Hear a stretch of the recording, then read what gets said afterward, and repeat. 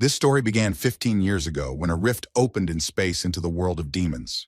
Reptiloids with yellow eyes and a fierce gaze immediately began to appear from it. In addition to them, gargoyles appeared through the rift with bright red eyes, torn wings, and sharp teeth. And then there were sirens, who looked like beautiful women with fishtails, who mesmerized with their enchanting voice and otherworldly white light of their eyes. Humans needed a classification system based on level and ability so that they could confront the demons. Those desperate people who chose as their purpose the protection of people from demons were called adventurers. Some of them used ancient magical knowledge and runic signs to fight them, and some were closer to high and more modern technologies. Each adventurer had their own style of fighting demons called a class. Those adventurers who used magic were considered the weakest class as they were very slow in fighting demons. Iosa Ikoma chose a thief class that was considered to have high agility scores. He thought that first of all he needed to gain more experience and improve his survival skills. Gradually he was able to achieve incredible experience and became one of the strongest adventurers known as the Blade of Divine Speed. Every year, rifts appeared more and more often, plunging cities into chaos, and the boy hoped that he could save people from demons. A large brown wing covered with feathers once appeared from one of these cracks. In the next moment, a large yellow eye with a narrow pupil was looking at them. A large griffin proudly emerged from the breach. Team Sword of Glory, which included Ichinose, looked at the demon, ready to engage it in battle at any moment. After the battle, they gathered in a group discussing organizational issues. The leader of the group informed Ichinose that they had decided to exclude him from the Sword of Glory. Hearing this, the boy burst out with an angry shout, surprised at their decision. The leader exhaled noisily, looking indifferently at his associate, and not wanting to explain the obvious reasons to him. The rest of the squad just stood behind him in silence, as he said that Ichinose himself knew the reason perfectly.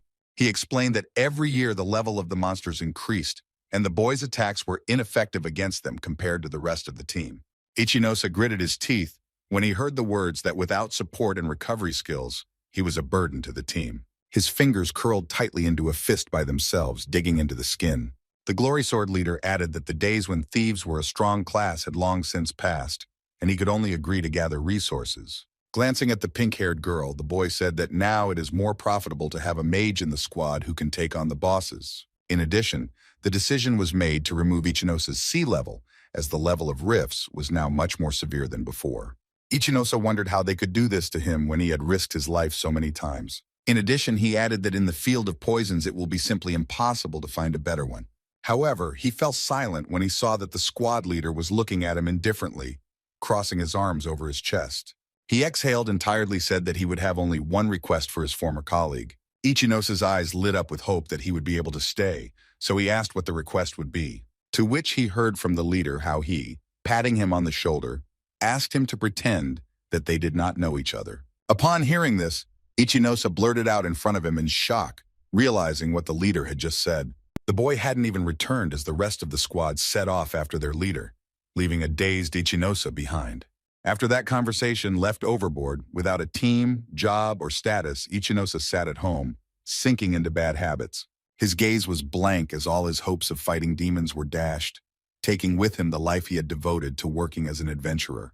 The boy himself began to notice that he was significantly behind the others, so he began to spend money on waste products, and therefore he now had no money. Also, Ichinose thought about the fact that being stripped of his C rank deprived him of the ability to clear high-level rifts. The tablet screen lit up on the table, where he saw that the Sword of Glory squad was leaving for China. The boy saw former comrades walking down the street, accepting congratulations for having managed to deal with the Dark Palace rift. They smiled, hugged, and rejoiced at their success. Only the pink-haired girl remained behind and looked dissatisfied with something. For a moment, Ichinose froze, staring blankly in front of him. After reading the comments, he realized that he was considered a burden to the team not only by the squad members, but also by other people.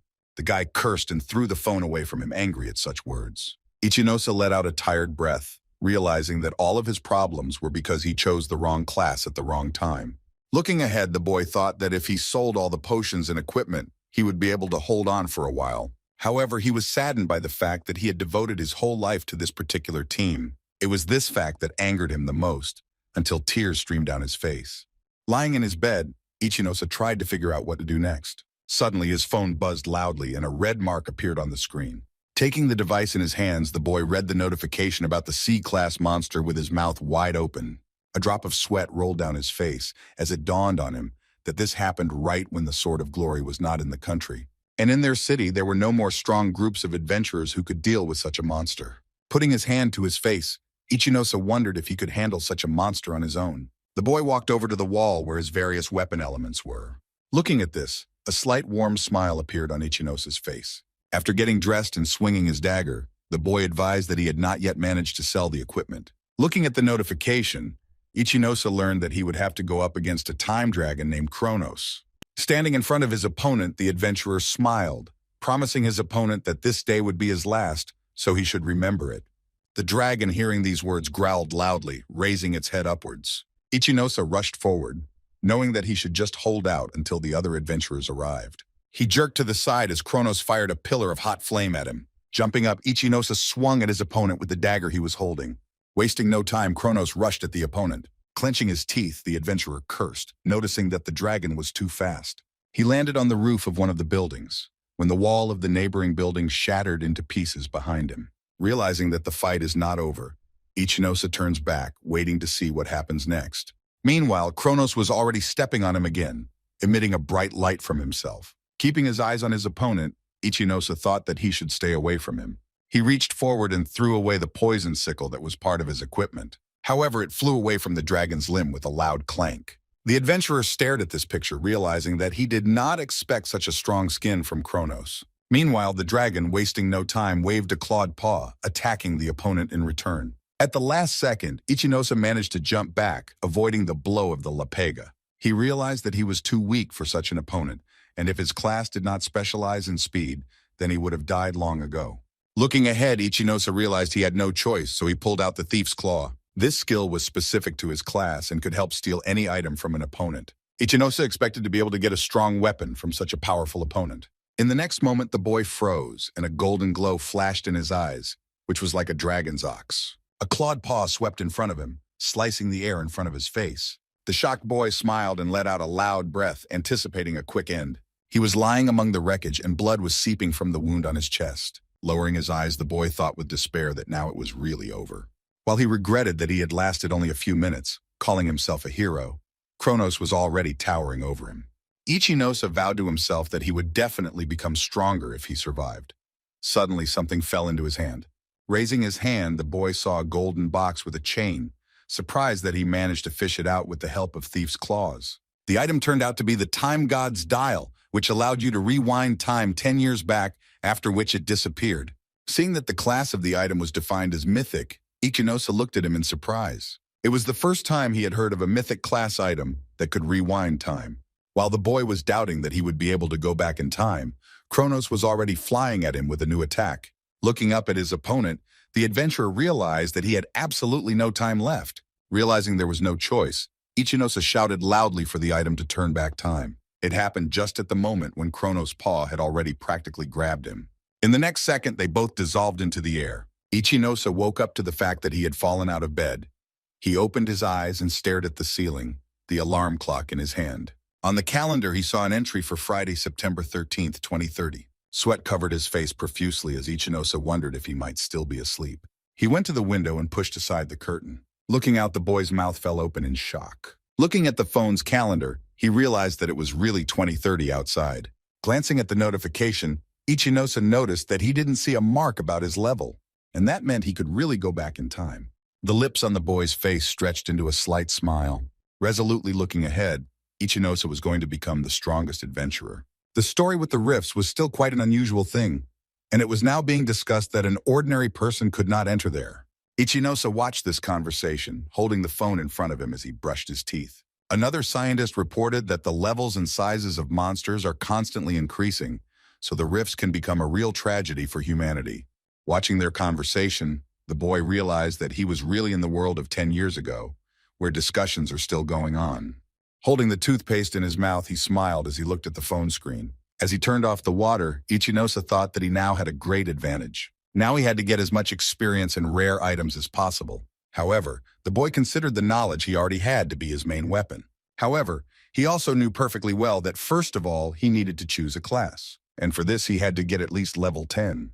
The boy went to a special rift for low-level adventurers who did not receive a class. Such faults were not cleaned but were under close control. In the goblin cave, Iosa, drawing his sword, thought about the fact that he would soon be able to get level 6. However, at that moment, the figure of a man appeared in front of him, who with a loud cry chopped down the goblin. With a thumbs up, he turned to Iosa and advised him to be careful. The boy's face did not show any emotion at this moment. The man holding a sword asked Iosa why he was hunting alone, as it was very dangerous. When the boy asked who he was, the unknown person introduced himself as Ohara Kenji, who helps newcomers to this rift. Hearing that people usually call him a guide, Iosa thought that he seemed normal. They then continued on their journey together, and Ohara explained that he considered being a conductor a good hobby for his retirement.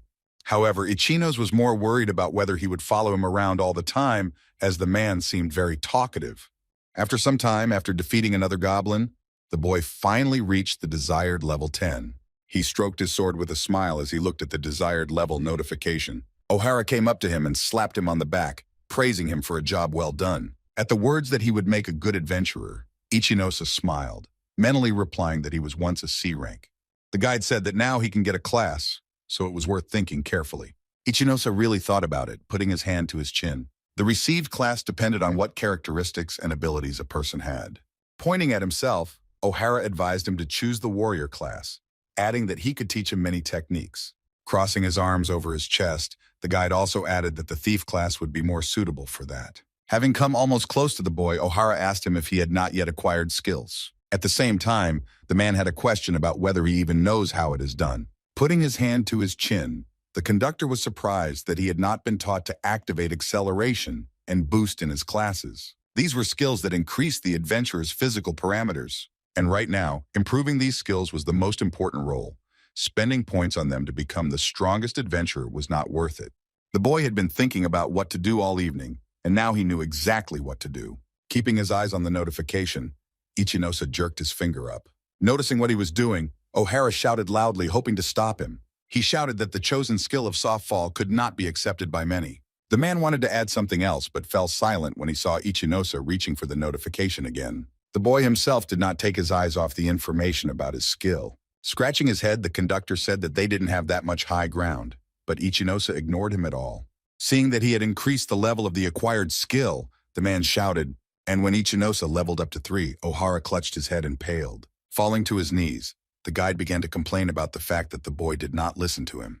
Concerned that with such a skill, the peasant or swordsman classes would suit him best, Iosa replied that he had a different opinion. Looking at the menu of available classes, Ohara's mouth dropped open in shock. He saw Ichinosa's finger reaching for the Gravity Master class button. This class was hidden and only appeared if all points were used for the soft fall skill.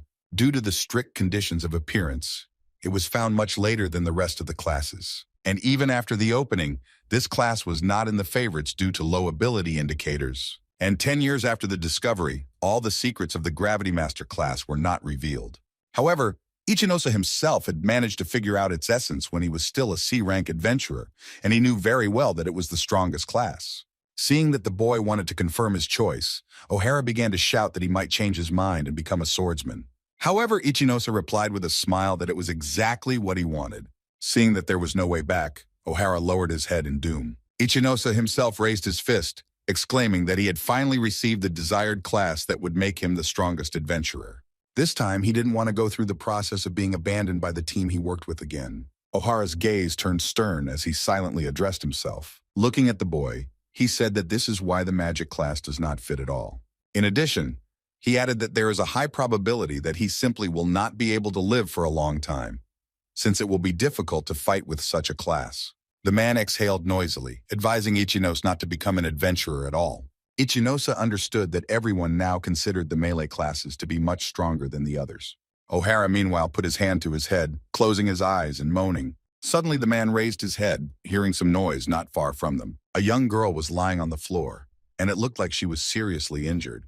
And next to her galloped, holding a sword in his hands, a goblin in a red cap, whose level was determined as... The guide was confused for a moment, not understanding where such a high-level monster came from. Seeing the man take away his prey, the monster pounced on them, sticking out its tongue. Ohara understood that he simply wasn't sure of his strength in a real fight, so he sat in the breach. Looking back at the pursuer, the man realized that he had to do something, since there were adventurers no higher than level 10 in the rift. Drawing his sword forward, he yelled at Ichinoshi to run away while he distracted the goblin. Meanwhile, the boy was carefully watching the red-capped goblin. He understood very well that Ohara would not be able to deal with the goblin on his own. Meanwhile, the guide was fighting the goblin, who was grinning ferociously. Judging by the strained face of the man, Ichinosa concluded that he was not used to fighting with equal opponents.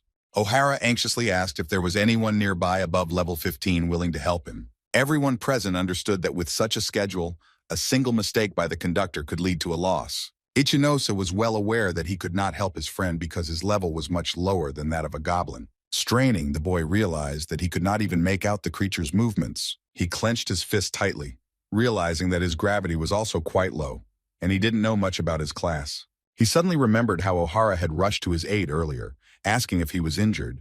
A slight warm smile bloomed on Ichinosa's face at the mention of their acquaintance. Drawing his sword, the boy decided that he couldn't just leave such a good person. Rushing at the goblin, he shouted that he couldn't leave Ohara to fend for herself. Having slightly distracted the boy, the guide ordered him not to interfere, as the rival was not to his liking. Sweat covered his face as the man explained that with such a difference in levels, Ichinosa would simply die. Keeping a watchful eye on the red-capped goblin, the boy threatened that he would test his new powers on him. Hearing this, the creature laughed wildly, looking at him with eyes that glowed with red light and bared its sharp teeth. Pulling himself off the ground, Ichinosa thought about how he was willing to sacrifice his second life to learn what a strong class could do. Noticing a new opponent, the goblin rushed towards him with a wild roar, leaving behind the dazed guide. Looking at the creature's predatory gaze, Ohara yelled at Ichinoshi to run away. While dodging the sword, the boy understood that the magical classes depended heavily on the fighting classes because they had low physical indicators. But the Gravity Master was different from the others because he could increase these indicators at the expense of mana. Gathering power around him, Ichinosa gave the command, releasing energy and attacking the goblin. Wasting no time, the boy rushed at his opponent. Ohara watched in shock at how fast his new acquaintance was moving, holding his sword in front of him. Ichinosa thought that by reducing gravity, he was able to increase his speed. But at the same time, he was well aware that now his movements had become too predictable. Looking at the attacking goblin, the boy thought that whatever technique was used didn't matter as long as the opponent's movements could be predicted. He dodged, avoiding the red-hooded goblin's sword. The adventurer remembered as he cut through the creature how he had won many battles in a past life using only his speed. Landing on one knee, clutching at the gash on his stomach. With his mouth agape, the guide wondered how the owner of the magic class managed to defeat the Red Hood. Ichinosa smiled, realizing that it would be very easy to predict the monster's actions in the early stages. As Ohara watched the duel in confusion, the boy ordered him to attack the goblin standing between them. Wasting no time, the guide raised his sword and rushed at the red-capped opponent. He turned to face the man just as he raised his sword to strike. With a wide smile, Ichinosa told the creature that it shouldn't have turned its back on him. In the next moment, the goblin was surrounded by magical chains, from which purple light emanated. Turning its head towards the noise, the creature made an unintelligible sound that indicated surprise. There he saw Ohara leaping at him with a wild roar, swinging his sword. Looking at the dead body of the goblin, Ichinosa thought that they had managed to deal with him. The thought swirling in his mind was that the battle was very intense, but with the Gravity Master class, he could definitely become the strongest adventurer. Everyone present looked at him, doubting that he was a novice, since he could defeat Red Riding Hood. Stunned Ohara, lashing out at his friend, thought that he himself could not even hit the goblin. Looking at the figure of the boy, the guide thought that Ichinosa was a real monster. Large drops of sweat rolled down the man's face as he thought about who Ichinosa could really be. Meanwhile, the boy hid his sword in its scabbard, keeping an unmoved expression on his face. Resting his hand on the rock, the adventurer loudly tried to breathe. He realized that he didn't have a single drop of mana left, as the Gravity Master's skills were consuming a lot of energy. The boy could not even move a finger, so he made a mental note that it would be necessary to think about all this at leisure. Ohara watched him with a smile, never lowering his gaze. Coming closer, the man smiled, thanking the adventurer for saving him and offering his help, to which Ichinosa smiled and said that he would not mind the help. The guide loaded the boy onto his shoulders to carry him out of the cave, leaving the other adventurers behind. He mentally thanked his new acquaintance for saving his life and helping him overcome his fears. He still lacked the courage to battle strong monsters, so the man looked for low-level monsters. Ohara was now ready to step forward and complete his work as a guide. In his mind, the man added that he was glad to see the formation of a new hero with his own eyes. Without letting go of the boy, he went outside under the rays of the daytime sun. As he walked down the corridor of the office, Ichinosa thought that after he found out what his class was capable of, he needed to level up. However, he understood that he would not be able to do this alone, so he would need a temporary team. The girl in the window he approached looked away awkwardly and said she had never heard of his class before. Placing her hand on her chin, the girl reflected on the fact that the magic class's specs were low, so she doubted that he was suitable for combat. Ichinosa bit his bottom lip as he watched the girl intently. Looking at the database, she said that at the moment, they only have a few low-level teams that will come down for temps. In response, Ichinosa asked permission to meet with such teams without taking his eyes off the interlocutor. However, she replied that low characteristics can bring certain problems. Gloomily hanging his head, the adventurer thought that such a reception should be expected, since little was known about his class. However, not wanting to give up, he asked for a meeting with the leaders of the groups. Suddenly behind him, he heard the voice of a fair-haired boy who thought that the receptionist was having problems and advised Ichinosa not to be so persistent. The unknown boy came closer and Ichinosa asked him who he was. He introduced himself as Utsanami Sio, adding that he is the leader of the Thunder Kings group.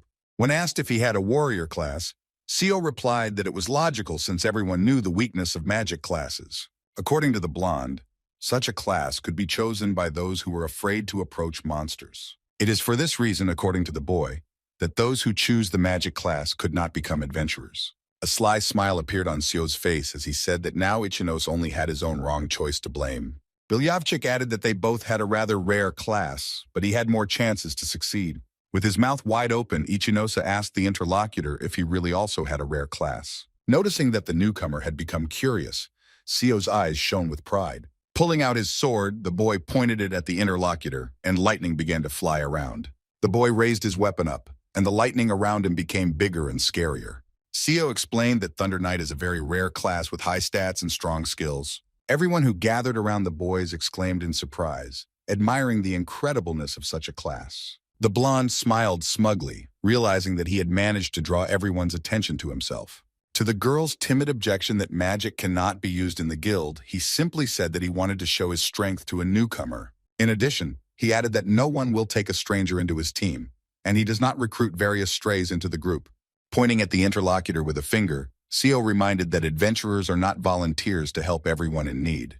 Ichinosa remembered very well that Thunder Knights were a class that specialized in attack. However, their movements were very slow, and accordingly, they were very weak against opponents specializing in agility. Everyone present murmured as they discussed that a member of the magical class had come looking for the group, knowing that mages were of no use. And everyone said that in order to get a class like Sio's, high initial characteristics were necessary. And at that moment, Ichinosa realized that quite a bit of time had passed since the first cracks appeared. Looking at the adventurers present, the boy thought that he should work on himself to win the trust of others. Placing his hand on his chin, he thought about how he had completely forgotten what it was like before, when bets were placed on effective abilities and high stats. The secretary tried to calm the blonde, paying attention to the words he was saying. However, Ichinosa calmly replied that he had changed his mind about joining the team and wanted to work alone. However, Sio responded by saying that it was better to abandon the idea of becoming an adventurer. Turning his back to him, Ichinosa waved his hand in farewell, thanking him for his concern. Sio, looking at the unknown adventurer after him, only snickered quietly. Heading to the guild archive, Ichinosa thought that his temporary team would not be enough to gain trust. Reaching for one of the books, the boy thought that it was worth finding people for a permanent group, but it was worth considering their compatibility with him. And he also thought about the need to raise his own level and earn some achievements. Analyzing everything that happened before, the boy understood that the movements of low-level monsters are easier to predict, and he also figured out his magical abilities. Ichinosa thought that he should raise his level slightly and go to the high-level rifts. Looking into the book, he saw that the suitable rift he was looking for was called the Level 25 Stone Temple. It was under the control of the guild and was intended for leveling up and obtaining stones. Here you could find and see statues that came to life and were quite easy to defeat. In Ichinosa's opinion, this rift was like a rookie dungeon, and if he could hunt alone, he would find allies sooner. Looking at the book, the boy wondered if he could level up without going deep into the dungeon. Closing it, he exhaled, realizing that he didn't have much of a choice. However, he was worried about whether he would be able to find worthy companions as he leveled up in the stone temple. At the exit of the dungeon, one person could be seen breathing heavily, trying to get as far away as possible. He tried to convince everyone not to trust the one who was leading them. Suddenly, the unknown man crashed into a fragment of a column that he had not noticed before. Falling to the ground, the unknown man looked up and screamed in horror. In the next moment, a blow flew to the place where he was lying, scattering fragments of the stone floor in different directions. Above that place stood a large stone statue with two faces, holding bloody swords in its hands. At this time, hearing that the boy wanted to go to the stone temple having level 12, the secretary opened her mouth in a daze. Ichinosa reminded her that it shouldn't be a problem. She began going through the papers on the table, trying to formulate an answer to his question. In the end, she couldn't stand it and shouted that he was going to certain death. Looking at how the boy was still moving towards the dungeon, the secretary warned that the rifts were unstable, but she only heard dry agreement in response. With a smile on his face, Ichinosa turned to her and said that he would just take a look and come back. Standing in front of the entrance to the rift, the boy thought that he had no other option but to defeat the strong monsters. After a brief thought, he raised his leg and stepped into the portal. As he walked down the corridor decorated with columns, Ichinosa thought that he wasn't going to stay here for long. He was so engrossed in the thought that defeating at least one monster would help him level up that he didn't pay attention to the statues that stood on either side of the corridor. Suddenly, one of them moved and brought a sword over her head.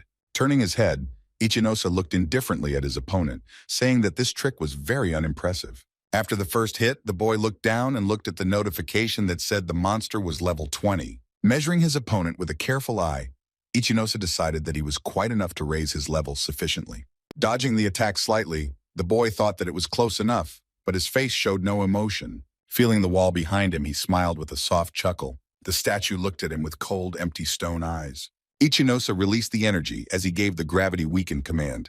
Immediately after that, when his opponent swung his sword, the boy rushed forward. The statue turned its stone head and looked at the opponent. Ichinosa thought that even with his high level, he wasn't a worthwhile opponent for him, as it was easy to predict his movements. Drawing his sword, the adventurer rushed at the statue, swinging his weapon. Several fragments flew away from the opponent, but he continued to stand. The adventurer noticed that although the statue was strong, his opponent was only good at defense. At his words, the idol rushed at him, swinging his sword in all directions. Ichinosa looked at this and thought that even if he didn't care about his opponent's speed, he would still attack. The boy gathered strength in his fist again and released the energy, giving the command to weaken gravity. This allowed him in 1 second to avoid the blow that the statue was inflicting at that moment. Attacking back, Ichinosa gave the command to double gravity.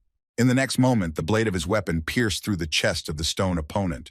The stone was immediately covered with cracks of various sizes, from which a bright light roared. Immediately after that, the statue split in two, which was accompanied by a loud crack. Ichinosa was well aware that his plan had worked. To begin with, he reduced the pressure and accelerated. After that, before the impact, he returned to normal gravity. Looking at the opponent, who was blown to pieces, the boy understood that his attack was quite effective. Looking at the new notification, the adventurer noticed that not only had his level gone up by level 4, but the victory had also given him skill points. For starters, he decided to level up his gravity magic and gravity control skills. Putting his hand to his chin, the boy thought that he only had enough points to upgrade one skill. Holding up a finger, he chose to upgrade the gravity control skill. Ichinosa smiled when he saw the notification that the upgrade was successful. Now, in theory, he could change not only the weight of the pressure, but also control its direction. Propping his chin with his fingers again, the boy noted that depending on the use, this skill could be very useful. Sitting down on one knee, the adventurer noticed that in any case, he managed to achieve the desired result. Picking up a red stone from the floor, Ichinosa thought that the demon's core would be enough to prove his victory over the statue. He understood that he could easily turn back, but he felt that he still had a lot of mana. Hearing some noise behind him, the adventurer turned back. Keeping his eyes on the statues advancing on him, he thought about trying out a new skill. Meanwhile, Sio gave the command for a lightning strike, which cut another statue in half. The boy and his group stood over the burning wreckage of the opponent. His companion said that this was exactly the result expected from their leader's attack, who defeated the demon in one blow. The girl who was with them added with a smile that even with protection from lightning, the statues would not withstand a blow of such force. Z smiled slyly as he noticed that the statues' defenses were completely invisible, wondering at the weakness of the training rift. He happily noticed that they gain levels quite quickly, and therefore it is fashionable for them to move to more complex fractures. The boy raised his foot and stepped on one of the red-hot fragments of the enemy. The girl remembered Ichinosa, asking Sio if he didn't think he'd passed honey to Kuti in the guild, to which I heard in response that everything the leader said was said with good intentions. The boy explained that if he had gone into the rift, he would surely have died, so it was not worth giving him false hopes. Seo turned to the boy standing next to him, asking if he had done the right thing, only to hear a heavy exhale and a plea not to drag him in here. The leader of the team turned his head towards the stairs, where tongues of flame could be seen and someone's steps could be heard. He drew his sword and saw the living statues coming towards them again. However, a girl from his squad stopped him, drawing attention to the fact that the steps seemed too loud, to which the leader replied that there was no need to worry about such things, as each monster had its own characteristics. A huge stone statue with two faces on its head appeared in the doorway. The team stood up as if buried, not understanding what they now see in front of them. At the same time, he smiled, wondering what such a big man was doing in such a breach. Such statues were determined by level 30, and were slightly higher than ordinary ones, but still remained ordinary statues. The girl looked frightened at the opponent, noticing that they had never fought with such a person before. Drawing his sword, Seo replied that he had long ago noticed how boring it was to fight low-level monsters. The team members looked anxiously at the picture unfolding before them. Meanwhile, Seo was diligently preparing for a new battle with the opponent. The stone statue raised its hand and swung at its opponents, whom it saw in front of it. Suddenly, the stone of which it was composed split, leaving large and small cracks, from which light poured. When asked by his companion if they would be able to handle such an opponent, Seo smiled condescendingly, saying that it would not be difficult. Drawing his sword, the leader assured the team that their opponent's level was of no consequence. Carefully measuring the statue with a watchful eye, the blonde boy said that it still remains an ordinary stone statue. Swinging his sword, Seo added that the enemy's movements were quite slow and predictable. Chopping the air in front of him with his sword, the statue with a predatory skin on its face laughed wildly. With a loud cry, Seo jumped back, avoiding a heavy sword strike. Holding his sword in front of him, the boy smiled slyly, appreciating how much his opponent's movement speed had increased. While attacking the statue, he also noticed that the gap between his attacks remained the same. As he smashed the rock, he sent a huge bolt of lightning through his sword. Once behind the enemy, Seo smiled and said that now the difference in their strength was clear. In the next moment, the statue turned with a predatory look, swinging its sword for another attack. Holding his weapon in front of him, the team leader was surprised that he still wanted to fight him. Istukan turned to him with a smiling face, and his eyes glowed with red light. Noticing this, Seo glared at his opponent with eyes filled with true terror. The next second, the boy let out a loud scream as he felt the statue's blade slice through his body. Flying towards the wall, he tried to understand what kind of power his opponent had. Big drops of sweat covered his face as Seo tried hard to understand why the statue was so powerful. A girl from his team, holding a sword in her hands, ran up to him, calling his name. However, the leader strictly ordered her not to be distracted from the enemy. Obeying his order, she held her sword forward and raised her head, measuring the statue with an intense gaze. Noticing the beam of his attack, the girl covered her face and squinted, sighing loudly. Noticing how Karen fell to the ground without strength, the third boy from the squad rushed to her in alarm. However, in the next moment, another beam of attack flew at him, knocking him away. Noticing this, the girl cried out in alarm, fearing for her partner. The injured Seo sat under the wall, looking at the unconscious body of his comrade and trying to understand what had just happened. Turning his gaze to the statue, the boy tried to understand what kind of monster they were dealing with. Looking at the predatory appearance of his opponent, the team leader was surprised at how scared he was. Believing himself to be the strongest adventurer, Seo raised his sword and swung it, releasing bolts of lightning. In the next moment, he released them into the stone body of his enemy. The boy anxiously awaited the results after his strongest blow. However, the statue only let out a loud and low laugh, showing that nothing terrible had happened. Seeing this, Seo stared at the statue in a daze, not understanding what was happening in front of him. Karen's words about the statues being immune to his lightning attacks immediately came to mind. Suddenly, he saw how his sword was shattered into small fragments by the blow of the enemy. Realizing that the battle was coming to an end, Seo charged at the enemy in fear. His eyes filled with tears, filled with real horror. Istakan slowly approached, ignoring the boy's desperate pleas not to. Coming close, the statue raised up a hand in which a sword was clenched. The leader of the team asked him to stop, arguing that he did not want to die in such a place. He dropped to his knees, bending over the broken sword as the enemy's shadow loomed over him. Raising his head, Seo saw a predatory glare on one of the statue's faces as it brought its sword. Bowing before the enemy, the boy began to beg him to spare him. He begged desperately not to kill him, shedding tears. However, the stone statue remained implacable, so it once again brought the sword for the last attack. But in the next moment, Iosa appeared and released his power and gave the command to weaken the gravity. Sensing the attack behind it, The statue turned an angry face towards the boy. Looking down, he looked at the point where he was attacked. Meanwhile, Ichinosa himself landed on his knee, not far from the statue. Looking in front of him, the adventurer realized that it would not be as easy as with the previous opponent. A tearful Sio raised his head, recognizing his savior as the boy he had seen at the guild. Without wasting time, he exclaimed that he would not be able to defeat such a strong opponent. Putting his hand up, Ichinosa agreed that there was some truth in his words. He was well aware that the difference in their levels was now too great. And the boy also understood that he managed to get such a level by devouring other adventurers. In his opinion, the statue looked big enough for him. Ichinosa rose to his feet, standing in for the frightened Sio. As he drew his sword, he knew he had enough mana for one more fight. Not seeing the point of delaying their duel, the adventurer put in front of him. Sio, in response to such actions, skeptically asked if he really expected to defeat such a giant. He angrily pointed out that they should get away from here as fast as possible. Noticing that the newcomer shifted his gaze to him, the leader of the group remarked that even the three of them could not handle him. At the same time, Ichinosa turned his gaze to Karen, who was lying unconscious. Guy Guho, who was also unconscious, was lying not far from her. Having measured the gaze of the people around him, the adventurer gave the command to weaken the gravity. Seeing this, the statue laughed disgustingly, stepping on the boy. However, Ichinosa quickly found his bearings and flew past him in an instant, using his power. The stone statue lunged at him, swinging its sword and planning to attack. In the next moment, the adventurer, having noticed the enemy's attack, pushed himself off the ground, jumping over him. Immediately after that, wasting no time, Ichinosa hit him on the forehead with his sword, summoning a pillar of yellow light. Sio, who watched this in shock, couldn't believe that a rookie was capable of such a thing. Looking at the calm and even indifferent face of the adventurer, the boy could not understand where he got such strength. Ichinosa himself soberly assessed that the idol was simply too slow for his level. However, the boy also soberly assessed his low ability to deliver a strong blow.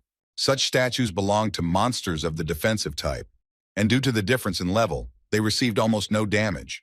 The adventurer felt too much mana draining away from him to support gravity control. Istukan came closer and swung his sword with full force, attacking his opponent. Avoiding the blow, Ichinosa realized that he didn't have much of a choice in this battle. Anticipating the final attack he was about to use, the boy began to gather his energy around him. Sio watched as the rookie deftly dodged his opponent's attacks despite his wild laughter. The boy hoped that he would be able to deal with the stone statue on his own, but the level of protection was too high. Ichinosa himself understood that although weakening gravity required a lot of mana, it would be impossible to manage without it. Therefore, he now intended to end it as soon as possible, concentrating as much energy as possible around him. Keeping a mocking look on the boy, the idol swung his sword at him. However, the adventurer quickly oriented himself and managed to swerve to the side, avoiding the sharp blade. Immediately after that, wasting no time, he jumped up, running away from the enemy's weapons. Landing on the floor, Ichinosa carefully looked at his stone opponent. Noticing him, the statue laughed loudly, extending its arms to him. He did not wait for what would happen next and began to gain momentum for a new jump. A moment later, the boy was already standing on the head of his opponent. Sio couldn't understand where the novice got such speed, because he didn't even suspect that magicians were capable of such a thing. He watched enthusiastically as the novice, surrounded by a halo of purple magic, bounced off the statue. Ichinosa, on the other hand, thought about the fact that after obtaining the second level of gravity control, he also obtained a new skill, which he was now going to try. Flipping through the air, he quickly gave the gravity shift command. With the help of this, the boy managed to land on the ceiling and dangle upwards. By using the skill on himself, Ichinosa was able to evade the enemy's attacks for a while, confusing him. His lips stretched into a slight smile as he saw the effect of the new skill, which seemed very interesting. Turning to face the statue and preparing for another attack, the adventurer thought about what should end the duel. Jumping down, Ichinosa gave the command to double the gravity. With a more comfortable grip on the sword, the boy understood that with doubled gravity, he would fall twice as fast. A statue was already waiting for him below, emitting a loud laugh. Keeping his eyes on his opponent, Ichinosa shouted to him that this was the end. In the next moment, one of his blows shattered the stone statue into small fragments. Holding his sword firmly in his hands, Ichinosa landed behind his opponent. However, there was still a loud cackle coming from the head of the enemy. And so it was until they crumbled into small fragments, collapsing on the stone floor. Ichinosa calmly looked at the cloud of dust before reading a notification that his level had been raised to. Turning his head to the remains of his adversary, the adventurer wondered what this option was for him. He then looked at Sio, announcing that he had defeated an opponent twice his strength. After these words, Ichinosa sheathed his sword, keeping a calm expression on his face. The boy dropped to the ground, feeling how tired he was after the battle. He understood that this time he had once again used up too much mana during the battle. Seo watched the newcomer with admiration, marveling at the incredible strength he possessed. Looking at the ruins of the statue, the leader of the team thought that the enemy did not even get a single scratch from his lightning strike. The boy smiled, asking the savior why he saved him, since he did not expect it at all. Suddenly, a guess popped into his head that he just wanted to embarrass him in order to take revenge for that conversation in the guild. Hearing Ichinosa's loud voice near him, Seo looked up at him in surprise. Extending his hand to the blonde, Ichinosa asked him if he could get up. Hearing this, Seo glared at the boy standing in front of him in a daze. Immediately after that, he looked down, forcing a small smile. Getting up from the floor, the leader sincerely thanked the savior, smiling widely. After some time, the secretary at the guild asked Ichinosa in surprise if he had really met the level 30 statue. However, she was most surprised by the fact that he managed to defeat her. At this, Ichinosa calmly exhaled and confirmed all the information she had received. The girl responded by saying that she did not believe him because he was a single novice. Handing the secretary the demon core, the adventurer said he thought that would be enough proof. Examining the artifact, the girl confirmed that the large size could indeed indicate a level 30 monster. She offered the boy to sell the stone, because according to the preliminary estimate, they could give 200,000 yen for it. After looking at the artifact, Ichinosa decided that such an amount would be quite enough for him to start. Suddenly hearing a scream behind him, the boy turned to the noise with interest. Seo approached him with a big smile on his face, thanking him once again for saving him. The boy added that he had come to tell good news. To the newcomer's surprised question, he answered that he was going to recruit him to the Knights of Thunder. Everyone around them gasped in surprise when they heard these words. Surprised that a rookie was invited to such an influential team. The secretary also sat with her mouth wide open after hearing such an offer. Seo concluded his speech by saying that he was very lucky, as many had been waiting for such an offer. Ichinosa scratched his head uncertainly, not knowing what to say to such words. Looking at the team leader, the adventurer replied that he would probably refuse such an offer. Hearing this, everyone around them began to whisper again, not expecting such a response. Embarrassed, Seo uncertainly asked if he hadn't looked for a team before. However, I heard from the newcomer that the plans were slightly adjusted. Without waiting for a further reaction, the adventurer turned around, leaving a shocked Seo behind. In his opinion, if he's going to level up like this, he'll have to make it in time. Very soon, a new rift was supposed to appear, which will be called Mad Theater, which will contain a unique item.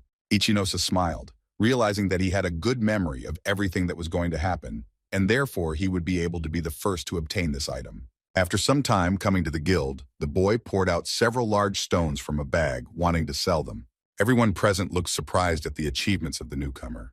The secretary looked at him, surprised that he was hunting alone again. However, ignoring her question, Ichinosa replied that he wanted to apply for promotion to D. According to the adventurer hierarchy, those who are D-ranked can clear real rifts. In response to the request, the secretary said that he must be at least level 25 for this rank. To which the adventurer said that he had enough level, displaying level 26.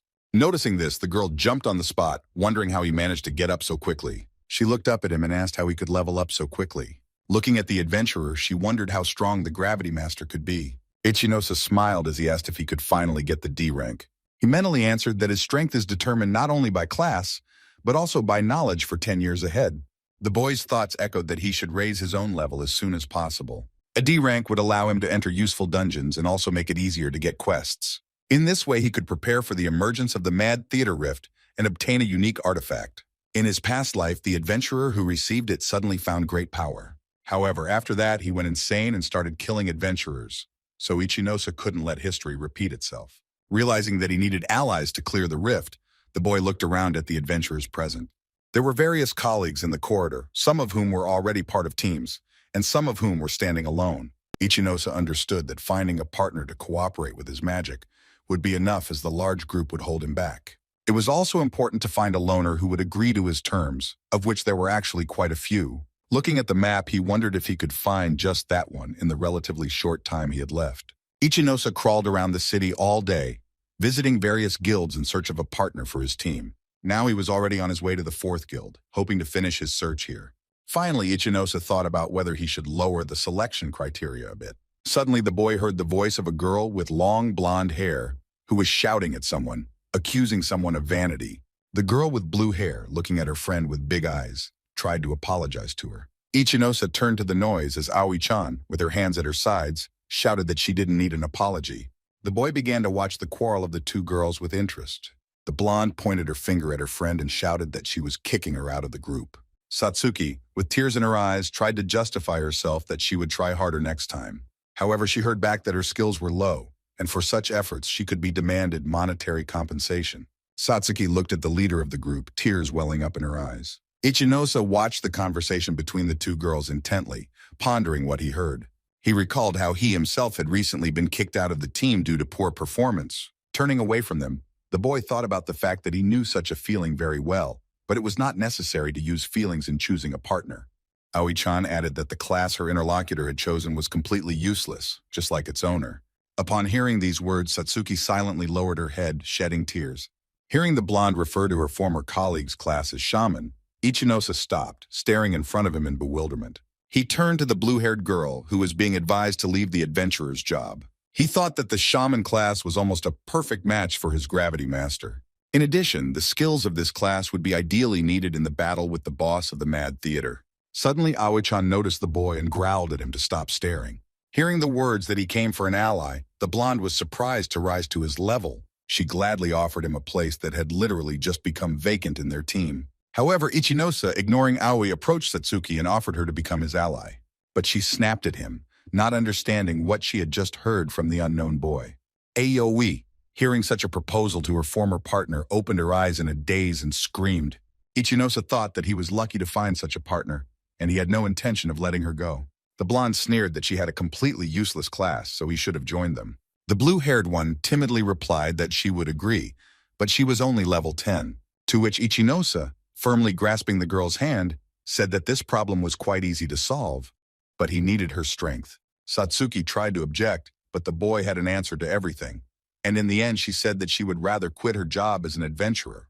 Desperately trying to stop her, Iosa pointed a finger at him, asking him to give him some time. At the same time, he promised that he would help her become much more self-confident. Finally, closing her eyes tightly, Satsuki agreed to his offer, asking him to take care of her. Aoi angrily snapped that mages were of no use in the group, advising her not to regret her choice, at which Iosa, closing his eyes, coldly thanked the girl for her advice. However, he added, bypassing her, that he knew his class far better than any of them. Immediately after that, the adventurer left, and his new partner rushed after him. Looking at the blue-haired boy, the boy thought that the weaknesses of the shamans could be compensated by gravity magic, and the curse could be used against the boss of the crazy theater.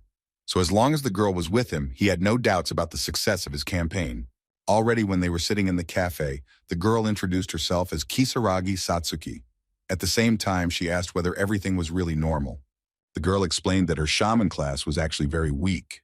However, Iosa replied with a smile that he also had a magic class that everyone thought was useless, but that would change in a few years. Ta looked at him skeptically, doubting his words, but he offered to discuss their strategy. Satsuki was ready to enter any training fault, but when she heard the objection, she looked at the interlocutor in surprise. Iosa explained that they would be heading to a rift that was level 30. Satsuki noticed with alarm that the level of the rift was indeed very high. Moreover, she noted that it was unknown. She considered such a venture very unreliable. Besides, her class and level were at a rather low level. However, after hearing the words of her partner that he is always ready to help her, she looked at the boy with wide eyes. Iosa knew everything about this rift very well, as he had read many books in his previous life, so he could prepare for the rift with ease. Therefore, the adventurer was sure that they would be able to succeed if they worked together. Looking at Satsuki's admiring gaze, the boy passionately asked her to trust him. Realizing that he had been a bit intemperate, Iosa apologized, explaining that he really needed the item from that rift. Looking down at her feet, Satsuki asked her partner what his words about the near future meant, at which the adventurer put his finger to his lips and asked permission to keep all this a secret for the time being. However, she replied that there is no way to actually determine where and when a new fault will appear. Suddenly, messages accompanied by a loud sound came to both phones. Satsuki's mouth fell open as she read that a new rift had opened. Iosa reacted to this message with a light and sly smile. The girl realized that they had been sitting here waiting for this message, and her partner had said that they would be leaving tomorrow. Glancing at the blue-haired man, Iosa said that no one would go there without information for a week, so the path to the boss would be clear. The next day, the two stood at the entrance to the rift, looking around as it was empty, and Satsuki doubted everything would be okay. Looking at the clerk, the adventurer replied that the rift agency had not had an easy day that day either. A nurse jumped out of one of the tents, asking them to get at least some information about the breach. At the same time, she asked them to return alive since unknown faults often threaten death. The partner looked at the boy, asking if he was going to clean the dungeon, to which she heard the answer that if he confessed, they would not be allowed in. Walking down the star-studded corridor, flanked by large balls, Ichinosa asked his partner if she was still worried. Hearing that there was still some excitement, he apologized for forcing her to follow him. Keeping pace with her, he warned that he would fight in the vanguard, but as soon as it became too dangerous, they would immediately retreat. However, Satsuki immediately assured passionately that she would do everything in her power. The boy turned his head to her, hearing how she offered herself in various types of combat, but advised her to calm down, saying that only her curses would be enough. At the objection that her curses were quite weak, he inquired if she had mastered mana extraction. This kind of skill, which extracted energy from the target, was good for fighting strong monsters. And this skill also allowed you to restore the mana of your allies. Thanks to this skill, it was fashionable to fight without fear of spending all the mana and leveling up, staying longer in the rift. However, Satsuki replied that such magic was ineffective, so there were quite a few spells that did more damage. Ichinosa was not surprised by such a question, as it is often asked by those who know nothing, informing their partner that he will be a decoy. The first monster they encountered was a large white circus bear that attacked the boy. Turning his head to his partner, he yelled at her to attack now. Wasting no time, Satsuki spread a curse web, directing it at the demon. From the strong blow, the demon growled loudly, baring his teeth. Noticing this, Ichinosa shouted that it was now his turn to engage in battle. Leaping high into the air, he swung his sword, planning to deliver a final blow. Commanding double gravity, the boy slashed the bear on the head with his sword. Looking carefully at the defeated demon, Ichinosa thought that he was finished. Surprised, Satsuki excitedly noticed that her level had increased by as much as 3 levels. Looking at her partner, she said that she felt like a parasite, but she was still grateful to him. However, he replied that it was also important to him that she raise her level. Besides, he needs her help. The girl put her hand to her chest, feeling an unusual warmth there from the word allies, which was not there before. When Ichinosa suggested that they continue to work together, Satsuki smiled broadly. At the same time, the boy warned that they should not overexert themselves. Now the adventurer was sure that the save skills would allow him to deal with the boss and get a rare weapon. In his former life, Shinbei Kaoru received it, after which he became one of the most feared criminals. If he could prevent this now, then history had a chance to change for the better, and therefore it was necessary to try.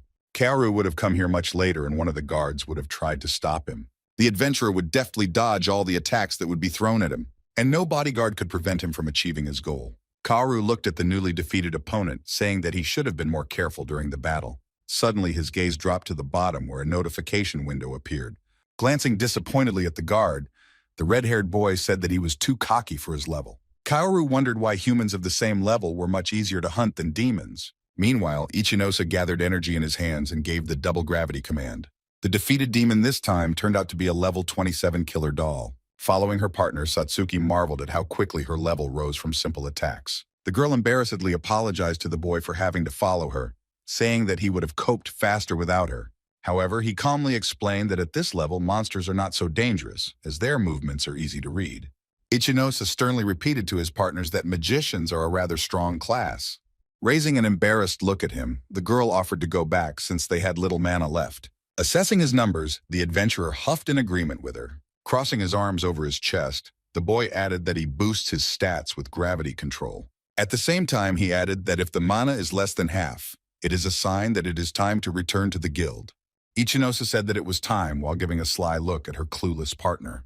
Suddenly, a goblin clown came out of the fog of the corridor to them, laughing hideously and holding a blade in his hands. Looking at his opponent, the adventurer said that the preparations were complete. Grabbing his neck in delight, Ichinosa ordered his partner to use a mana drain technique. Satsuki's eyes lit up with joy as she heard the order. If she had a demon immobilized in mana drain, then it could be used forever. In addition, this skill allowed you to restore the level of mana for your allies. Looking at the frightened goblin, the girl suggested not to torture him so much, but Ichinosa said that they cannot faint. After her partner's explanation, Satsuki gathered her energy by using her mana drain skill. When everything was finished, Ichinosa offered to go on, but the girl looked at the goblin with pity, thinking that she felt sorry for him. He was lying on a stone slab, staring blankly at the ceiling and unable to get up. After some time, she awkwardly offered her partner to restore his mana level as well, to which he, somewhat annoyed, warned her that she should not be so shy. They sat down on the floor and Satsuki touched Ichinosa's shoulder, causing both of them to be enveloped in a blue haze, signifying a replenishment of mana. After checking his stats, the boy noticed with satisfaction that his mana had recovered from 16 to 25 units. However, his partner met this news somewhat disappointed, as she considered the result of 9 units not too successful. However, the adventurer replied that it is worth using 6 more goblins and everything will be fine. Seeing her frightened face, he added with some surprise that this would also allow them to raise the level. After some time, a goblin clown came across their path again, which Ichinosa immediately attacked. When asked how her mana recovery is going after the 6th demon, Satsuki replied that she has practically recovered. At the words that using such a tactic allows you to hunt and level up as much as you want, the girl's eyes lit up with sincere admiration. However, the adventurer warned his partner that it is not worth rushing to restore mana, as one mistake could lead to serious consequences. However, if everything was done correctly, it was possible to calmly fight even with 100 demons. Studying her characteristics carefully, Satsuki noticed that she was able to raise her level quite a bit in one day. Looking at her partner with a look full of admiration, she admitted that she had never seen such progress before. The girl remembered that during their training, they were told that you can't fight monsters that have the same or higher level. Ichinosa looked at the girl with interest, tilting his head slightly to one side and placing his fingers on his chin. After a short pause, he replied that he wasn't sure he could gain any knowledge from the guild. The guy added that he was quite sure that the level could be raised without any risk. The answer to these words was an intense look from her partner. Walking down the brightly tiled hallway, she said they had come quite far, asking exactly where they wanted to go. Suddenly, the girl saw that her partner stopped abruptly, saying that they were there. They stopped at a large door, to which Ichinosa immediately reached out to open it.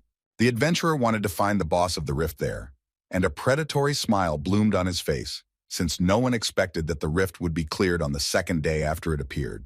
Hearing Satsuki's timid voice, he turned his interested gaze to her. Lowering her head, the girl said that she had never seen a real boss before. Keeping his eyes on her, Ichinosa asked if she was worried. At his suggestion to turn back if she wasn't confident, Satsuki said she didn't have to. She remembered how Aoi was always angry with her because of her constant fear. At the mention of the blonde, Satsuki lowered her head in embarrassment. Placing her hand on her chest, she firmly said that this is why she wants to change. Therefore, if he needed her strength, then he could completely count on her. Ichinosa froze for a moment, lashing out at his partner. However, a moment later, his lips stretched into a noticeable smile of approval. Slamming his fist into his palm, the adventurer offered to go to the boss with a smile. Placing her hand on her chin, Satsuki asked if his strategy against the Rift boss would really work. Smiling broadly at his partner, the boy replied that the power of the shaman would perfectly complement the power of the master of gravity. They opened the door and walked into a dark room with high ceilings where it was completely dark. Under the ceiling, they saw a huge clown floating in the air, enveloped in a bright glow. The boss of the crazy theater, who was called the Crazy Clown, had a certain level. Clutching her staff to herself, Satsuki fearfully asked if it was the Rift boss. However, Ichinosa calmly measured his opponent with his eyes, realizing that defeating the Crazy Clown would help him get a unique weapon. Stepping forward, the adventurer commanded his partner that they would work according to the plan. They did not even notice that someone's shadow was watching them from behind the wall. Kaoru looked at the adventurers who had come to the boss of the rift, and something akin to anger could be seen in the boy's eyes. Suddenly his lips stretched into a predatory smile, more like a scowl. Looking at the opponents who had come, the clown laughed loudly in a squeaky voice. Ichinosa stepped forward a little, squeezing his partner's hand behind him. Wasting no time, he immediately rushed at the rift boss, intending to distract him. This should give Satsuki the opportunity to get into the right position. However, he considered that the boss had high health and regeneration rates. Approaching the opponent, the adventurer offered him to play a little. Noticing this, the clown covered his mouth with his hand and smiled, showing his sharp teeth. Immediately after that, he charged forward, counterattacking the boy. Ichinosa, giving the gravity-weakened command, quickly covered the distance between them in a few jumps.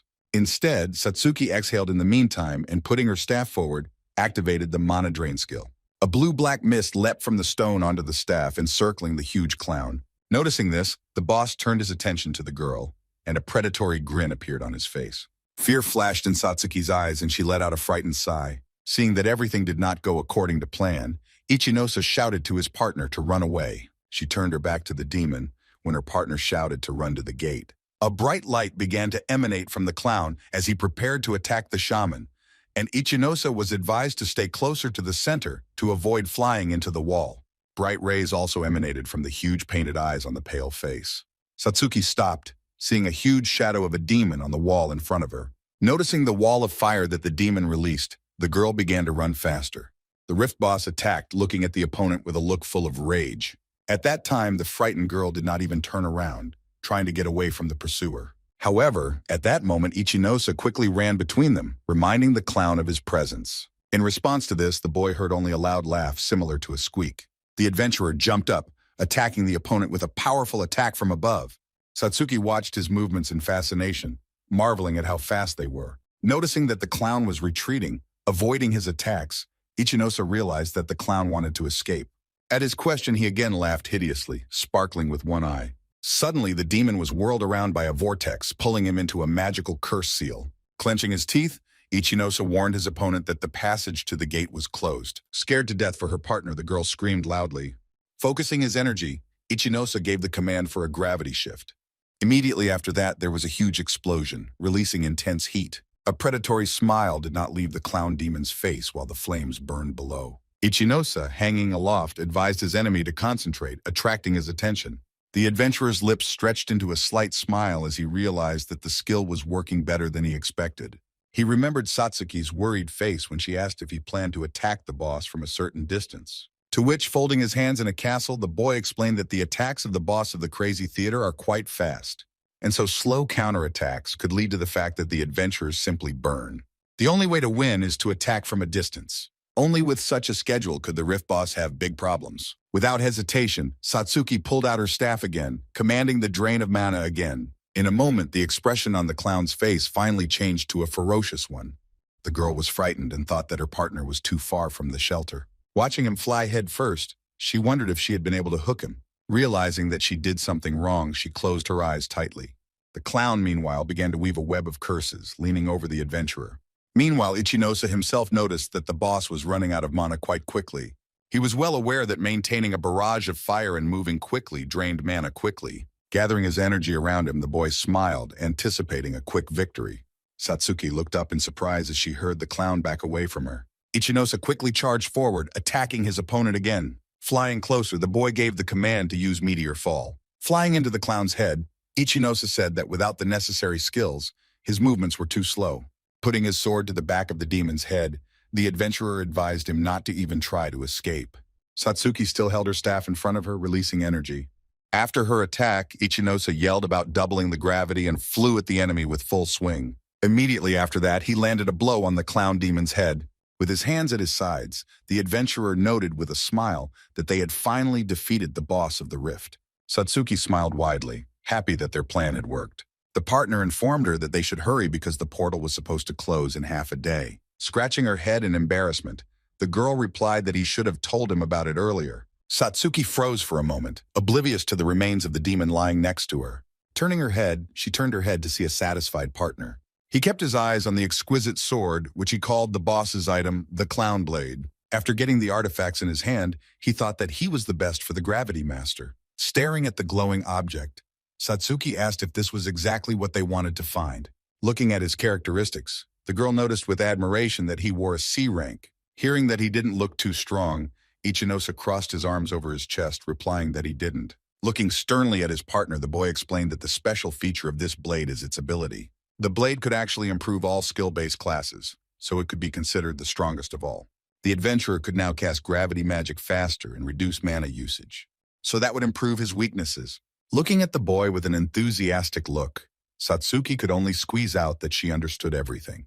The red-haired adventurer who managed to rise to A rank with the help of a blade remembered again. Checking the sharpness of the blade, Ichinose added that he had decided to become an assassin, so he prevented that from happening. Putting her fingers to her mouth, the girl thought about the ability of the artifact to fill the weaknesses of the owner. Suddenly, a terrible idea came to her mind which made her let out a low cry. Desperately looking at her partner, she asked if he no longer needed her. He hesitantly replied that he would like to continue their cooperation, but even so, his mana was running out quite quickly. Satsuki, meanwhile, kept her eyes on the artifact she had just received. At one fine moment, she sternly replied that from now on, they would be rivals. Ichinose opened the stats window, thinking that he had gained a few skill points as he leveled up. He wondered if he should level up the gravity skills, but he shouldn't forget about the dexterity either. Putting his hand to his chin, The boy thought carefully about the decision he had made. Suddenly, his mouth dropped open in surprise as the adventurer noticed that he had gained a new skill. Ichinosa understood that after receiving the new weapon, it would be much easier for him to use magic. He thought so much about the fact that he wanted to try everything at once, that he did not even pay attention to his partner. Hearing someone's voice nearby, both of them raised their heads and looked in the direction where the sound was coming from. Kaoru slowly approached the pair, clapping his hands loudly. He had a rather predatory look on his face as he said they had done well. Ichinosa frowned, realizing that the red-haired man's appearance was very untimely. He was well aware that he had used the disguise to observe their match and take the artifact if they lost. Of course, this could be called a despicable act, but in his former life he had encountered this many times. Staring at the tall boy, Ichinosa asked him if they had met before. As the guess of who was standing before him flashed through his mind, the blue-haired adventurer frowned even more. He realized that standing before him was Shinbei Kaoru, the assassin of the adventurers who had wielded the clown blade in his previous life. Ichinosa wondered why he was here now if it had taken him longer to do so. He opened his eyes in fright, realizing that there was no way he could meet him here. Last time he came here with a group of adventurers who fought a clown and whom he killed after weakening. Noticing the strain on her partner's face, Satsuki asked if everything was okay. The redhead turned his attention to the blade he held in his hand, asking if it was the boss's item. With a sly smile on his face, he asked permission to take a closer look. To which Ichinosa replied with a smile that he would probably refuse him such a request. Stretching his lips in a smile, Kaoru mentally cursed at the interlocutor. With a slight smile on his face, Ichinosa looked at the adventurer killer, bringing his clown blade out to cover Satsuki with it. The red-haired predator licked himself, promising himself to have fun with his partner after killing the adventurer. Waving his hand, he advised the boy to watch his feet. Immediately after that, the red-haired man crouched down, chopping his opponent with his leg, and immediately jumped up, throwing himself behind his back while he was trying to stay on his feet. Turning back to his opponent, Kaoru smiled as he appreciated his abilities. Ichinosa drew his sword in front of him, preparing to fight his opponent. The former wielder of the clown blade jumped up into the air to avoid the counter-strike. Seeing this, the adventurer clenched his teeth tightly in annoyance, which is why he managed to dodge. The boy wanted to attack the redhead while he was using his skills, but his movements were too fast. Satsuki watched their match intently, looking at her partner in admiration. Surrounded by the black mist that made up his shadow, Kaoru straightened his hair, measuring his opponent's gaze with interest. Stepping closer, he inquired as to how he had learned of his plans. With a predatory smile, he announced that he had already killed many, but no one had yet guessed his plans. In response to a frightened question from his partner, Ichinosa said that he wanted to kill them and take the blade. Hearing him talk about being a speedmaster class that specializes in surprise attacks, Kaoru snapped that it wasn't pretty to reveal everything. In an instant, the redhead's gaze became hard enough as he offered to get down to business. Glancing at the blade, the hilt of which was clutched in Ichinosa's hands, Kaoru offered to give the artifact to him. Hearing that he would save their lives for this, the couple measured him with an indifferent look. Ichinosa reflected that the problem with crimes committed in rifts was the lack of evidence. Holding the clown blade forward, the adventurer sternly replied that he wasn't sure if his word was strong enough to let them go. Kaoru froze for a moment, scrutinizing his opponent. Noticing how he covers his partner with himself, the red-haired man laughed and noticed his boldness. Drawing his sword, he warned with a predatory expression that very soon he would be begging him for a quick death. Keeping his eyes on his enemy, Ichinosa noticed that it was getting more and more dangerous. Shinbei Kaoru standing opposite was an assassin who hunted adventurers. And it was this frame that possessed the clown blade in his past life. The adventurer chastised himself for not considering the possibility of an assassin in the rift earlier. And it was this miscalculation that could now cost him and his partner his life. Behind Ichinosa, he heard the frightened voice of Satsuki, who timidly called out to him. Hearing his strict order not to come close, the girl narrowed her eyes tightly. He explained that assassins specialize in quick and unexpected attacks. And first of all, such people will aim at spellcasters. Hearing that the approach of the killer could be considered her end, Satsuki visibly paled as she clutched her staff. Putting his hand out to the side to cover his partner's path, Ichinosa ordered her not to come close, planning to deal with the opponent on her own. Studying the redhead carefully, Ichinosa thought that he was a good opponent even alone. However, glancing at his partner, he soberly assessed his low chances against Kaoru. In addition, they had a rather large difference in levels and a noticeable difference in skill. And Ichinosa perfectly understood that the redhead would aim at Satsuki. Wasting no time, the adventurer gave the command to reduce gravity. Immediately after that, the boy rushed at the opponent, displaying the clown blade in front of him. A wide smile spread across Kaoru's face as he saw the enemy point a sword at his knife. Noticing a somewhat confused look, the red-haired man wondered if he had not had to kill people before. Swinging his knife, Kaoru warned that he had managed to kill a bunch of people, praising the experience. Observing the skill of his opponent, the red-haired man thought that he could have some fun with him. Clenching his teeth tightly, Iosa bared his teeth and let out a loud click of tension. As he swung his blade, he thought about the fact that there was no way he could find a gap in his defenses, barely withstanding his onslaught. Kaoru had a look of confusion on his face as he dodged a sharp blade swing. Watching the confident figure of the enemy, the redhead noticed that his blade was no longer shaking like before. While he was thinking about the fact that his opponent's blows had become more confident, Satsuki was watching their fight intently. Looking at the figure of her fighting partner, she thought that he was quite intelligent. In addition, she had not yet met a person who was stronger than him. Iosa squinted at the thought of how lucky they were to get the clown blade before meeting Kaoru. As he attacked him again, the boy thought about the fact that he could switch between his skills faster now, which helped a lot in the current fight. Suddenly, the red-haired man shouted angrily that he was tired of such games. Having gathered air in his cheeks, he sharply directed a stream of air at his opponent. Immediately after, the boy gave the command of the poison needle, which was rapidly approaching the adventurer. However, Iosa, having found his way in time, quickly repelled the unexpected attack. Noticing this, Kaoru opened his mouth wide in surprise, wondering how this could happen. Watching his opponent, the red-haired man wondered how he managed to do it at such a distance. In the next moment, the killer himself dodged the enemy's swift attack. Pulling his knife hand to his side for the next attack, he let out a loud hiss. Rushing forward, the boy snarled furiously that he was just lucky. The red-haired man made several swings with his sword, trying to get closer and engage his opponent. For a moment, it became apparent that a weak spot had appeared in the enemy's defenses, and now he was open to attack. Noticing this, Kaoru held his knife out in front of him and charged forward, preparing to deliver the fatal blow.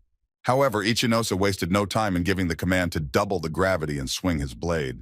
Right after that, the red-haired man grabbed his arm, letting out a loud cry of pain and clutching his arm. The adventurer informed him that his movements were too predictable since assassins always aim for the neck. Furiously lashing out at his opponent, Kaoru thought about who this guy really was. Iosa went on to explain that the number of attacks didn't matter because they were too predictable. Satsuki frowned as she raised her staff as she watched the two boys spar. Immediately after that, a blue-black haze of curse flew at the redhead, attracting his attention. Seizing the moment, Iosa raised his blade, attacking the opponent who had lost his concentration. The blow was clear and landed right in the dazed face of the adventurer killer. Grabbing the injured eye, the red-haired cursed loudly, cursing the enemy. Watching him, the blue-haired man thought that he already knew all his tricks well. Looking at his hand, the boy thought that he could keep up with his movements with the help of gravity. However, the biggest problem was the mana that was almost gone after the battle with the Rift boss. Realizing that he needed to end the fight before he ran out of mana, Iosa charged forward. As he continued to hold his eye, Kaoru thought about why he couldn't do anything against his enemy. He perfectly understood that the longer they fight, the better he understands all his attacks. In a moment, the redhead cursed, realizing that his opponent was using his blind spot. In the next moment, he saw an adventurer who suddenly rushed towards him. As he swung his sword, Iosa clicked, realizing that the trick hadn't worked. Kaoru wondered for a moment why he was in such a hurry if he had a good advantage. As the guess crossed his mind, the killer's lips stretched wide in a predatory smile. The red-haired man realized that he simply did not have time to recover from the battle with the boss of the Rift. Looking at the opponent that his partner was hiding behind, Kaoru said that he could have become a great hero if he survived this day. However, he added, raising the knife, that now this was not destined to happen. A predatory expression appeared on the killer's cut face as he pointed out that they were unlucky to meet him. Iosa's face showed no emotion, but he kept his gaze fixed on his enemy. Raising the clown blade, he prepared to defend himself against the redhead. At this time, Satsuki directed her staff at the killer, releasing a cloud of curse at him. He looked indifferently at how the curse was approaching him, twisting in a spiral. Gathering his energy, Kaoru raised his sword, planning to attack the girl. Numbly watching this, the shaman thought about the fact that she couldn't hit him at all. Suddenly, the redhead changed trajectory, attacking Iosa. Satsuki noticed that the battle was going well, but her partner suddenly started to lose. Actively attacking the opponent, Kaoru shouted that he would have to kill him himself if he wanted to survive.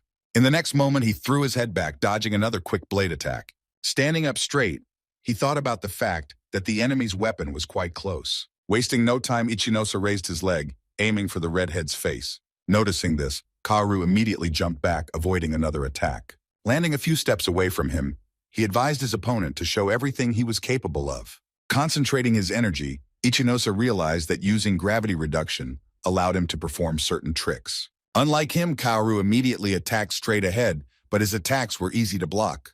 Watching the redhead jump into the air with a laugh, Ichinosa realized that he had guessed the small amount of mana. Looking predatorily at his opponent, Kaoru thought that he had been holding his own for quite a long time. Stretching his lips in a predatory smile, the redhead asked if his strength was at its limit.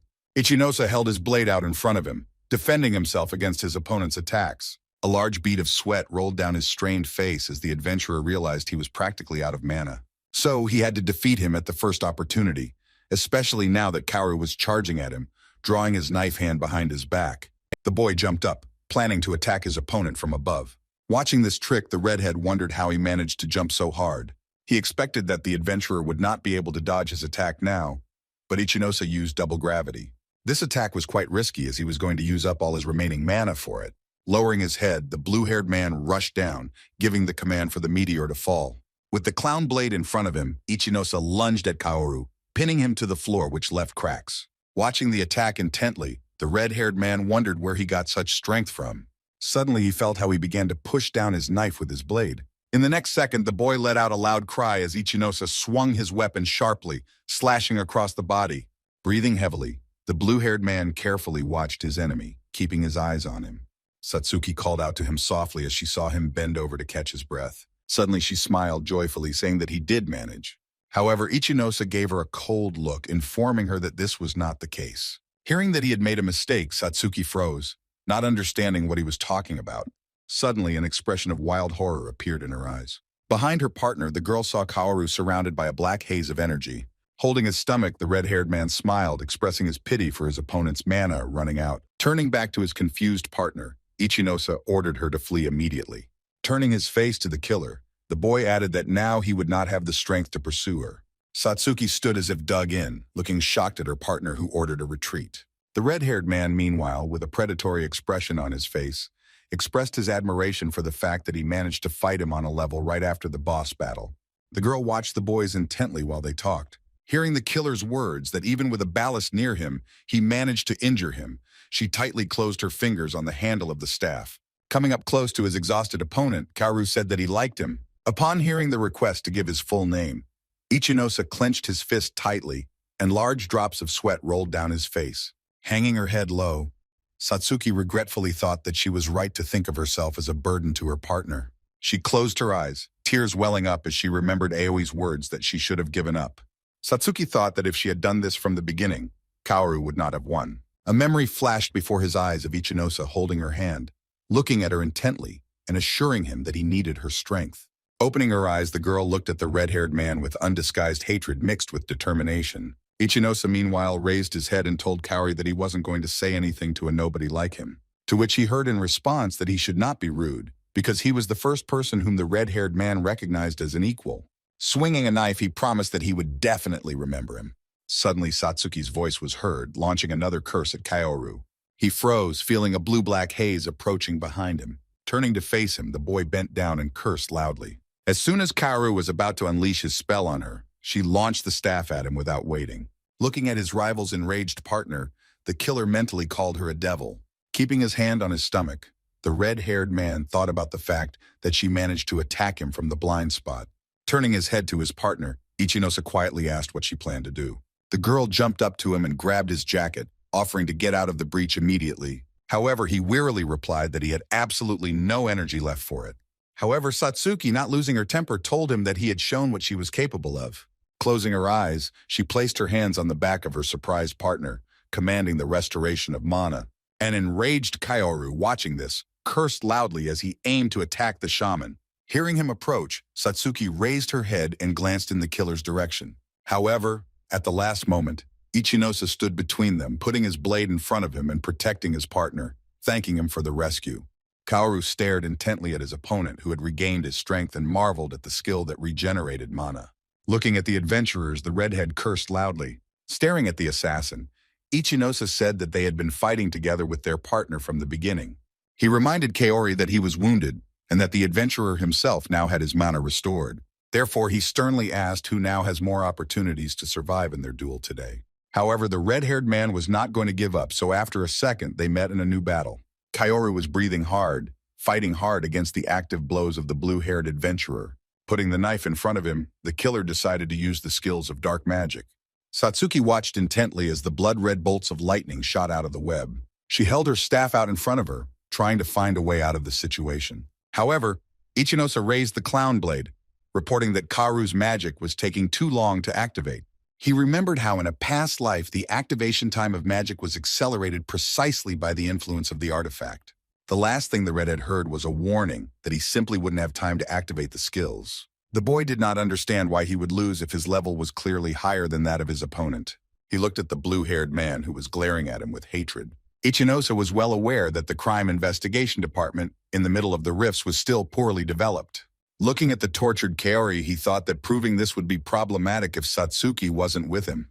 Keeping his eyes on the enemy, the adventurer ordered his partner to inform about the red-haired man's whereabouts while he looked after him. Looking at the alarmed girl, Ichinosa thought that since the monsters no longer appeared, she would be able to return without hindrance. He watched intently as his partner left the Rift Boss's hall, completely ignoring the redhead. A frightened Kaoru, meanwhile, wondered where his opponent got so much power from if he was just a child. As he watched the figure holding the clown blade, the redhead thought that it was strikingly different from everyone he knew. After some time, the team of adventurers was already sitting in the cafe, having lunch after the successful completion of the work. The news reported that a serial killer of adventurers had been arrested, accompanied by a photo of Kaoru in a straitjacket and bandages. Looking at this picture, Ichinosa thought that the red-haired man had been successfully captured. Satsuki smiled, saying that she expected a lot more questions from the authorities than there actually were. To which the blue-haired man explained to his partner that crimes in rifts are quite difficult to solve, and if the criminal is unknown, they abandon the case. With the appearance of faults, the criminogenic situation has changed quite noticeably, as the number of crimes from the outside has become noticeably smaller. Also, due to changes in social structures, the number of poor people has increased dramatically as their situation has receded into the background. Looking down, Satsuki said that although she had heard of criminals in the rifts, she didn't expect them to encounter the killer. Rubbing his neck, Ichinosa asked if it bothered her much, adding that such incidents were not uncommon in the life of an adventurer. In addition, he perfectly understood that there were other ways to survive in their world, but these ways did not suit him. Looking down at her cocktail in her hands, the girl replied that she would be lying if she said she wasn't worried about it. Remembering the moment when his partner shared her mana with him, Ichinosa once again thanked her for saving him, to which she smiled, saying that at that moment she was able to feel that she really needed him, so she was happy about it. Satsuki added with a big smile that when she was with him, she felt like she could do anything. Hearing these words, Ichinosa stared at his partner in a daze, not knowing how to respond to them. Smiling, he held out his hand to her and said that in that case, he would count on her in the future. With a wide smile on her face, the girl shook the hand extended to her. Satsuki said that there are many things she does not understand yet, so she will try to do whatever she is told. However, she added that one day she wants to learn to make decisions on her own in order to always be useful to the team. To her, Ichinosa was someone akin to a noble knight for whom she would become a lady of the heart. The girl felt herself next to her partner, as if she was capable of anything. Looking at him with an admiring gaze, Satsuki said that she wanted to stay with him on the team forever if possible. Embarrassed, Ichinosa thought that she's a really nice girl, but sometimes she talks too much. As her partner clapped her hands, starting a new wave of conversation, the blue-haired man smiled, wondering where her switch was. Suddenly, everyone present began to watch them carefully, staring at them with a dazed look. Looking at the phone, one of the girls confirmed that it was the same adventurers who caught the killer and defeated the boss. Noticing this, Ichinosa said that they were now celebrities. Hearing someone's voice, the adventurers turned their heads in unison to where it was coming from.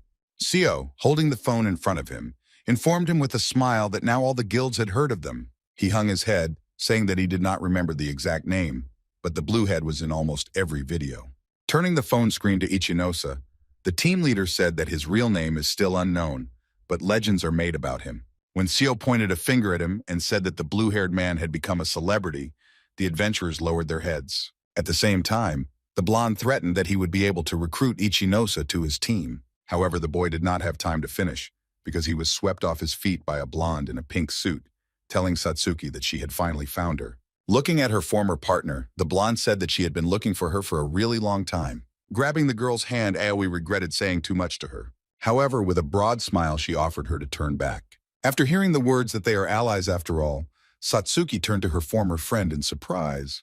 With her hands folded behind her back, Aoi wondered if she was able to level up and how much she got for clearing the rift. As the blonde tried to convince her that she would be an indispensable part of the team, Satsuki stood up, saying that it was getting too noisy. Hearing the offer to get out of here, Ichinose agreed and they left, leaving the disappointed blondes behind.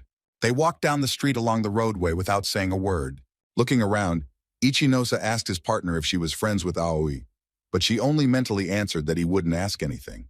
Without even looking at her ally, Satsuki coldly replied that she was just some stranger. Her voice made the blue-haired man feel like he was being pelted with snow, so he simply replied that he understood everything. Looking down at her phone, the girl said that the video from the crack is really quite popular. To which I heard from my partner that videos of fault cleaning were always posted on the network and attracted a lot of attention. After hearing that bloggers are doing this for profits and views, Satsuki asked if she should unsubscribe from their channel. Assessing the popularity of one of the videos, the controller laughed that they had more than 1 million views this month. Seeing such results, the girl raised her fist and shouted joyfully. Suddenly, a video about unknown adventurers and a serial killer in the rift caught her attention. To her indignant response that they had more views than her partner in knight's armor said that their videos were now more popular than hers. Propping her chin with her hand, the blonde said she didn't like the new adventurer, so she had to make a new video. The eyes of a rift explorer named Sanji Sane burned with the righteous fire of competition. Without even guessing about another rival, Ichinose and his partner were sitting in a cafe. The blue-haired man explained to his surprised partner that as the level increased, so would the rarity of monsters in the rifts.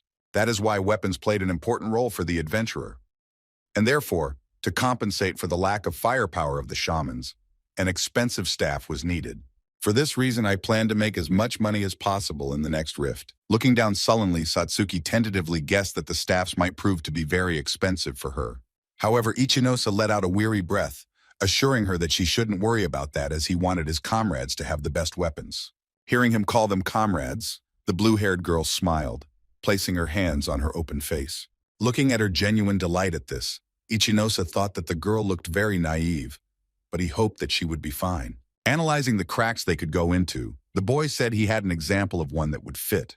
With these words, the adventurer turned the screen of the tablet to his partner, showing her all the data.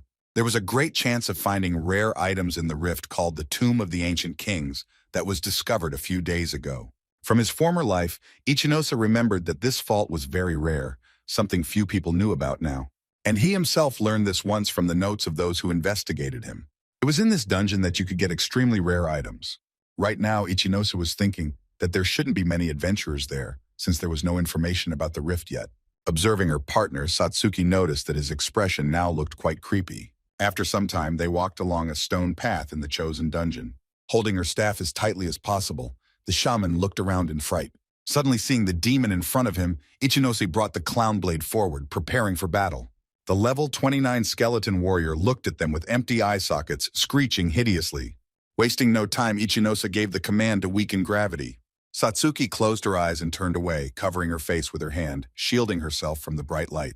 When she was able to look at what was happening again, she saw her partner attack the skeleton with one clear lunge. Jumping over him, Ichinose swung his blade, chopping him down. Watching carefully as the boy landed on the floor after his victory, Satsuki thought that she didn't expect any other result.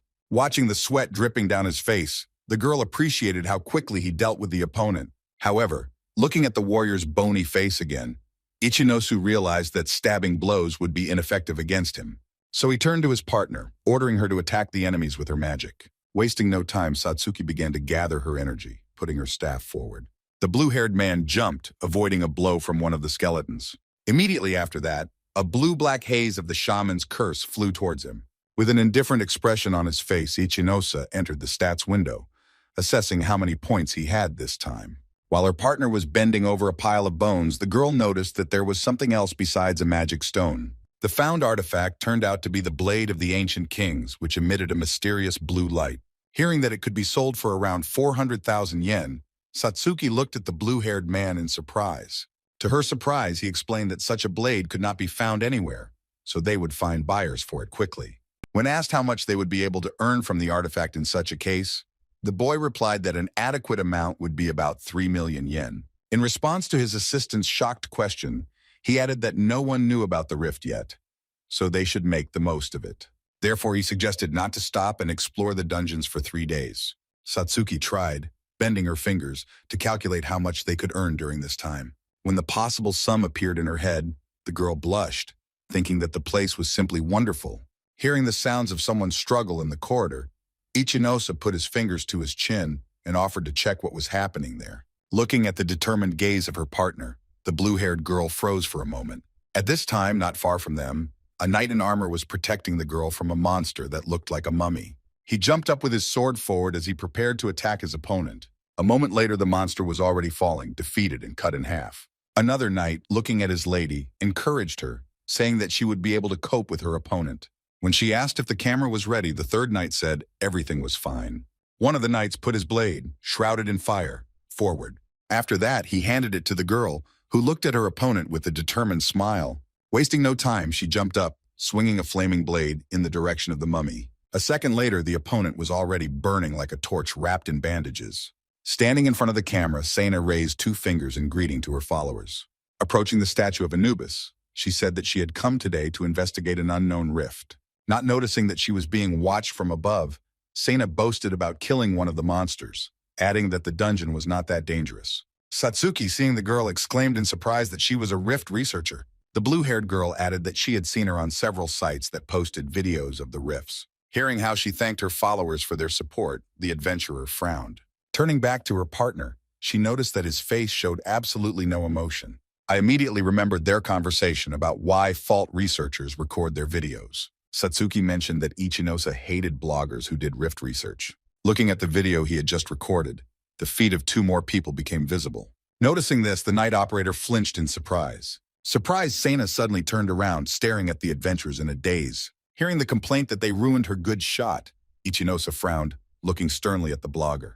Pointing a finger at them, the blonde accused them of letting her work, for which she had been preparing for a long time, go to waste. Descending the stairs to the girl, Iosa asked her if she was not ashamed to fool her followers. To which I heard a confident answer that it's just a show, and she should show herself only from the best side. Approaching the cameraman, Sana asked if they could use the footage they had filmed. He replied, showing some footage, that there was enough material in them. While the blogger was lamenting that a lot of material had been lost, a blue-haired adventurer approached her. Hearing him call her, the blonde turned to him, furiously calling him a rascal. Pointing to herself, she introduced herself as the best fault researcher.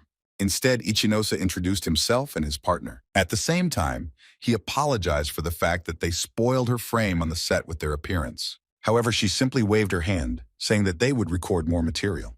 When asked by an adventurer about why she became a rift researcher, Sana said that the question was pointless. Winking at him, the blonde said that it was all for money.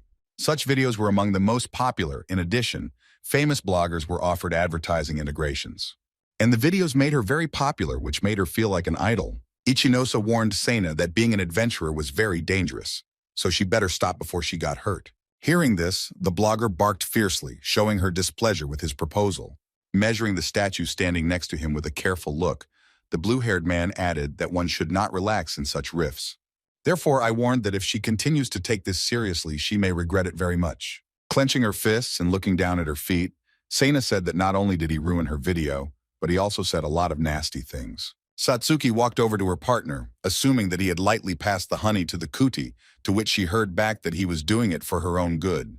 One of the knights approached Sen, trying to calm her down, after which she began to convince herself to ignore the unpleasant words. In a moment, a solution to the problem came to her mind, and the girl resolutely looked in front of her.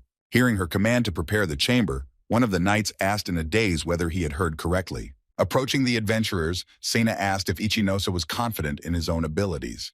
After that, the girl proposed to hold a competition, the winner of which was to be the one who finds more magic stones. According to the terms of the competition, if she won, the adventurer had to apologize to her on camera. At the same time, the blogger promised that she would make sure that no one recognized him. If Iosa wins the competition, she promises to listen to everything he says. Hearing the blue-haired man's agreement, his partner exclaimed in surprise. Pointing at the boy with her finger, Sana invited him to meet at the entrance in 3 hours. At the same time, the girl warned him not to even think of running away. As she and her team made their way to the exit, one of the knights complimented her on the idea of putting an adventurer on the spot and using it for a video. It was Sena who counted on the fact that with such a video, her popularity would increase many times and they would be able to earn a lot of money. Besides, the blue-haired man's words were quite offensive, so the researcher wanted to make him take them back. And she was determined to do so, which was evident in her gaze. Meanwhile, Iosa, having met one of the monsters in the corridor, immediately entered into a duel with him. The mummy opened her crooked mouth and raised her hand, swinging a sword. Seeing a pillar of bright light in front of him, the creature froze for a moment, not understanding what was happening. She could not find her opponent until someone's voice was heard from above. In the next second, Iosa pounced on him, using the meteor fall skill. Looking at the body of the defeated enemy, the blue-haired man thought that the monsters were too slow. Immediately after the victory, the adventurers found another artifact in the form of a large blue gauntlet called the Gauntlet of Ancient Ruins. After the battle, Satsuki timidly asked him if he didn't think it was a good idea to cross paths with Sena. However, the boy, without turning his head, answered that he was annoyed by the use of faults for filming videos, so he was not going to lose the argument. Hiding the found artifact, Iosa added that if they drop so often, it will be problematic to pick them all up. Having solved all the questions, the adventurers went further along the corridor in the direction from where the bright light was pouring. In the room they entered, there were many statues, the central one of which was the image of a large dog. Looking around, Iosa was surprised that they had come to a dead end. Suddenly, a bright light began to pour from the blue eye of the sphinx. Hearing some noise, Satsuki returned an interested look. There she saw a passage in the wall, which suddenly appeared, but it was closed by metal bars. However, Iosa immediately understood that what they saw was not a way out, but a trap of the rift. These were the usual traps that appeared in the rifts, but they could be used to advantage, so such a chance could not be missed. Looking at the gaping mouth of the sphinx, the adventurers heard a voice commanding them to prepare for the ordeal. According to its conditions, partners had to answer 3 questions, but one mistake could lead to a loss. Satsuki, fearfully staring at the monster, asked in fear what it was. Placing a finger to his chin, Iosa thought about the fact that they would be attacked after one mistake, so it was worth the effort given the opponent's high level. Hearing their perspective, the blue-haired girl let out a frightened cry. However, the boy smiled widely, reassuring his partner and saying that he was not going to lose the statues. The Sphinx's first question was how many points are needed to go from level 1 to level 10. While Satsuki was indignant that no one could know this, Iosa calmly replied that 45 points were needed for this. Hearing that the answer was correct, the boy began to demand the next question, holding his blade at the ready. The adventurer remembered the answers from his past life, so after a while, asking him 19 questions about the Hell Doll, the Sphinx was already quite tired. Satsuki grinned widely as her partner asked how long it would take chasing her opponent. Hearing this, the monster froze for a moment, not expecting such impudence from the adventurer. Seeing that he was almost crying, the blue-haired girl offered her friend to make a mistake at least once. Wanting to finish this as quickly as possible, the Sphinx announced 20 riddles. When asked what kind of monster was spitting green slime, Iosa replied that there had been no such rift yet, and green slime was currently only possible through creation by alchemists. The Sphinx charged at the opponent, while pieces of stone began to break off from him. Having announced the result of 20 correct answers, which happened for the first time, the animal roared loudly, crumbling into pieces. The adventurers calmly watched as the stones fell to the bottom of the dungeon. Immediately after that, they noticed that the metal grate that closed the passage rose, opening the way to the exit. Satsuki looked closely at the wreckage and pointed at it with her finger, noticing that something had fallen out of it. Hearing his partner's words, Iosa turned in surprise in the direction she pointed. The item that appeared after defeating the Sphinx turned out to be the Keeper's bracelet, which allowed you to store various items. The blue-haired man smiled, realizing from its characteristics that the item was very useful and very rare. When asked by his partner how much it might cost, the guy replied that about 10 million can be withdrawn for it. The amount shocked the girl so much that she turned pale. Iosa wondered if the artifact could be a reward for the number of correct answers. While putting on the bracelet, he told Satsuki, who reminded her of the pair with Sena, that now they would have no problem finding items. With a broad smile, the adventurer added that victory would definitely be theirs. Continuing his way, the boy thought that it was not difficult to deal with ordinary monsters in the rift. He remembered fighting one of the skeletons, analyzing their good defense against swords. However, while he was distracting them, Satsuki put a curse on them, so they were doing well so far. The mummies were slow and he could handle them just fine with gravity control, and they were perfectly amenable to the mana draining skill used by his partner. After another victory over monsters, Ichinosu's level characteristics increased from level 31 to level 33. Seeing this, the boy smiled, realizing that this was exactly the result he expected from a rare rift. Taking the new artifact, he ordered it to go to the vault. Satsuki thought in a daze that the bracelet was actually useful, and they managed to collect 6 magic stones already. Stretching his lips in a predatory smile, Ichinosa suggested that his associate hunt a little for the undead. At this time, Seina was breathing hard, trying to catch her breath after the battle. Looking at the battered mummy, the girl said that it was quite strong. She turned her gaze to the knight, who informed her that they had only killed 2, and at this rate they would never be able to finish the sweep. The blogger looked at her partner, assuming that adventurers also have a hard time. When asked what would happen if they lost, the girl replied that she would give Ichinoshi money and ask him to forget about it. Suddenly, the blogger's mouth dropped open in surprise when she saw Satsuki and Ichinosu, who was smiling widely, looking her up and down. Unwilling to give up, Seina waved nonchalantly, asking how they were doing and offering to cancel the bet for the boy's apology. However, he just silently raised his hand and began to take out all the stones he found from the storage. Seeing the shining mountain of artifacts, the blonde stared at it, not believing her eyes. She was interested in where he got so many stones and objects, as well as the bracelet that somehow ended up on his hand. However, Ichinosa only raised a sly look at her and asked if she was all right. Hearing his words that if she apologized, he would forgive her right now, Seina gritted her teeth. In a moment, Ichinosa stared blankly at her as she walked on, dismissing the bet as unfinished.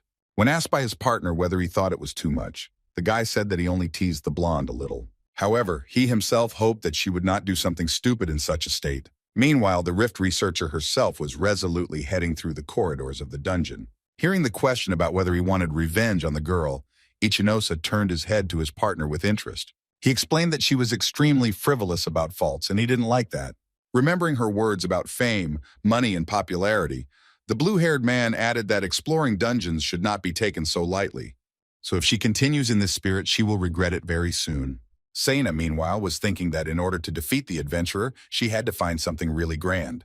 Clutching her head, the girl cursed, trying to understand how her opponents managed to find so many artifacts. One of the knights tried to understand her, reminding her that there was not much mana left, and they had gone quite far. However, she abruptly interrupted him, replying that she knows very well about the importance of monitoring mana, but she does not want to go back and lose.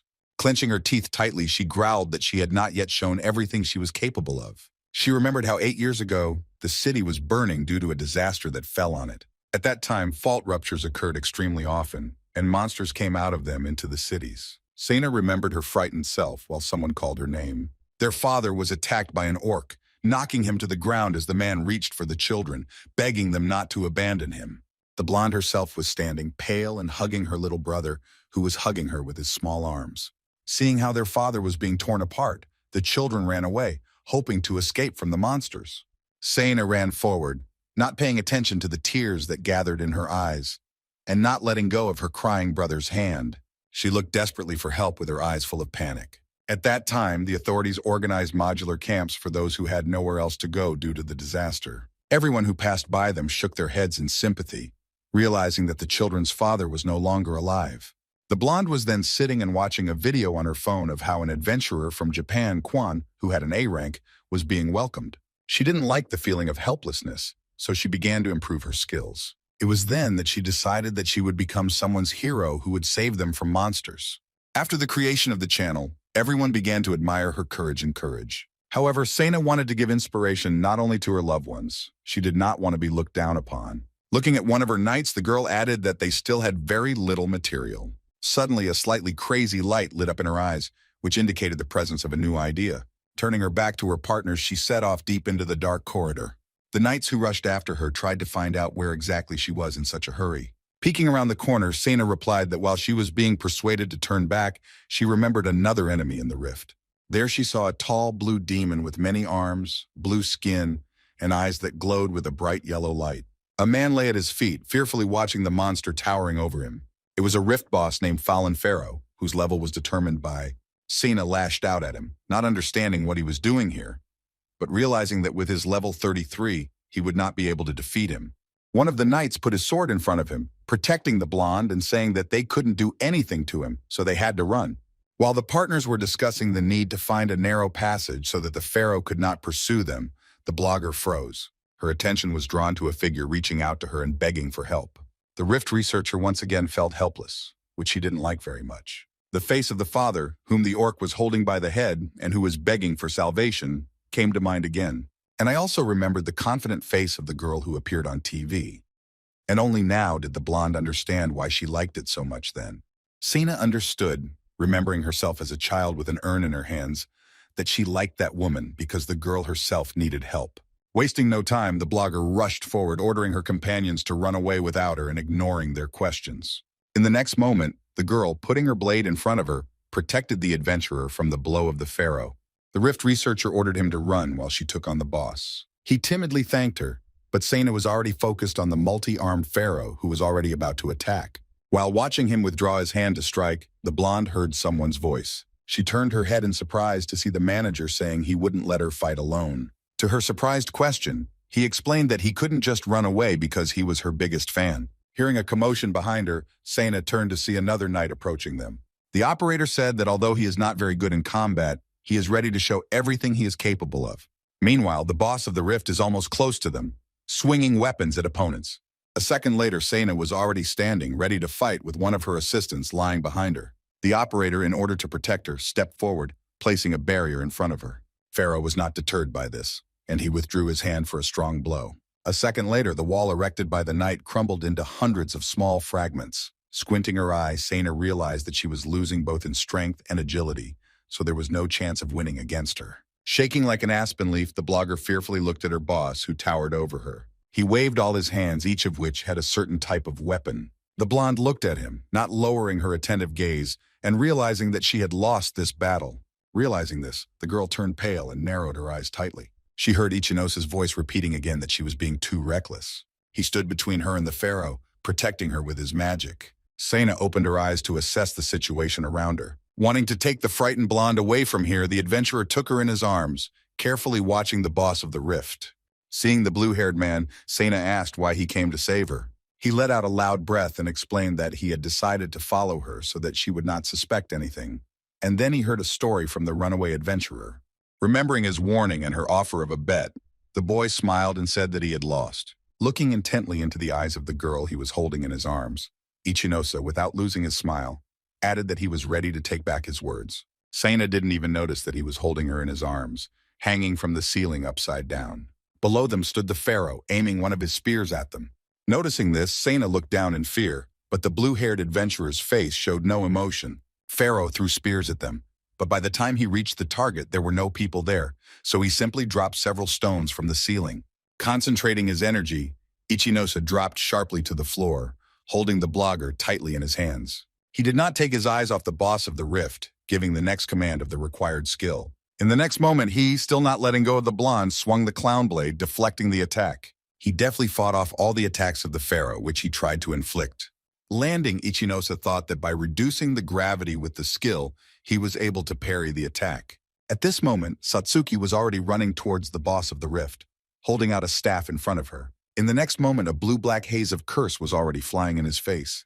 The pharaoh put his hand out in front of him, defending himself against an unexpected magical attack. The adventurer, watching him repel the curse, realized that her magic was of no use against him. Looking at the wounded knights, the blue-haired woman also realized that they were badly wounded and could not run away. And the boss they had to fight, being level 40, was much stronger than them, so the situation was bad. She immediately guessed that the fight would be much more difficult than then with the clown. Ichinosa also realized that their affairs were bad, causing a drop of sweat to roll down his face. However, he was distracted by Sena, who said that the two knights came here for her and she couldn't just leave them. Clutching his sword, the adventurer assured her that there was no need to worry as he would keep them safe. Raising his head at the pharaoh, the boy said that he did not mind testing his strength. At the same time, he asked Satsuki to restore Sena's mana, which she did without wasting time. Bringing his clown blade forward, Ichinosa said he would try to buy them some time. He was well aware that the blogger was a magical swordsman who fought in close combat using a small amount of magic. Such a class, as the adventurer well remembered, should have had the skill of healing. The boy expected that while he distracted the boss, the girl would recover her health, and Satsuki would recover her mana. Avoiding the pharaoh's strike, Ichinosa thought that the decrease in gravity allowed him to increase his speed, but also decreased his attack speed. As long as his task was to distract the opponent, this was not a problem. but there was too much of a difference in their levels. Rushing forward, the blue-haired man wondered if he would be able to pull it off using only gravity reduction. One of the knights, barely raising his hand, aimed it at the adventurer and gave the command to increase speed. Barely able to utter the words, he asked him to save their young lady, to which Ichinose assured with a smile that he would certainly do so. Jumping up, the blue-haired man thought that the boss's advantage was size and speed, which made it difficult to choose the right moment to attack. Pharaoh, whose eyes continued to burn with a bright yellow glow, rushed at his opponent. Jumping a safe distance away from him, the adventurer let out a loud thump at the missed attack. Ichinose understood that he should hold out until help arrived, but if the boss caught him, there would be no overflow. The knight, who played the role of the cameraman, meanwhile regained consciousness, but immediately appreciated how heavy his body had become. Raising his head, he found the young lady with his eyes, worrying if everything was okay with her. And at that moment, his attention was drawn to a boss battle involving a blue-haired adventurer. He did not understand what was happening, but noticing that the boy's movements were quick and agile, he reached for the camera. At that moment, Pharaoh made one clear lunge, planning to catch his opponent, but he jumped up sharply, bringing his legs under him. Right after that, Ichinose ran straight for the Rift boss's arm, swinging his sword. He jumped up, bringing the clown blade out in front of him. Immediately after, the boy made one sweeping sweep, attacking the monster.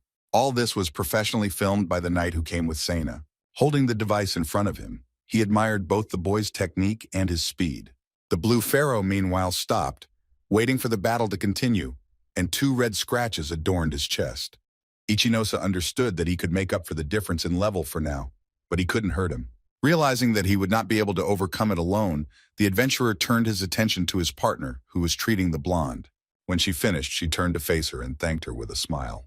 Immediately after that, Sena drew her sword. Excitement lit up her eyes as she said she was ready to enter the game. Focusing her energy, she gave the heal command. Holding her weapon in front of her, Sena said with a smile that she was ready for battle. Satsuki also held out her staff, saying that she would help as well. Looking at his allies, Ichinose smiled as the situation wasn't the worst, but it couldn't be delayed. The boy stopped, raised his head and measured the pharaoh with a watchful eye. Dodging another attack, he jumped back a second before a red beam hit where he was standing. Ichinose made a similar feint several more times, each time dodging a few seconds before the attack. Pausing for a moment, the blue-haired man tried to catch his breath and assess the current situation. Looking up, he saw that he was standing directly under a statue of the dog-headed god Anubis. Satsuki looked at her partner with eyes that were filled with great excitement. What worried her was that the pharaoh was advancing confidently and quickly on the blue-haired man, and he, watching him, was simply cornered and had nowhere to retreat. Suddenly, the boy directed his energy at the statue of the cat-headed deity, commanding the gravity to decrease and the weight to decrease. Immediately after that, the statue flew right into the blue pharaoh's head, distracting him. Realizing that this was their chance, Ichinose ordered Satsuki to shoot him in the head. Wasting no time, the blue-haired girl rushed to carry out his order, sending curses at the boss of the rift. A blue-black mist flew at him, which was accompanied by words about the orb of darkness. However, it did not have a noticeable effect, so the pharaoh looked at the adventurers with yellow eyes again.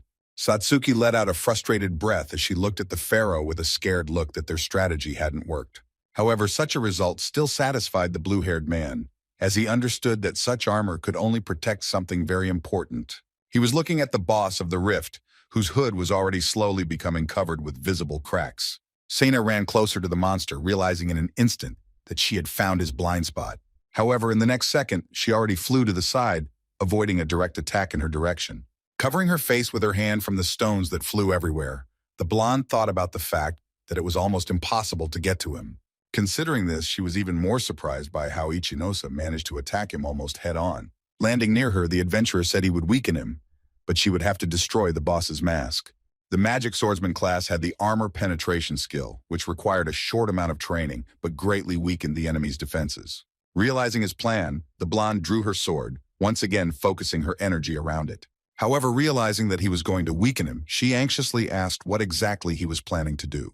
But the boy was already rushing at the pharaoh, realizing his main strength, and it consisted in the presence of as many as 4 hands. So to begin with, it was necessary to immobilize them. After that, as Ichinose calculated, the pharaoh should have moved several times slower. That's when they might have a little more chance of a successful attack. The adventurer jumped up, trying to be as high as possible above his opponent. Extending his hand forward, the blue-haired man yelled out the command for gravity tethers, releasing purple chains at his opponent. With this magic, the opponent's movements were restrained, so he used it to tie the pharaoh's hands.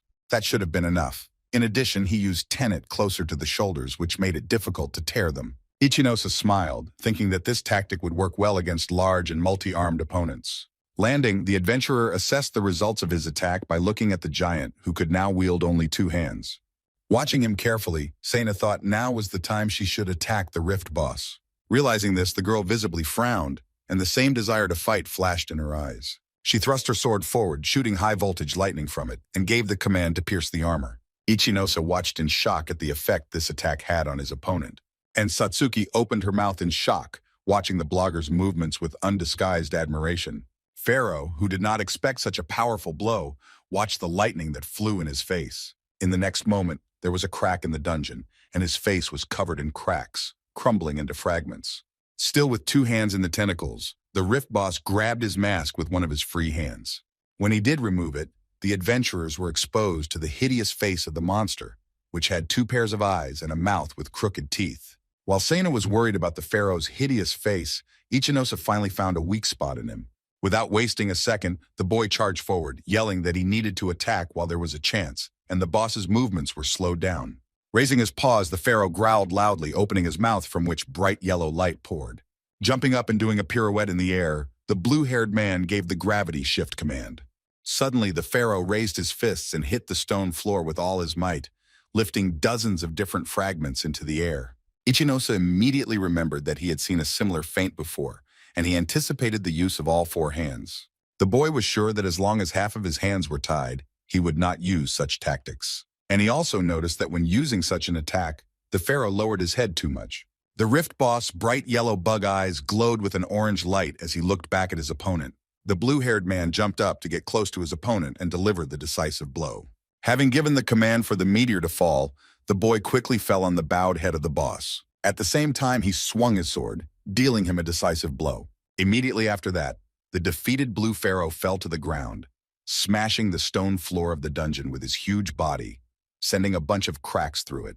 Ichinosa's fingers lightly touched the bracelet that held the large storage. After that, he smiled and informed his allies that they were able to defeat the Rift boss. After the battle, Sena began to heal her loyal companions, who were not afraid and loyally rushed to her defense. Hearing how the knight, who acted as a cameraman, politely thanked her, the girl smiled warmly in response. Meanwhile, Ichinosa and Satsuki carefully examined the remains of the blue pharaoh's body, which lay motionless. Suddenly, the girl noticed that something had fallen near him. Taking a closer look, they found the wand of the King of the Damned, which enhanced dark magic. Grabbing it by the handle, the blue-haired man thought with surprise that objects often fell out of bosses, but this was the first time he had seen a staff. Having studied it carefully, the adventurer told his partner that it would suit her perfectly. That freed them from the need to search for items for a long time. The blue-haired girl looked uncertainly at the new artifact, unsure if she could actually take it. However, the partner replied that she could not doubt it, since at one time it was she who helped him get a weapon in the crazy theater. The only thing that worried the adventurer was that Sena also participated in the battle, and therefore could claim the reward. But the blonde calmed him down. She approached Ichinosa and told her that she didn't need anything since he was actually the one who saved all of their lives. The blonde added uncertainly that he could keep both the staff he had just found and all the magic stones. Casting an uncertain look at her ally, Sena tentatively reminded them of their little pair. However, Ichinosa exhaled tiredly and invited her to believe that she was the one who won. That was why he had to take back his words, and he began by recognizing that her approach to the matter was quite serious. Frowning, the blogger expressed her joy at the fact that he finally understood this. Satsuki shared a sly smile with her partner as he said that she should stop doing things like this if she wanted to succeed as an adventurer. However, the boy didn't have time to finish, because he was stunned and lashed out at one of the knights, who interrupted him. A night operator approached him, talking about the fact that adventurism does not always bring good profits. He explained that the accident left the young lady's mother in a wheelchair, and she also has 5 younger brothers. And she still didn't have a father, and even now, with a lot of followers and popularity, it was still difficult for her to provide for her family, but Sena beat him to it. Ichinosa watched the altercation with embarrassment, in which the blonde ordered her partner not to spread the story about her family. A large bead of sweat rolled down his face as he scratched his head and said that he thought she only liked money because of her selfishness. Turning an angry look at the blue-haired man, the blonde snapped that she had always taken this very seriously. However, looking away a little, she quietly added that everyone is really afraid of faults, and she wanted to give people smiles even in spite of such a troubled time. Hearing him praise such a goal of hers, Sana raised her head and looked at him dumbfounded. Ichinosa smiled sincerely as he told the stunned blonde that she was well done. For a moment, the Rift researcher froze, not knowing what to say to him. However, she almost immediately pulled herself together and turned away, frowning. After some time, they were all standing at the exit, giving explanations to the Fault Investigation Department. Having already left the dungeon, Sana asked her companions if all the equipment was in order, arguing that they would be able to release a cool video demonstrating the skills of an experienced adventurer. She was worried that the material might have been damaged, but she heard that he was fine, after which the blonde breathed a sigh of relief. However, the knight was worried about the fact that they have quite a few magic stones and footage from which it will be possible to edit a video. When offered to take at least stones from the boss's victory, the blogger haughtily replied that she did not want to accept handouts out of sympathy. Rushing to the operator, she panicked and asked what material they had to make a video. To reassure the young lady, he turned on a video of the adventurer attacking the pharaoh. A little later in the Adventurers Guild, everyone present was whispering, watching one of the teams.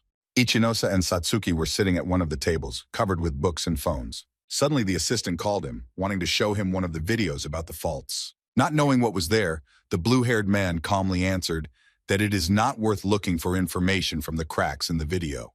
He wanted to say that for this, it would be possible to simply talk to experienced adventurers, but stopped short. On the screen of his assistant's phone, the boy saw the face of Sana, who announced the appearance of the mysterious adventurer, at the same time showing him himself.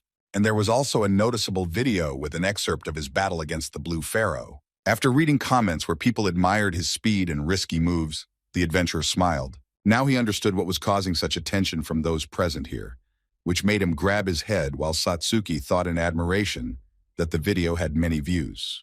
Meanwhile, Sana, sitting in her room, analyzed the statistics of her new video, which has already gained 1 million views. Seeing this, the girl raised her fist in victory, shouting that she was the best. Suddenly, her attention was drawn to the mobile phone that rang on the nightstand. The girl saw Ichinosa's number on the screen. Remembering that they exchanged contacts, the blonde picked up the phone, asking him if he already missed her. However, after hearing his words that he had seen the video, the girl fell silent, her lips forming a thin line. Sana reminded that, under the terms of the bet, if she won, he allowed her to post the video, but if he wanted, she could remove it later. Ichinosa fell silent for a moment, realizing that she was just trying to feed her family in such a troubled time. I immediately remembered how the girl quarreled with the cameraman who was telling all this. So drawing air into his lungs, the blue-haired man closed his eyes and said that there was nothing wrong with it. Hearing his words, the blogger smiled and her eyes lit up with excitement as she said she had an idea. The idea was that since he is already so disgusted, they should record a joint video. However, a second later, the girl was already looking at the phone screen, which was ringing as the adventurer hung up. To the surprised question of the stunned Satsuki about what Sana said, the boy replied that he did not understand well. Ichinosa propped his head with his hand as he thought about the fact that their affairs had progressed quite rapidly, and it could allow him to take an artifact called the Ring of Wisdom, which he dropped in his past life. If the guy managed to get her, he could change the course of the entire future history. After some time, Ichinosa listened contentedly to the words of the secretary that his level had been upgraded to C level. Right after that, he and Satsuki turned towards the door to leave the guild. His partner was excited about leveling up, but the blue-haired man told her that she would soon be able to level him up as well. The secretary looked at the couple and the records in the computer and did not understand how the boy managed to reach C level so quickly. In order to constantly increase the level, it is necessary to regularly defeat monsters of a higher level, and this cannot be done without knowledge. Satsuki, meanwhile, congratulated him, saying that adventurers of his rank were considered first-rate, and she would do anything to keep up. However, her partner sternly informed her that he wanted to reach rank B within a month. Hearing this, the blue-haired woman stopped and looked at the boy in a daze, saying that it was impossible and that only a few people had succeeded. To which I heard in response that he really wants to get one rare item. And that one was in the Library of Mysteries Rift, where it was impossible to get into without a B rank. The Ring of Wisdom item will drop from the boss of this rift. Satsuki looked at her partner and asked how he knew this if they hadn't already defeated him. However, she quickly changed the topic and asked what characteristics this ring has. Looking up, Ichinosa replied that perhaps this ring was related to the phenomenon of rifting itself. The blue-haired girl reacted to these words with a loud cry and completely stunned eyes. The adventurer remembered that the Ring of Wisdom was a rare item, but in his past life, its whereabouts remained unknown. And according to rumors, the secret of the occurrence of cracks was hidden in it. However, he didn't have much time left if he wanted to get it. Looking carefully at his partner, Iosa said that he did not want to involve her in his adventures, so he would understand if she refused. However, Satsuki replied with a smile that she wanted to help him, so she would be happy to go with him. At this, the blue-haired man smiled slightly, politely thanking the girl. And while she was thinking about the fact that it was extremely important to reach B rank in months, Iosa was already beginning to think of a plan of action to achieve his goal. Showing his partner the screen of his phone, the boy said that he had already thought about it, so he made a plan to capture the faults. After a certain period of time, the adventurers were already standing in the dungeon of the new Blood Feast Rift, which resembled a cave. There they saw a crooked-toothed snout that belonged to a level 32 red troll. Wasting no time, Iosa lunged at him, pulling the hand holding the blade behind him. In the next rift, which was called Mermaid Lake, Satsuki defeated the level 30 siren who was the boss by inflicting her curse on her. In the Catacomb Rift, where the boss was a level 36 large arachne, Iosa won by using the Meteor Fall skill. Thus, in 2 weeks, they managed to clear 3 rifts, which was gratifying, despite the fact that the last boss gave them trouble. However, the blue-haired man understood very well that one should not expect anything unusual from bosses at this level, because all their movements are easy to predict. He himself smiled slightly, thinking about the fact that he had perfectly selected faults that would be easy to pass. Looking at the map, the boy thought that he had thoroughly studied the information about the rifts in Tokyo, and by completing 5 more rifts above level 30, he would be able to obtain a B rank. After some time, he and Satsuki again stood at the reception desk, where a frightened receptionist confirmed the possibility of a promotion to B rank. While she was trying to ask them to wait a few days, as there was an exam required to advance to such a rank, a voice was heard behind them. A man with his mouth open in shock rudely asked if these kids really wanted a B rank. Satsuki's attention was drawn to the badge on Okami's chest, which she tried to draw her partner's attention to as well. However, Iosa noticed him anyway. Such a badge could only mean that it was none other than the contractor standing before them. Those experienced adventurers who signed contracts with the guild became contractors. Their job was to manage faults, respond to contingencies, and help with the capture of severe faults. Stepping closer to the secretary, the man laughed, not believing his ears that the children were about to receive a B rank.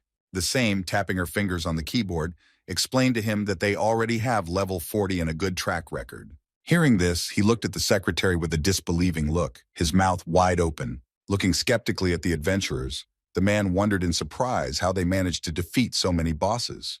He had worked as an adventurer himself for over 7 years and was the only B-rank adventurer until now. Clenching his teeth tightly and giving the blue-haired man a devastating look, the contractor thought that he wanted to take his glory. Noticing this, Iosa exhaled noisily, thinking that they had once again attracted the attention of a not-so-good person. Okama put his hands on his sides and thought that he couldn't let that happen, because boys like that weren't worth B rank. Iosa perfectly understood that the man was not the last person in the guild, so his opinion could be listened to. The problem also consisted in the fact that the applications for raising the level were considered by the heads of the guilds, and the opinions of the contractors were also taken into account. The adventurer perfectly understood that it would not be possible to bypass Okama's opinion, and if he was alone, it would not matter. However, for the sake of Satsuki, who was with him, he was not going to back down. Approaching the contractor, he asked him what was the reason for rejecting his application. Approaching almost close to the boy, he replied that they were still too young, as such a rank entailed great responsibility. Measuring the interlocutor with a devastating look, he asked them if they really believed that they could just come and take what they wanted. Frightened by his sharp and loud cry, Satsuki narrowed her eyes and buried her head in her shoulders. The rest of the adventurers present in the hall threw surprised looks at them, sympathizing with the adventurers who had caught the contractor's eyes. At the words that they must be at least 17 years old to be adventurers, Iosa asked how many of the 17 seniors he knew who had reached the B rank. Okama glared at the boy, wondering what kind of nonsense he was spouting. To which the blue-haired man continued that the rifts appeared 15 years ago, and there are only 6 people with this rank in Japan. Adding that they had reached it in less than a year, the adventurer inquired if he thought they had all been ranked by mistake, confusing the opponent. Ichinosa concluded his speech by saying that he was strong enough for his rank, and if there was another reason for the refusal, he was willing to listen to it. Okama clenched his fists as he listened to him say that the rift laws were still being pushed to the limit. However, in a moment, squeezing out a wide, strained smile, the contractor answered that therefore it is worth listening to the opinion of an experienced adventurer. The blue-haired man replied that he must first look at their achievements in order to make a fair decision. Remembering that this was the policy of any adventurer's guild, Ichinosa looked at the secretary, waiting for her to confirm his words. The same, lowering her gaze, ran her eyes over the charter and confirmed every word said by the adventurer. Satsuki was fascinated by how her partner was standing up to the more experienced contractor, even now showing himself to be brave. Hearing everyone around begin to whisper about the newbie's stubbornness, Okama glared at the crowd. The veins on the man's face swelled when he realized that he was being mocked because of the boy, and he could not forgive such a thing. Approaching the reception desk, he inquired about the boy's level and grade. Hearing that the blue-haired man's class was called Gravity Master, the man thought about the fact that he had never heard of one. However, he immediately understood that the class was magical, and the high level could be explained by good connections with warriors. After hearing the contract man's apology and his words that he should have considered his abilities, Ichinosa looked at him suspiciously. However, crossing his arms over his chest, Okama added that there was one condition for him to consider the boy worthy of B level. Carefully watching the blue-haired man's reaction, the man said that he would personally test his abilities. After some time, the three of them were standing in the training hall, and adventurers were scurrying around, watching them with interest. Crossing his arms over his chest, Okama said that if they beat him in battle, the rank would be theirs. But if they lost, they would not see him. The adventurers standing on the podium were discussing the incident where a contractor had killed 2 adventurers in a practice fight. So they understood very well that the blue-haired man would have a hard time, as Okama wanted to play on him. Satsuki, who was watching her companion, folded her arms over her chest and anxiously thought about what would happen next. Looking at his adversary, the contractor thought that he would finally be able to avenge the humiliation he had suffered through him. Counting on the difference in their levels by as much as 11 units, Okama expected to see tears in the boy's eyes. In addition, the boy had a magic class, which meant that he was clearly just helped to level up. And he himself belonged to the class of druid warriors, which allowed to strengthen physical indicators with the power of animals. Realizing that his features prevailed, the man stretched his lips in a predatory smile. Looking at Ichinosu, who was checking his stats, he was going to trample him and make him never appear in the guild again. Looking at the massive figure of his opponent, the blue-haired man knew that there might be problems with him, since he belonged to the fighting class. So the boy dragged his finger to the characteristics window, intending to spend the accumulated points. With a few confident moves, he raised his gravity control skill level to. He was going to do it anyway. It's just that the need came a little sooner than he expected. Noticing this, Okama asked him if he really thought that raising his skill level before a fight would help him. Without hiding his predatory skin, the man pointed out that accidents during a training fight are a common thing, so he should prepare. However, the blue-haired man only closed his eyes and said that he understood everything perfectly and did not see anything terrible in it. However, resolutely turning his gaze to his opponent, he added that he hoped that he would also heed his own advice. These words instantly erased the hideous smile from the contractor's face, and he mentally cursed. Looking at the spectators in the stands, Okama thought that this fight would be an example for everyone. Satsuki watched her partner prepare for battle with anxiety in her eyes. In his mind, the man said that anyone who dares to slap him will regret it very much. Taking out his sword, he rested his hand on his side and invited them to finally start the fight. Ichinosa didn't respond to his words that the boy could use whatever he wanted. The adventurers who came to watch the fight between the contract and the rookie waited silently in the stands. Stretching his lips into a wide, predatory grin, the contractor said he was ready to begin the duel. Gathering his energy into a pile, Ichinosa began the battle, creating a purple orb in his hand. Okam thought that he was a low-level and magical class that was known for not being capable of anything. Therefore, he expected that the boy's attacks would not cause him much damage. Standing in front of the blue-haired man, the man offered him some fun. Concentrating his strength around him, Ichinosa charged at his opponent. In the next moment, he rushed at the contractor, swinging his blade right in front of his face. Large drops of sweat rolled down Okama's face when he saw this, which was a complete surprise. He barely put his sword in front of him as he didn't expect such a low level of speed from a boy. In the next moment, the blue-haired man was already behind the dazed Okama, who did not understand what was happening. Turning his face to him, the man thought that he had simply managed to catch him by surprise, which is why he deflected such a successful attack. Saying that he couldn't escape, the contract worker put his sword in front of him and swung it with all his might. However, he didn't even have time to orientate himself when Iosa was already in the air above him, attacking from above. Hearing a noise on the mountain, the man looked up in surprise. Okama mentally cursed as he held his sword ready to defend or attack. Meanwhile, the blue-haired man was already charging at him again, swinging his blade. The man didn't even understand how it happened when the adventurer's knee flew right into his face. Flying back a bit after a solid attack, he cursed loudly, addressing it to the opponent. Large drops of sweat rolled down his face as he wiped the blood from his lip. Okama knew very well the difficulty of executing a blow from such a position, and understood that an ordinary novice could not do such a thing. The moment of the crowning knee strike was even recorded on someone's video camera. The stunned adventurers, who had just watched the battle before, saw the newcomer defeat Okama for the first time. Meanwhile, the contractor put his hand aside, thinking that he would not allow the boy to get the same rank as him. Iosa, meanwhile, was silently applying his skills, deftly dodging his blows. At the moment when he once again failed to get the blue-haired man, Okama thought for the first time with despair that he might lose to him. Imagining how quickly the fame of his loss would spread and the smiles of those around him, he thought that he could not let the adventurer win. Frightened, the contractor decided that he could not lose in front of everyone present. The man remembered very well that the level of his young opponent was much lower than his own. Measuring his opponent sternly with a careful gaze, Iosa thought that he was unaware of the true strength of the Gravity Master class. With the help of the gravity control skill, it was possible to compensate well for the lack of physical strength, so the class was considered the strongest. And in short duels, his mana was not enough for the maximum use of this skill. The blue-haired man understood very well that without the use of skills, it would be extremely difficult for a contractor to win a battle, even with a higher level. Shinbi Kaoru, who was very good in close combat and had good fighting skills, immediately came to mind. Besides, compared to Okama, the redhead didn't have such an open dislike for him. Gathering energy around him, the adventurer rushed forward, holding his blade out in front of him, planning to finally end the duel. At the same time, he gave the command to double the gravity. However, at the last moment, the contractor still managed to put his sword in defense.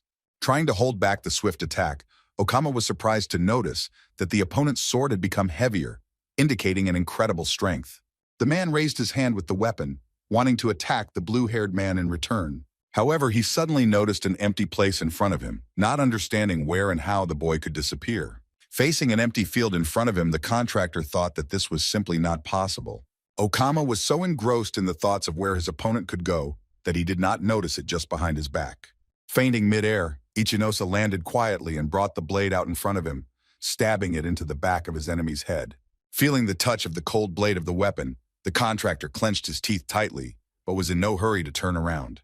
Iosa thought that he was in the enemy's blind spot at the time of the jump, so it seemed to him that the boy had disappeared. Everyone present in the stands of the arena shouted with joy, delighted at how the rookie managed to defeat the B-rank contractor. Exhaling a sigh of relief, Satsuki happily exclaimed that Iosa had managed to defeat him. At the same time, the girl's face was covered with a blush. Okamu, meanwhile, began to shake with rage, as he still couldn't believe the outcome of the battle.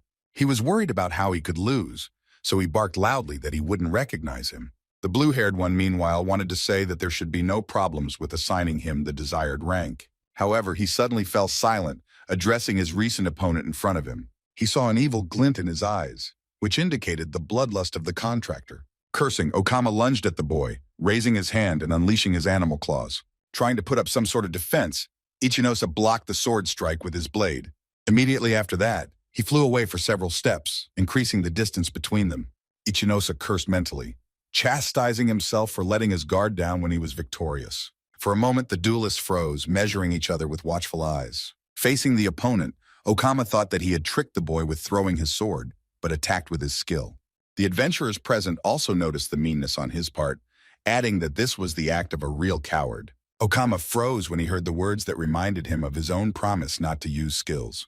With a loud thump, he turned his hateful gaze to the stands where the commentators sat.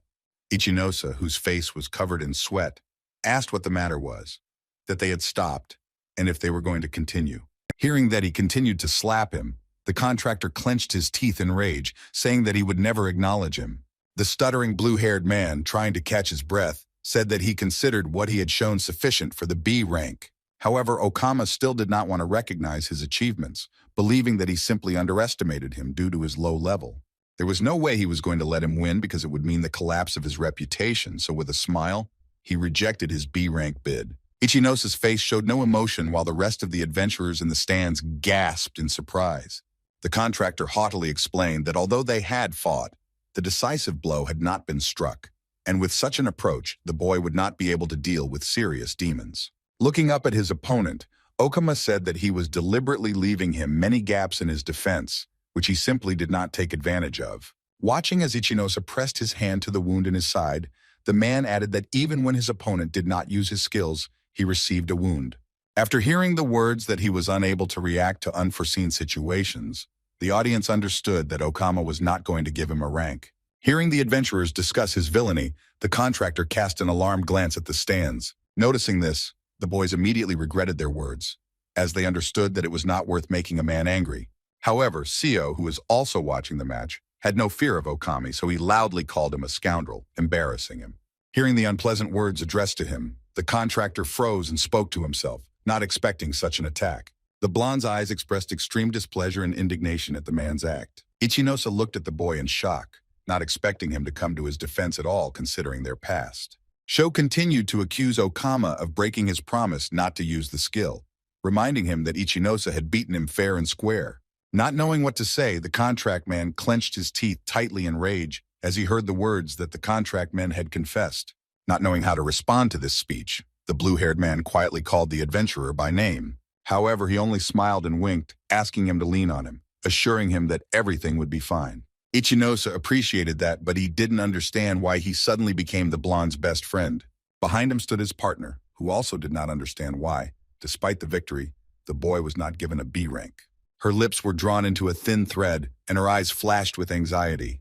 Looking at Seo, who was fired up in his speech, Ichinosa thought that until Okama recognized his achievement, he would not be able to see the rank. He perfectly understood that the difference in their powers was simply obvious. The blue-haired man understood that with his victory, he touched the pride of the opponent, so he thought that he should have smeared harder. However, in the next moment, the opposite thought arose in my head that it was worth giving in to him. Okama, meanwhile, stood opposite, breathing heavily, making him look more like a large bull. Suddenly, the attention of the opponents was attracted by a man who entered the training hall, asking what was happening here. Looking at the newcomer, Okama was surprised to call him the deputy chairman named Serizawa. He looked at the contractor, saying that he was looking for him, but now he was interested in what was going on between the two. To which he heard from Okami, who shrugged his shoulders, that he was just doing a small check that was just wasting time. Serizawa looked at Ichinosa and said that injuries during practice fights are common, advising him to be careful and see a doctor. However, the contractor with a broad smile assured the deputy chairman that it was only a slight scratch, so there was nothing serious. Serizawa frowned, suspecting that this was not quite the case, but decided that he had no time to argue. Heading for the exit, he said he had a serious talk with Okami, calling him after him. Taking one last look at the opponent, the contractor said that this was the end of the inspection, as he was quite a busy man. It was at this moment that Seo slammed his fist on the parapet, calling the man a coward. He thought with disappointment that he never knew one of the guild's best adventurers could be like this. In the meantime, Satsuki approached Ichinosa, asking what they should do now, to which she heard the answer that they would have to find another way. Meanwhile, when asked by Serizawa about the reason for the training battle, Okama replied that he wanted to point out a place for a boy who wanted a B rank. After hearing this explanation, the deputy chairman was surprised to think that he was greatly underestimating the adventurers, since the rookie had applied for the B rank. The contractor waited patiently while Serizawa lifted the pass to the scanner, opening his own office. While the deputy was thinking about Okama hating people like Ichinosa, the contractor himself asked him what he wanted to talk to him about. Staring at him, Serizawa said that their conversation would be about the B-rank rift, which was called the Beast Mausoleum. Controlling such rifts was extremely difficult, and adventurers quickly leveled up and acquired high-end items. Grabbing his tablet on the table, the deputy chairman announced that they had recently received a notification about a change in the location of the monsters in it.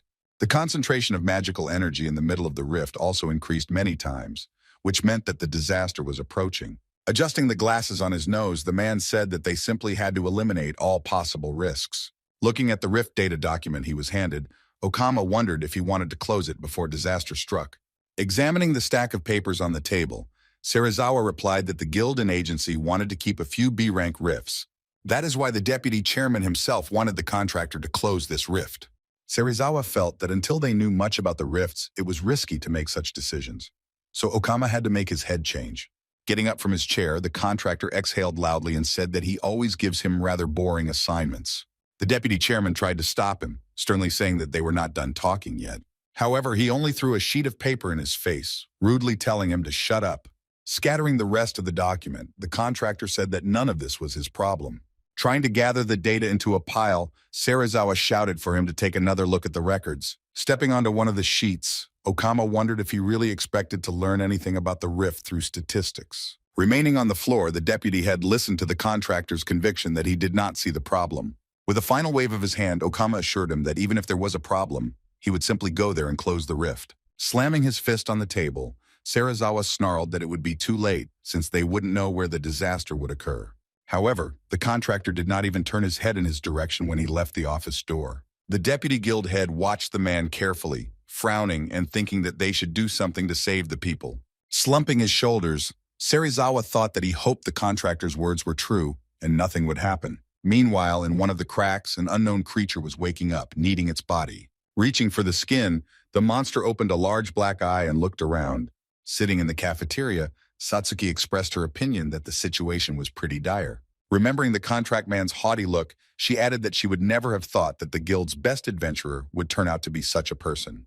Iosa himself thought that it was possible to get a promotion only in the guild of his district, and Okama would not allow him to be promoted. However, in order to get into the mystical library, he definitely needed to get a B rank. Satsuki, unlike him, could get a promotion in another district, but her level was still too low. Propping his chin with his hand, the boy thought hard about what he should do now. He was distracted from his thoughts by Seina's loud voice, who said that she had already heard about his problems with the contractor. Holding her phone in front of her, the girl showed a video of him fighting Okama. The blogger explained that it was thrown to her by one of the fans who was present at the time. The title referred to injustice on the part of the B-rank contractor. While the blonde expressed outrage at the man's actions and said that more views were needed, Iosa said that he would do without. However, Seina, remembering how he saved her in the dungeon, grabbing her in his arms and taking her away from the boss, replied that she owed him. That is why I wanted to help everyone in whatever way I could. Looking at the blonde, the blue-haired man quietly called her name. Realizing that this was not the only reason, Seina calmly added that she thought it wouldn't be a bad way to make money. Closing his eyes, Iosa exhaled and explained that there was still a lot they didn't know about the rifts. That is why the guild relied in its decisions on the opinion of experienced adventurers. And Okama himself was not one to change his opinion about others. Satsuki, meanwhile, listened intently to what her partner was saying while he explained that the contractor was one of the selfish ones. The blonde immediately agreed with this statement, looking at the blue-haired man in surprise. Her gaze did not express any positive emotions. Rather, it read aggression mixed with indifference. Crossing her arms over her chest, Seina told the adventurer that she was just worried about him. In the next second, Satsuki turned to face her and asked if she sometimes disliked Iosa. Hearing this, the blogger loudly asked her what she was talking about, but the girl's cheeks were covered with a blush.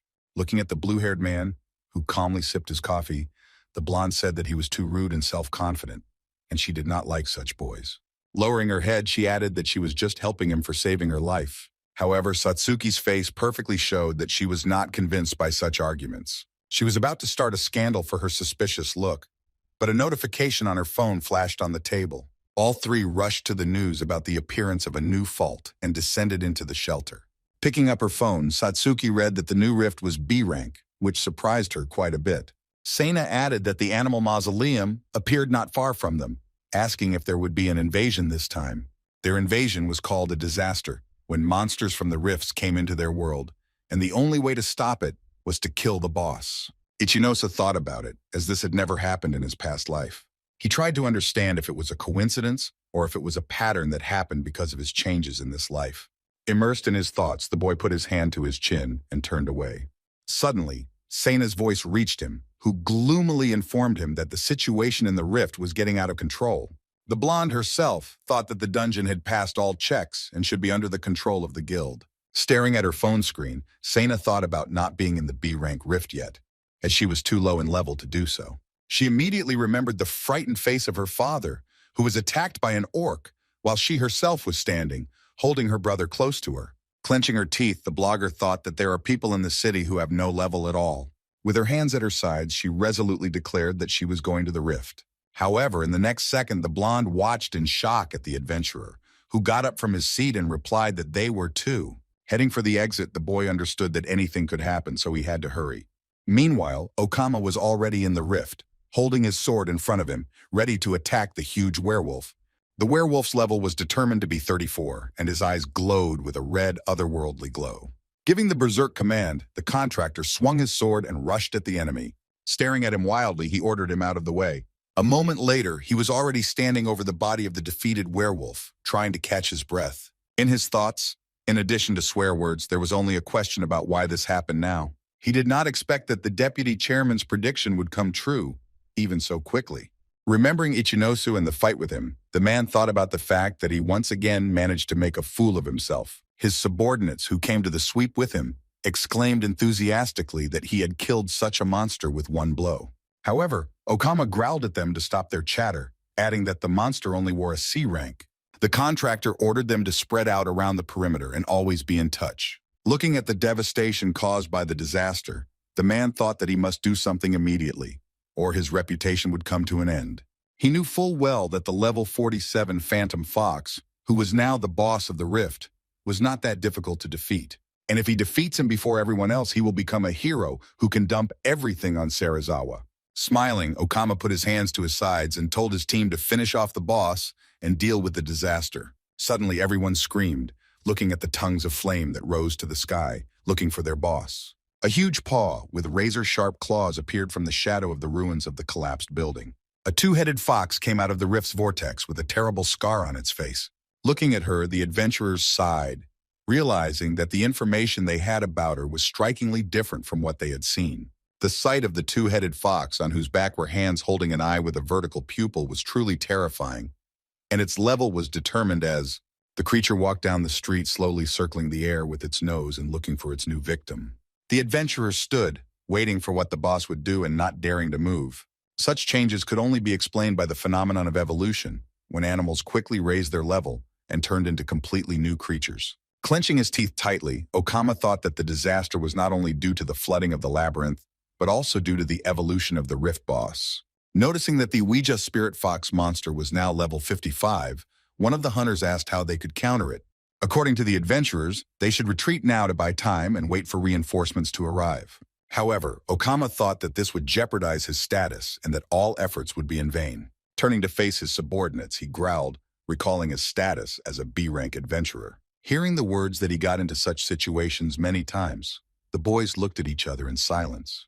However, Okama warned them that there was no reason to back down, as he could easily deal with the monster. However, they tried to convince him that it was extremely unreasonable to count on victory in a battle with such a monster. Hearing the objection, the contractor glared at them, thinking how dare they doubt his words. He stretched his lips in a predatory smile, promising the boys to regain their former self-confidence. Extending his hand forward, Okama gave the berserk command with a smile. His subordinates immediately grabbed their heads, wildly crying out from unbearable pain. Looking at them, the man ordered them to put aside their fear and boldly go into battle. Okama himself thought that at the beginning of his career he used such a skill as bait. Seeing that his order was not being carried out, the contractor approached one of the boys and kicked him. Hearing the new order to attack, they drew their swords and immediately rushed towards the two-headed fox. Okama wanted to use them as bait, after which, with the help of his skills, he himself would deliver the decisive blow. The principle that guided him was that an experienced adventurer would not survive without cheating. The Rift boss let out a loud and guttural growl as he saw the warriors approaching him with their swords raised. A gray and white mist of magic hovered around the animal as it approached its opponents. From the eye, which was surrounded by pale hands on the back of the fox, a spell of demonic destruction was heard. Debris of various sizes and shapes began to rise around the ruins, which lay in a heap nearby. Okama watched as they swirled around the boys he had baited. Suddenly, the man froze and looked in front of him in fear, seeing that several pieces of debris had returned in his direction. Trying to escape from them, the contractor turned his back on them and quickly ran away from the place, trying to understand what kind of magic it was. The boys, surrounded by the red haze of the spell, shouted loudly again, causing the man to curse. Suddenly he stopped, as if he had been buried, as a huge boulder hung in front of his face. Trying to break it, the contractor waved his hand, giving the command to strike the Beast King. Clenching his teeth tightly, the man felt a kinesthetic attack coming from his opponent. Such a skill had a fairly wide range of applications and was quite strong. The fox slowly approached the contractor, making a barely audible guttural growl. Hearing him, Okama turned his head in fright, trying to think of a way out of the situation before it was too late. In the next moment, he saw the Rift Boss rush towards him in one great leap, his paws wide open. With the sword in front of him, the only thing that crossed Okama's mind was how fast the fox was. Debris flew from above as the contractor thought about running away, as his subordinates distracted the boss. Breathing heavily, the man tried to repel the stones that were flying right at him. Suddenly he froze, numb with fear of the creature that was fast approaching. In the next moment, a clawed paw flew in front of him, clawing at his body. Falling to the ground, Okama thought that the boss was too strong for him. He did not understand why this monster appeared here, and how he could defeat him if he had no equal in close combat. However, the fox's victory over him was almost instantaneous and took place with one blow. However, the contract man had another skill that only beast warriors had, which was slowing down his heart to pretend to be dead. Meanwhile, the Rift Boss was slowly approaching the opponent, who was lying motionless on the ground. However, not feeling his heartbeat, he turned around in disappointment and walked away. Noticing this, Okama got up and thought that now was his chance to escape before it was too late. Thinking only of saving his own skin, he rushed away without regard for anything. Hearing a noise behind him, the Rift Boss growled softly and turned to face the enemy. The contractor stopped for a moment and turned to look at the monster. The fox swung its tail, sending him a large number of attacks that were impossible to dodge.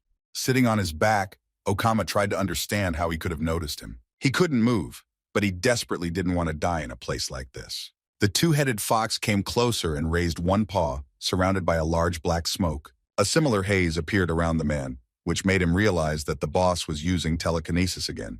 Thinking that the monster would continue to taunt him, the contractor began to climb up until he was facing the face of the fox. Suddenly, a bright light began to pour from the black eye on the back, which meant new magic. Immediately after that, the pale Okama saw black tentacles slowly reaching towards him. One of them, approaching his face, sharply climbed directly into his mouth, stopping the loud cry. Meanwhile, Iosa stood with his blade in his hands and stared at the body of the dead werewolf. In the next moment, he saw in the notification window that he had received 554 experience points. Sana, meanwhile, approached one of the citizens using her healing skill. After a few seconds, he looked enthusiastically at his hand, on which there was not even a trace of a wound. The blue-haired one quietly ordered him to go in the direction they had come from, warning him that there should be no monsters on his way. Turning in the direction where the adventurer pointed, the rescued man politely thanked him. Hearing the blonde call him, Iosa closed his eyes and sighed heavily. Looking at the man who was running away from the scene of the disaster, the girl said that they couldn't take everyone to a safe place, so they had to clear the maze. Sana was so deep in thought that she didn't even respond to his words that she was right. Meanwhile, Iosa, looking at the phone screen, realized that half an hour had passed and the threat had still not been eliminated. The boss of the animal mausoleum should have already been defeated by one of the squads, but nothing was done. Raising his head, the boy thought that this was only a way to prepare for the worst. Meanwhile, not far from them, one of the adventurers of the squad put her sword forward, defending herself from Okami. Bright red bolts of lightning emanated from the cursed contractor, causing her to squint. She yelled at him to come to his senses, saying they were from the Exorcist squad. Another adventurer who was watching their fight realized that it didn't make sense, as he was simply out of his mind. Okama's eyes glowed with a bright, otherworldly glow as he charged at his former comrades. The Exorcist knew that he was a B-rank adventurer, so he was afraid to even imagine what would happen if he crossed over to the opposite side. Not wanting to waste time, the Exorcists drew their swords forward and rushed at the contractor. They wanted to catch him by surprise, so they ran up from behind, swinging their blades. Okama, meanwhile, continued to fight the girl who approached him. However, he could clearly hear the other adventurers advancing on him, so he stretched his lips in a wide, predatory smile. Raising his head, the man snarled wildly, showing the fangs that had grown in his mouth. Exorcists surrounded him from three sides, trying to overwhelm him with overwhelming numbers. A man watching him with one eye squinted through the red lightning that flew around. Okama reached out and grabbed the girl he was fighting a second ago by the shoulder, releasing a discharge. A moment later, she flew several meters away, flying past her frightened colleague. One of the exorcists watched as the contractarian engaged the other adventurer with a Beast King strike. Realizing that something had to be done, he brought his sword forward, clenching his teeth tightly and attacking Okama.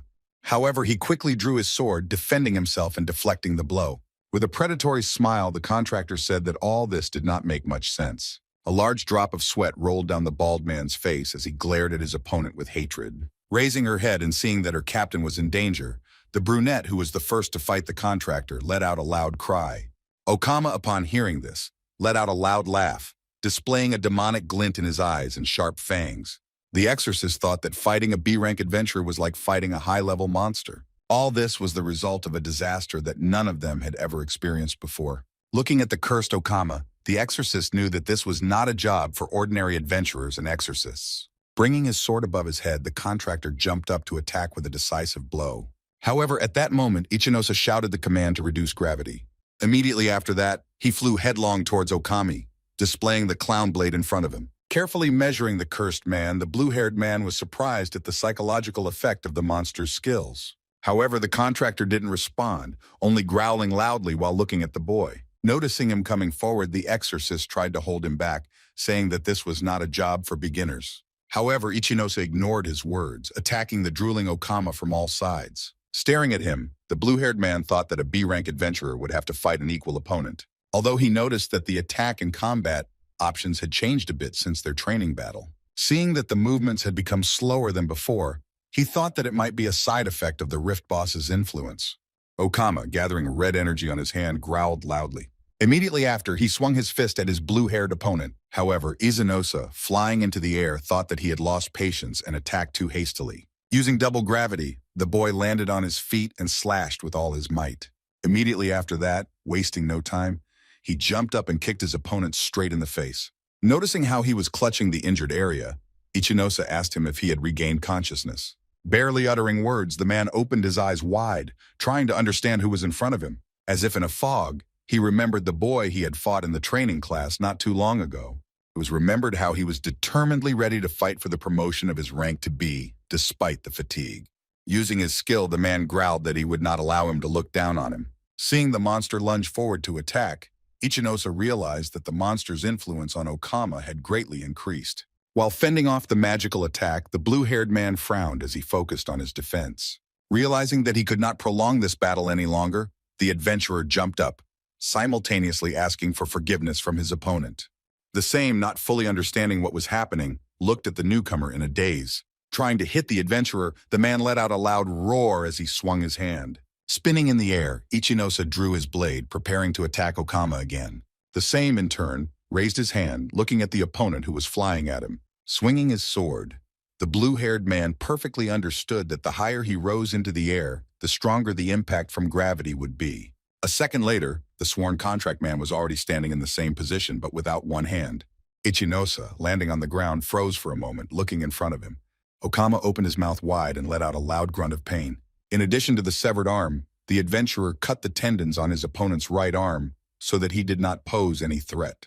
The exorcist who had been watching their fight was now looking dumbfounded at the boy who had managed to defeat the B-rank contractor. Looking at the body of the defeated Okama, the man was most surprised by the fact that the boy restrained his strength during the fight. Suddenly, Seina's voice was heard, asking why Ichinosa left them, to which the boy apologized, arguing that it was an emergency, although he was well aware that the speed of his movement depended on the class. Satsuki, examining one of the wounded, said that they should be transported to a safe place. However, the blue-haired man did not even look in her direction, answering that they would not succeed. He stared intently at the two-headed fox that was coming down to them, warning his companions that they had more serious problems.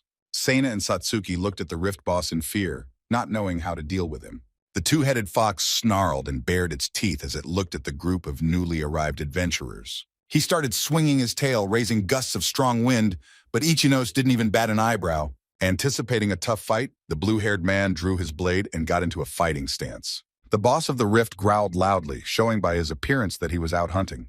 Satsuki quietly asked what kind of monster it was, as she was frightened by its empty eyes. Ichinosa pulled up the stats window to confirm his guess. There he saw that their enemy was a level 55 Ouija demon fox, which was quite different from the initial information. And this meant that the evolution of the animal took place almost instantly after the fault appeared, which greatly complicated the situation. Ichinosa knew very well that when a monster evolves, it becomes difficult to predict the skills that will be used in battle. Seina, on the other hand, firmly declared that in case of victory over the enemy, they would stop the destruction of the city. The blue-haired one, looking at the bald man, added that it will not be as easy as it seems at first glance. He noticed that the boss of the rift was using animal necromancy, which caused level 30 animal phantoms to appear. All three adventurers watched as dozens of blue and purple souls of dead animals descended from the sky. Sena, bewildered by this picture, let out a weary breath as he summoned even more monsters. Remembering her dead dad, she barely held back her tears and said that even more innocent people could die. A predatory grin appeared on the fox's face after her words, as if he understood well what she was talking about. Squinting, the blonde accused the monsters of killing innocents and destroying cities for fun. She turned her tearful eyes towards Iosa, who ordered her and Satsuki to take the wounded to cover. Seeing that he went in the direction of the fox, the girl wondered what he would do himself. Carefully watching the rift boss, the boy calmly replied that he would try to defeat him on his own. Sena froze for a moment, extending her hand towards her partner as if trying to stop him. However, the next moment she smiled, saying that when he acts so cocky, she wants to do the opposite even more. Turning and looking at the enemies with a look full of excitement, the blogger said that they will protect the wounded and deal with the phantoms. Realizing that his rear was securely covered, Iosa himself drew his blade, determined to defeat the boss. Watching the team of rookie adventurers, the exorcist thought they had a crazy plan. He looked at the blue-haired boy as he prepared to fight the phantoms, that if help didn't come in time, they would be considered lost. Jumping over one of the dead wolves, the adventurer looked down to assess its location.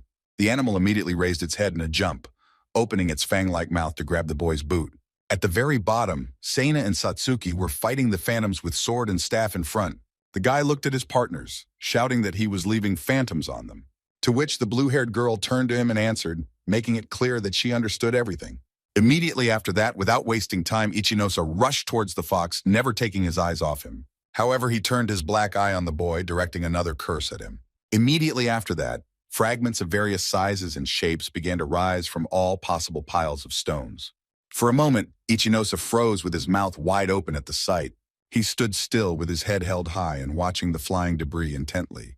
The exorcist also froze, staring at this picture and trying to understand why the skill area was so large. With his serrated muzzle up, the rift boss tried to take good aim at his enemy. Immediately after that, the fox directed a decent amount of debris at the blue-haired adventurer. Frightened for her partner, Satsuki anxiously turned her head in his direction.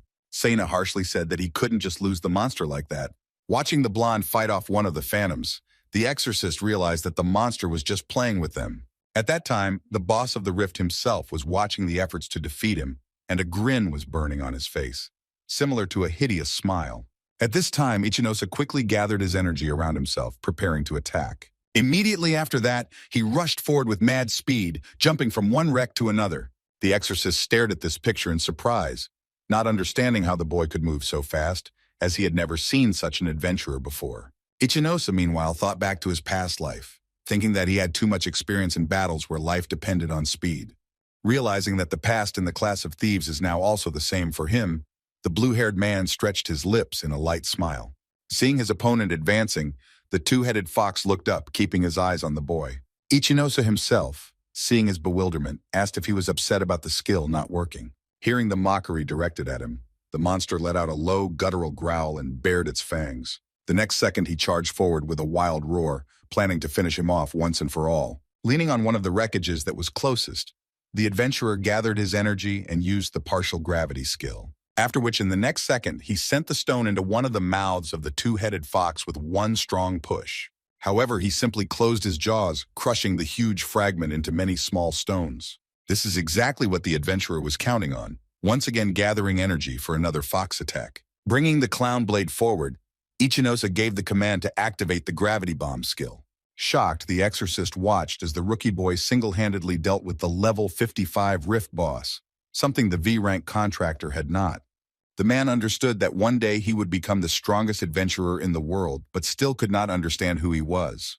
Meanwhile, the blue-haired man was thinking that the rift should close after defeating the boss. In the meantime, Sena, noticing that the monsters started to disappear, realized that there was not much time for them, so it was necessary to finish it as soon as possible. Raising his blade in front of him, Iosa resolutely declared that he would end the rift once and for all. Meanwhile, the two-headed fox was already really angry, which was visible from the movements of his tail. Snarling wildly, he sent a whole pile of huge stone blocks at the adventurer. Trying to avoid them, the blue-haired man thought that despite his size, He was losing all control in battle. Knowing that the boss would not defeat him in this way, the boy pushed himself off the ground and turned towards the opponent. Touching one of the boulders flying near him, he frowned and commanded double gravity. A moment later, a boulder landed on one of the Rift boss's heads, causing a loud roar. Trying to come to his senses, the fox shook his head, stretching out his squeal in a terrible fury. Falling to the ground, Ichinosa gave the double gravity command, swinging his sword at his opponent. Noticing that he was still bringing his face closer to him, the boy swung his blade again, fending off him. He was well aware that any class other than Gravity Master could be defenseless in the air, so it was widely assumed that the two-headed fox had lost its power, which made him very angry. Jaws gaping, the Rift boss lunged at the adventurer, spitting and sticking out its tongue. And then dodging the wreckage, Ichinosa rushed to meet him, drawing his hand with the sword back. In the boy's head was the thought that compared to other bosses that looked like people, this one was much simpler. With that thought, he swung his blade again, planning to hit the huge tail that was sometimes used as a weapon. Seeing the angry scowl on the face of the bald man, the blue-haired man realized that it would not be possible to end this fight quickly. He was not surprised by this, since he perfectly understood that the difference in their levels was simply colossal. In addition, his mana was almost at 0, and looking at the boss who was advancing, you could safely say that he was lucky so far. And it consisted not only in the fact that he is still alive, but also in the fact that he was practically unharmed during the battle. However, Ichinosa was also well aware that if he continued to waste mana mindlessly, the fox would simply finish him off.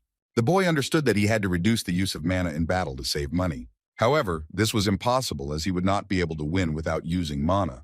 Turning his head in the direction where both of his partners were fighting, wondering if they should be included in the boss fight. However, he quickly realized that he shouldn't do this, as they fought hard with the phantoms that the boss had summoned. In addition, under the supervision of the girls, there were wounded people who could not defend themselves.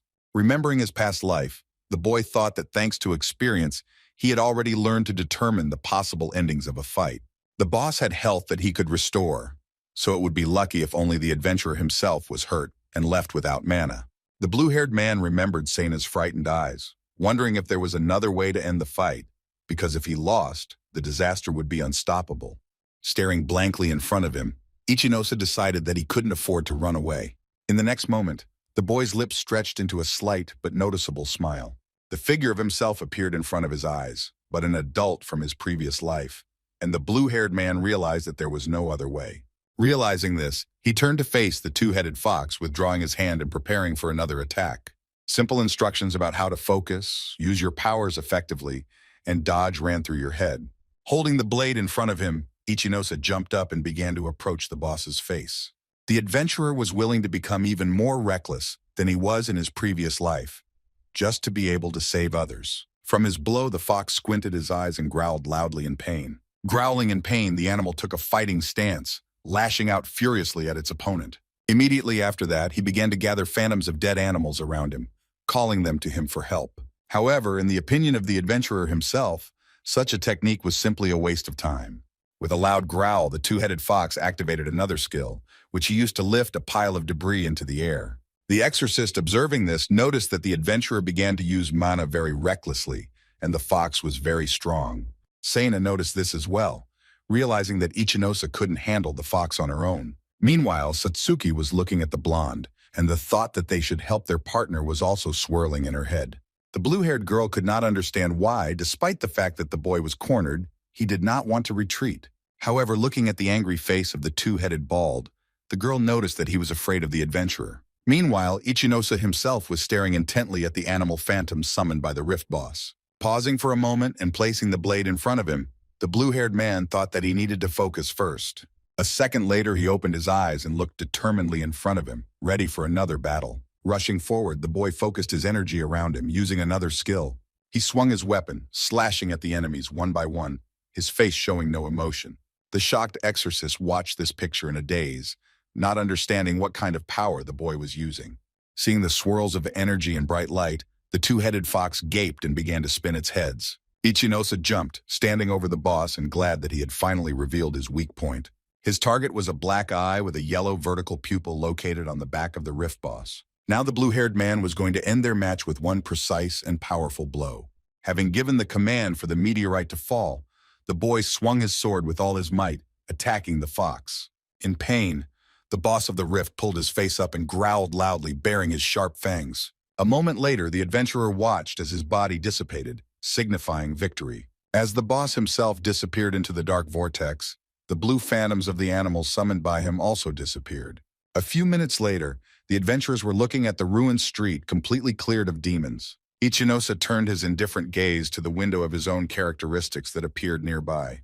The guy thought it was a miracle that he managed to survive the fight, but for the victory, he immediately received 6 levels. Thinking that the summoned phantoms had perished with the boss, the adventurer assumed that the rest of the monsters had suffered the same fate.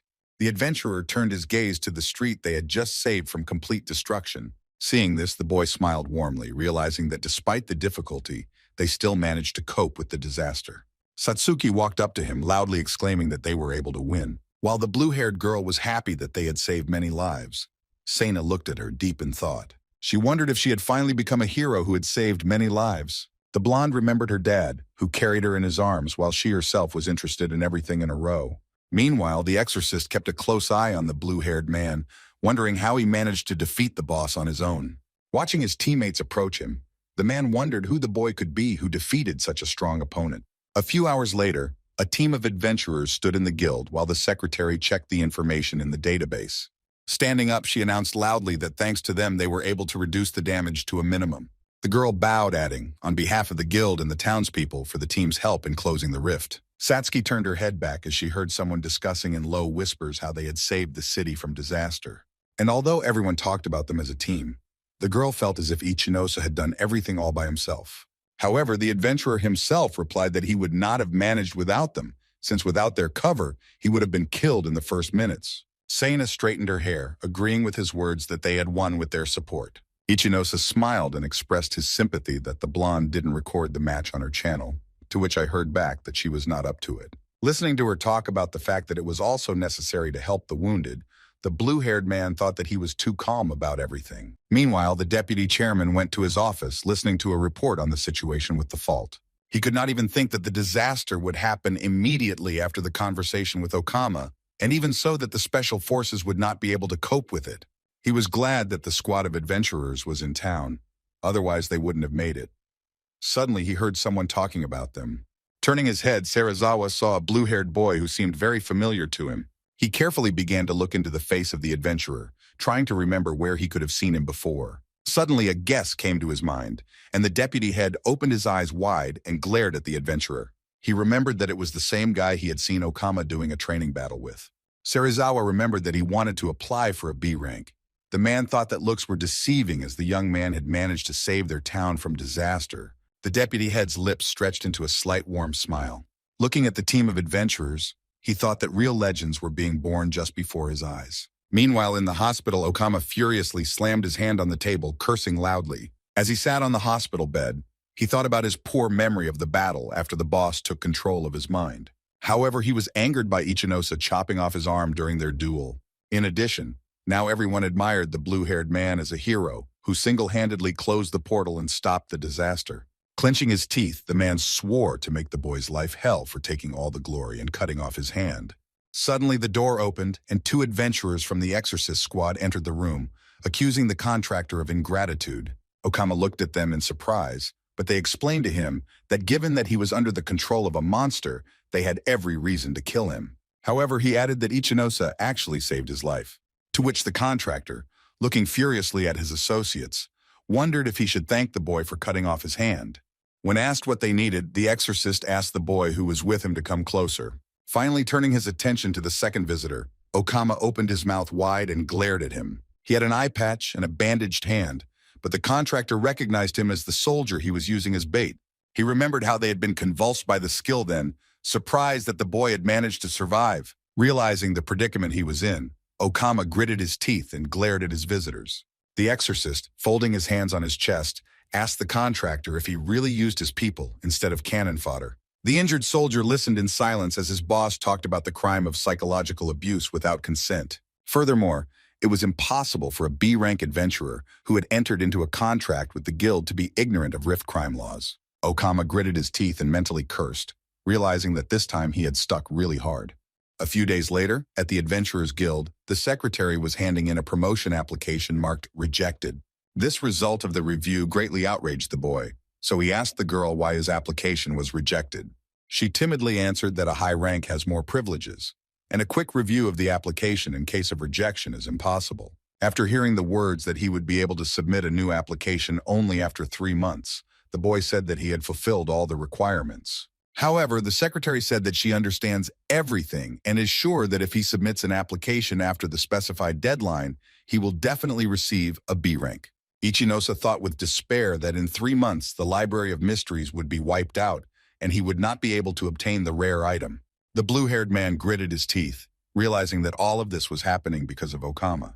Satsuki came out from behind him, reminding him that he had saved the city from disaster and had single-handedly defeated the B-rank contractor when he was under the boss's control. Even the words that the contractor was fired for exceeding his authority did not affect the secretary, who acted according to the rules. Ichinose closed his eyes and let out a weary breath, telling his partner that it was useless, so he advised to end this conversation. Resolutely looking in front of him, the boy thought that he should think of another way to get the desired ring, although he perfectly understood that receiving it could have a great impact on the world and future events. Suddenly, the adventurers heard the deputy head come up behind them, asking what they were talking about. Noticing the man, the secretary flinched and stared at him in surprise. Serizawa measured everyone present with a stern look, waiting for an answer to the question. He added that he heard their conversation and decided to join it. Turning his head towards the vice chairman, Ichinose was mentally surprised that he had decided to intervene in their conversation. After that, he looked at his partner, who also did not understand anything. Measuring the blue-haired adventurer with a keen eye, the man said that he approved of his rank promotion to B level. After hearing his words, Ichinose blurted out to himself in surprise, not believing his own ears. While he was thinking that it happened too easily, the secretary stepped in, shouting that it couldn't be like that. The girl reminded that adventurers did not agree with the rule of submitting applications anyway, and this could lead to general dissatisfaction. He was not even stopped by the words that the guild head would not approve the decision, realizing that he could not ignore the boy's heroism. He recalled investigating the disaster that Ichinose's team had stopped. Serizawa calmly replied to the secretary that the reason for the failure of the exam for promotion was personal dislike of Okama. The vice chairman smiled and looked at the stunned adventurers, adding that not being promoted was their fault. However, Serizawa was well aware that the chairman would still have questions, as he had always strictly followed the rules. Shocked, Ichinose finally managed to speak, asking why he decided to help him, to which he heard in response that his duty was to support the adventurers, as they were defenders of a peaceful existence. The man added that such an unexpected disaster should be predicted and stopped before such destruction occurs. Extending his hand to the boy, Serizawa said that on behalf of the guild, he wanted to thank them for working in this way. For a moment, Ichinose froze, looking at the outstretched hand of the deputy guild leader. However, in the next moment, his lips stretched into a warm smile. Looking confidently at the man, the boy shook his hand, confirming their cooperation. The adventurers approached the registration window, where the secretary was once again preparing a new promotion form. In a moment, Ichinose was already holding a sheet marked "Approved." Satsuki raised her fists in satisfaction and congratulated her partner on receiving the B rank with a wide smile. She expressed surprise that he had managed to achieve such a high rank so quickly. The blue-haired man smiled at her words that there were quite a few B-rank adventurers in the guild that you could count on your fingers. He noticed that compared to his past life, he was gaining new levels much faster. And although he never thought that he would reach level 44 so quickly, the boy felt sad for a moment. Noticing her partner's head down sullenly, Satsuki asked him if he was happy with his achievement, to which she heard that he was just thinking about the difficulties ahead. At this time, the events leading up to the appearance of a B-grade fault are happening extremely rapidly than last time. Now he and his team managed to quickly arrive and deal with the fault and prevent a disaster. However, this had never happened in his past life, so it was logical to assume that his actions after returning to the past changed the future. Placing his hands on his chin, Ichinose pondered the fact that the rifts defied logic, which could explain the appearance in this timeline rather than the past. All this reminded him of the butterfly effect, in which minor changes in actions could lead to terrible destructive consequences. However, the blue-haired man couldn't understand why he was so worried about it now. The boy said quietly that thinking about bad consequences is a pretty bad habit. However, smiling, he added with a smile that they did manage to achieve their goal and get the B rank. Suddenly, his attention was drawn by the sound of a notification that came on his phone. Seeing the words of a new rift appear on the screen, Ichinose smiled, realizing that what he expected had happened. After carefully looking at the time of the news about the fault, the boy realized that it appeared only a few minutes ago. When asked if this was the same rift he wanted to get into, he only gave a short hiccup, keeping his eyes on the phone. The blue-haired man explained to his partner that thanks to the item they would find, they would be able to solve the mystery of the appearance of the rifts. Iosa added that in order to enter the Library of Mysteries, a rank of B was required. Others would have to pass an exam to gain permission. Staring at Satsuki, the adventurer asked with a smile if she was ready to apply for access to the rift, to which the girl answered with a smile, looking determinedly at him. Meanwhile, the phone rang loudly in the dark, well-furnished office. The screen displayed the absence of a photo of the caller, but the man in the office picked up the phone. Putting the cigarette in the ashtray, he folded his hands in the castle and warned about the appearance of a new rift, the boss of which gives extremely dangerous items. The unknown caller asked the man if his men could just clear the dungeon if he could take it over completely. However, the man replied that such a decision would lead to a lot of rumors, so someone was needed to step into the rift first. He kept looking at the blue canary sitting in a cage on his desk, pecking at seeds. He didn't care who the puppet was, but it had to be someone who wouldn't be able to manipulate him later. Getting up from his chair, the man ordered the unknown caller to contact Chimera's call as soon as he entered the portal. The main task was to defeat the boss and eliminate items. However, the additional task of the unknown was the destruction of adventurers who would descend into the dungeon. Instead, he promised to make the deaths look like accidents before hitting the kill button. As the man picked up the phone, there was a short, loud knock on the door of his office. Turning his head there, he calmly ordered the newcomer to enter. A clerk came to the door and announced that he had received a report from the special forces about the disaster that had recently occurred. Noticing that the director had a mobile phone in his hands, the boy was frightened, which distracted him from a serious conversation. However, he said with a smile not to worry about it. Kurebi Hiyos, turning a careful look at the clerk, asked him without further words to start the report.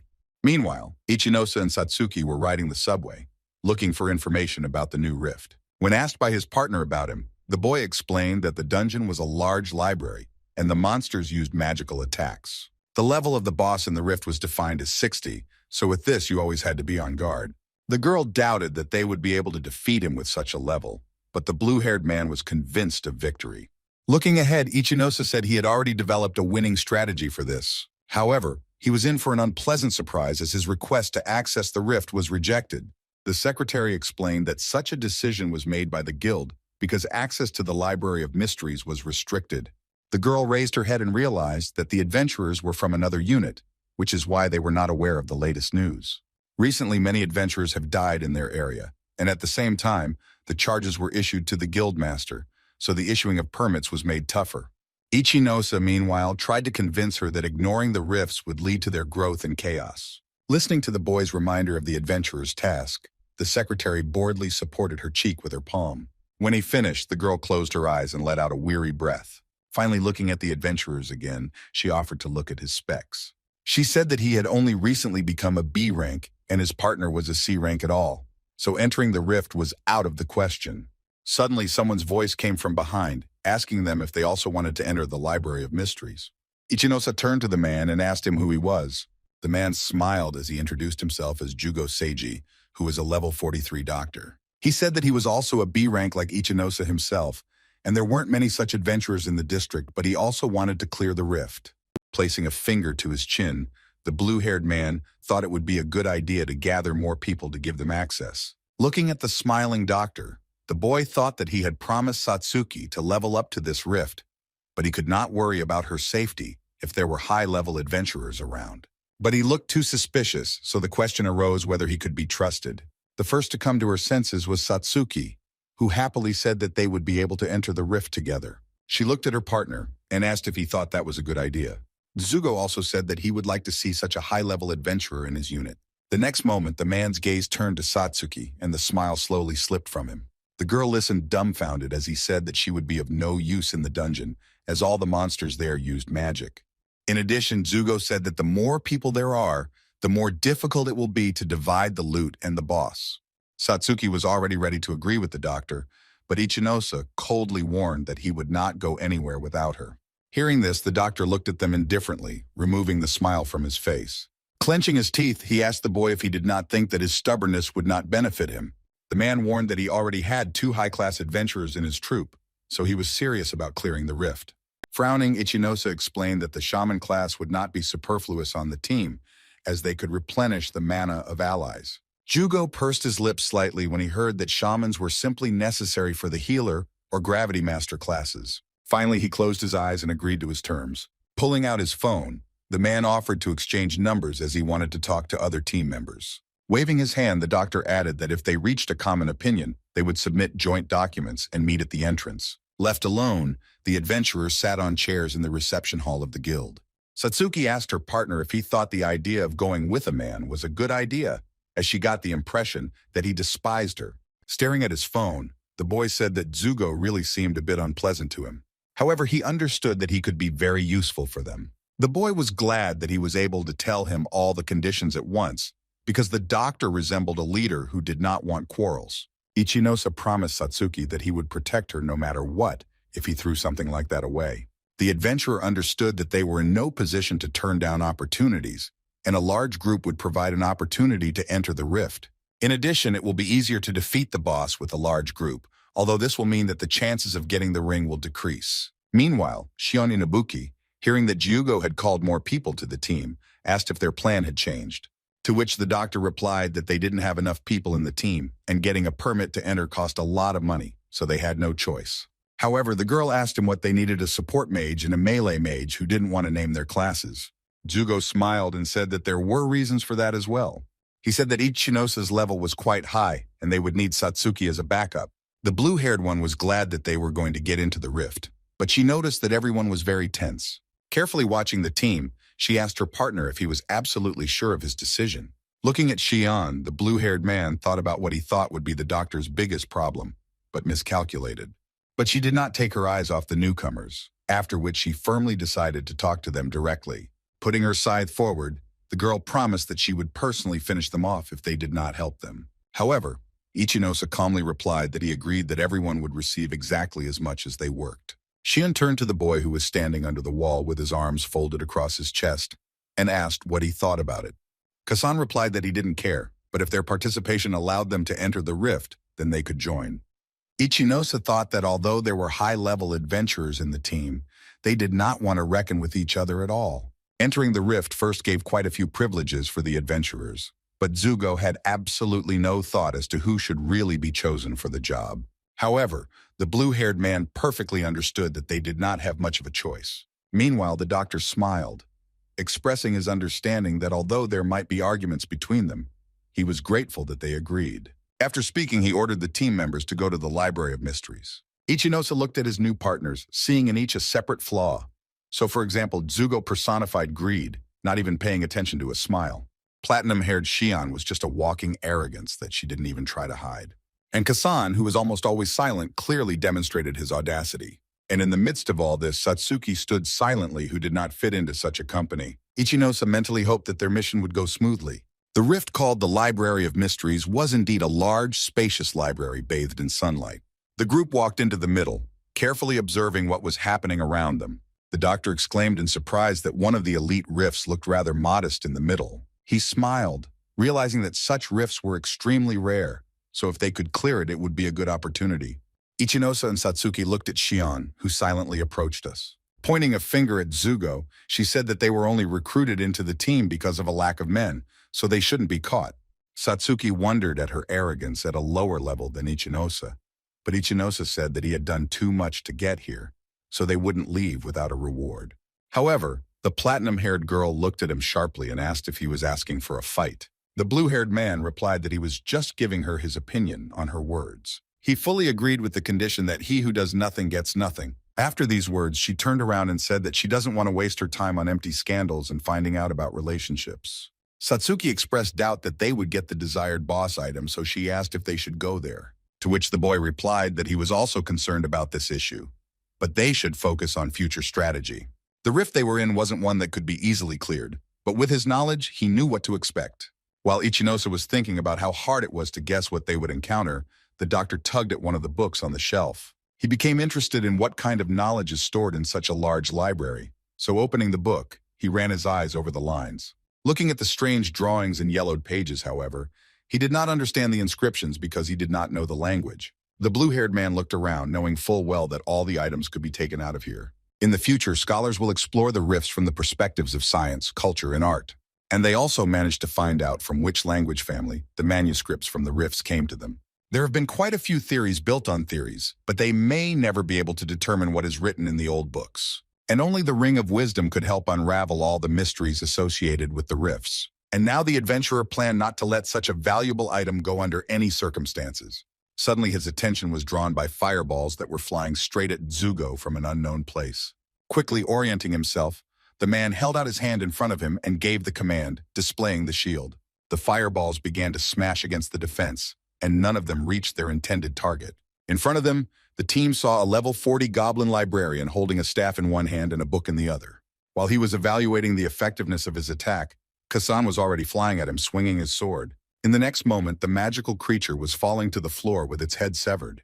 Iosa watched silently as the goblin's head flew some distance, landing at his feet. When Zugo rushed to Kasan, telling him that he had expected such an attack from him, Kasan asked him to stop the artificial praise. Instead, the boy returned to Iosa with his partner, ordering to collect items from the opponent so that they would be useful. Shion smiled as she asked them if they understood how to do their job. Hearing in response that she herself had not done anything, the platinum-haired girl exploded with aggression, saying that it was simply not her time. At her threats to demonstrate her scythe prowess on her, Satsuki only exhaled noisily, showing her attitude towards them. Iosa, meanwhile, thought that both of them were quick to assess the situation and knew how to use their powers properly. Placing his hands on his chin, the blue-haired man thought about the fact that he had seen a similar fighting style somewhere. He looked up at his companion, trying to understand why he looked so familiar. He ignored him, immersed in his thoughts. Hearing the new adventurer address him, Kasan opened his eyes wide and raised his head. Turning to face him, the boy answered his question about the name, not understanding what he wanted. Satsuki fearfully assumed, drilling the back of her partner's head, that he wanted to answer their insults.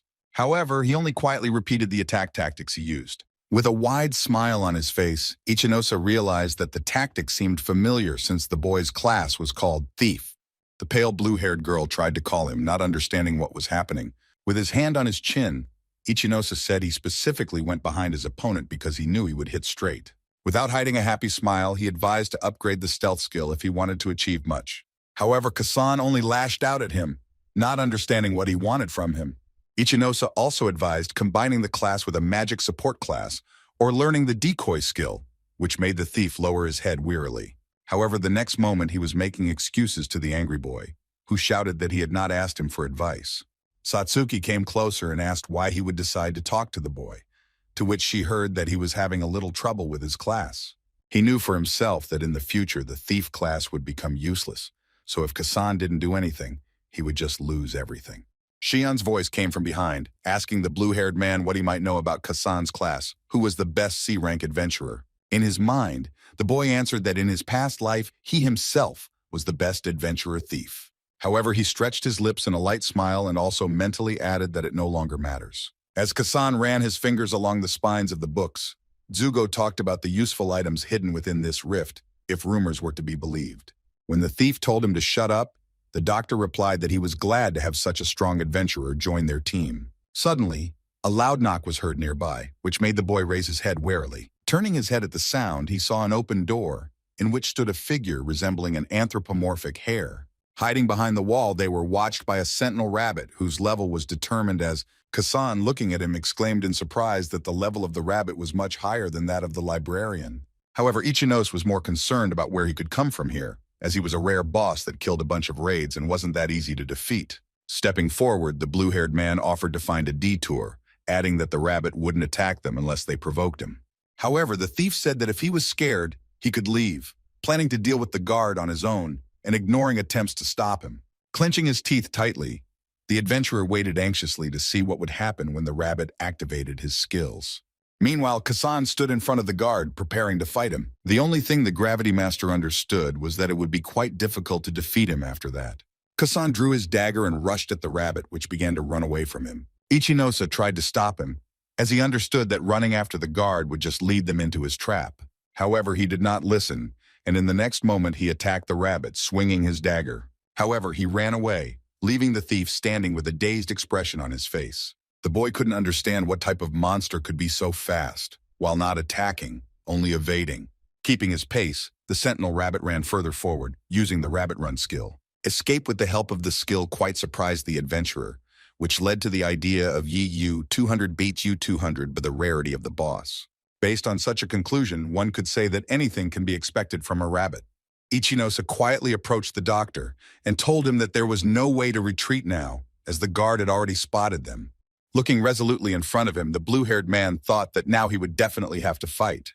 Returning to his team, he said that the main characteristic of the boss is speed, so you need to cover each other. Hearing the words that letting one's guard down even for a second could lead to death, Zugo asked what he meant. He fully understood that the rabbit was level 45, but he believed that 5 adventurers would be able to handle him. Suddenly, the man paled at the thought of the sentry having the ability to control space. However, Kassan snarled loudly that he wasn't going to listen to a boy whose level was lower than his own. Looking at the rabbit's feet, he repeated his threat to take Ichinosa's head off if he commanded. Pulling a pocket watch from his coat, the rabbit stood on one leg, waving it in front of the adventurers. Immediately after that, books began to rise from the shelves in various parts of the library. Kassan cursed loudly when he saw that the guard had used the looking glass magic skill. The old thick binding of the books had wide cracks and swelled. Immediately after that, a large eye appeared on her, which began to turn sideways in search of a victim. Grimoires became 3 books, the level of which differed by only 1 unit, namely 43, and seeing this, a pale Zugo noticed that there were 4 opponents with a higher level in the same room with them now. Meanwhile, the sentinel rabbit, having set his wards on the adventurers, jumped merrily away. Noticing the grimoires starting to attack Kassan, Ichinosa ordered him to retreat as there was nothing he could do.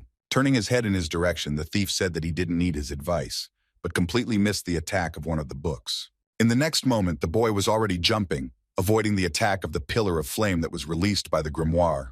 No sooner had he landed than he heard another book approach him from behind with a wild roar. Turning sharply, Kassan kicked her, ordering her to get away from him. Shion and Jugo yelled for him to be careful as a third enemy came flying at him from above. Raising his head, the thief saw a guard above him who was falling on his head, holding a watch in his hands. However, now it was not a cute, plush rabbit, but a monster with a mouthful of sharp teeth that dripped with saliva. The boy immediately remembered that he always ran away, and now that he was openly attacking, things were bad. He was already ready to accept that this was the end, but Ichinosa intervened in the battle, swinging his blade and deflecting the rabbit's attack. Looking at the boss, the blue-haired man thought that he had come quite close. However, he sat looking at him, again smiling sweetly and making squeaky sounds. The adventurer gathered energy around him and attacked the guard again, swinging his blade. In the next moment, he kicked him away from him, hitting him with all his might. At the same time, Ichinosa thought that as long as he could control gravity, he would not lose to anyone in the air. The smile disappeared from the rabbit's face, and he changed the sound he was making before. Looking at him, the blue-haired man was surprised that he decided to take offense at him. Kassan stared unblinkingly at his partner, thinking that he had managed to anticipate the attack and save his life. Ichinosa himself watched as the rabbit retreated again, rolling on its plush paws. He knew that the sentinel would never attack in a straight line, but rather attack a single target before fleeing. Looking at Jugo, the blue-haired man ordered them to deal with 1 grimoire while he took care of the rest. To which the doctor tried to object, that although they had not shown themselves in battle in the best way, yet he could well rely on them. To which he heard a harsh answer that a mistake could cost everyone their lives, so it would be better if the man did what he was told.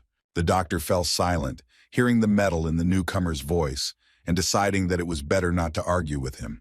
Blue-haired knew that the sentinel rabbit was fast and cunning, and therefore it was impossible to remain calm after encountering such an enemy. In addition, he saw that Kassan had lost all confidence in his actions and abilities.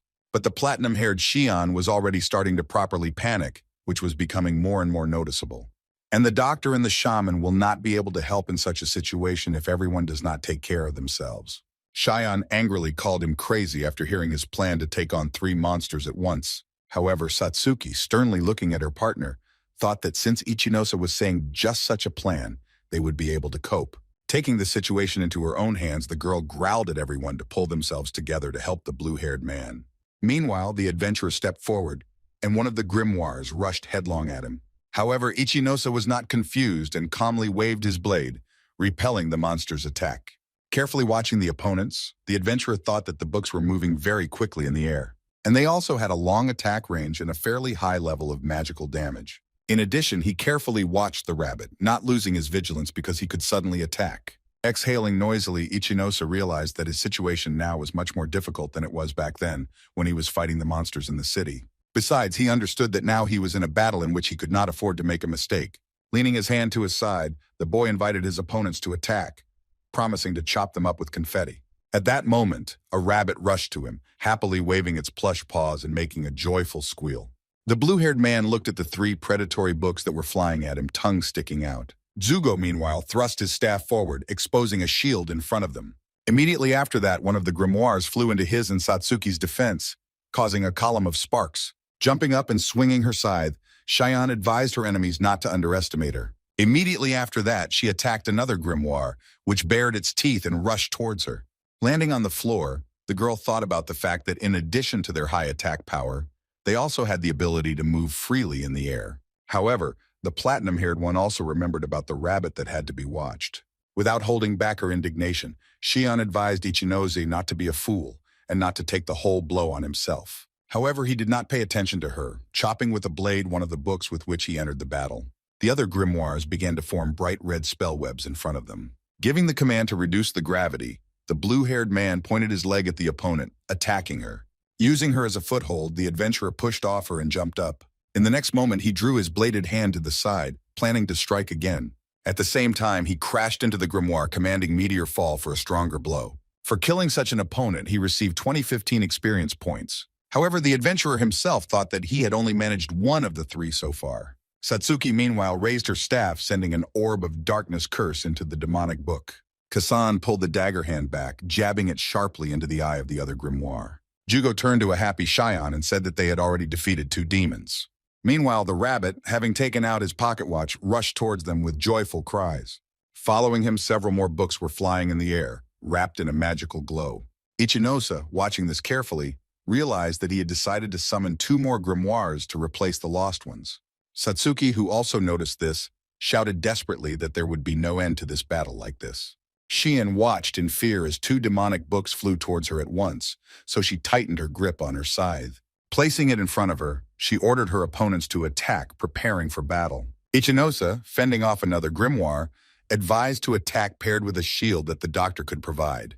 At his next piece of advice, the platinum-haired girl clenched her teeth tightly, thinking that he considered them weaklings. Determined to show him that she could handle the books herself, she swung her scythe at them. Suddenly, the girl stopped and her eyes widened in fright at the sound she heard. Shion remembered that the same sound was made by the rabbit when it attacked Kasan recently. The platinum-haired woman froze, trying to find the source of the sound she heard. Suddenly, an image of a white plush rabbit appeared in front of her, which was enveloped in a white mist of magic. Jumping up, the guard rushed at the girl with cheerful squeaks, attacking her. Realizing that the monster made such sounds when attacking, Zugo yelled at her to run away. However, it was at this moment that she cursed, as demonic books bit into her side. Unsteady on her feet due to the inertia of the impact, the platinum-haired fell to the floor with a heavy thud. Turning on her side, she looked at her opponent, who was biting into her skin, tearing it apart. The thought appeared in her head that once she was caught, it would be the end of her life, which made her visibly pale. Ichinosa, noticing this picture, rushed to the girl and said that he would have to tear it off by force. However, a frightened Shion said that he had drunk too much, so nothing would come of this venture. After carefully measuring the partner with the demonic grimoire, the boy gave the gravity bomb command. In the next moment, the book with the predatory skin flew away from the adventurer, leaving marks of teeth on her body. The platinum-haired girl was also thrown from the spot by such an attack, slamming her back into the bookshelf. Shion froze for a moment as she thought about the pain all over her body, but she appreciated that Ichinosa had saved her. While she was sitting, immersed in thoughts, a new demonic book was already rushing towards her, sticking out her tongue. However, at the last second, the blue-haired man quickly got between them, repelling the attack and covering his partner. Glancing at the doctor, the boy shouted for him to heal Shion immediately. Satsuki watched in horror as they now had no power left except for Ichinosa. While she was analyzing the situation, the blue-haired man was fending off the grimoire attacks, and the doctor was healing Shion. Ichinosa himself was well aware that Alice's magic needed to use a lot of mana, so they would be able to win just by killing the books. Glancing at the rabbit, the boy noticed that he understood very well that he had a great chance of losing. The only chance of victory for their squad was to be patient. With a wave of his blade, the adventurer commanded double gravity. Turning his head in the direction of the duel, Jugo noticed that the books had a rather strong body, and the mouth was protected by fangs. Realizing that something had to be done about it, Ichinosa rushed forward, slashing through the grimoire with his blade. Keeping his eyes on the demonic book, the boy loudly gave the gravity bomb command. After seeing how it disintegrated into small, ash-like fragments, the boy was happy to note that his tactics had worked as expected. Satsuki excitedly shouted that if this technique worked, then they could defeat the rest of the grimoires. However, the doctor, continuing to sit next to Shion, told her that it was too dangerous. In addition, it became apparent to everyone that the blue-haired man had become too easy prey for the demonic books. While Ichinosa was dealing with the grimoires, he lost his vigilance for a moment, which the rabbit decided to take advantage of. He did not take his eyes off the back of the adventurer's head. However, he, realizing that they decided to attack him from the back, jumped sharply, avoiding the enemies. Flying past the place where the boy had just been standing, the guard let out a surprised squeak. Looking at the rabbit, Ichinosa thought that even after defeating all the books, their victory would not be considered complete. Looking around, the adventurer realized that the opponents had cooperated and decided to corner him but still had blind spots. Under such conditions, the enemies had no opportunity to attack him unexpectedly. However, if he chases the rabbit, the grimoires will be able to rush at him from the sides. In the next moment, Ichinosa threw himself from above at the sentry. Realizing that there was not much time, the boy thought about the need to act quickly. Jumping up to the rabbit, the adventurer swung his blade, slashing at the sentinel rabbit. Dodging the blow, the Rift boss pawed the floor and let out a loud squeal. Clenching his teeth, Ichinosa thought with annoyance that he had managed to dodge. He tried to exert all the strength he was capable of, so he struck horizontally. At the same time, he understood that it was more profitable and effective to strike vertically, but the monster was small and very mobile. Suddenly, the voice of Kasan was heard nearby, whose dagger was suddenly clamped by the jaws of the grimoire. Jugo was still holding his shield, shielding himself and Satsuki from the other demon books. Looking at the determined look of his partner, Ichinosa thought that he could not delay any longer. Otherwise, the fight with the rabbit could end up dragging them into the looking glass. However, the sentry wasted no time either, rushing forward with a wild, loud screech. The blue-haired man watching this realized that chasing him would simply be a waste of work. In the meantime, a strategy appeared in the rabbit's head, in which he would be able to jump over during a direct attack and attack the boy from above. However, Ichinosa loudly gave the command for a gravity bomb. The opponent jumped using the rabbit run skill, which allowed him to move extremely fast. However, noticing that a dark orb was flying towards him, the rabbit stopped, making a puzzled, thin squeal. When she crashed into him, the animal flew back a few steps, slamming its back onto the floor. Approaching and standing over him, Ichinosa asked him if he really intended to dodge his bomb. At the same time, he added that every high-speed skill has certain drawbacks. Lying on his stomach, the rabbit heard the adventurer explain that the rabbit run was a short distance, so it was just a matter of waiting for the right time. However, in the next moment, the boss of the rift suddenly rushed at the boy, gaping his toothy mouth. But Ichinosa calmly made one sharp lunge, cutting the rabbit in half. Immediately after defeating the boss, the books that were grimoires became normal books again and fell to the floor. Jugo and Satsuki stared in admiration at their partner who had just defeated a serious boss. Looking at the blue-haired man, Ichinosa said that it was all over and they were able to get out of the looking glass. Shion stared wildly in front of her, and she couldn't believe that everything was over. Suddenly, she heard Satsuki calling her and turned her head towards her partner. The platinum-haired one immediately lunged at her, screaming that she wasn't crying, but the shaman said that wasn't what she wanted to talk about.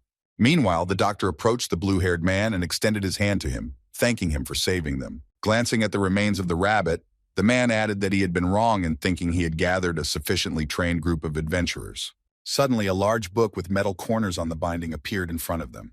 Looking at the black haze that surrounded the object, Jugo wondered what it was. Picking up the book and looking at its specifications, Ichinosa replied that it was a rare secret boss item. The boy explained that it was simply an instruction on additional skills that might be needed depending on the adventurer's class. Hearing the words that such an item could cost 10 million, the doctor looked at the boy in a daze. His eyes were shining, anticipating a quick profit, while Satsuki stood silently behind. However, the man immediately lowered his head gloomily, saying that they had better get out of this rift. He underestimated the Library of Secrets, and as a result, he was practically out of mana, and Shion was badly injured.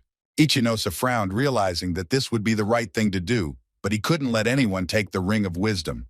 Without looking up, he replied that the biggest problem here could be rabbits, and Cheyenne's wounds could be healed with the skills of a doctor. Hearing that there was no need to worry about mana as there was a way to restore it, Zugo looked at the boy in surprise. Realizing what their conversation was going to, Satsuki immediately remembered extracting mana from demons in the Mad Theater. She hoped it wouldn't come to that, but hearing her partner call the librarians a good target, the girl hung her head doomed. The doctor said that he himself was not against continuing the research, but he did not know what his colleagues thought about it. Kasan, folding his hands on his chest, calmly replied that he would also not mind continuing the mission. The thief himself at this moment thought that Ichinosa was strong enough, and with him they could clear the dungeon. However, Cheyenne, upon hearing that they wanted to stay, went on an angry tirade about their meager mental abilities. Zugo, putting his fingers to his chin, answered her that he perfectly understood why she was afraid. However, the platinum-haired girl immediately denied his claim of fear, saying that she was not afraid at all.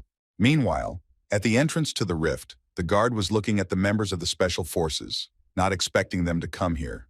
When he asked, they showed their IDs and said it was a top-secret mission. Putting his hand to his forehead, the boy opened the gate and let them in. One of the new arrivals, heading into the rift, finally turned her head back and looked at the guard. Cracking the pass card, she asked her partner why they guarded the cracks so strongly. To which the boy replied that after everything that happened in the faults in this area, such a procedure was simply necessary. He added that thanks to her strength, they were able to enter this rift without too much trouble. However, the girl still did not understand the point of defeating objects from the rift without even knowing what power they possessed. To which I heard that he was not bothered by such questions and was simply following orders. After that, the boy stopped, ordering to remove the illusion.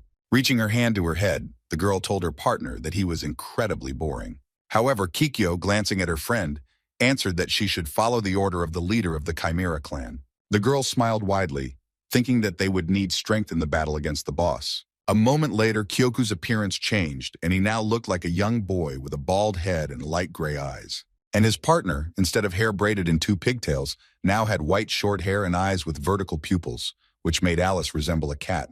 The boss of the Rift Library of Mysteries was a level 43 book demon, who was currently growling as he watched the red eyes that had arrived. Seeing him, Shion looked at him in fright, yowling loudly. The creature snarled loudly as it charged at the adventurers, engaging them in battle. Ichinosa held his blade out in front of him, shielding himself from the demon and shielding his platinum hair.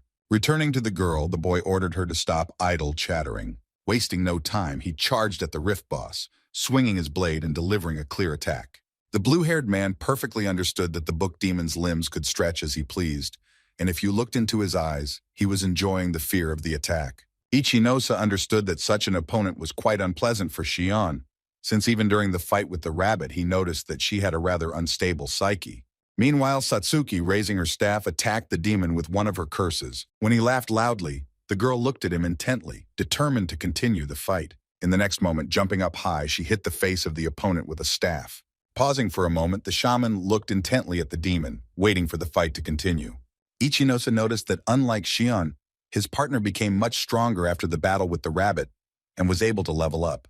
Her skills became more powerful, and even though she spent a lot of mana on them, it made them go through the demons that came their way faster. The platinum-haired one walked up to Satsuki and complimented her, offering to rest if she was tired. However, the adventurer turned to her side and smiled widely, offering not to get lost under Ichinosa's feet. He stretched his lips in a faint smile when he noticed out of the corner of his eye the pale, angry Shion hanging on his arm. Realizing the situation she was in now, the platinum-haired girl jumped away from the boy, trying to explain that she was just scared of the demon. The blue-haired man calmly looked at her and drew her attention to the words about fear. Satsuki squinted at the platinum-haired woman who was asking why she was looking at her like that. However, realizing that something had to be said, Shion did thank Ichinosa for his help, but warned that she was using his help for the last time. Zugo, meanwhile, held out his staff in front of him, covering himself with the magic of the shield. Kasan slashed the demons mercilessly with his dagger, dodging their counterattacks. Looking at the men, Ichinosa was surprised to note that they had done well without their help. At this time, the thief jumped up high, swinging his dagger and attacking the big demon again. Zugo shouted, trying to stop the boy and remind him of Ichinosa's request not to kill the last opponent. However, he did not hear, bringing the weapon over the opponent's head for a decisive blow. At the same time, he answered loudly that he remembered this request very well. Sneaking up to the demon, the thief wrapped a thin thread around his neck, stopping any movement. Watching the monster fall to the floor, Ichinosa thought that the monsters in the rift had a large supply of mana, and Satsuki could recover well. Looking at the thief, the blue-haired man thought that despite his rudeness, he was a good guy who followed everyone in the group and covered for them. The adventurers slowly approached the monster, who was sitting with his hands tied. Jugo watched in surprise as Satsuki put her hand forward and began to transfer mana. Feeling his strength returning, he clenched his fists and said that he could now fight at full strength. As Xian stared in horror at the used demon, the doctor said that the blue-haired one could explore the dungeons for days at a time. To the grandiose plans to catch a few more demons to restore the strength of Ichinosa and Satsuki herself, the blue-haired man replied that physical fatigue was showing. He teased the doctor a bit with the information that mana transfer should be used wisely, but Zugo said he was grateful anyway. They walked down a narrow corridor, approaching a high crack in the wall through which light came. At the same time, Ichinosa warned that they were approaching the depth of the rift, so he clarified if they were really going to the boss of the Library of Mysteries. Hearing that a boss battle was coming, Kasan was surprised that it had come so quickly. However, Xian had more violent emotions, asking the blue-haired man if he still wanted to fight the boss. However, hearing his calm question about whether she was scared, the girl calmly assured him that everything was fine. Zugo, meanwhile, was thinking about the fact that he wanted to completely clear the rift, but there were so many artifacts in them that it was impossible to go any further. Ichinosa continued by saying that before entering the dungeon, he did some analysis and learned a lot about the local boss. Hearing that this information would help them defeat the boss, the doctor pondered the opportunity that had presented itself. To him, clearing the B-level fault sounded quite attractive, as it offered many advantages. They could have immediately become popular if they had closed the gap among the first adventurers. Ichinosa approached the doctor and offered him a deal in which he would take all the items that fell out of the boa for himself, since he was going after them. Instead, the rest of the squad will be able to take all the items they find on the way to him. Glancing at Satsuki, he thought that he had already discussed this with his partner, so she was okay with it. The doctor thought about the boy's offer, as he would not refuse the boss's rare items either. However, if they agreed to such an offer, they would receive a book with the skills of a watchdog rabbit and share the money earned for it. Seeing that Jugo was seriously thinking about the blue-haired man's proposal, Xian shouted at him to come to his senses. Hearing Kasai say that everyone except her agreed, the girl turned a fierce look at him. Clucking her tongue loudly, the platinum-haired woman said that she would go with them, but warned them not to deviate from their work with the boss. Hearing these words, Ichinosa and Satsuki only wearily thought that she had begun her old song. In the room, meanwhile, a tall figure in a lush white dress was standing in front of a tall window. Hearing someone approach her, she raised her clawed hand with a certain grace. The boss of the Library of Mysteries rift was Ether, whose level was determined as. Meanwhile, the adventurers stopped in front of a tall door that led to the room of the rift boss. Returning to his companions, Ichinosa asked them to proceed exactly as they agreed, adding that the boss was not very mobile. He warned them that if they didn't panic and work together, everything would go according to plan. Placing a finger to his chin, Jugo thought that the plan was bound to work, and they were experienced adventurers besides. Xian tried one last time to bring her teammates to their senses, saying that there couldn't be an item that said everything about the boss. However, Satsuki, measuring her with an indifferent look, reminded her that she had agreed to go to the room with them earlier. However, the platinum-haired one didn't stop, saying that Ichinosa didn't even show them the item, and they just took it and believed him. Zugo recalled that one of the first rules of adventurers was not to reveal their strengths to others. From impotent rage at the words that he had shown himself to be on the reliable side many times, Xian clenched her teeth tightly. Kasan, crossing his arms on his chest, added that even if the blue-haired man fooled them, he did not want to return with nothing after such a long journey. Ichinosa, measuring the girl with an indifferent look, said that the work of an adventurer is associated with risks, so if she is not ready for them, then it is better for her to change her job. Hearing this, Xian shouted loudly that she was just testing his strength.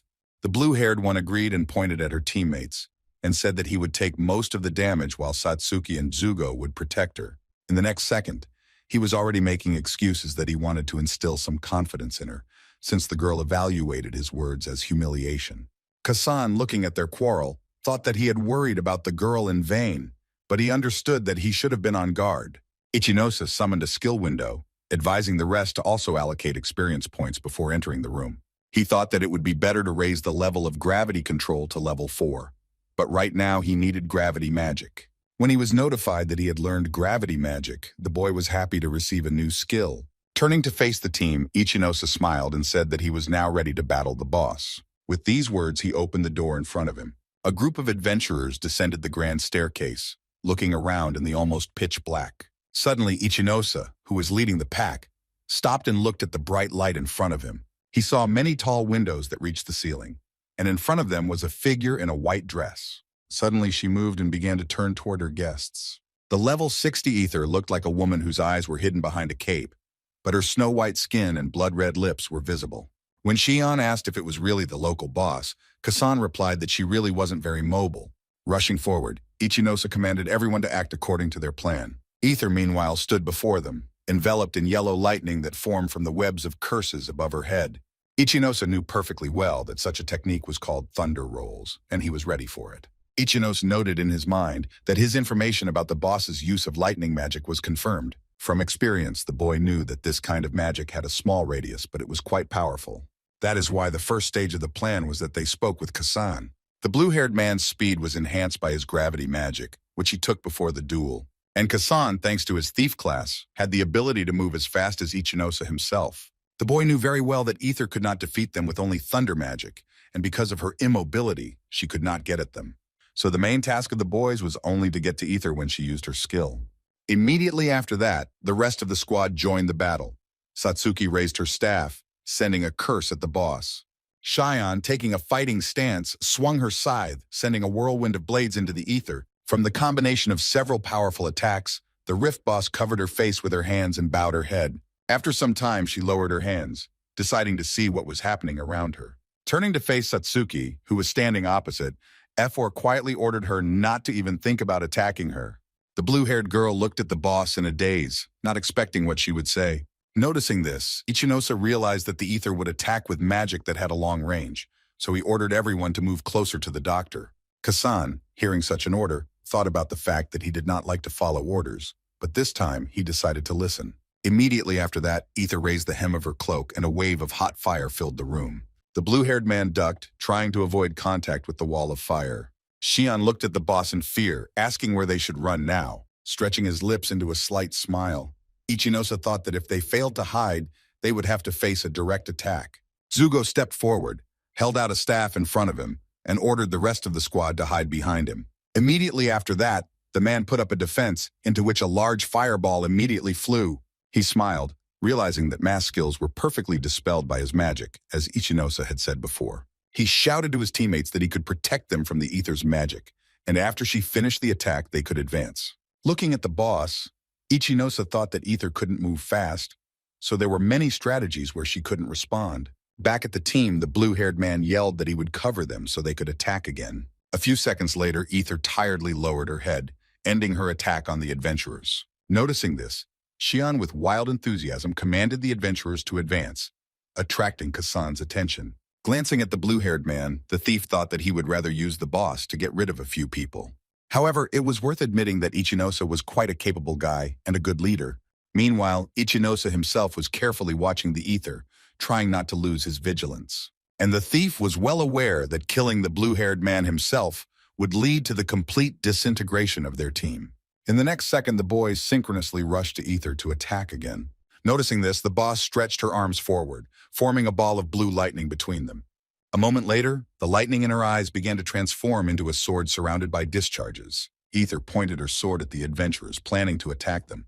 Noticing this, Ichinosa jumped back sharply, dodging the Rift boss's attack. Coming a little closer, the adventurer swung his blade and attacked Ether in return. Looking at the opponent, the boy thought that she was too slow, and therefore close combat was clearly not for her. Smiling widely, Ichinosa asked her if she had decided to save her ranged attacks for the final. Ether looked at her opponent, and her blood-red lips did not even twitch for a smile. Xian looked at the boss, glad that it was fashionable to defeat him with the help of melee combat. While she offered to finish with the boss as soon as possible, Satsuki thought that the girl was acting too self-confident, although she herself was afraid of the boss before. Zugo agreed with the platinum-haired one, as the tactic previously suggested seemed simple, although now it worked extremely well. He thought that she provided an opportunity to attack by exploiting the enemy's weaknesses, and Ichinosa's skills allowed them to believe in him. However, his self-confidence raised certain questions, and his calmness and precision in his movements gave the impression of an experienced adventurer who had gone through many battles. Meanwhile, Ether continued her battle with her opponents, putting her arms out in front of her and using another skill. Watching her carefully, Ichinosa thought that he would have to change his battle tactics to be able to approach her. The stone rook protected the boss from Satsuki's long-range attacks, and if she and Kasan got closer, Ether could attack them with magic. Returning to his partner and the doctor, the blue-haired man ordered them to hide behind one of the columns. Kasan stepped behind the column just as the rift boss unleashed a new bolt of lightning across the room. It distracted her for a moment, which made it possible to attack her. Feeling the blow, Ether raised her hand and covered her face, moving away from the blow. Continuing to hide behind the column, Xian advised her to build an entire fortress to protect herself from the attacks of the adventurers. Leaning forward a little, the platinum-haired woman asked her boss if that was all she was capable of. Stepping forward, Ichinosa thought that Xian had chosen an optimal place for her cover. Judging the distance between him, the platinum-haired woman, and the boss of the rift, the boy realized what trick he could perform. Picking up speed, he simply shouted as he went, apologizing to Xian for what he was planning to do. Not understanding what he was talking about, the girl looked at him in surprise. In the next moment, she let out a loud cry as Ichinosa jumped up and used her as a foothold.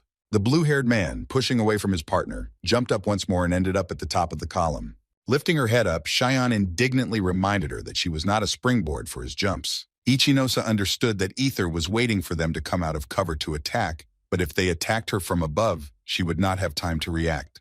Jumping off the column, the boy used the meteor fall skill and waved his blade in front of the boss. Immediately after that, everyone present saw how one of the horns fell from Ether's head. A stunned Xian watched, not believing her eyes that the plan had worked. However, Ichinosa, carefully watching the boss's movements, understood that this was far from the end. In fact, Ether's defenses turned out to be a bit higher than he expected from the start. Kasan watched the blue-haired man from behind the column, thinking that if he didn't intervene, the battle would end very quickly. Pulling out his dagger, the thief thought to himself that Ichinosa was a pretty good warrior. However, he perfectly understood that he would not be able to dodge his attack. Meanwhile, Ether raised her hands again, preparing for another magical attack. Holding her head up, she stared at the large blue glowing orb that was gathering above her. Watching this, Ichinosa could tell that she was going to use a skill that took too much mana, so the Ether would be defenseless and he could attack. The boss of the rift lowered her head, looking with her eyes for her opponent to attack. Realizing he had to act quickly, Ichinosa rushed forward while Ether held the orb in her hands. He was pleased that his comrades would be able to hide from such a powerful attack behind the columns.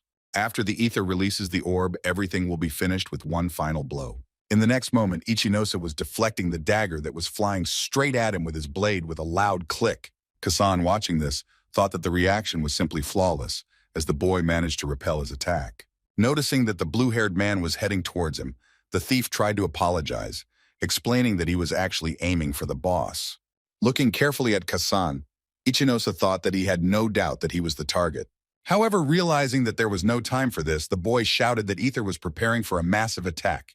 While the boss continued to gather energy to strike, he ordered everyone to take good cover. Kasan, peeking out from behind the column and looking at the figure, tried to understand what was happening. Xian also couldn't believe what she saw in front of her as she watched the huge glowing orb. The Ether continued to concentrate its power, causing the ball of energy to grow larger and larger. Ichinosa tried to control everything that was happening around him, turning his head. Satsuki also watched the blue beams that flew across the room between them carefully. The blue-haired man gritted his teeth, remembering that elemental blast would launch a hail of magic bullets at opponents until the boss ran out of mana. Meanwhile, Ether continued to hold the magic ball from which bright rays flew out. Ichinosa understood that if he dodged all of her attacks, he would be able to deliver the decisive blow and obtain the Ring of Wisdom. Trying to dodge the magic balls flying at him, the adventurer charged forward, attacking the boss. And he could clearly see that the boss had little health left, but it was still difficult to approach her. Watching Ether carefully, the blue-haired man said that he could see how she was doing everything to prevent him from getting to her. Something resembling a slight smile appeared on the Rift boss's face when she heard the opponent's words. Kasan, hiding behind the column, carefully watched as Ichinosa rushed to the Ether. He understood that although he was strong enough, he could not approach the boss in any way. In the end, the thief decided to wait behind the column, as he understood that it was best to wait for the moment when the boss was completely drained of energy. Suddenly, he raised his head, noticing that a bright light was approaching him from above. Dodging the magic bullet, the thief tried to understand how powerful the boss's attacks were if she was able to destroy the column. Realizing that even with constant evasion of attacks, it would not be possible to hide all the time, Kasan scolded Ichinose for bringing them here. The blue-haired man, meanwhile, understood that while he waited, Satsuki and the rest of the squad would come under attack, so he had to attack immediately. Wasting no time, the boy rushed forward, holding a blade in front of him. Noticing this, Shion loudly asked what he was doing, as she realized he was getting too close. However, Ichinose paid no attention to anyone, rushing straight to the boss of the rift. Hearing the platinum-haired man call what his partner was doing crazy, Satsuki turned in alarm in his direction. Her tightly pursed lips turned into a thin thread as she considered the decision she was about to make. Gripping her staff tighter, the girl said that they should also get close to the boss, drawing another exasperated exclamation from Shion. Looking at Ether's smiling face, the blue-haired girl said that she would not be able to attack them with physical attacks. It was much safer for them now to approach her, which Ichinose did. Platinum Hair called such a plan crazy, but Jugo replied that it wasn't. Without even turning his head to his partner, the man added that they are a team and must help their friend. With his fingers tightly clenched on the handle of his staff, the doctor said that they had been counting on Ichinose for too long. Resolutely raising his weapon, the man added that now they must help him and do everything possible to cover him. In the next moment, Satsuki and Shion rushed forward with their weapons out in front of them. And in front of them, with an expression of wild determination on his face, Zugo was running. Ether, noticing this, opened her mouth, carefully watching the adventurers. She continued to hold her hands up, trying to attack her opponents with magic bullets. Noticing two tails of light that flew right in front of them, the adventurers froze. Zugo knew very well that they would not be able to evade such an attack. Extending his hand to his side to cover Satsuki, who was standing nearby, the doctor ordered the girls to step back. Raising his staff, the next second the man summoned a large blue shield wall above them. Realizing that he would not be able to hold back such magic for long, he ordered the girls to get out of here immediately. Turning in his direction, Satsuki politely thanked him for saving her. Unable to hold back the Rift Boss onslaught any longer, Zugo fell to the ground, lowering his weapon. Looking in front of him, the man thought about the fact that it had been a long time since he had risked his life for the sake of others. Looking at the blue-haired man, he mentally said that he would cover the rest of the team, so killing the boss would be left to the boy. Ichinose, meanwhile, hoped that Satsuki and Shion had managed to hide well. The boy saw that now was a very good time to attack, because thanks to the doctor, they managed to repel the ether attack. And now it was necessary to act before the boss found a new life goal of her attack. Jumping high, the blue-haired man charged forward, using the hypergravitation skill. Immediately after that, Ether found herself in a haze of black and purple gravity magic. Ichinose understood that the elemental blast needed to hold his hands above his head to aim, and it was difficult to do so under the effects of hypergravity. Looking determinedly at Ether, the blue-haired man shouted at her that she would not be able to attack them now. Satsuki, who was carefully watching the actions of her partner, realized that he had deprived the boss of the opportunity to attack, so it was time for her to step in. Wasting no time, the girl sent a blue-black haze of the curse of the Shadowways at the Rift Boss. However, watching Ether try her best to keep her hands up, Ichinose knew that she wasn't going to give up just like that. And he also realized that they couldn't let the boss recover mana, because then they wouldn't be able to defeat it. Gaining momentum, Shion also entered the battle, attracting the attention of the boss. The platinum-haired one swung her scythe, attacking Ether and using one of her skills. In the next moment, Ether lowered her hand and waved it in front of the adventurer, deflecting her attack. In the next moment, everyone present noticed how the elbow joint of the boss flew out, which was accompanied by a loud scream. Due to the pressure sent by Ichinose, Shion's attacks and Ether's efforts to keep her hands high, however, she simply broke from the boss's hands. Ichinose stopped and squinted, trying to cover his face with his hand. Satsuki and Shion also stopped, watching the Rift Boss anxiously. In the next moment, however, it simply flew away from the body, falling to the floor of the room. Ether's figure began to bend, falling lower and lower under the influence of gravity and losing all strength. Jumping up and swinging his blade, Ichinose praised the girls for a job well done. In the next moment, the boy swung his blade with all his might, delivering a decisive blow to his opponent. Ether's snow-white face split into cracks of various sizes, accompanied by a loud sound. Ichinose calmly watched the defeated boss of the Library of Mysteries disappear, waiting for his rewards. Satsuki, noticing this, let out an enthusiastic shout, rejoicing in their victory as a tired Shion stood by. Sitting under the wall and trying to catch his breath, Zugo also said that the job was well done. The blue-haired man smiled at the thought of them defeating yet another Rift Boss.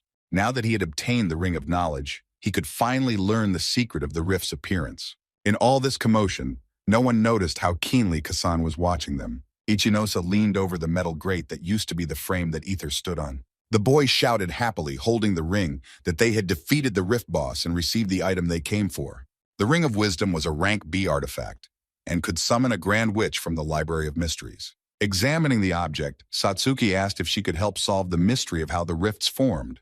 To her words that the ring should have been taken to the special unit, he replied that he did not think it was a good idea, and he was well aware that there are at least 3 good reasons why this should not be done. The first reason was that in the past life the ring went to the head of the special unit, but he managed to lose it. The second reason was that only a high-ranking adventurer like him could unlock the artifact's full potential. And the third reason was that no adventurer would refuse a rare item that he had earned with sweat and blood. Looking at her happy partner, Satsuki thought that she hadn't seen him this happy in a long time. She was about to ask what exactly this ring does, but the doctor interrupted her. Zugo approached the boy and thanked him for the heroism that allowed them to defeat the Ether. Kneading his muscles, the man with a smile offered to heal his wounds as a thank you. Looking around, Ichinosa said he tried his best not to get caught by the Ether attacks. With a smile, the blue-haired man said that he didn't take much damage, but he would be grateful for the treatment. He crouched down with his legs crossed while Zugo raised his staff and began tending to his wounds. The man thought about the fact that he was so lucky for the first time in his life. And luck consisted in the fact that it is not often possible to meet an adventurer with such great abilities. Immediately remembered the moment of the battle, when he ordered the girls to retreat, covering them. At the mention of his heroic deed, the lips on the doctor's face stretched into a warm smile. Looking at the boy, Zugo thought that he had never worried about companions before. But now he took inspiration from the adventurer. Kasan walked up to a tired Xian, who was complaining that she thought they were done for because the portal treks were exhausting. However, the boy quietly added that he had come here to get rare items from the boss, and he didn't want to give them away just like that. Not planning on walking around any longer and delaying the inevitable, the thief raised his dagger. As his gaze drilled into Ichinosa's back, the boy thought that after a battle, adventurers usually regained their strength and lost their vigilance. Deciding to wait for a better moment, Kasan rushed at the blue-haired man. His thief class allowed him to move silently, and his speed allowed him to do it so that Ichinosa wouldn't even have time to do anything, so he jumped up, attacking the adventurer. Having already come close to the blue-haired man, the thief mentally activated the shadow capture skill. However, in the next moment, Ichinosa turned his head in his direction, shooting a fierce look. The boy suddenly turned back, drawing his blade on the move and blocking the unexpected attack. Raising one eyebrow in surprise, Kasan indignantly asked how he had even managed to notice him. Forming his fingers into a fist, Ichinosa gathered his energy, using the double gravity skill and thereby increasing the force of the blow. In the next moment, the fist came with all its might directly to Kasan's face, answering the attack. The force of the blow was so great that the thief simply collapsed and dropped to one knee. To the doctor's surprised question about what they were doing, the blue-haired man explained that Kasan had betrayed them and was going to kill him.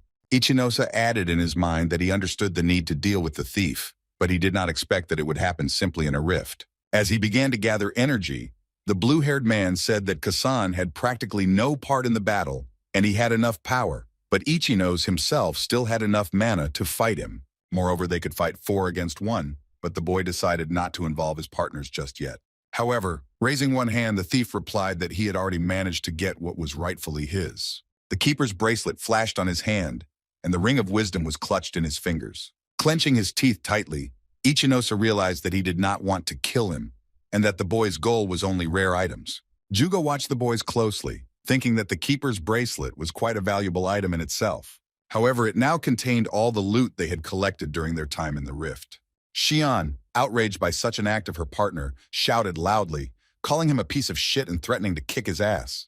Watching the thief flee, Xian ordered everyone to try to stop him. Measuring the audience with a careful look, Kasan thought that everyone except Ichinosa was nothing. He knew that the blue-haired man's class also relied on speed, but the question was whether he could handle a high-ranking thief. Looking down at his feet, Ichinosa admitted that in this timeline he was losing to Kasana in terms of speed.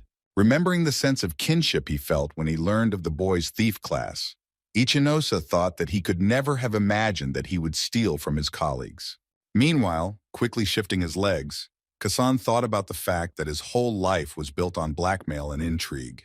From the very beginning of his career, he had a bad reputation, and no one wanted to work with him. And so he went to another area for new rifts, but there he was also known for his bad reputation and power. And just at the moment when the boy already considered his career as an adventurer complete, he met a greedy leader not burdened by a great mind. And on the way, there happened to be a nearby boy who had valuable information about the boss of the rift. It was then that a plan arose in his head, which was now perfectly implemented. Zugo, meanwhile, was scrambling for the lost artifacts, the value of which was 10 million, and which were now all in the hands of thieves. Iosa apologized, blaming everything on his inattention, adding that it was necessary to catch the thief and hand him over to the special unit. However, he understood very well that he had not killed anyone, and the division of the spoils was not fixed by the treaty. The boy thought with annoyance that the special forces would hardly allow them to return the artifacts, and he needed to return the ring. Suddenly hearing voices behind him loudly discussing the end of the battle, the blue-haired man looked up in bewilderment. Two figures were standing in the doorway to the boss's room, discussing the fact that they were late, and the girl blamed her companion. Satsuki was surprised that more adventurers had stumbled here, but hurried to warn them about the thief. The new arrivals turned and saw Kasan flying directly at them from above. Staring at them with a half-mad look, the boy threatened them not to stand in his way. However, the unknown girl commanded her partner that this job was especially for him. Noticing that they did not run away from the road, the thief just clicked his tongue, saying that this option would be worse for them. Just as Kasan thought it would be funny if they overpowered him, the unknown adventurer swung his staff aside and smacked the thief in the stomach with it. Facing himself, Kasan thought about the fact that the opponent turned out to be very fast and strong. In the next moment, he flew towards the wall, shattering it into small fragments and launching a web of large and small cracks. The blow against the wall was so strong that the boy lost consciousness even for a moment and did not move. Jugo, seeing this, tensed up, and Satsuki froze with her mouth wide open. Shion clenched her teeth tightly, tensely waiting for at least some movement of her former comrade's oxen. Ichinose, on the other hand, intently watched the unknown adventurers, who took Kasan out with one clear movement. Their white uniform seemed familiar to him. Suddenly his eyes widened in fright as he remembered where exactly he had seen such clothing. His gaze was now completely fixed on the white-haired girl and the bald boy. The new arrivals bent over the nailed thief, wondering how weak he was. The girl poked the victim's cheek with her finger, testing his reaction to her touch. Surprised that he fell after one blow, Alice noticed that there was absolutely nothing interesting in the fight. Cheyenne watched her actions intently, wondering what they had managed to do to one of the top B-rank adventurers. She was frightened and tried to analyze the fact that he fell out just after the first hit. Meanwhile, Alice, searching the thief's body, found a ring of wisdom that she liked, so she immediately wanted to take it for herself. She began hopping around her partner, asking if she could take the artifact for herself, to which he calmly replied, looking at the characteristics window, that this was exactly what they came for. Realizing that they would have to take him down, Alice turned her back on him, hiding the ring, to which Kikyo reminded her that she was on duty. Ryugo approached the couple, informing them that the boy they had killed was a criminal. However, at the same time, he added that treating them in such a way in order to take the prey is quite cruel. Alice put a finger to her cheek and looked at the doctor with interest, tilting her head to one side. Immediately after that, she smiled widely, showing sharp teeth, and said that they had misunderstood everything. Pulling out a knife, she added that they had come here to finish them all off. Kikyo explained that they had been ordered to destroy every adventurer who entered the rift, no exceptions. Hearing their answer, the doctor looked at them in shock. Satsuki and Shion's faces also showed fear after the words of the unknown adventurers. And only Ichinose was not surprised, as he recognized both their skills and the uniforms they wore. Stepping forward, he assumed that both belonged to an organization called the Chimera Call. Alice looked at the boy with interest and was surprised that anyone knew about them, since she had never seen an adventurer who knew about them. The girls immediately approached the blue-haired one, and Satsuki wondered if he knew them, but to Shion, the Chimera Clique was just an internet fable. The Chimera Coven was an underground organization that worked with the board and did all the dirty work in the rifts. In the future, they will work with the government of other countries.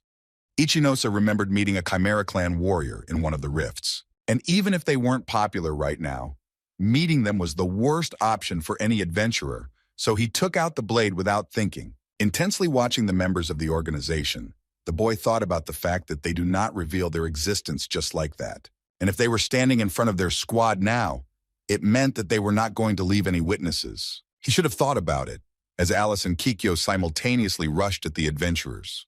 Shion, seeing this, shouted that they really want to finish them off, so they should run away from here immediately. To which Zugo replied that they would be able to overwhelm them with numbers. It would only be necessary to cover each other's backs. However, Ichinose, without even turning his head to the man, said that looking at them from the side, it was clear that the chances were not equal and that it was necessary to retreat. With a big smile, Alice asked who she should deal with first, asking permission to play with the swordsman. Ichinose kept his eyes on the girl's hand, the ring glittering on her finger, and thinking about the fact that he had come a long way for the artifact. Satsuki looked at her partner, trying to summon him somehow. At this time, the blue-haired man, thinking that he could not simply give the desired artifact, rushed at the warriors of the Chimera clan. He brought the blade and attacked Alice with it, who deftly blocked the attack with her knife. Looking at the girl's predatory smile, Ichinose shouted that he would handle her, asking the rest to take on the boy. The squad of adventurers paused for a moment, measuring their opponent with a strained gaze. Kikyo also froze in front of them, carefully studying each of the adventurers. Satsuki asked in surprise why the three of them had to fight against one, but the doctor said it was the best solution possible. Turning to face the girl, the doctor reminded her that they belonged to the support classes and could not be the main driving force. Looking at the Chimera clan boy, he said that they wouldn't be able to handle a melee opponent. Ichinose could afford to fight his opponent one-on-one while they had to rely on Sheion. Glancing at the blue-haired man, Zugo added that he had made the decision to fight alone, and they should make an effort to defeat the three of them. In addition, the doctor recalled how the couple killed Kasan with one blow, and according to the man, Ichinose's skills should be taken into account. Looking at Kikyo, Jugo said that they should focus their forces on him. Satsuki did not react to these words, but only looked at the Chimera clan member with blind rage. Noticing that the opponents were divided 3-1, Kikyo thought that they underestimated Alice. However, they had no idea that she was much stronger than him. The doctor met the words of this with a shocked expression on his face, but did not have time to say anything.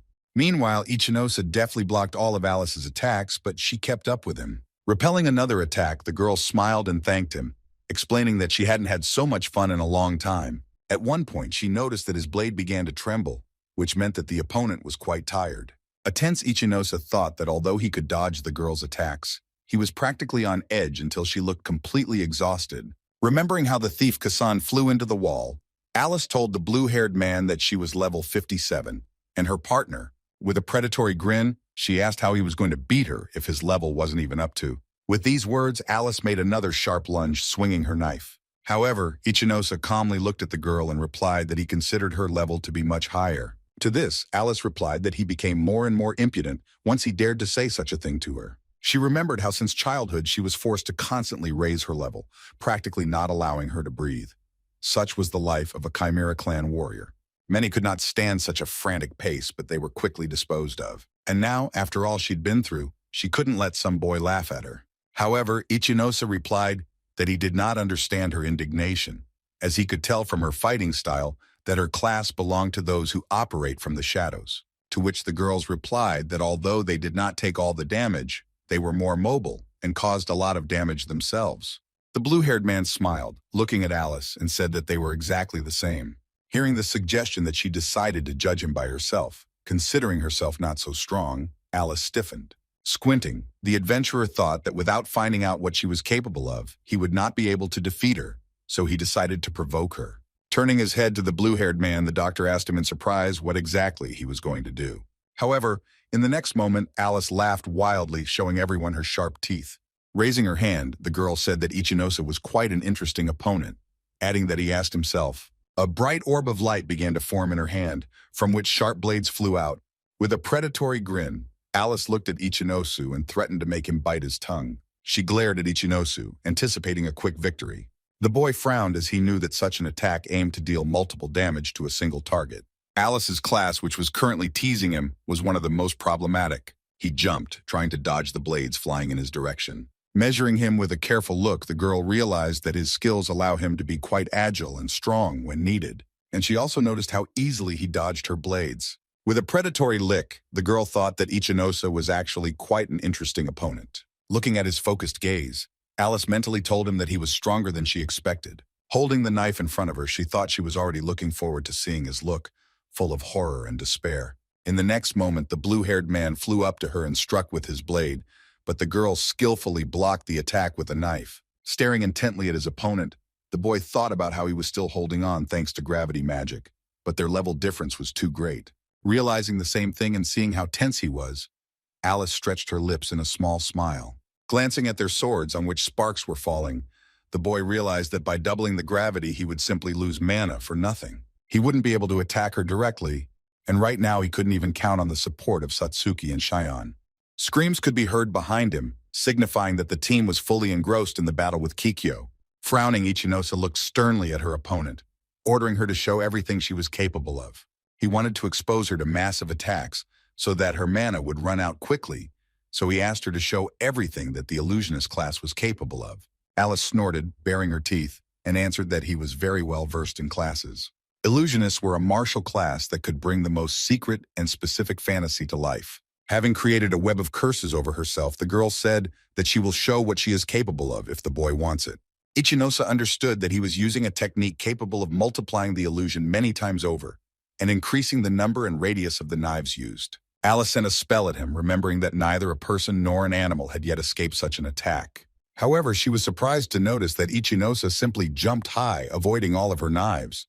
Looking at him, Alice said with a smile that the reception was not bad, but it was still not enough. The boy knew very well that the main advantage of the spell she used was that it caused the victim to be truly terrified of the unknown. However, looking resolutely in front of him, rushing at his opponent, he thought about the fact that he was ready to look fear in the face. Suddenly, his eyes widened in surprise as he found something that could help him. He was looking at several purple rays that were almost impossible to see.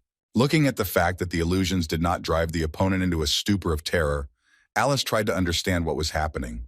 Landing in front of her, Ichinosa thought that the illusions weren't so scary if you could find the gap between light and shadow. Meanwhile, Alice could not understand how it could happen that he was not afraid of the possibility of losing his head. However, the fact remained the fact.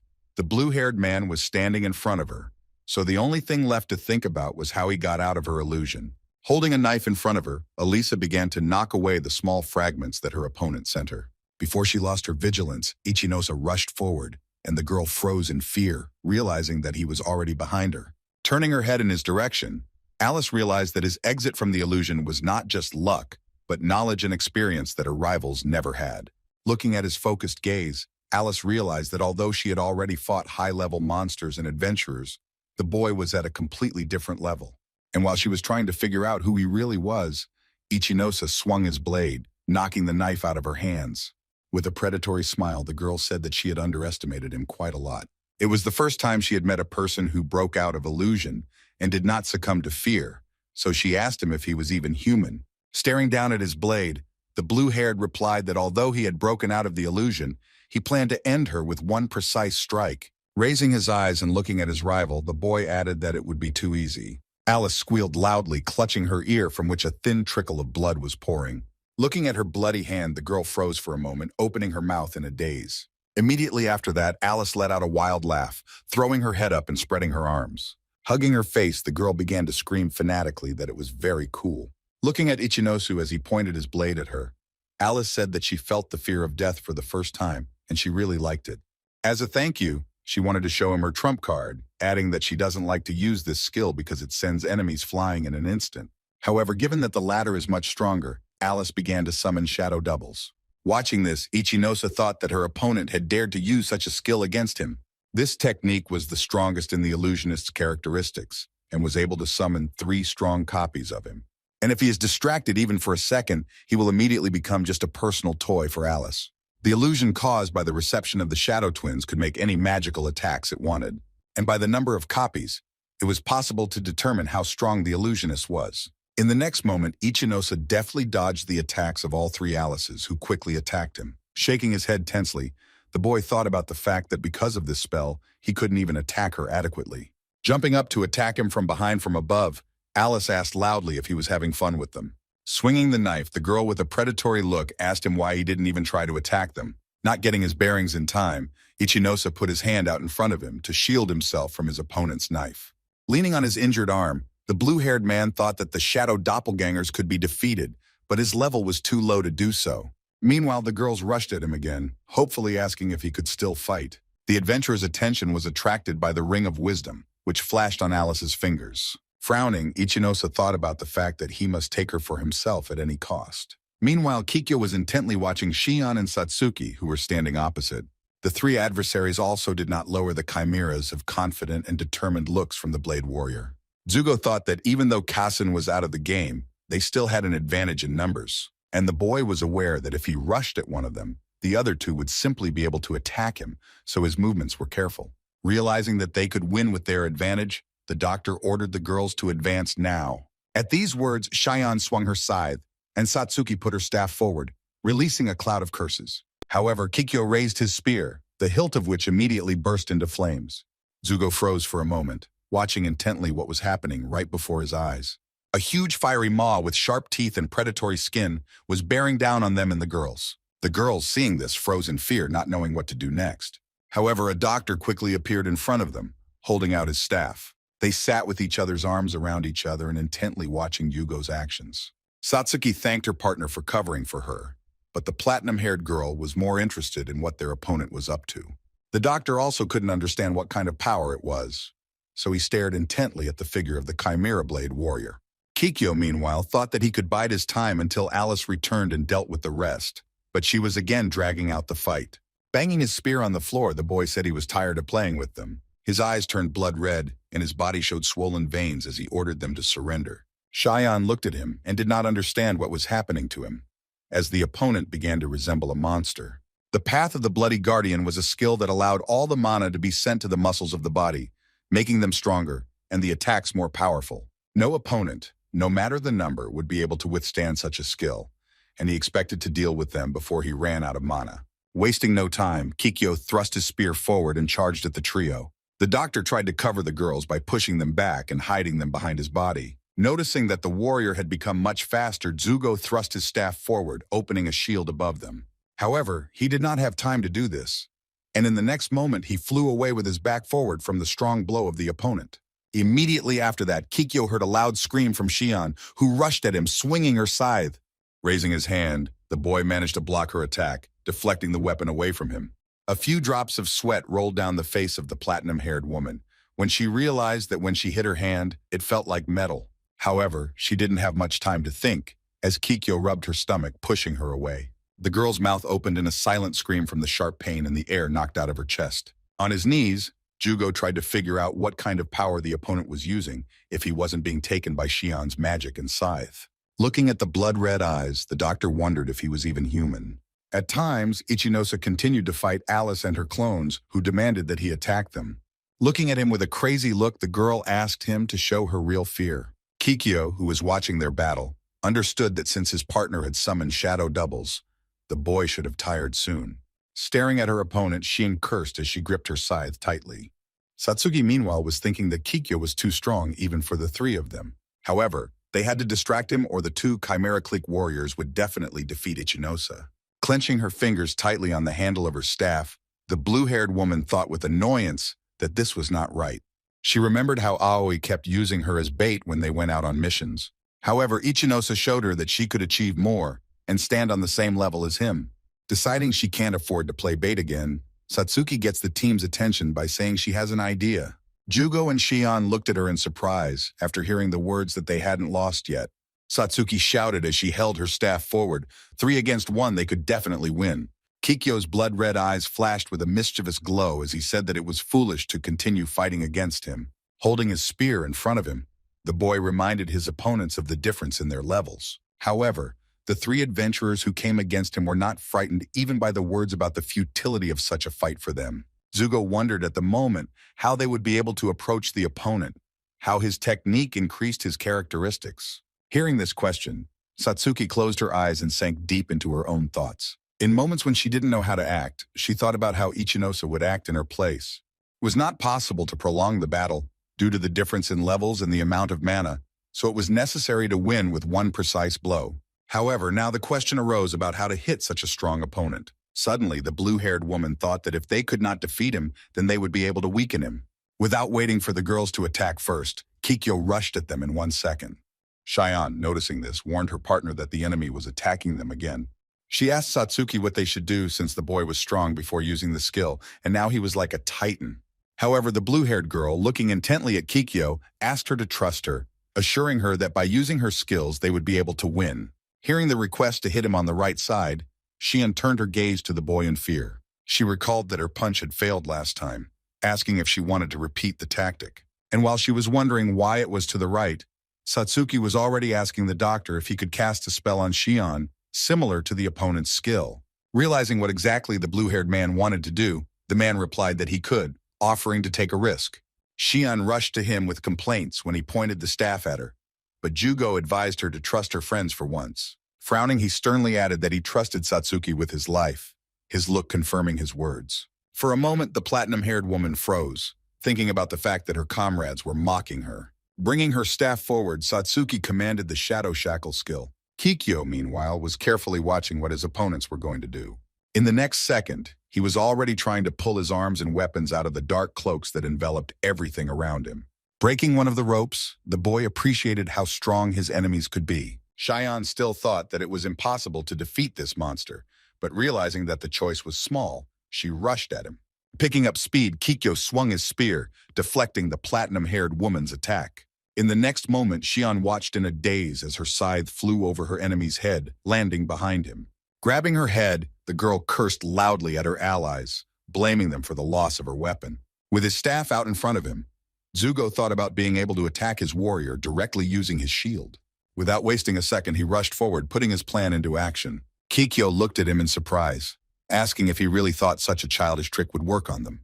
Meanwhile, the shadow labbits that Satsuki had released earlier deftly grabbed Shion's broken scythe. Immediately after that, they launched a weapon element with all their might into the back of an unsuspecting Chimera clan warrior. Hearing a noise behind him, Kikyo turned around to check what was going on. The next moment, he was fighting off the scythe, completely losing his vigilance and ignoring the doctor. A second later, Kikyo felt a sharp blow come from the other side. The impact was so strong that the doctor even froze at the moment of impact. In the next moment, a strong blow from the opponent flew into his face, sending a web of cracks across the shield. Suddenly, the Chimera Call warrior's eyes widened in surprise as he turned his head once more. Satsuki stood in front of him, holding a staff in her hands and looking at the boy with fierce determination. Swinging the weapon, the girl shouted loudly, attacking the bald boy. A moment later, they were sitting opposite their opponent and measuring each other with displeased glances. Both of their weapons lay a few steps away, and it was impossible to reach them from their place. Zugo approached the blue-haired woman, keeping his gaze fixed on the Chimera clan warrior. Satsuki realized that Kikyo wouldn't be able to effectively counter them without her weapon, so she simply knocked her out, killing him from attacking. Glancing at the blue-haired one, Zugo thought that she was more determined than them and had thought out the plan down to the last detail. Now he understood perfectly well what exactly she had learned fighting on Ichinosa's side. The girl did not take her eyes off Kikyo, thinking that although they could not defeat him, she was able to disarm him. As he looked at his hand, which had a spear in it a second ago, the blue-haired woman mentally asked him how he was going to fight them. Kikyo himself thought that the girl was able to distract him, at the same time chastising himself for underestimating her. Meanwhile, Shion walked over to the weapon and picked up her scythe. Pointing her finger at her opponent, she asked how he was going to fight them in the future if he lost his toy. Instead of answering, the boy simply raised his hand above his head, his fingers folded into a fist. Immediately after that, he slammed it down on the floor with all his might, sending a web of large and small cracks across it and shattering it into pieces. Looking up at the opposing team, Kikyo asked if they really expected him to not be able to handle them with his bare hands. All three watched his actions intently, waiting for what would happen next. Meanwhile, Alice continued her fight with Ichinosa, attacking him with a knife from above. The blue-haired man raised his blade, holding it firmly in his hands and keeping his eyes on his opponent. Standing in front of him, the shadow assistants noticed that he had already slowed down too much. Watching him try to catch his breath, Alice said that she understood his desire to conserve mana, but that was not how he would defeat her. Annoyingly clicking her tongue, the girl added that since he was not going to entertain her, she would simply finish him off. Her doppelgangers laughed obnoxiously, asking what he was going to do now. Ichinosa measured the girls carefully, realizing that it was not in Alice's best interest to drag out the fight, but he had to find the original among the copies and hit him. On the other hand, he understood that the clones would not simply give him the opportunity to find a real illusionist. Trying to avoid all options that ended badly, Ichinosa suddenly stretched his lips in a wide smile. Satsuki prepared for a new battle, holding out her staff in front of her. Kikyo rushed towards her with all his might, intending to attack, even though he had no weapon in his hands. The blue-haired one watched him in alarm, thinking that he wasn't even thinking of backing down. Meanwhile, Zugo, wanting to stop the opponent, flew at him, striking with all his might. Immediately after that, without giving the enemy a break, Shion jumped at him, swinging a scythe, After the attack, she landed a few steps away from him, while Kikyo stood motionless. The platinum-haired woman watched him closely, breathing hard and trying to even her breathing.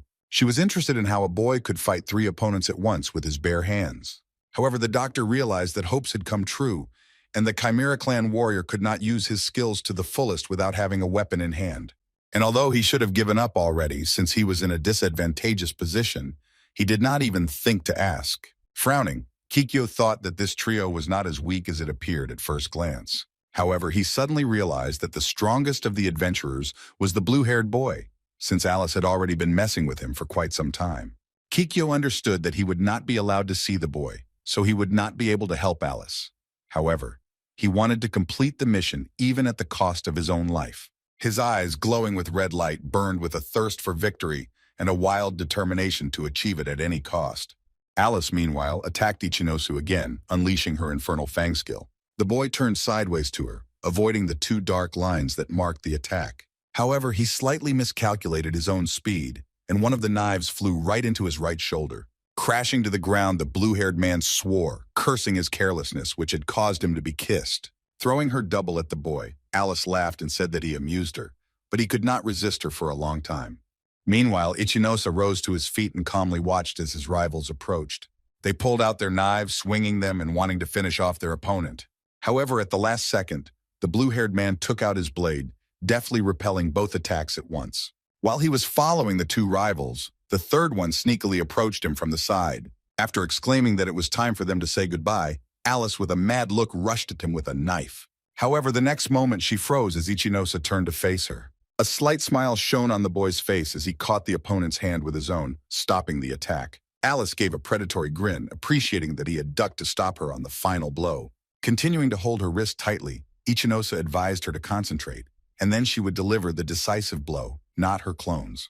The rest of the Alices stood still, staring at the opponent who had caught one of them, and one of them was most outraged by the advice. The blue-haired man noticed this and thought it was time to let his guard down a bit so he could find her. The girl he was holding by the wrist laughed and praised him for being able to catch her. However, as she approached his face and held the knife in front of her, she added that this was not enough to defeat her. After these words, Ichinosa abruptly pushed her away from him, advising her not to indulge. At the same time, a large drop of blood remained on Alice's knife, which was scraping from it. The girl drew his attention to the fact that he caught her on the need for mana, but asked what he himself would do now. To which the blue-haired man calmly replied that he perfectly understood their difference in levels, so he just decided to take a chance. Raising his hand in front of him, he added with a smile that he had taken from her what belonged to him, showing the ring of wisdom on his finger. Alice turned pale, realizing that the opponent had taken away her find from her with one maneuver. However, quickly pulling herself together, the girl praised him for the fact that he managed to deceive her. At this time, Ichinosa thought about the fact that he did need the experience of being in the thief class. Turning to Alice, he said that her shadow doppelganger skill was incredible, but it had its flaws. Clenching his fingers into fists, the blue-haired man added that he couldn't defeat her with his skills, but now he has a chance, because he had been conserving mana the whole fight. The girl looked at her opponent in fear, thinking that she had made a mistake in determining his mana level. She began to think back to their fight, trying to figure out when exactly he realized how her skill worked. She immediately remembered the moment when the boy asked her not to play with him, but to show what she was really capable of. Realizing that he wanted it from the beginning, Alice tilted her head and asked what the ring could do against her. Ichinosa remembered how he spent a lot of time in his past life to discover the phenomenon of the ring. Holding out his hand in front of him, the boy loudly summoned the Grand Witch of the Library of Mysteries. Immediately after that, a bright light appeared above him, which made Alice cover her face with her hand. A vortex began to form around the ball of light, enveloping it from all sides. Following this, the light began to shrink until it turned into one small bright point. Immediately after that, the adventurers saw the figure of a girl with long blonde hair above them. She opened her eyes and looked around for the owner of the ring before smiling widely. Surprised that the ring could summon a magical creature, Alice clenched her teeth tightly in anger. With a big smile, Ichinosa raised his hand, saying that he could definitely beat her now. Alice watched her opponent intently, thinking about the fact that she herself was well aware of the possibility of obtaining magical items in the rifts. She had seen this in person more than once when she went down into the dungeons. Most summon animals were useless and only wasted mana, but Ichinosa specifically held mana to use the ring. So now Alice had reason to wonder what exactly the blue-haired man was up to. Meanwhile, the Great Witch of the Library of Mysteries was smiling merrily as she flew around the boy. Stretching her lips in a sly smile, Alice asked Ichinosa if he had gone crazy saving his mana for her. However, he replied that in order to dispel her illusion, it was necessary to first take the ring from her. And now that the mission was accomplished, he could fight them at full strength. Alice smiled predatorily, saying that this option would suit her even more. Throwing herself at the boy, she ordered him to demonstrate what exactly his doll could do. Glancing at the witch, the blue-haired man thought that she was a smaller copy of Ether and knew all the tricks she knew. In exchange for his mana, he could use it as he pleased. So pointing a finger at his opponent, he ordered the witch to attack her. Ta immediately raised her hands, releasing a large wave of fire that went towards Alice and her clones. The girl looked frightened at what was happening before her eyes, realizing that she was using a mass attack. At the same time, she understood that now she had absolutely nowhere to run away from the battlefield. Covering her face with her hand from the pillar of fire flying at her, Alice cried out loudly. Opening her eyes, the girl realized that the magic hadn't actually done her much damage. Her clones, engulfed in flames, froze for a moment, staring blankly in front of them. Immediately after that, when the fire subsided, they began to disperse in the air without a trace. Clenching her teeth, Alice thought with annoyance that the magic was enough to dispel her doppelgangers. Looking at his assistant, Ichinosa thought that the spell had used up too much mana. In fact, the use of magical creatures could end fatally for the host. The boy understood very well that to protect against the fire wave, it was necessary to use magical protective spells, which the doppelgangers could not. Illusionists, as a rule, did not possess such knowledge and powers, so it was difficult for them. Analyzing all that had happened, Ichinosa stretched his lips in a wide smile. At the same time, he released the library witch to give her a chance to rest. Looking at his opponent, the boy said that she had also spent a lot of mana, so they could now fight on an equal footing. Alice glared at him with hatred in her eyes, realizing that he had summoned the doll to destroy the clones. Ichinosa, meanwhile, calmly waited for the girl to attack first. From the beginning, his tactics seemed strange, but now she was facing the possibility of losing a boy with a lower level. Meanwhile, Ichinosa was ready for a new match, keeping his eyes on his opponent. Suddenly, Alice stretched her lips in a predatory smile and laughed loudly and wildly. Covering her face with her hand, she praised the blue-haired man, saying that no one had ever gone this far in a battle with her. She admitted that her heart was about to jump out of her chest with excitement, since no one could yet drive her into a dead end. However, opening a new web of spells, the girl added that she still had something to surprise him. Looking around, Ichinosa realized that she was using the illusory kaleidoscope skill. With a wild look on her face, Alice offered her rival to have a good time at last. The blue-haired man knew that this skill combined both physical and magical attacks, but it required a lot of mana. Pulling out a knife in front of her, the girl thought about the fact that dodging such an attack requires a lot of concentration, and she herself would not take her eyes off her opponent. Rushing forward, Alice was determined not to let him go alive this time. Keeping a close eye on his rival, Ichinosa knew that he would not be able to completely avoid the attack. However, an idea suddenly appeared in his head, which was trying to think of a way out of the situation. Already flying to the boy, Alice thought with fervor that he had caught it. However, in the next second, she noticed with surprise that there was no one else in the place where Ichinosa was standing. Looking at the empty place in front of her, the girl tried to understand where her opponent could go. Alice began to turn her head in all directions, but did not notice how Ichinosa was hanging upside down above her head. The blue-haired man was gathering energy around himself, preparing to apply gravity reduction. Suddenly, it dawned on Alice exactly where to look for her opponent, and she lifted her head up. In the next moment, pushing off from the ceiling, Ichinosa used the meteor fall skill and slashed Alice with all his might. As his blade collided with her knife, a sheaf of sparks flew into the air. Clenching her teeth, Alice furiously thought that such a boy simply could not defeat her. However, the blue-haired man swung his blade hard again, knocking his opponent back. As she fell backwards, the blade of her knife simply snapped in half. Alice flew with all her might into the wall with her back, after which she curled up and lost consciousness. Staring at her body, Ichinosa said that she wasn't the only one who didn't show her trump card all the way. Meanwhile, Cheyenne was fiercely repelling another attack by Kikyo. She didn't understand why all the blows she threw at her opponent didn't do anything to him. The girl made more than one attack, but the guy continued to stand in front of her completely intact. Zugo also noted that they were unable to inflict any damage on their opponent. He understood that the skill used by Kikyo made the wearer more resistant to attacks and increased physical power. Carefully observing his heavy breathing, the doctor realized that he was in a lot of pain, and his strength was at its limit. However, until Kikyo stops using his skill, it will be impossible to defeat him. Trying to calm his partner down, Jugo told her not to panic, adding that they would stick to the plan until the boy was exhausted. At this time, Kikyo also thought that everything was going according to plan, and he would have to wait until Alice arrived, after which he would finish them all off. Satsuki was getting more and more worried about Ichinosu, trying to convey that he needed help, but suddenly she heard a noise behind her.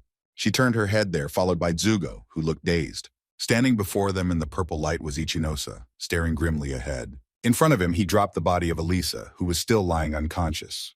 Satsuki smiled, realizing that her partner she had been so worried about had won. Staring at the back of the blue-haired man's head, Kikyo thought about how it was possible that Alice lost to a weaker opponent. He remembered how 4 years ago he joined the Chimera clan, a group of exiles who specialized only in battles to the death. After one of the raids, he and his partner went into the recreation room. It was then that the boy stood up, as if he had been buried, seeing a picture that he would never be able to forget.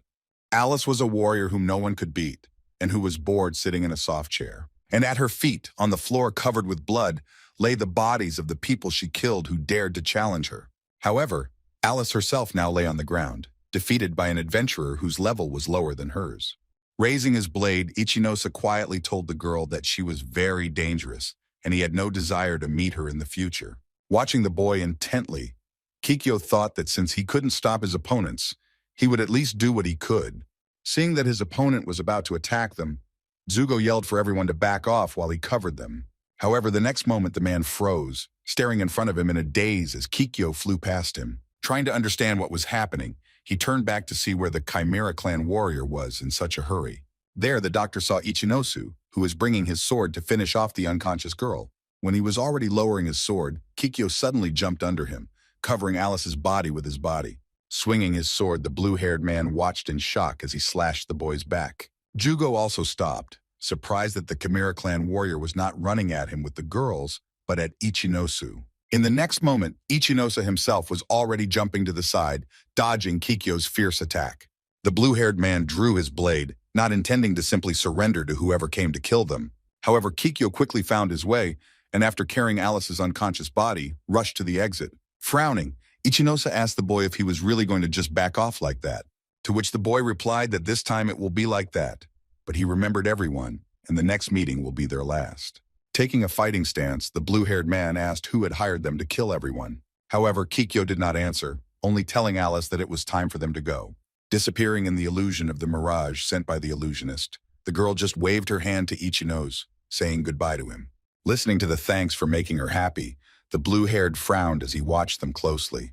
He thought that the Chimera call had retreated, but he felt himself at the edge, so he fell to his knees. Looking at his trembling hand, the boy thought that if Kikyo was attacking him now, he would not be able to hold out for long. Satsuki approached him from behind and quietly apologized to him. Zugo, who also came up, began to make excuses that he didn't have time to put up his shield because the boy rushed at him very quickly. Ichinosa thought that his teammates were able to disarm the opponent with whom he was so eager to help them. As he continued to sit on the floor, the blue-haired man thought that soon the Chimera clan would emerge from the shadows, and the failed task would prevent them from becoming the most powerful shadow faction.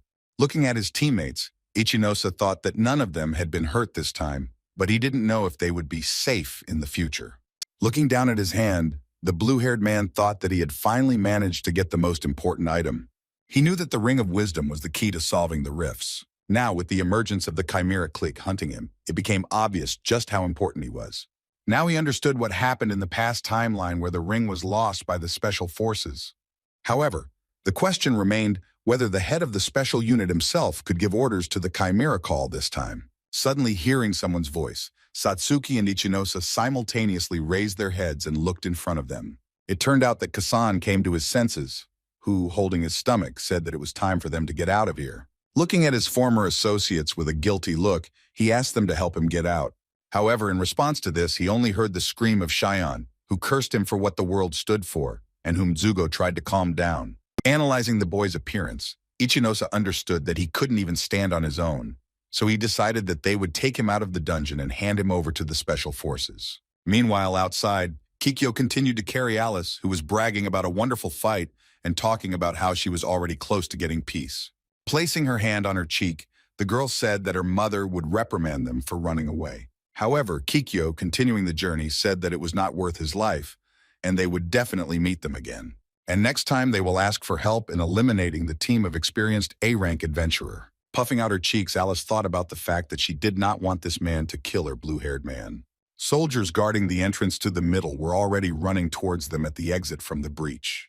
One of them asked in surprise if they were really able to defeat the boss and clear the rift, to which Jugo, who was carrying Kasan on his shoulders, smiled and reminded them that they were B-rank adventurers. Smiling broadly, Satsuki jokingly apologized for getting over it so quickly. Hearing someone's voice from behind, Ichinosa turned to the direction of the voice with interest. There he saw a man surrounded by Special Forces soldiers, a man scratching his head, talking about wanting to practice his skills in the rift.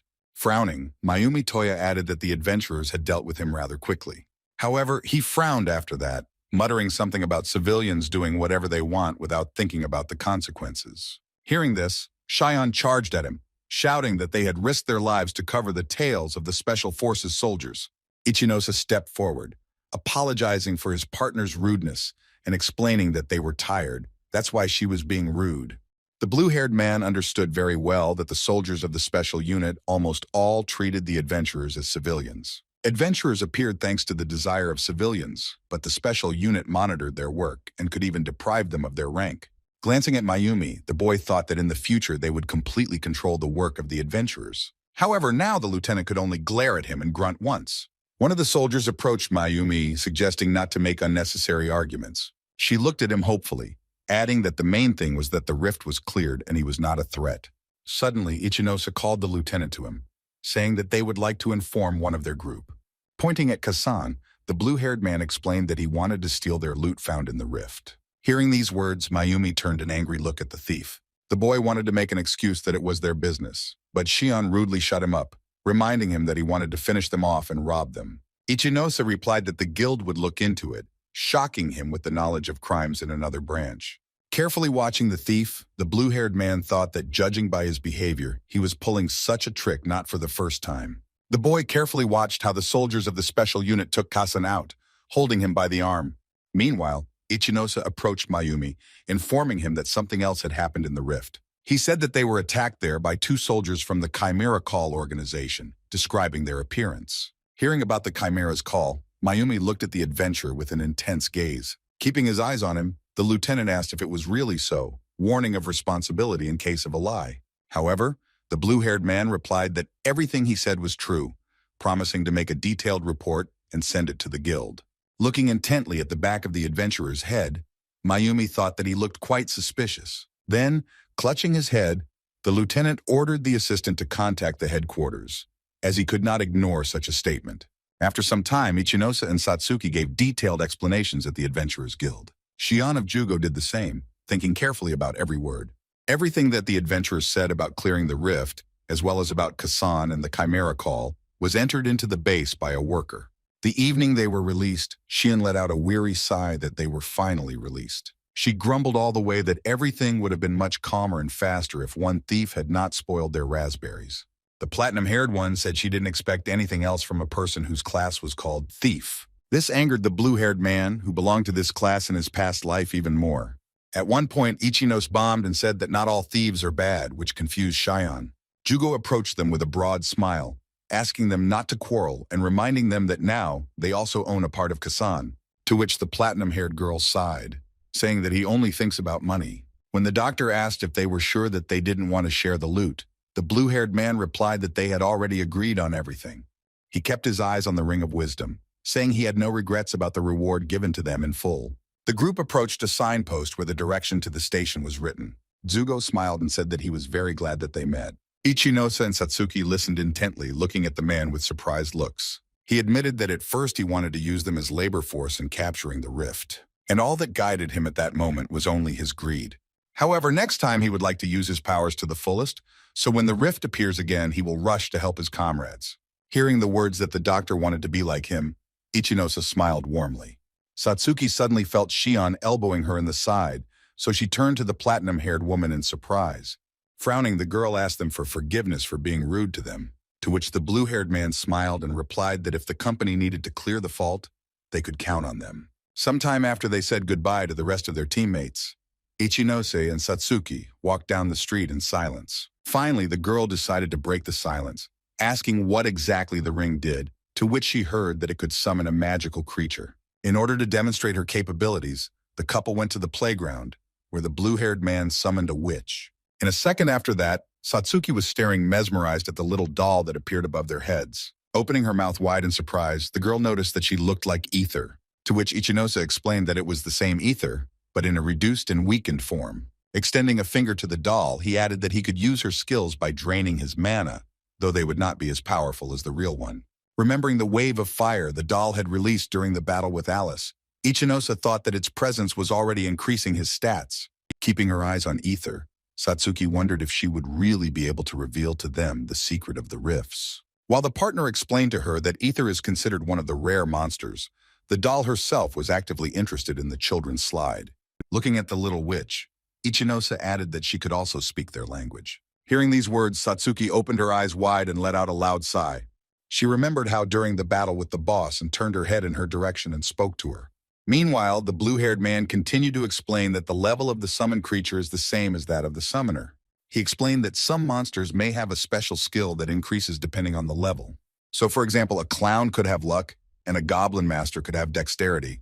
Ether, both the large and the reduced copy, had a special skill called wisdom, and if he continues to raise the level, then very soon she will be able to speak normally. And then he could ask her about the reason for the rifts in their world. Suddenly, Ether's attention was drawn to Satsuki, and opening her arms wide, the doll rushed towards her. The blue-haired one asked what exactly she wanted to say, but Ichinose replied that she couldn't do it yet due to her low level. Meanwhile, the doll opened its mouth and loudly spoke the word end. Looking at the adventurers, Ether loudly added that very soon this world would meet its end. Ichinose and Satsuki froze, staring at the doll in a daze, trying to comprehend what they had just heard. The next day, Hayos, sitting in his office, slammed his phone against the wall, smashing it into pieces. Staring at the broken phone, he thought that the Chimera's call had failed at a fairly simple task. Suddenly, his attention was drawn to the laptop screen, which was glowing brightly. After pressing a few keys, the man entered the database, where only one personal case was highlighted. It was the personal business of an adventurer who cleared a large number of rifts in a record short time. It was he who became the first adventurer in history who was able to get the B rank quite easily. He was the hero who saved the people from the disaster of the rift that had recently opened, and it was this adventurer who very recently defeated the elite fighters of the Chimera clan. And at the same time, he managed to get hold of the Ring of Wisdom now. Looking at the laptop screen where Ichinose's photo was displayed, Hayos thought that he was not an ordinary person. He mentally threatened him so that he would not even think of hiding from him. Meanwhile, in one of the rifts, which was called the Deep Pit, a huge bull was charging at the adventurers at full speed. Ichinose prepared to attack, drawing his blade in front of him and commanding magnetic gravity. At the same moment, being under the influence of gravity, the animal fell to the ground, unable to move. Immediately after that, the adventurer charged at him, swinging his blade. Satsuki, looking at her partner, said that he coped quite well with the environment, to which Seina replied that she did not expect anything else from him. Approaching the guy, she smiled and said that if he had a manager, she would make a video with him, to which she heard a request not to do PR at his expense. Looking carefully at the interlocutor, Ichinose thought about the fact that he had long wanted to pump up his abilities. Remembering the giant bull, the boy knew that it was difficult to do this at level 40, and even in a group with Satsuki, they did quite poorly. That's why they called Seina with them, who had a lot of free time due to her agent's vacation. Sitting in a cafe after cleaning the fault, the team thanked the blogger for her help. However, she smiled back, assuring her that there was no problem with that, as she had leveled up a bit and made some money. Her eyes glinted greedily as if she had an idea of how they could repay her. Taking little ether in the lens of her fingers, Seina said that he could borrow them for a few videos. The doll was already very cute, and if you dress her up in a maid costume, the boom of comments under her video is guaranteed. Hearing how Ichinose sternly replied with a refusal, the blonde let out a loud breath that he was boring. Taking a look at the ward, the adventurer thought that she was a rare creature that could not be shown to everyone. Looking at the joyful ether who was rolling a donut with a shiny glaze, he knew that she was unique and intelligent. In addition, by lighting the doll on video, they could give away its location to the Chimera clique. The ether's prediction about the end that was soon to come for their world was also mentioned. Ichinose understood that there was no way they could ignore this prediction. Since her prediction, the doll had not spoken another word, but the ram remained the key to solving the rifts. Looking at how ether flew to Satsuki, The boy could not believe that the world would soon come to an end. Watching his partner wipe the doll's mouth from the donut, Ichinosa thought that there might be something he hadn't given importance to since his reincarnation. He knew that after 10 years, the number of faults would decrease, but inflation would start suddenly and people would not be able to do anything about it. Resolutely looking ahead, the boy thought about the fact that he must change the fate of this world. Placing his hand on his chin, Ichinosa thought about the fact that since the rifts had become difficult for the two of them, they should look for a third member of the team. The blue-haired boy was surprised by such words, but his partner said that they needed someone they could trust and who could do a lot of damage. Thinking back to the battle with Alice, the blue-haired man thought that although his class was versatile, the level of damage dealt was not the highest. The shaman class that his partner belonged to was not bad, but more for support. If they don't find a third permanent member of the group, it will be difficult for them in the future, and Sena has no mad desire to join. Cheyenne, with whom they had already managed to work, was the same mobile class as Ichinosa himself, so she also flew by. The next contender for the role of a participant in their team was the leader of the Thunder Knights. However, Satsuki smiled slyly, suggesting that it was better not to do that. Suddenly, his attention was drawn to Sena, who slammed a can of water on the table, reminding him that he had recently obtained a B rank. So she suggested looking for singles with the same level as him. After thinking about it, the boy thought that in his past life, he knew a talented B-level lone adventurer with a combat class. He immediately remembered how he had been sitting over her body after she had covered him. Smiling, the girl raised her hand and held it out to him, glad that he was all right. Touching his frightened face, she said that they hadn't worked that long, but she was glad to be his partner. Now the blue-haired man wondered if this girl was alive in this world. Suddenly he was pulled out of his thoughts by a voice that asked him what he was thinking about. Turning back to his partner, Ichinosa replied that he was just reminiscing a bit. The blue-haired man remembered well that he had to meet that girl in 3 years. Returning to the guild hall, the adventurers heard a girl's voice, indignant that they had cleared another rift. She clicked loudly as she was currently unemployed. Satsuki looked at her closely and said she hadn't seen her here before. Looking at the unknown adventurer, Ichinosa froze with wide eyes and a gaping mouth. Everything about the girl seemed familiar, from the sword to the terrifying aura. The picture of her pulling his hand on the day she died appeared again before his eyes. Disregarding Satsuki's cries as she tried to call him, Ichinosa rushed forward. Approaching the girl who was standing near the table of active faults, the boy quietly called her name. She turned her face to him and looked at the interlocutor with light gray eyes. Mio frowned and sternly asked who he was. Satsuki approached her partner and asked him if they knew each other. Realizing that he could not treat the girl like an old acquaintance, the boy replied that he had heard many rumors about her. He said that Kagurazaka Mio was known as a maroon swordsman who never lost a single battle. Keeping his eyes on the adventurer, Ichinosa asked if she wanted to join their team. However, she, looking at him indifferently, replied that he was very straightforward and blunt. Stamping her foot, Mio loudly shouted that she was refusing the offer, at the same time adding that she would never become a nanny for such feeble adventurers as the two of them. Satsuki looked at the girl intently, thinking that Ichinosa had recognized her talent by remembering the name. However, closing her eyes, she also added that she was simply impossible with such a character. The blue-haired man did not respond to Mio's words, silently continuing to stare in front of him. However, his partner did not remain silent, shouting that she does not even know what they are capable of, and judges only by their appearance. To which I heard in response that she has been working as an adventurer for quite some time and can determine who is worthy of attention and who is not. Ichinosa added that they were level 40, as well as B-rank rift clearing experience. When asked if she thought it was a good resume, Mio was silent. She crossed her arms over her chest, saying that the high levels meant nothing. Hearing his question about how she just didn't like being hired by someone, the girl closed her lips tightly, but remained silent. Coming closer, the boy said that he perfectly understood her reluctance to mess with weaklings. However, in the next moment, putting his hands on his sides, he offered her to compete in the ring. At the same time, Ichinosa offered her that if he could prove his strength, she could trust him to cover her back. At his suggestion, Mio frowned, glaring at the interlocutor. Pushing him away from her, the girl replied that she would not accept such a senseless provocation. Waving her hair, the adventurer added that she was not interested in their group. As she passed him, the boy's gaze lingered on her silver hair for a moment. Looking at the trail of his former colleague, he thought about the fact that she does not want to get close to anyone. Satsuki approached her partner, asking if he really wanted to challenge Mio to a match, reminding her that she could get seriously hurt there. The girl also reminded that usually an adventurer and a trainer fight there, and for a fight between two adventurers, permission must be obtained. Looking in the direction where Mio had gone, Ichinosa replied that this matter could have been resolved if she had not refused him, while he explained to his partner that she refused not because she did not want to play with those weaker than her. The adventurer herself walked down the street in the crowd. Suddenly she stopped, staring blankly in front of her. She looked at her two friends who were looking at something on their phones, planning to apply. Looking at the girls laughing merrily, Mio looked lonely and broken. Following Ichinosa's explanation, she understood that no one saw her as a person. Everyone needed her power because she belonged to the Rare Reaper class.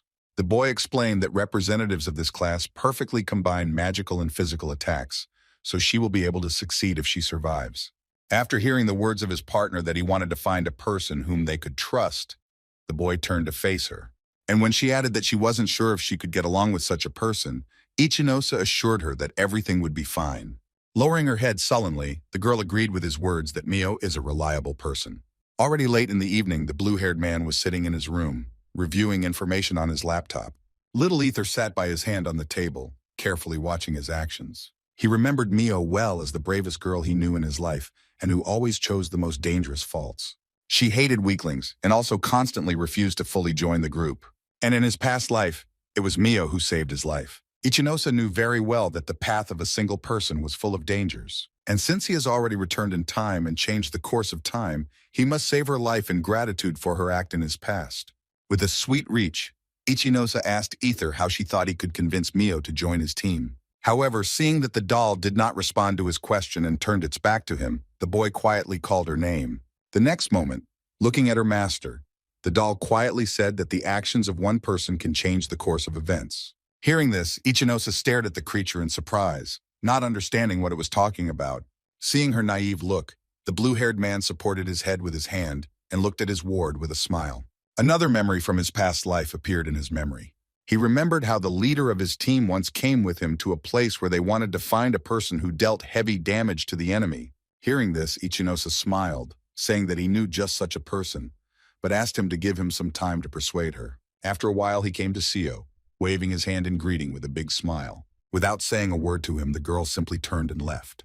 Noticing this, Ichinosa silently folded his arms across his chest and lowered his head, grimacing. After some time, he was standing with her in a bookstore, holding a book with instructions on how to make friends. Even later, he and Mio played Uno calmly.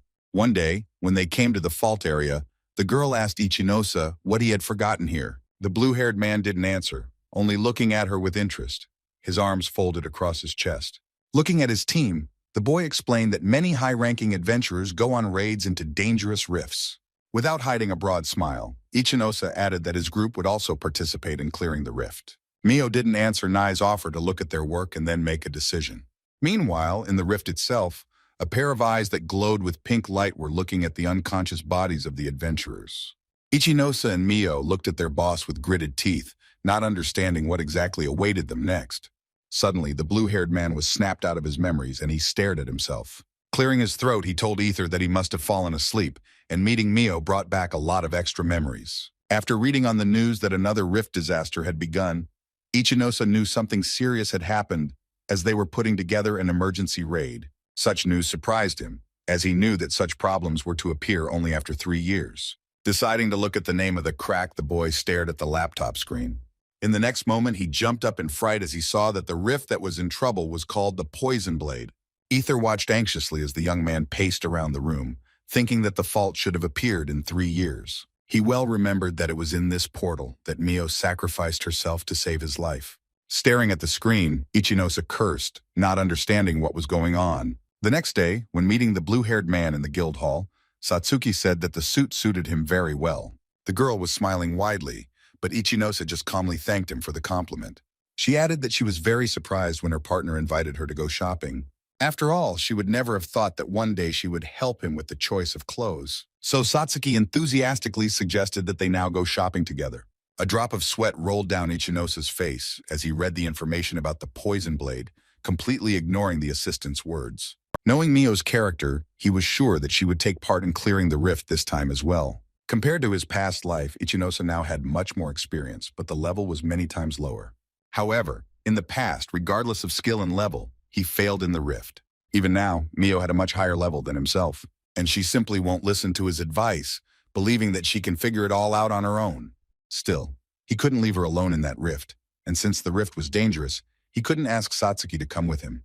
Meanwhile, the blue-haired girl patiently waited for her partner to turn away from the phone and pay attention to her. Alarmed, she asked what was wrong as she noticed that he had turned pale, but the boy assured her that everything was fine. Satsuki stared intently into his face for some time, waiting for him to continue. Iosa did not even turn his head to her, which betrayed his deep thought. Quietly calling his name, the girl clenched her fists, gathering strength for what she wanted to do. In the next moment, firmly grasping his hands, she turned him to face her and told him that if there was anything that was troubling him, he could share it with her. The only thing that the adventurer managed to squeeze out of himself at that moment was only the name of his partner. However, Satsuki continued without letting go of his hand and said that when he called her to the group and said he needed her strength, she was happy, adding that she hates herself for not always being able to help him. The girl asked him to count on her. Footage of the dungeon sweeps in which the two of them participated immediately flashed before Iosa's eyes. Closing his eyes and exhaling, the boy quietly thanked his partner. While they were sitting in the cafe, the boy shared with her that he wanted to participate in the raid, which surprised Satsuki a little. To her question, Iosa explained that Mio, whom they had seen recently, would take part in the raid, and she would die in the rift.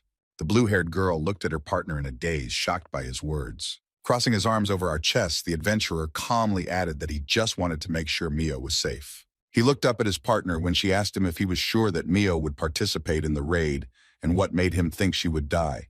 After some thought, Iosa asked Satsuki to listen to him very carefully now. But she listened to him with her mouth open, asking what exactly he wanted to say. The blue-haired man admitted that all his words about the special item that allowed him to learn about rifts were lies. Hearing that he could see the future, the girl exclaimed in surprise that this could not be, but the partner assured that it was so. Satsuki froze for a moment, staring at Iosa with wide-eyed surprise. He also did not take his eyes off her, waiting for her to believe him or not.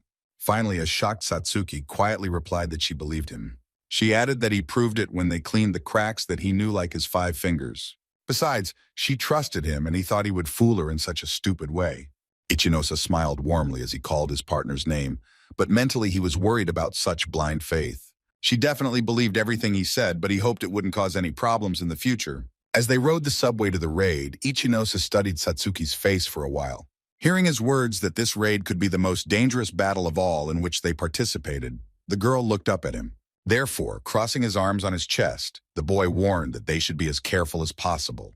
Looking at the rift data, Satsuki said that the local boss's level is defined as 65, which is not too different from ether. However, Iosa, remembering the big red eyes, replied that during the battle, the boss would undergo evolution and get level 80. So it was extremely important that they defeat him by this very moment. Satsuki panicked for a moment after hearing how high the boss would be. Iosa admitted that he would not like to participate in the raid. However, if they don't convince Mio to stay, they will have to go with her. Remembering the events of his past, the blue-haired man thought that there were at least 3 groups participating in the sweep, so he would have to come up with a plan that would allow him to kill the boss. Satsuki watched as he clenched his fingers on his shoulder. She noticed that although he doesn't want to go to the rift, he does it to save Mio. Iosa looked up at his partner when she asked if he had a past connection with the headstrong adventurer. He hesitated for a moment with his answer, choosing the right words for the interested blue-haired girl. Mio's smile flashed before her eyes as she said she was glad he was okay. Looking away and smiling warmly, the blue-haired man admitted that she had saved his life. Satsuki froze as she digested the news that Mio had saved Ichinoshi's life. After some time, they both reached the rift gate, where the Special Forces soldier politely thanked them for coming to their aid. She admitted with a smile that not many adventurers dared to come to the sweep. Hearing that 5 more people had come to them, Iosa put his fingers to his chin and counted that there were 7 people in total in the rift. Suddenly, Mio's voice was heard from behind, and it was obvious that she was angry. When the blue-haired man turned to face her, she asked what they were doing here. Crossing her arms, the girl repeated that she did not want to join their group, assuming that they were stalking her. The guy smiled and asked what she was talking about, adding that they just wanted to take part in the raid. At his words that they were level enough, Mio asked why they weren't in the rift in Kanto. Watching their fight, Satsuki wondered how such a person who hated the weak could save Iosa. However, in the next moment, the blue-haired girl turned away in fear as Mio noticed that she was looking at her. Iosa's attention was drawn by a man who approached him, asking if they were also participating in the raid. Looking at Satsuki, he added aloud that a little thing like them was still better than nothing. Staring at the logo that looked familiar, Iosa tried to remember where exactly he had seen it. He remembered that the logo belonged to Black Steel Productions, a team of adventurers who used class skills to grow their business. He also knew that the boys would be successful in the future, but now everything was at the startup stage. Another guy with blonde hair approached the man who had just been talking to him and advised him to be polite to future customers. Casting a displeased look at Chief Shinaki, Hanagasaki apologized to him. Meanwhile, the blonde man approached Satsuki and apologized for the behavior of his colleague, who sometimes behaved inappropriately. The blue-haired one was glad that there would be at least someone with a normal character in their cleaning company. Approaching Iosa, Shinaki said that he would be happy to go to the dungeon with them. Taking his business card in his hands, the blue-haired man felt a little uneasy, which he attributed to the senses of an adventurer with 10 summer experience. And it told him that this guy was not as simple as he seemed, so he should be careful. The same, in turn, continued, saying that he admires such young talents as Iosa. Stretching his lips into a wide smile, Shinaki expressed his hope that they could become friends. When they entered the rift, the first person they saw was a huge level 44 blood-sucking beetle. Pointing its sharp fangs forward, the creature charged at the adventurers. Hanagasaki was not confused and rushed at the opponent, piercing his palate. The man smiled, praising the intelligence of the creatures, who did not attack individually, but in groups. Shinaki warned his subordinates that this rift caused anomalies, so the monsters could be stronger than the ones they encountered. However, he added that since there are 7 of them, with a good strategy, they will be able to win. The boy turned his head to Iosa and the girls and asked them not to panic and cover them. Hanagasaki, meanwhile, was already rushing at the new bug, using the deadly lunge skill. One of the girls on their team also rushed forward, using a skill of her class. While fending off another monster's attack, Iosa thought that they were quite good in battle. Glancing at Hanagasaki and the girl fighting him, he realized that they were an offensive force. And another guy who worked with them in the team was a decoy that distracted strong enemies. Their squad leader stood and watched the fight, and was supposed to step in if the fight went to a difficult scenario. Satsuki held her staff out in front of her, throwing a curse at one of the bugs, while Iosa readied himself for another attack. Jumping up, he swung his blade, slicing through his opponent's skin and leaving a large gash. However, this did not cause much damage to the beetle, so it rushed at the adventurers with a wild cry. Looking at his characteristics, Satsuki thought that although he was an ordinary monster, he had quite a lot of health. She shouted to her partner that they should take out the monsters in one hit, but the blue-haired man said that they would kill them alone. As Mio advanced, he explained that it was necessary to hold the magic attack, as there was supposed to be a rift boss ahead of them. Drawing a blade in front of her, the girl commanded the Crimson Blade skill. In the next second, she landed on the ground with a wild scream of a defeated creature. Watching her actions with his mouth hanging open, Iosa thought that he had never seen an adventurer defeat such a strong opponent with a single blow. He knew that the class Mio belonged to possessed great destructive power, and at the moment, she could easily be considered the strongest adventurer in their group. Looking at the monster's claw, which visibly began to shake from fatigue, the blue-haired man realized that he only had one blow left. Returning to his partner, he asked her to drain the mana from the bug, to which she happily agreed. However, she was suddenly stopped by Hanagasaki's hand, who ordered her to move away from the monster. With a wave of his axe, he commanded the activation of the skill Heaven's Rift and poked the bug. Shinaki smiled, saying that he was full of energy as always. Iosa approached him, drawing attention to the fact that taking loot from one's comrades is rather ugly. He was surprised that the adventurers had become quite petty, but the blue-haired man remembered how he pushed Satsuki away to kill the bug. Without removing a wide smile from his face, Hanagasaki told him not to peck the top of his head, adding that one should yield to the elders. Seeing the serious face of her partner, Satsuki quietly approached and said that she should not contact him.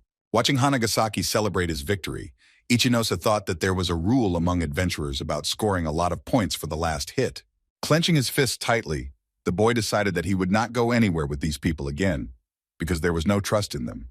He could not cover the back of someone who so pig-headedly took away his experience. When Shinaki asked what the fuss was all about, Hanagasaki replied that the children had offended him because of nonsense.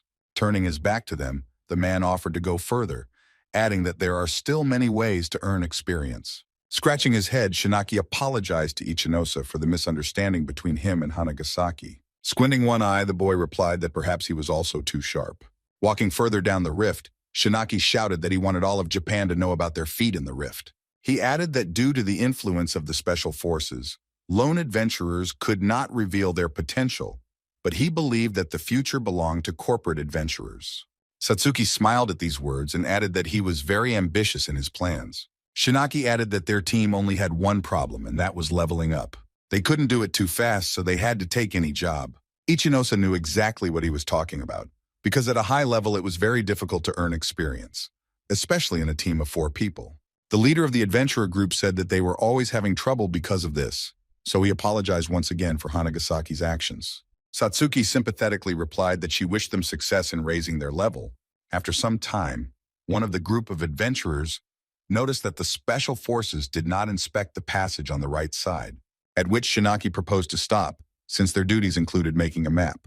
Iosa and Satsuki stopped, looking in the direction of the corporate adventurers. However, the blue-haired man thought that in his past life, Shinaki was doing great with the team, and everyone obeyed his orders. However, now he himself admitted that he cannot control the behavior of subordinates in the rift. Looking at the boy's back, Iosa thought about what kind of leader he is if people don't listen to him banally. The blue-haired man walked behind Shinaki, deep in thought. Looking around, one of the adventurers noticed that the rift anomaly was not as terrible as it was said to be. One of the colleagues approached Hanagasaki and added that they were chosen for the raid because of their rating.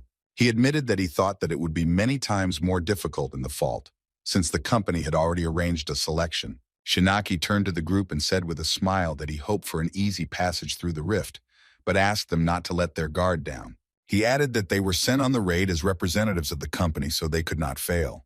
Satsuki quietly told her partner that since these adventurers were here, they proved to be stronger than the others in their company.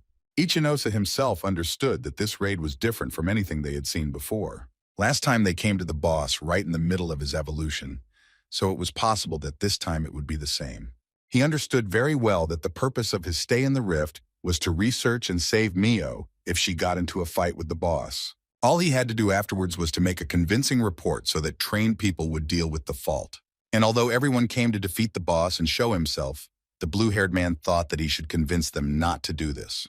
Watching Shinaki and Hanagasaki's conversation, Iosa thought that Mio was quite stubborn, and it wouldn't be possible to convince her just like that. He understood that he should be quite eloquent and convincing in his words. Suddenly the boy froze, curiously turning his head to where Shinaki had gone. He was interested in what he wanted to talk about with Mio, who was standing there. He began by saying that he had heard a lot about her in adventurer circles, where she was very popular. Ignoring her indifferent look, Shinaki added that she had already managed to participate in many high-level raids, even though she had only recently obtained a B rank. Smiling widely, the boy said he was honored to be here with such a legendary adventurer. However, she rudely interrupted him, ordering him to speak directly if he had something to say. Shinaki froze for a moment, not expecting such a sharp response from the girl. However, in the next moment, the boy's lips stretched into a slight smile. He replied that he wanted her to be his right-hand man, as he was sure that she could handle such a job. Watching the girl carefully, Shinaki added that with her help, his team would develop skills faster. Satsuki thought that the boy was quite eloquent, but if Ichinosa's words were to be believed, Mio would immediately reject him. Hearing how harshly she answered that she was not interested in his proposal, the blue-haired woman noticed that the answer was short and concise. However, Shinaki did not give up and rushed to convince her that if she agreed, he would gather as many talented adventurers as he could. He wanted to shout something else, but Mio snarled loudly for him to close his mouth. Turning her back to him, the girl coldly added that she was not going to join the group and chose her own path alone. Approaching Iosa, she quietly said that lately she has been dealing with annoying boys more and more. At the same time, she warned that she was with them only for the duration of the raid, and after that their paths would diverge again. Iosa turned an angry look towards Shinaki, who continued to talk about how the higher the level, the harder it is to maintain a single career. He added that at high levels, going into Class A dungeons alone could be very dangerous. However, Mio coldly replied that she would stick to her chosen path for the rest of her days. The girl followed Ichino silently, drilling her back with a look. He was approached by Satsuki, who asked why he was doing and saying such things that made the atmosphere tense around him. Suddenly, their attention was drawn to Hanagasaki, who stood in front of them. The man drew their attention to the fact that his boss was quite nice to both of them. So he asked them not to get confused under their feet while working. For a moment, Ichinose and her partner froze, not knowing how to respond to this. However, a moment later, the blue-haired man said that he really wanted to prove himself in the raid, while the boss called for new workers. After hearing the words that they were not doing their job very well, Hanagasaki was loudly indignant. He wanted to rush at Ichinose, ordering him to hold his tongue, but Shinaki timidly stopped him. Satsuki also entered the conversation, pointing out to the commander that his subordinate wanted to create a conflict situation. However, the blue-haired man understood that Hanagasaki wanted to sneeze at Shinaki's words, and Shinaki simply could not do anything. Hanagasaki's mouth dropped wide at his words about Shinaki being listened to only during battle. The commander himself did not answer anything, but his face became more gloomy. However, Satsuki was more worried about what his partner was talking about when he said that he was simply afraid.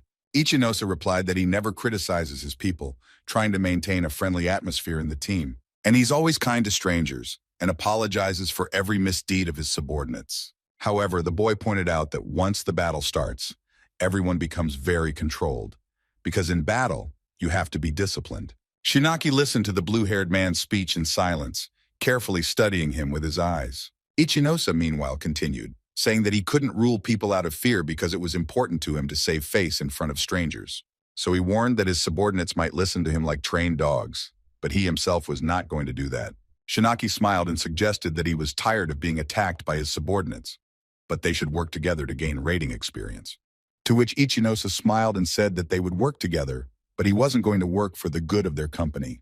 For a moment there was silence between the boys, and the atmosphere became more and more tense. After some time, the adventurers continued on their way, but both of them were not in a very good mood. Satsuki timidly asked her partner if it was worth fighting in such a place. To which I heard the answer that it might not be worth fighting, but the leader's manipulations are already in his liver. Meanwhile, Shinaki thought he had become a babysitter for 3 bevs who knew nothing but fighting, although before that he believed that he coped well with his role as a leader. Besides, glancing at Ichinose, the boy thought that the person expressing his displeasure should have appeared right now. Shinaki understood, remembering the fight with the monster, that the blue-haired man was quite experienced, and moreover, he was not afraid to express his opinion. He agreed to this raid because he wanted to increase the company's level of trust in his person and his own level. Meanwhile, Ichinose himself was thinking that one should be more careful with people like Shinaki. Suddenly, the boy stopped, anxiously looking at something in front of him. Shinaki and Mio, who were already preparing for battle, had the same reaction. Looking at the bugs that were approaching them, the commander shouted that a new wave of monsters was approaching. Without even turning his head towards the blue-haired man, Shinaki thought to himself that this was a good attempt to clear up their misunderstanding. In this way, he wanted to show the boy where exactly his place was. Huge killer praying mantises flew at the adventurers with wild screams. The members of Shinaki's squad cursed as they no longer wanted to deal with the bugs, but decided that they could deal with them quickly. Ichinose looked at the level 47 of their opponents and noticed that the deeper they went down, the more often they encountered strong enemies. Before that, they met a fairly low-level flea. And praying mantises had not only a high level, but also sharp paws blades and a strong body. And although they had absolutely no magical skills, their physical data more than made up for it. The best way to defeat the bugs would be to punch them in the stomach, but only Mio could handle such a punch. However, the boy asked her not to go against the enemies alone. Ignoring his words, the girl rushed forward, saying that she would handle them herself. Wasting no time, Mio jumped up, slashing at one of the praying mantises with her sword. Ichinose froze for a moment, his mouth hanging open as he watched Mio's actions. Meanwhile, the girl landed on the ground, after which, raising her head, she noticed that she was surrounded by 3 more beetles. Clenching his fist tightly, the blue-haired man thought that she never obeys anyone and gets into dangerous situations. He turned to face his partner and told her to help Mio, while he attacked the praying mantis from behind. Looking at the boy, Shinaki thought that this battle was going to be quite interesting. He understood that now was the time to put Ichinose in his place. He remembered the boy's words that he would not listen to him and would not do anything for the good of his company. Suddenly, Shinaki's lips stretched into a faint smile. He suddenly remembered how he had knocked Hanagasaki to the ground and crushed his head with his foot during the practice fight. The rest of the squad discussed his methods but decided not to interfere, so as not to get into trouble themselves. Looking at his subordinate, Shinaki thought that being a leader is not only a responsibility, but also a duty to educate subordinates. Hanagasaki looked at him and apologized, assuring that he understood everything. The rest of the squad turned pale in fright, not knowing how to react to this. Shinaki had always believed that fear was the best teacher for fools. So today he decided to prove to Ichinose that he was capable of sacrificing his life for someone. Assessing his opponents, Shinaki ordered his men to take the bugs to the right, while he controlled the situation in the center.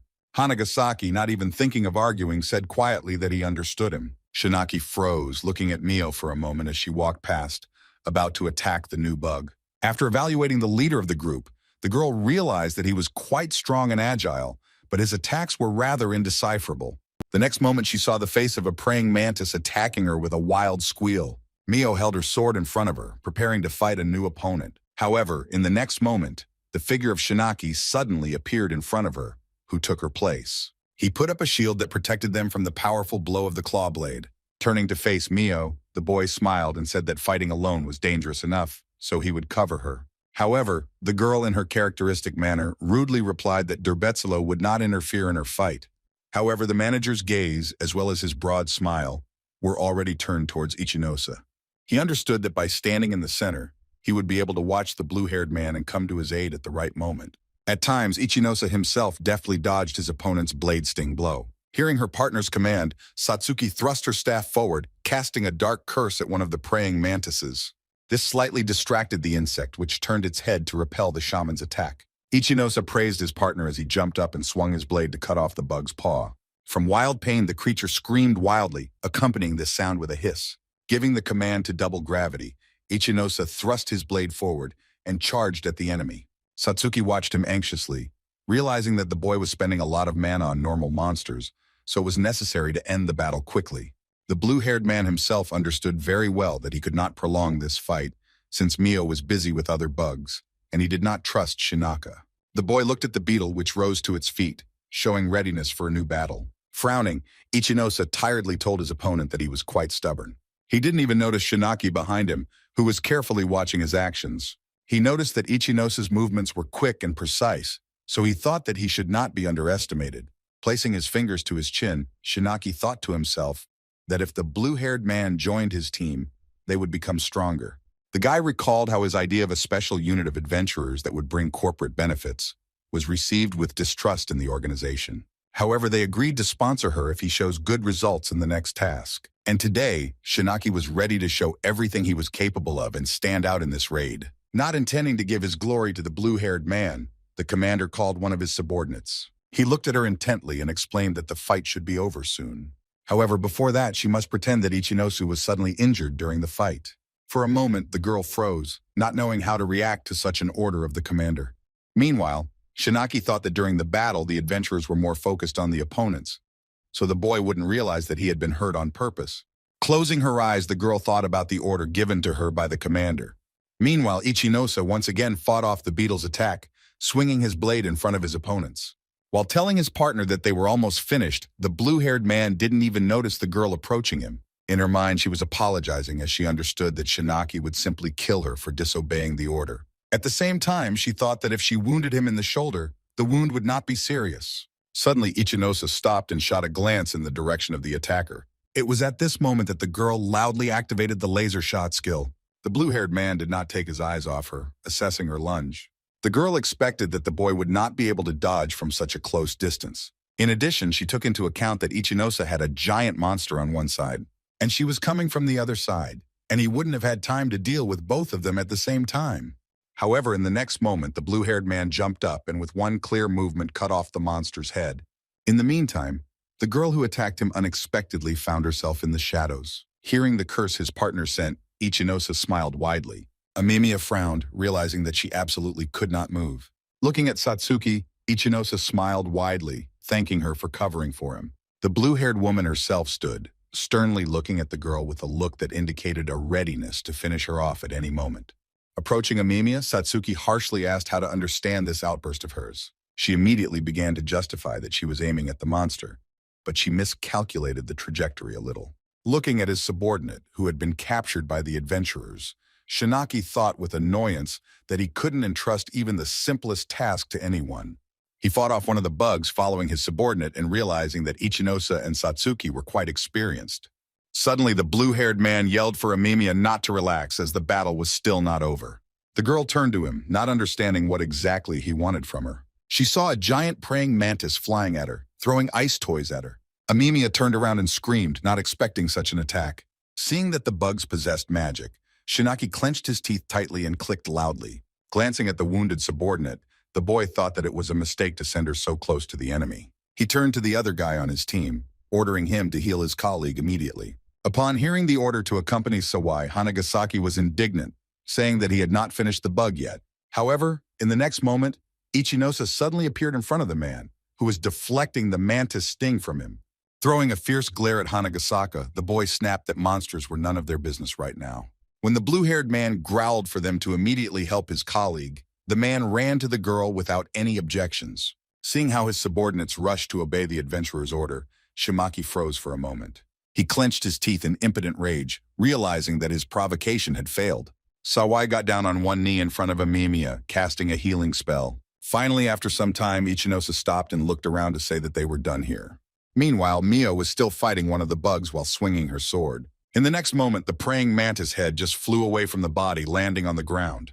Watching the girl cope on her own, Satsuki quietly asked if she should help her. She observed coldly that they had risked their lives because of the inattention of the team and the mistake of their comrade. She read Sawaya and Hanagasaki that if she had waited a second, Ichinose would have been seriously injured.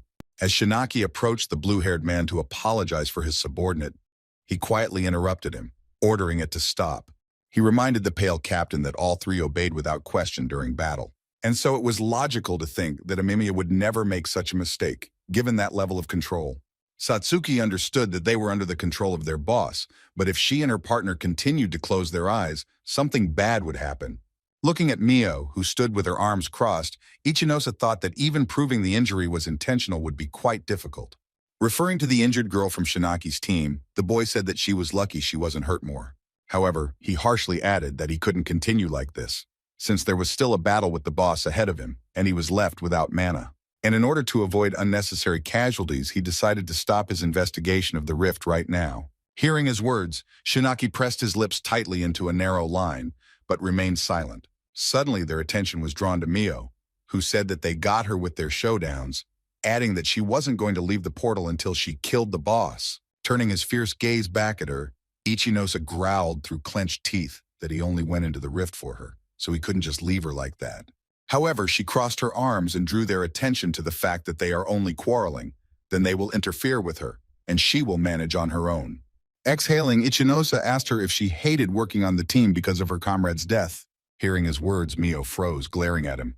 Satsuki also froze, not expecting that her partner knew even such details from the girl's life. However, this only made Mio angry, and in the next second, her sword was already at the boy's neck. Looking at him intently with eyes full of hatred, she asked him how he knew this. Ichinose looked down at her sword blade but didn't say a word to her. With a loud thump, Mio took her sword away and lowered her head. The blue-haired man looked at the girl sadly as she said that if he wanted to leave the rift, he could do so at least. However, she herself was going to continue on her way to the boss, arguing that they were bothering her anyway. Extending his hand forward, Ichinose tried to stop her, but she ignored him. Shinaki glared at the girl as he didn't want her to be separated from the group in such a situation. The blue-haired man thought about the fact that he learned about the circumstances of Mio's partner's death from the guild workers he worked with. And all this time he believed that these were just rumors, but now everything was falling into place. Returning to his partner, he shouted to her that he would follow Mio. Ichinose knew very well that if he allowed her to go there alone, her story would repeat itself again. Suddenly, the figure of Shinaki appeared in front of them, raising his hand and ordering them to stop. When the blue-haired man asked what he needed, the boy replied that they could not separate, since Amemiya would no longer be able to fight. Looking at his subordinates, Shinaki thought that they should stick together. And if Ichinose still leaves now, then the raid can easily be considered a failure. However, if he manages to convince the blue-haired man to stay with him, then the expedition can be continued. Glaring at the adventurer, Shinaki thought he couldn't return from the rift empty-handed. Spreading his arms wide, the group leader didn't want to let Ichinose and Satsuki pass. He thought of Amemiya, whom one of them had to take somewhere safe, but the raid had no chance of success if two strong adventurers came out of it. I remembered again the words of the sponsor, who said that it is necessary to show oneself from the good side at work. Realizing that the blue-haired man was needed to achieve his goal, Shinaki said that Mio had made the decision to go there herself. The guy added that he understood his concern for the girl, but she herself decided to go on without them. Furthermore, he stated that now they needed to stick together for their own safety. However, Ichinose replied that he could not talk about security after ordering a subordinate to attack him. Raising his hands, Shinaki said that he had already explained the misunderstanding, but offered a good deal for both of them. Holding out 2 fingers, he offered each of them 2 million yen if they would go with him. The blue-haired man was silent, looking intently at the leader of the adventurer team. He said that he needed to clear the rift at any cost, so he was willing to do anything for it. Moreover, he was interested in why he would risk his life for Mio, whom he had not met until today. To Hanagasaki's words that he did not have the promised amount, Shinaki replied that he would have much more money after clearing the rift. In addition, if his team copes with a difficult task, then their work will be sponsored. Deciding he couldn't back down once he got this far, the boy stretched his lips in a smile. The boy approached Ichinose and praised his fighting skills, adding that anyone could be bought. He said with a wild expression that he would be happy to work with him in the team. His eyes shone with a wild light as he offered the boy money, fame, and respect. However, the blue-haired man came close to him and replied that he did not want to work with a guy like him.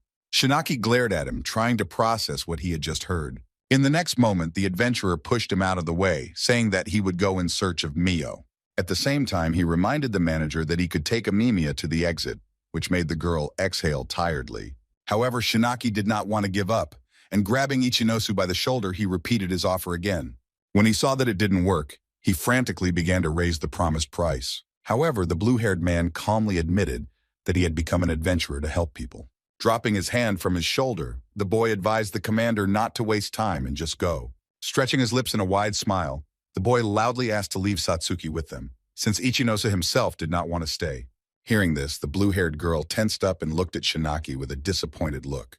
Putting his hand to his head, the commander said that as the squad leader, he couldn't let Satsuki go with him. With a predatory smile, he drew the blue-haired man's attention to the fact that if his partner went with him, she would be in great danger. With impotent rage, Ichinose clenched his teeth tightly, trying to find a way out. Shinaki continued that as a good leader, he is responsible for the safety of each team member. However, Satsuki immediately understood that he was not worried about her in the slightest, but just wanted to detain Ichinosu. When Shinaki asked what his level was, the blue-haired man replied that, putting his hand to his chin, the team leader replied that he had the same one. Looking at the adventurer with hope in his eyes, Shinaki offered him a bet. According to the terms of the bet, they will fight for leadership, and the loser will follow all the orders of the winner. Hanagasaki, in response to this, reminded the chief that fighting in the middle of rifts is very dangerous. However, he did not listen to him, already drawing his sword and telling the couple that there was a conflict between the members of the group. And in order for it to be fixed, it was necessary to deal with the hierarchy in their group. Satsuki also thought fighting in the rift before the boss appeared was complete stupidity, which she told both boys. Hearing her partner agree to the bet, the girl cried out loudly, calling him. Pulling out his blade, the boy offered to put an end to this as soon as possible, so that they would no longer get confused under his feet. Hanagasaki looked at both opponents in surprise, thinking that he had never met someone who could defeat the boss. And while he was thinking that both sides would be hurt in the duel, the man heard the boss calling him and Sawaya. Glancing at his subordinates, Shinaki ordered them to help him. They looked at him in surprise, not understanding what exactly the manager wanted from them. Shinaki snarled, and then both of them activated their steel skin and magic augmentation skills. Shinaki smiled as he felt the magic flow through his body. With a sly smile, he offered to start their fight, emphasizing that it would be fair. However, Satsuki stepped forward, snarling that he was talking nonsense as there would be no fair fight. Nodding her head in the direction of his subordinates, she said that he had forced them to share his powers so as not to waste mana himself. However, Shinaki didn't answer this, instead telling Ichinose that he used to have 42 magic points and now had about 2x more. Therefore, now he definitely surpassed the blue-haired man in terms of strength. That's why before it was too late, Shinaki said that Ichinose could admit defeat and surrender. Ichinose himself understood very well that although he and his opponent were equal, he had an advantage. Realizing that Shinaki just wanted to conquer him with fear, the blue-haired man grabbed his head. Looking at the crazy look of the leader, the adventurer asked him if he could at least do something without the help of others. To his surprise, Ichinose added that he was in a hurry, so they really needed to end their fight as soon as possible. Noticing that he wasn't afraid of him at all, Shinaki gritted his teeth in anger. Hanagasaki was also surprised by the blue-haired man's behavior, as he was not afraid of even a strengthened boss. Everyone in the team perfectly understood that after such a boss, it would be impossible to resist. Ichinose himself had long ago calculated to which class the leader of the adventurer team belonged. The paladin class was ideal for leaders as they had good base attack, high defense, and could use magic. However, looking at Shinaki, one could tell with 100% certainty that this class was not suitable for him. However, he was surprised that the blue-haired man still wanted to fight him, so sure of his victory. Shinaki was absolutely sure that in this duel, victory would ultimately be his. However, Ichinosa calmly replied that he should start the fight, as he risked being left without reinforcements. Calling his opponent a smug idiot, Shinaki charged forward, attacking him. Satsuki was surprised at how fast the leader of the adventurer team was moving. Shinaki raised his sword, drawing his hand back and swinging to strike. Satsuki looked anxiously at the bright light that formed in the place where the boys had gathered. Ichinosa leapt back, landing deftly on the ground and thrusting his blade forward. Hanagasaki came up to her, saying with a big smile that her partner was no match for their boss. The man added that even without reinforcements, their boss is quite a strong opponent. And under the reinforcements, there was practically no one who could defeat him. Ichinosa watched Shinaki closely as he prepared to attack him again. Hanagasaki, watching the new explosion at the collision site, added that the only one who could handle the boss was the Rift boss. Folding her hands, Satsuki mentally hoped that Ichinosa would be able to dodge with her gravity magic. Watching his opponent's actions, Shinaki asked if he would dodge all the attacks. Suddenly he laughed, realizing that he wanted to dodge while all the reinforcements took effect.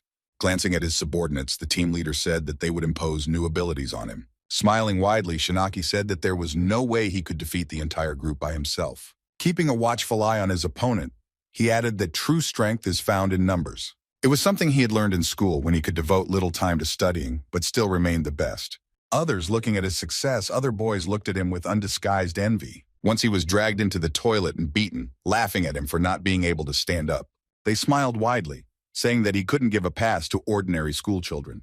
He talked about being beaten up by school bullies after school, although if they had fought one-on-one, he would have won. It was then that he understood the superiority of a crowd over one person, after which he began to study the psychology of people. Wanting to create a new generation of corporate adventurers, he came to Black Steel Production. With his sword raised, Shinaki charged forward, saying that no matter how much Ichinosa dodged, their fight would end in one blow.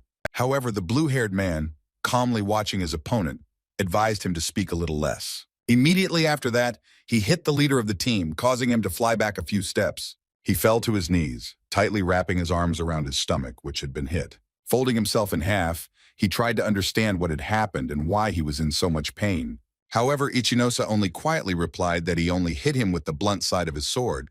Hanagasaki couldn't understand how this was possible if they had boosted the chief as much as possible. Shinaki also didn't understand how he managed to attack him so hard, considering it delusional. To which the blue-haired man replied that his body was not adapted to such a number of reinforcements. And although he became stronger and faster, it did not work because the body could not withstand so much force. Ichinosa added that he gave him the opportunity to attack so that he would realize that his body was still weak. Kneeling, Shinaki stared at the ground in front of him, trying to process what he heard. Satsuki smiled as Hanagasaki thought about the fact that the blue-haired man had realized this boss's weakness after the first hit. It suddenly dawned on him that they did not help the commander, but rather made him weaker.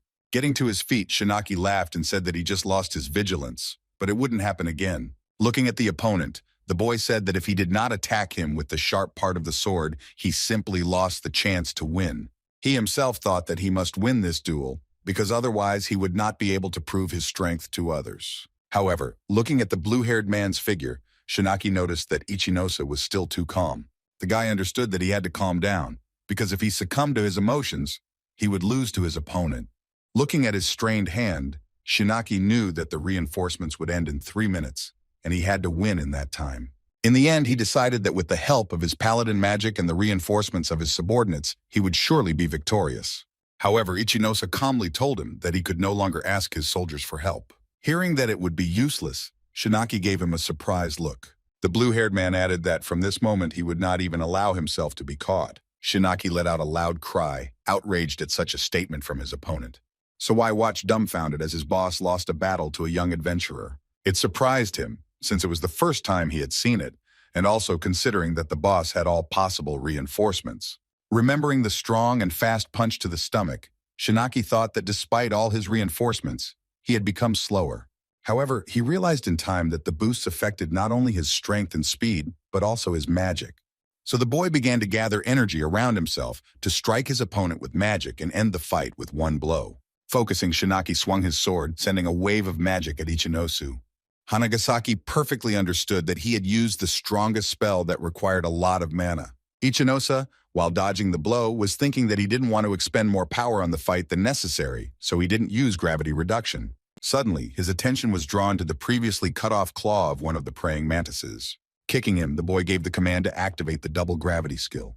Squinting one eye, Iosa held out a claw to shield himself from the attack. Shinaki looked dumbfounded at how the opponent had put up a shield, not expecting such a feint. Staring at the broken claw, the blue-haired man thought that the group leader's magic was not dangerous enough to waste mana. Shinaki began swinging his sword, berating Ichinosu for what the world stands for, urging him to come closer. However, he, quickly orienting himself, jumped up, flying over the surprised opponent. Hearing the blue-haired man land behind him, Shinaki turned to him with a big smile. Right after that, he saw Ichinosa charging at him, his hand out to strike. The boy hit the leader with his finger on the forehead, but using the double gravity skill. Grabbing the hit spot, Shinaki swung his sword back, cursing loudly.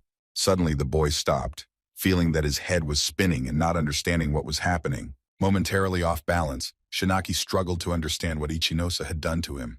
The blue-haired man himself watched his opponent, thinking that the human body could lose its orientation with a small change in gravity. Shinaki fell to his knees, unable to stay on his feet and wondering why his opponent was so strong. Ichinosa approached the boy and lifted his head up with the tip of his blade, saying that it was useless to continue their fight.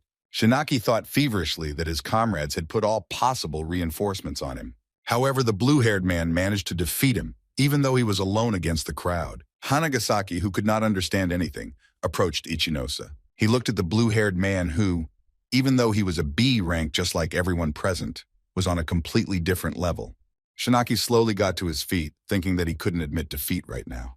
Realizing that he had to show his strength in order to remain the leader, he charged at Ichinosu with a wild roar. Suddenly he looked at him intently and calmly said that his time was up. He looked at him in surprise, not understanding what he meant but did not stop. In the next moment, Ichinosa raised his sword and struck Shinaki in the forehead with the hilt with all his might. The last thing the leader had time to think about, feeling that he would not pass out, was the thought that he had lost.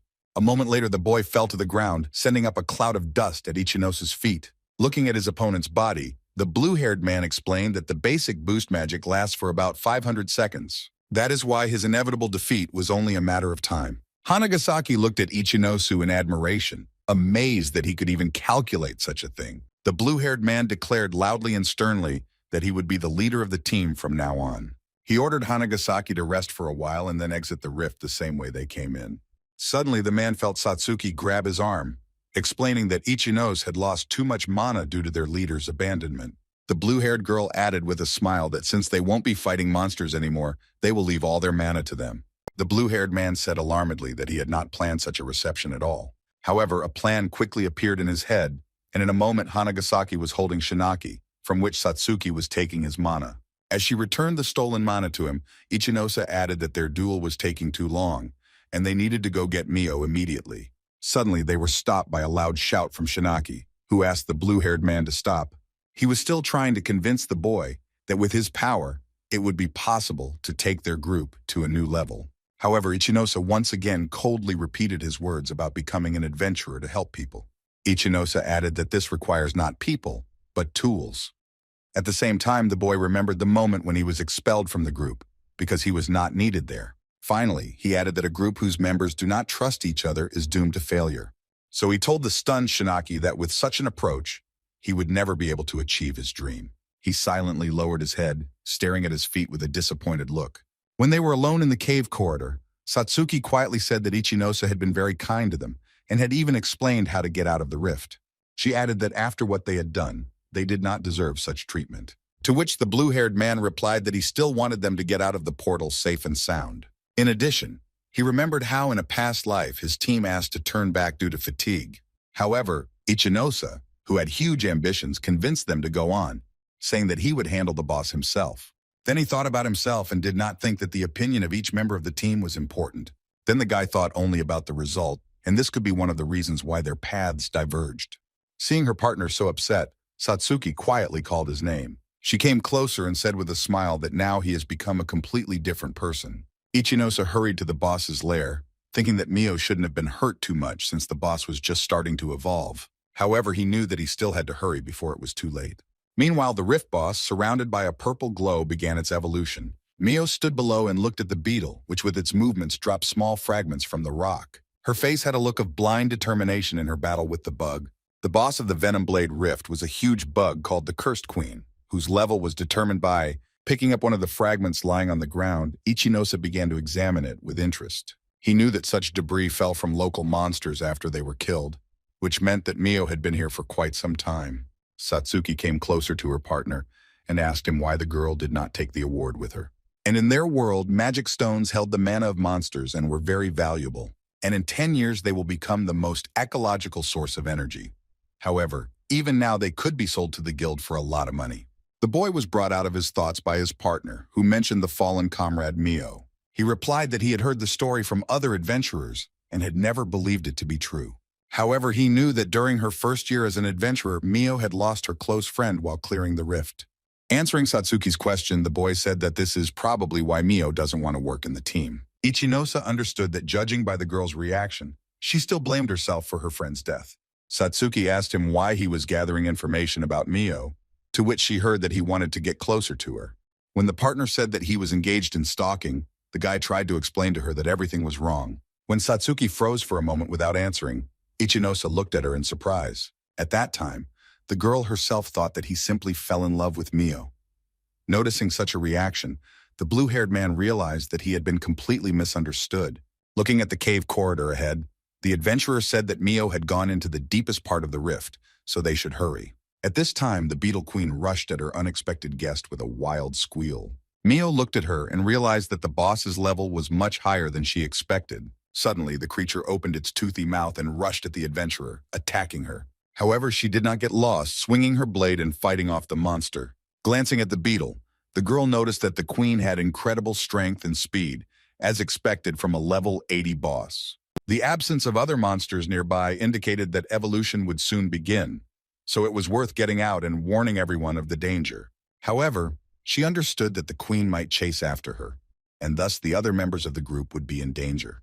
Exhaling, she said quietly that this is why she walks into the rifts alone. Putting her sword forward, Mio thought she would have to fight, even though she risked her life doing so. However, the girl knew that her class revealed its full potential on the verge of death, so there was a chance to even the odds and get the victory. Suddenly, her friend's voice reached her, asking if they would meet soon. Mio stood for a moment, staring blankly before her, then closed her eyes tiredly. She raised her sword in front of her, realizing that she must now focus on the battle. Bright orbs flashed around the queen, and the bug itself looked at her with its bulbous eyes. Immediately after that, the boss sent poisonous larvae to her opponent. However, Milo was not impressed, and she mentally asked if this was all the queen was capable of. Jumping up, she swung her sword, realizing that the queen was now defenseless. So now was the perfect moment for the adventurer herself to attack the boss. However, upon landing on the spot where the bug was standing, Mio wondered how it could dodge so easily if it only specialized in attacks. Juchika, meanwhile, was standing a few steps away from the girl, looking at her with creepy red eyes. Clenching her teeth tightly, the adventurer thought that the creature was playing with her to delay its evolution. Unable to bear the tension, she shouted, calling her boss to her for a fight.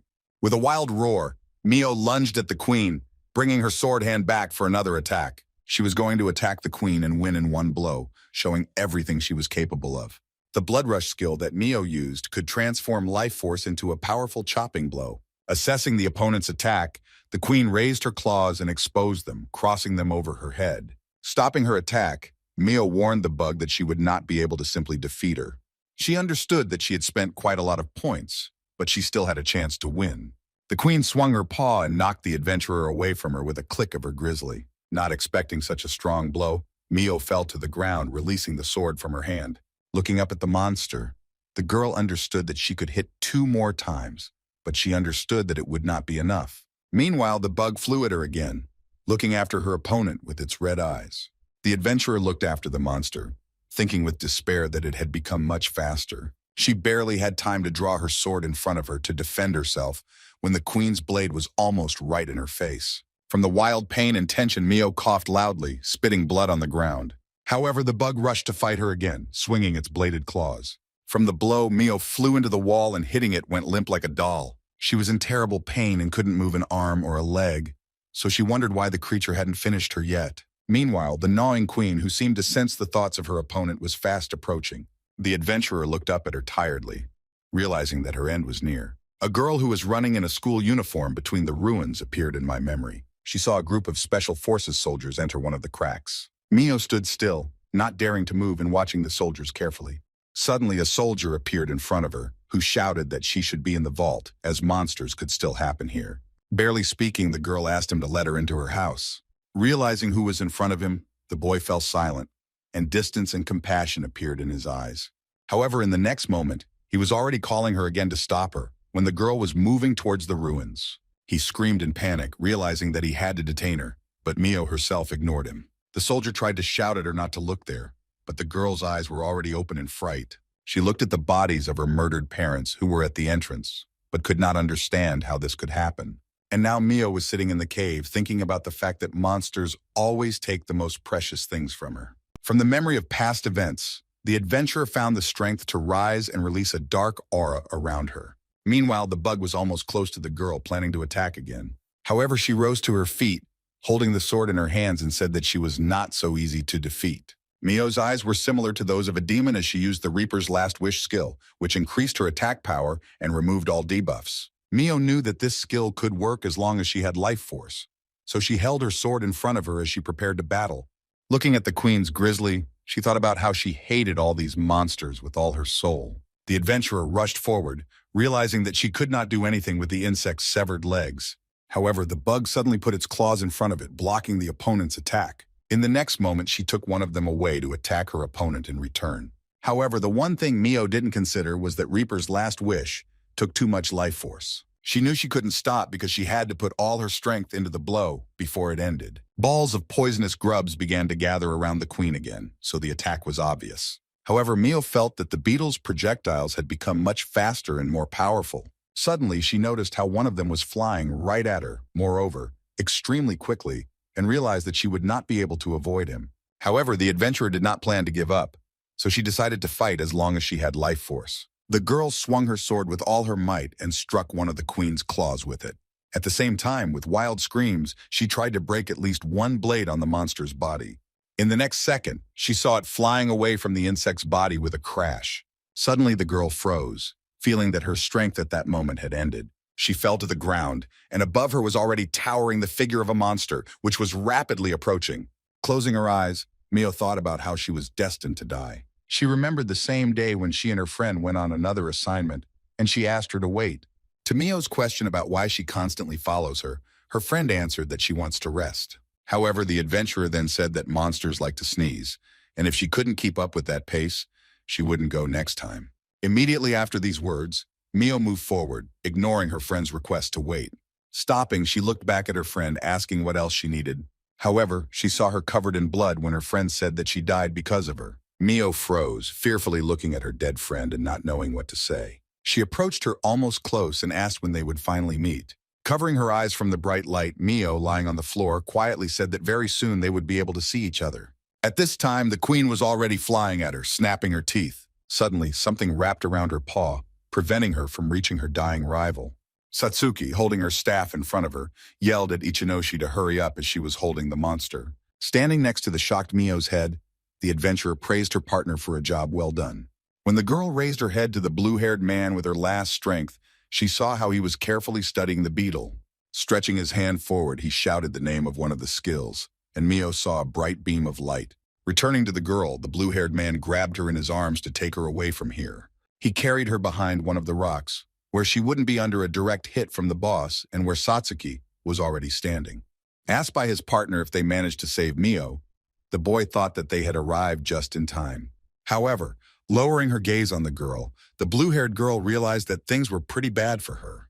Looking at the adventurer's unconscious body, Satsuki knew they had to get her to the hospital as soon as possible. At times, Yu, the queen beetle, once again rushed at the adventurers, uttering a terrible scream. Following her actions, Ichinosa thought that it was time for them to get out of here, but it would not be so easy to do so. In addition, the beetle managed to stand near the only possible exit from the cave, and this meant that in addition to strength and speed, the Rift boss also had mental abilities. Exhausted, Mio asked why they came after her if even the three of them couldn't defeat the monsters. Ichinosa clutched his head, thinking that was why he didn't want to fight the boss. Looking at Mio, he understood that they barely saved her, but she couldn't fight now. The indicators of their levels compared to the monster's indicators were too different. Besides, the monster had strength and speed. Stepping forward, the blue-haired man ordered Satsuki to take Mio and run while he distracted the boss. Satsuki yelled that this was madness, and Mio opened her eyes and told him to keep his heroism to himself.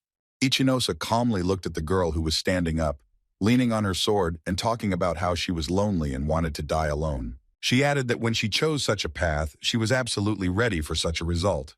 Looking up at Ichinosu, she asked him to let her keep her dignity, as she didn't want anyone to sacrifice themselves for her. The blue-haired man exhaled, thinking that his determination had not diminished from the wounds, and the past prevented him from accepting help now.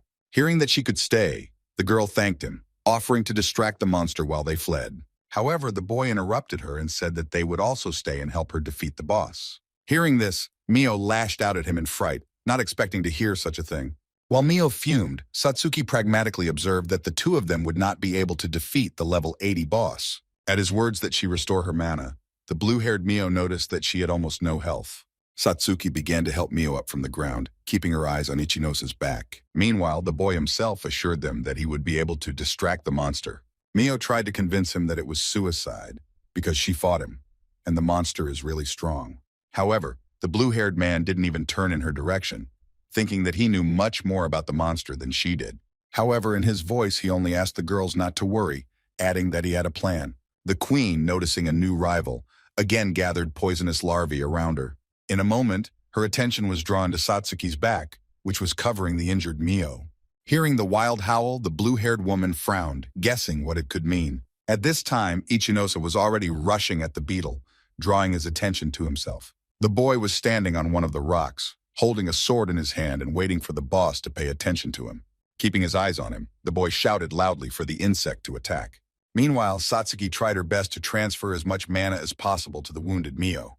Gathering her strength, the girl told the blue-haired partner that he greatly underestimated the boss. She thought hard about the fact that he would not be able to cope with the bug on his own. The queen, meanwhile, had already practically approached the boy, emitting a loud squeal. Noticing his strategy, Ichinosa mentally asked his opponent if he was going to corner him. He struck the ground with his blade just as the queen brought her grizzly closer to him. In the next second, he jumped up, gathering energy around him for the next attack. The insect even went berserk for a moment when it felt the opponent landing on its back. Mio watched their match in shock, wondering how the boy managed to strike the queen. Satsuki, although she knew how strong he was also shocked that her partner had managed to confuse the level 80 boss. Mio thought for a moment that Ichinosa was simply seeing right through the boss queen. The creature rushed forward with a wild growl, trying to throw the adventurer off her. However, he held on tightly to his blade, which plunged right into the monster's neck. Noticing a bladed pincer flying in his direction, Ichinosa jumped off, landing behind the enemy. Sensing this, the creature roared loudly, rushing at the adventurer to attack him once again. In his mind, Ichinosa turned to the beetle, saying that he had been waiting to meet him for a long time. He wants revenge ever since he took Mio's dead body from the rift where she had protected him. Dodging another attack from the monster, the blue-haired man thought that he had gone over the options many times that would allow him to win. Jumping up, Ichinosa lowered his sword and charged at the bug queen again. Green liquid splattered around from the way he stupidly stuck the blade into the insect's body. Looking at his opponent, the blue-haired man questioned if this was all the level 80 boss was capable of.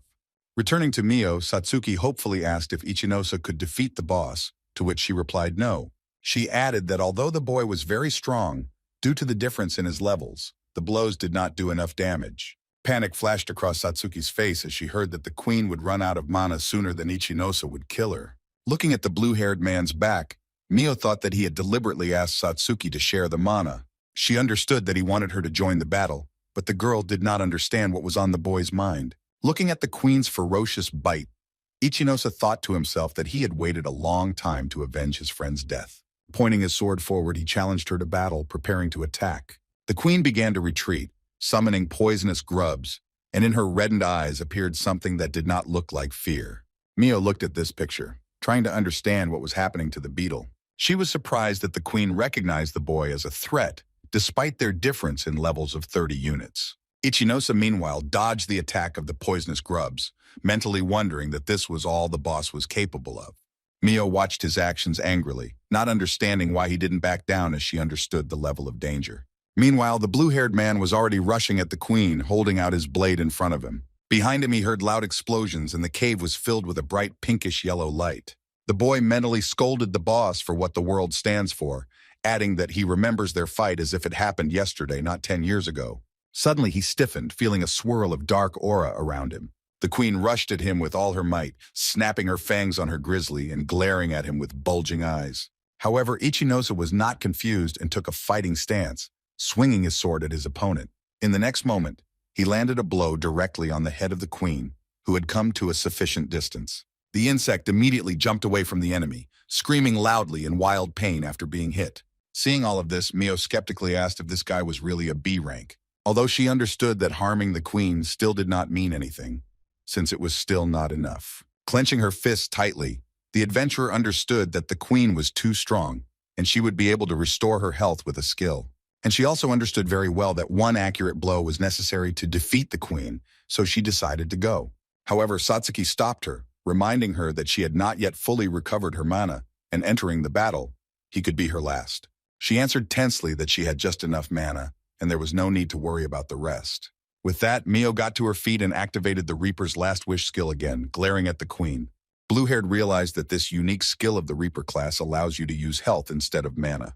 Without turning her head to the girl, Mio said that Ichinose had asked to restore her mana so that she could return to battle. Rushing forward with determination, she was now determined not to lose this battle. Suddenly, the ghost of her friend appeared in front of her again, asking if she was sure of her decision, since everyone she trusted was dying. Mio froze for a moment, staring at the girl with wide eyes. However, immediately after that, she closed them and took a deep breath, keeping her emotions under control. Walking around Momoni, Mio quietly apologized to her, mentally adding that she couldn't just stop. Resolutely looking in front of her, the adventurer thought that she could not ignore a person who risked his life for the sake of others. At this time, the queen rushed at Ichinose with one strong jump, attacking him again. Suddenly, a blue-black haze of Satsuki's powerful curse, which was accompanied by Mio's blow, flew into her mouth. The adventurer approached the blue-haired man, saying that she understood his plan to share mana with her so that she would enter the battle again. To which she heard an affirmative answer, which was explained by the fact that only her skill can kill the queen. However, Mio replied that she had already tried to defeat the boss with this skill, but only wasted her strength. Meanwhile, the beetle once again gathered poisonous larvae around itself to launch them at its opponents. Holding his blade forward, Ichinose assured his partner that they would be able to defeat her, but asked her to trust him. Hearing this, she was surprised to ask what he meant, but the boy had already jumped in for another attack.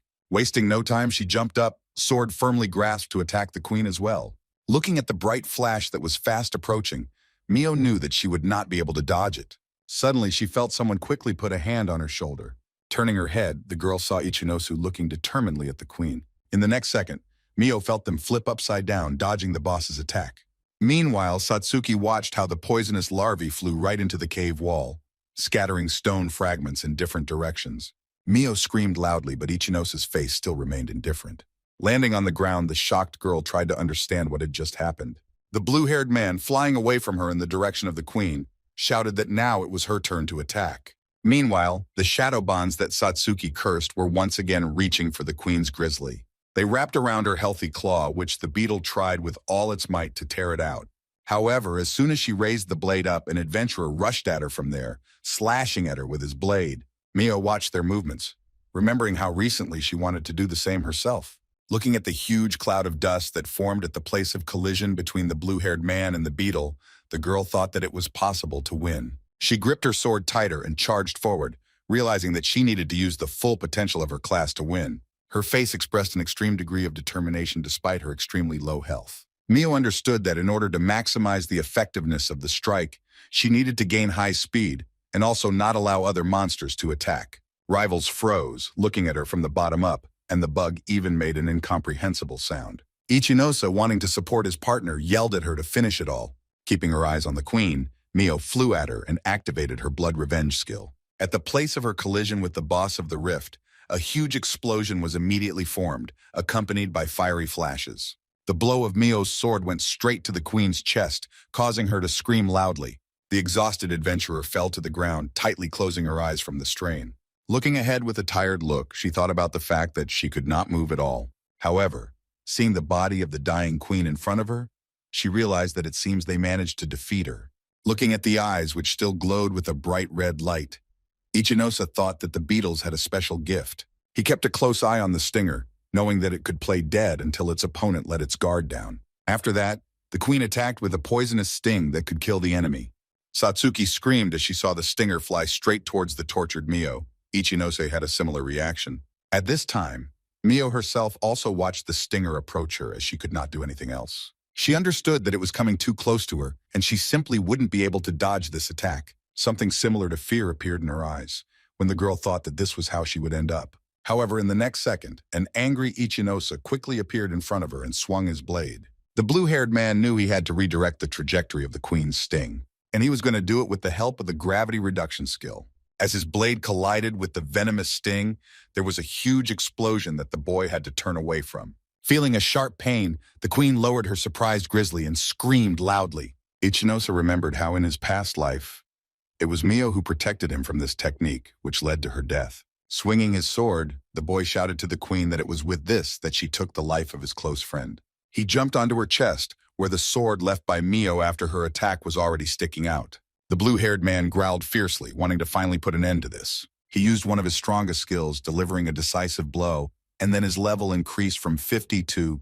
Satsuki smiled, loudly exclaiming that they had managed to defeat the boss. Ichinose thought grimly that this had happened, even considering their difference in levels. Casting a satisfied look at the tortured Mio, he smiled warmly, mentally noting that none of them had died. Staring at the back of her head, the boy thought that in his past life, her death had greatly affected him, and it was because of this that he decided to become a B-rank adventurer. Mio at this time looked at her hands, unable to believe that she had managed to survive. She raised her head, looking desperately before her and wondering if this was even meant to be. Mio looked at Ichinose, next to whom Momone's ghost was dissolving, as if confirming her suspicions. She remembered a friend wheezing loudly while dying on one of the raids. Then she was stabbed by one of the huge monsters they were hunting in the rift. Mio herself could not do anything, numb with grief, fear, and grief. Due to the difficult memories of her friend's death, the adventurer closed her eyes and clutched her head tightly. Satsuki saw her fall to her knees and ran to her to ask if she was okay. Mio looked up and said grimly that everything was fine. However, she added that while looking at Ichinose, she remembered one girl who really bothered her. The adventurer breathed out the words that she was sure she couldn't stand her for ruining her life. The blue-haired man listened attentively to his friend's revelation, realizing that now he could learn the story from her. Momone's spirit appeared before her again, and with her hands folded behind her back, she leaned towards the sky and asked when they would finally meet. Just now, looking at the desperation in Mio's eyes, Ichinose understood why she didn't join groups and always put herself at risk. She behaved as she did in the past timeline, when she covered him and sacrificed her life, as well as in the present. He perfectly understood that Mio despised himself and was trying to settle accounts with life with the help of work as an adventurer. Opening his mouth, he quietly denied that the annoying girl she was talking about didn't despise her at all. At the same time, he explained that if it had been so, she would not have risked her life to save her friend. Hearing his words, Mio froze, looking surprised.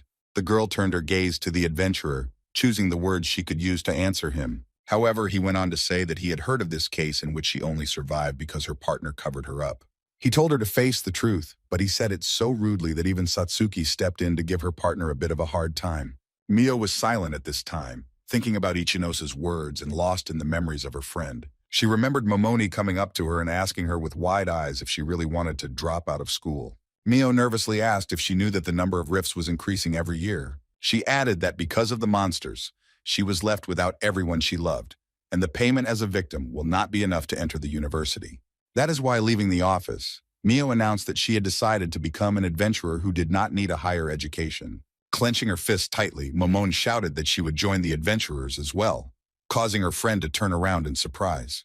She resolutely declared that she would also become an adventurer and cover her friend's back. Mio, hearing these words, frowned, trying to digest what she had just heard. After some time, when they went to one of the rifts, Momone asked her to go back home. However, Mio only snarled angrily that she was not made for rifts and working as an adventurer.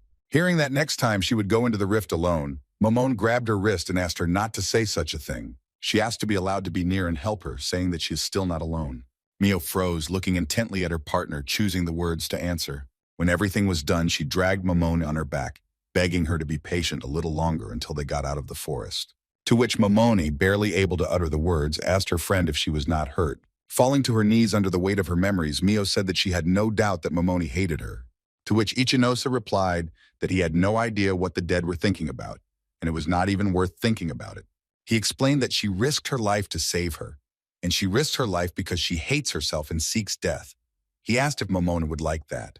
Kneeling down in front of the girl, the blue-haired man said that she thought that no one would be upset by her death.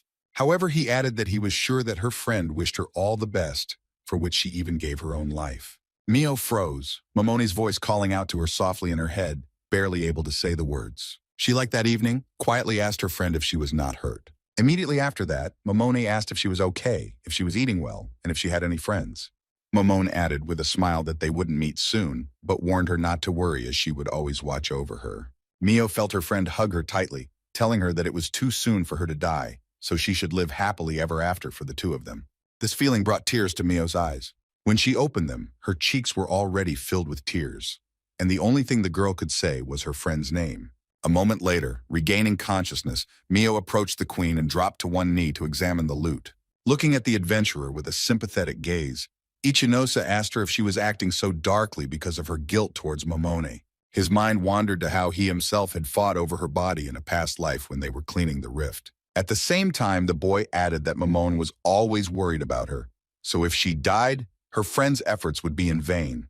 The adventurer knelt before her, asking to listen to his request. Looking desperately at Mio, he asked her to allow him to be her friend from today, but she raised her head and looked at him with wide-open eyes, after which she quietly answered that she needed time to think about everything. Stretching his lips into a slight smile and giving her a hopeful look, Iosa replied that he was willing to wait. He grabbed the girl in his arms and, loading her on his shoulders, headed for the exit of the rift, followed by Satsuki. When Mio apologized to him for not even being able to walk on her own due to her low health, he replied with a smile that everything was fine. The blue-haired girl, who watched their idol silently and sullenly, felt a little extra. From Satsuki's side, it looked like they had been a couple in love for a long time. When she said she was very happy for them, Iosa asked in surprise what she was talking about. As he continued on his way, he thought aloud that the higher his rank, the harder it would be to defeat his opponents. Thinking back to the queen they had just defeated, he thought that starting at rank A, it would be difficult for him to advance without a support class. However, after reminiscing about Alice's predatory smile, the boy admitted that monsters are not the most terrible opponents for him. Therefore, it was necessary to find a person who could restore the health of team members at a critical moment, or finding a rare item that will replenish health could help in this. Mio carefully watched the pensive Iosa, who continued to carry her on his shoulders. After thinking for a while, she quietly said that she has been working alone for a long time, and today, for the first time in that time, she was able to rely on someone. Leaning her forehead on the back of his head, the girl smiled, adding that it turned out to be very pleasant. Without raising her head or opening her eyes, she quietly thanked the blue-haired man. At those words and the tone in which they were said, Iosa's lips stretched into a warm smile. Remembering again how he held her dead body in his arms, the boy thought that this time he managed to change the course of events. For a moment, he imagined the grown-up version of himself from the past, sitting right across from him. Gratitude flashed in his eyes, and a light but happy smile played on his lips. Judging by the expression on his past self's face, the blue-haired man knew he had done everything right. He imagined them reaching out to shake hands. The next day, he and Satsuki were already sitting in a cafe, discussing the next plan of action. The blue-haired one quietly asked her partner if Mio hadn't called him yet.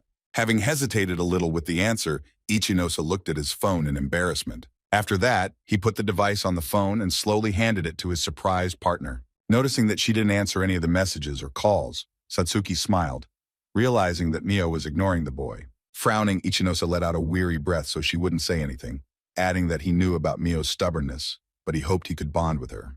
Glancing at the satisfied Ether, who was slowly approaching the cold coffee, Satsuki assumed that she was just tired, so she should be given time. Meanwhile, the doll was already fully enjoying the blue-haired woman's drink. In a moment, she was already pale from the cold, while Iosa, supporting her head with her hand and thinking about her partner's words. He knew very well that although Mio was strong, she was also stubborn. Even with her low level, she was able to challenge the queen and survive afterwards. Meanwhile, Mio herself walked slowly down the corridor, approaching the elevator. Iosa was brought out of his unhappy thoughts by the voice of a girl who said that she was not surprised that they lived here. Raising his head to the figure of the guest, he was surprised to notice Mio next to him. When a worried Satsuki rushed to her, the adventurer replied that she was already used to being seriously injured, so there was no need to worry about her. The blue-haired man stood up, asking her what she was doing here. Mio replied that she was never very good at texting, recalling how it pissed off Momone. That's why she decided to come here. hoping to meet them here, to tell them in person that she wants to join their group. Satsuki squealed happily, and Ichinose just silently stretched his lips in a warm smile. Finally, he replied that he was glad she had made that decision. Meanwhile, Alice and Kikyo stood in the dark study while the unknown boy quietly listed the news of the rift clearing and the adventurer's murder. He was outraged by the fact that no one else could be found to rake the manure, which is why he had to do it. What he heard from a fair-haired woman with an eye patch, so that he would show at least a little gratitude for her help to him. She warned that their client was a big zombie in the government, and he had made it clear that he would not tolerate any more failures. Crossing one leg over the other, the boy crossed his arms and asked with a smile if that was why they wanted to entrust him with this matter. Crossing his fingers, he parted his lips wider and said that killing a B-rank adventurer sounded rather boring. After hearing the words that he didn't want to clean up after him with Alice, Kikyo let out a loud cry. However, when he asked what he was wrong about the failed task, the shaven-headed man clenched his teeth in silence. The unknown added that unlike them, he had the best military training. In addition, he reminded that he had already managed to visit the bright side of heroes. With a smile on his face, the boy said that he was one of the strongest adventurers, but they would turn him back. Listening to his words about the authorities using adventurers as cannon fodder, Alice muttered to herself that he was hitting on her. The unknown, meanwhile, did not calm down, explaining to Kikyo why the dumb-headed heroes beat him so much. He advised him and Alice to stand aside and not get confused under his feet, since they had already failed the task. Wrapping the hunting knife in Ichinose's personal file, he said that he first wanted to see what he was capable of. Only then was he going to finish off the blue-haired man. Meanwhile, at the branch of the Adventurers Guild, the secretary congratulated Satsuki on her official B rank, but she smiled joyfully, not believing the information that she had been promoted. She thought about how, as a percentage, B-rank adventurers were only 1%. Clenching her fists tightly, the blue-haired girl happily noted that she was now one of them. Ichinose approached his partner and congratulated her on her new rank. Satsuki instead thought that she still looked weaker against Ichinose and Mio. Remembering the way they talked when they left the rift, the blue-haired thought that she would never lose to an adventurer. Mio also approached them, saying that gaining a new rank was a natural outcome. She added that Satsuki's level was actually above that of the average B-rank adventurer. Casting a cold look at Satsuki, Mio said that the girl was only promoted for her service to the district, so there was nothing to be proud of. Thinking that the adventurer was quite strict, the blue-haired girl replied that she would try harder. To Ichinose's words that she could have congratulated her partner, Mio replied that she was just trying to be objective. Clearing her throat, she offered to forget about this conversation, adding that she had something for them. Ignoring Satsuki's interested look, she turned her back to her and ordered them to follow her. Watching Mio walk over to her locker, Ichinose crossed his arms over his chest and recalled the words about the optionality of gifts. To which I heard in response from the girl that she really wanted to give them gifts on the occasion of joining their group. The blue-haired man wondered what Mio could have bought them, since he and Satsuki didn't buy anything. Opening the locker, Mio told them not to worry about it, adding that if it wasn't for them, she would have died. Besides, Mio said that after Momone's death, she hasn't tried to get close to anyone. Before pulling out the gift, the adventurer said that it was the most ordinary, but expressed her hope that they would like it. The blue-haired one stretched her lips in a warm smile, chastising herself for thinking poorly of Mio. However, realizing that she turned out to be quite a good girl, Satsuki sincerely thanked her. Looking at the locker in which Mio was rummaging, Ichinose noticed that she had used a large box for storage. He should have thought about what she would take out of there. Mio got a huge teddy bear. When Satsuki accepted the toy, the adventurer added that it was a limited edition, released in honor of the company's 5th anniversary. Satsuki happily thought that Mio, whom she had imagined to be pragmatic and eternally serious, turned out to be anything but. However, Ichinose was more concerned about how much the bear cost, which her friend thought was an ordinary gift. Blue-haired thanked her partner, worrying about how she should drag the toy home.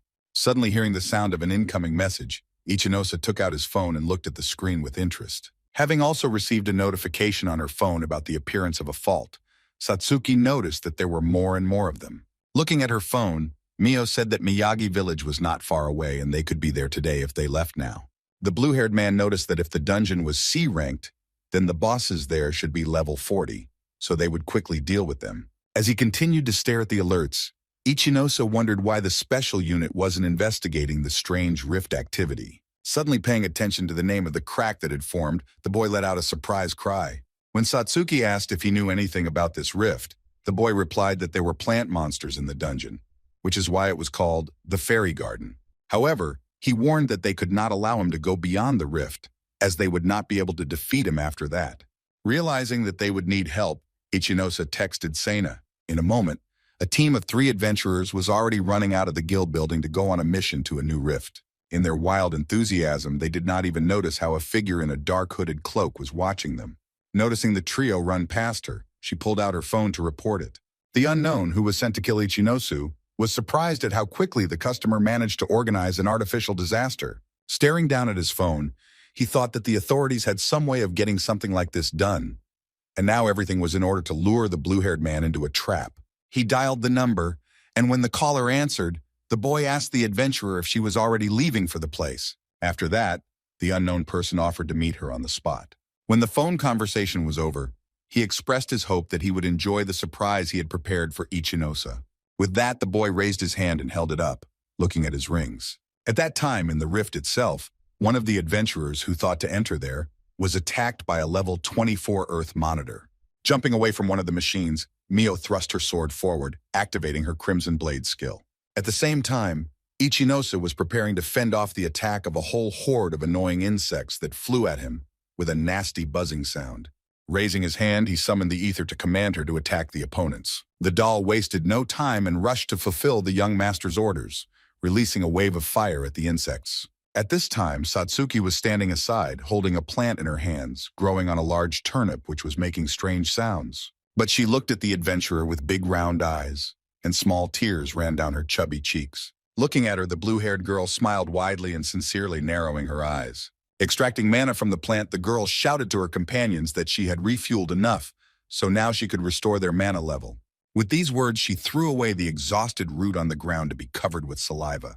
While the blue-haired woman was restoring Ichinosa's mana, Mio reassured the little girl, telling her that everything would be fine. Looking around, Satsuki noticed that compared to the previous disaster, the current monsters were not that strong. To her words that they can handle everyone before the special forces arrive, Ichinosa replied that the fight with the local boss will not be as easy as it seems. Called the Tree of Life, Gaokurin was capable of creating an unlimited number of monsters and had a high movement speed. Suddenly, the blue-haired girl froze, fearfully calling out words about the speed of the boss. Ichinosa confirmed her hunch that if the tree came out of the rift, they wouldn't be able to catch it. And then monsters will flood the city, which will lead to disaster. Mio came up to him, still holding the girl's hand, and asked if they could find a monster. The blue-haired man explained that Gaokurena is very cautious and timid, so she tries not to approach opponents whose level is higher than hers. He knew that at his current level, it would be easy to defeat the boss, but not to catch him. Besides, Sena never responded to his messages. Mio, hearing this, suggested that they split up, as this way they would be able to explore a larger area, and they would be able to kill the monsters alone. In addition, she understood that it was necessary to take the girl to a safe place.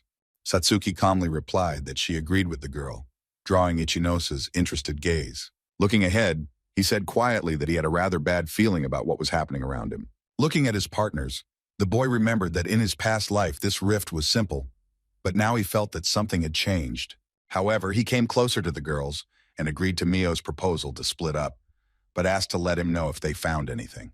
Meanwhile, the killer was standing in one of the cafes with a smile, preparing a double burger. He walked between piles of trash, talking about how much he loved the family restaurant, where they offered delicious food at reasonable prices. However, no one heard his speech about the taste of a double burger with Gouda cheese in an empty restaurant. Putting the plate on the table, he expressed his hope that the guest would like it as much as he did. Sitting down on the sofa, the boy folded his hands in a gesture that invited the guest to try. However, at the moment when he raised the fork with the meat to his mouth, the window next to him shattered into small fragments. He looked at the plate, which flew to the floor, spilling the cooked food on it. A tall man in armor entered the institution, holding a sword in front of him and looking for the boy. Satomi Asahi, the serial killer of adventurers who was known as the Collector, crouched, hiding behind an overturned table. He raised his hands and began to be indignant that he had just finished cooking the burger, and if he wanted to eat it, he could have taken it away. Folding his fingers in front of his face, the Collector began to think about which skill to use the pen for everything on the attacker. However, he silently raised the sword, grasping the hilt with both hands and carefully following his hands. The Collector mentally noted that the opponent's blade was clearly magical. Suddenly, an explosion rang out near the cafe, sending blue-black-pink smoke into the air. From the gray smoke in the cafe itself, An interested voice rang out, humming softly. The collector smiled, concluding that his opponent was a mage. Sitting on the shoulder of the summoning demon Gorgle, the boy said that it uses melee attacks. The battle mage smiled as he looked at the demon, who confirmed that it was definitely the collector in front of him. He tilted his head to the side with interest when he heard that he had received a report from his subordinates. The blonde introduced himself as Kana Kimura,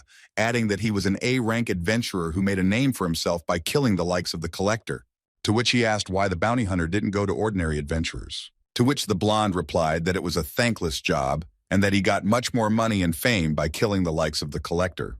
To which the collector himself replied, putting his hand to his head, that his life is quite boring once he wakes up and runs around the city in search of criminals. He added that he didn't even want to waste time on such rubbish, so he suggested that the hunter simply disappear, promising mercy for it. Kana responded to this proposal with a raised sword, attacked with words that such a thing would never happen. The blonde was counting on the summoning of the familiar taking too much mana, so it wouldn't be a long fight. Attacking the very demon that reached out to him, the blonde intended to end the fight with one clear blow. The collector, observing this picture, offered the attacker to teach him a new trick. He froze for a moment, not understanding what his opponent was talking about. However, in the next moment, Kana froze, closely following the boy who spoke about the unexpected attack. The bounty hunter doubled over as he thought about being unexpectedly attacked from behind. He did not understand when the collector managed to summon another familiar, the executioner Kildall, because he had a good look around before entering. However, the collector raised his middle finger and explained with a smile that he knew from the beginning that he was following him. Standing over his opponent, he added that he didn't die after the first hit because he had a high defense considering his class. Kaima looked up at him pleadingly, asking not to kill him and promising to pay any amount. However, the collector, raising his index fingers to his head, reminded of a demon who could also swing a bounty hunter in one hand. Throwing up his hands, the boy said that he feels like a scumbag every time someone offers to save his life for money. A loud explosion suddenly sounded outside the window, causing a large ball of fire to appear in the sky. The collector couldn't make out whether it was a fire arrow or an explosive, but he knew it was flying right at him. The demon behind him stepped a little closer, adopting a battle stance. In the next moment, the collector dodged a wall of fire that flew right at the red familiar. One of the tongues of flame lunged at the guest couch, devouring its upholstery. Clenching his teeth tightly, the boy thought about the fact that the unknown man had managed to kill his gargoyle with one move. The archer who fired the fire arrow came up, hissing in annoyance at not being able to end the fight with one hit. Lieutenant Mayumi held his bow in front of him, preparing to fire it again. The collector, shoving his hands in his pockets, watched the whirlwind that suddenly rose in front of him. The lieutenant's partner raised her staff in front of her, giving the command that activated the spell. Immediately after that, the boy found himself in the middle of a wall of fire that surrounded him from all sides. Looking at the restaurant's trading hall engulfed in flames, the collector was loudly indignant that because of them, he could not prepare a new burger. Looking at the Special Forces soldiers who had also followed the hunter, the collector realized that they just wanted to roast him. Suddenly Kama stirred on the floor, letting out a loud moan. Mayumi raised one hand in the air, ordering his soldiers to help the bounty hunter. The collector now understood that before him was Mayumi Toya, as he was the only person who could defeat him. Mediocre adventurers were not accepted into the special unit, because there they had to follow strict rules and be strong. However, Mayumi was one of the youngest and at the same time, one of the best lieutenants. The collector smiled, feeling an irresistible desire to defeat such an idealist as the lieutenant. However, looking at the surroundings of his subordinates, the boy realized that they would now be very disruptive, so the time was not the best. Therefore, he took advantage of the moment, while he was not noticed and quickly escaped, jumping onto the roof of the cafeteria. Looking down at his fist, the collector thought with annoyance that he had lost the gargoyle due to the sudden attack, and if he engaged in battle, he would lose a lot of mana. And he also had a job, failing which he could incur the wrath of his boss. So the boy thought to himself that Mayumi was lucky this time, but next time they would definitely have fun. Crossing his arms in front of him, he jumped out onto the road, trying to escape. This was noticed by Mayumi's partner, who drew the attention of her boss to the collector. Without wasting time, the lieutenant took out his bow and drew the string, forming a new arrow of fire. A moment later, the collector froze as he watched another pillar of fire fly towards him. Her partner looked in the other direction enthusiastically, thinking that the attack was successful, but her boss did not think so. He watched as the figure turned into slime, realizing that it was just a decoy to distract them. When asked by the girl if they would follow him, Mayumi replied that there was no point since they had to stop the disaster. He loudly added that the fire should be dealt with first, causing his partner to rush towards the cafe. Looking at the dazed bounty hunter, Mayumi said she would question him a bit later. Meanwhile, Mio lunged at the new monster, looking determinedly in front of her and drawing her sword back. Gao Karena, the level 38 Rift boss, rushed forward as she tried to break away from her pursuer. The adventurer kept her eyes on her, realizing that she would soon be able to catch up with her. However, Gao Karena not only moved quickly, increasing the distance between them, but also summoned magical creatures. In the next moment, Mio already had to fend off the monsters that were flying at her. Commanding them to get out of her way, the adventurer waved her sword. However, they stood up as one wall, blocking her way and forcing the girl to stop. Mill understood that she did not have time to fight them, because in that time, Gao Karena could have escaped again. Realizing that she had to do something, the girl put her sword in front of her, activating the infernal destruction skill. Immediately after that, a huge explosion blew all the magical creatures out of the way. Realizing that the road was clear, Mio continued her pursuit of Gao Karena as she raced through the streets, intending to win in one hit. Suddenly, a huge lizard flew out of the bushes at her, perplexing the girl, who did not understand where it came from. He quickly pounced on the opponent, opening his toothy mouth wide. Out of surprise, Mio gave a loud thump, looking in front of her in fear. When they landed, a cloud of dust and debris rose up. Mio gripped the hilt of her sword tightly, driving it into the lizard's head, finishing it off. After looking at the small turnips, the adventurer was surprised that the boss summoned new animals and ran away again. Realizing that she had to catch up with Gaokarin, the girl cursed loudly, preparing for a new battle. Meanwhile, Ichinosa raced through the streets of the city in search of his boss, whose traces he could not find. He even thought of going up and looking over the city from above, but he decided that it would take a lot of time. Suddenly, the boy heard the sound of a message. A map appeared on the screen, noting where Mio had last seen Gao Karena, adding that she had dropped her. The adventurer smiled after reading Ichinosa's response that this narrowed the scope of the search considerably. Looking in front of her, the adventurer smiled, mentally threatening the boss who was already on his way to get him. In the meantime, insects were flying at the blue-haired man, their mouths opening like flytrap flowers. Leaping into the air, the boy swung his blade, cutting his opponents to pieces. In the next moment, a huge figure of a green lizard appeared in front of the adventurer, which looked at him with red eyes. Leaning on its front paws, the animal breathed out a large pillar of fire at its opponent. However, Ichinosa rose into the air so the monster's fire did not touch him, but the boy managed to assess his opponent. Noticing the adventurer flying at him from above, kicking away from the traffic light, the lizard let out a surprised roar. In the next moment, he was already falling to the ground after a strong blow from the enemy. Looking at the notification about the number of points for the victory, the blue-haired man realized that his suspicions were confirmed. Due to the difference in levels with the monsters, he was currently receiving quite a few points. Looking at the skyscrapers of the city, above which clouds of smoke rose, Ichinosa thought about the fact that he had never found his boss. And while the adventurer was thinking that the monsters would disappear only after defeating the Gaokarin, someone's voice was heard from behind. Turning his head, the blue-haired man saw a boy walking towards him with outstretched arms, calling him a hero. He said that it was the first time he had seen such a strong adventurer who was able to defeat the creature so quickly. Ichinosa watched the stranger closely, asking him if he knew how dangerous it was now. When he answered that he was also an adventurer, the blue-haired man sighed tiredly, trying to understand who he was and mentally calling him a freak. He clarified that he had an E rank, besides he belonged to the Seleucid class, which puzzled Ichinosu a little. He knew that the Seljuk class could be obtained by evenly distributing the points, but they had no special characteristics. Among the adventurers, not much was told about this class to newcomers, recommending to develop skills that could agree. The unknown smiled, saying that he wanted to.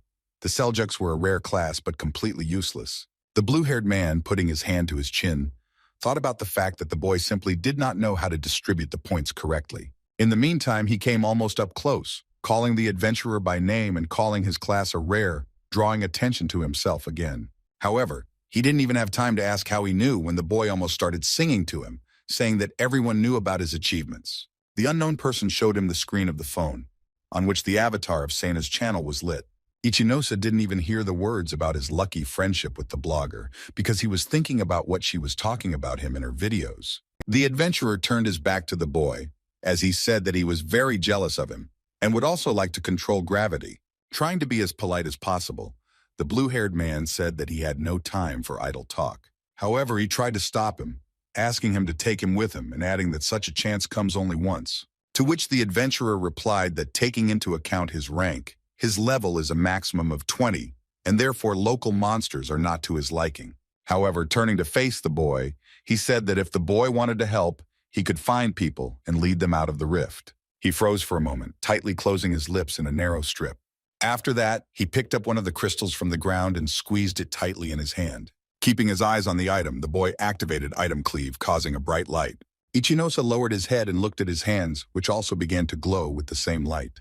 The stranger smiled and spoke of a skill of his class that allowed him to give the characteristics of objects, which could help catch the boss. However, the blue-haired man exhaled, saying that he was quite annoying and adding that he could handle it on his own anyway. He was thinking about the fact that he has to catch the boss as soon as possible and has no time to merge with the unknown when his phone lit up with a notification. Looking at the screen, Ichinosa noticed that Sana had finally answered him. He asked her to start the stream and find the boss of the rift, which looks like a large slug. Immediately after that, the girl sent him a link to the started stream. Turning on the video, the adventurer saw her talking about the disaster in the Miyagi area, with knights and a dragon visible behind her. The girl held up a piece of paper with a schematic image of the rift boss, asking fans to help find him.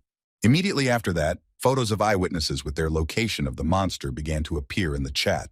While this was going on, the girl continued to say that the slug was quite dangerous despite its appearance.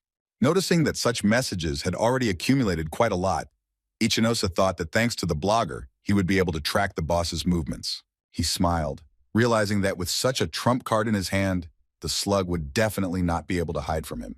His attention was drawn to a photo that marked the last location of the rift boss.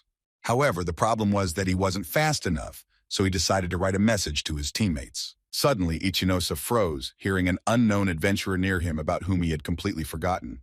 The blue-haired man turned to face him and asked what his name was. After he put his hand to his forehead and introduced himself as Aki Wajima, Ichinosa said he was heading to where the boss was last seen. He added that he was still not sure that he should go with him, but if he really wanted to, he could join.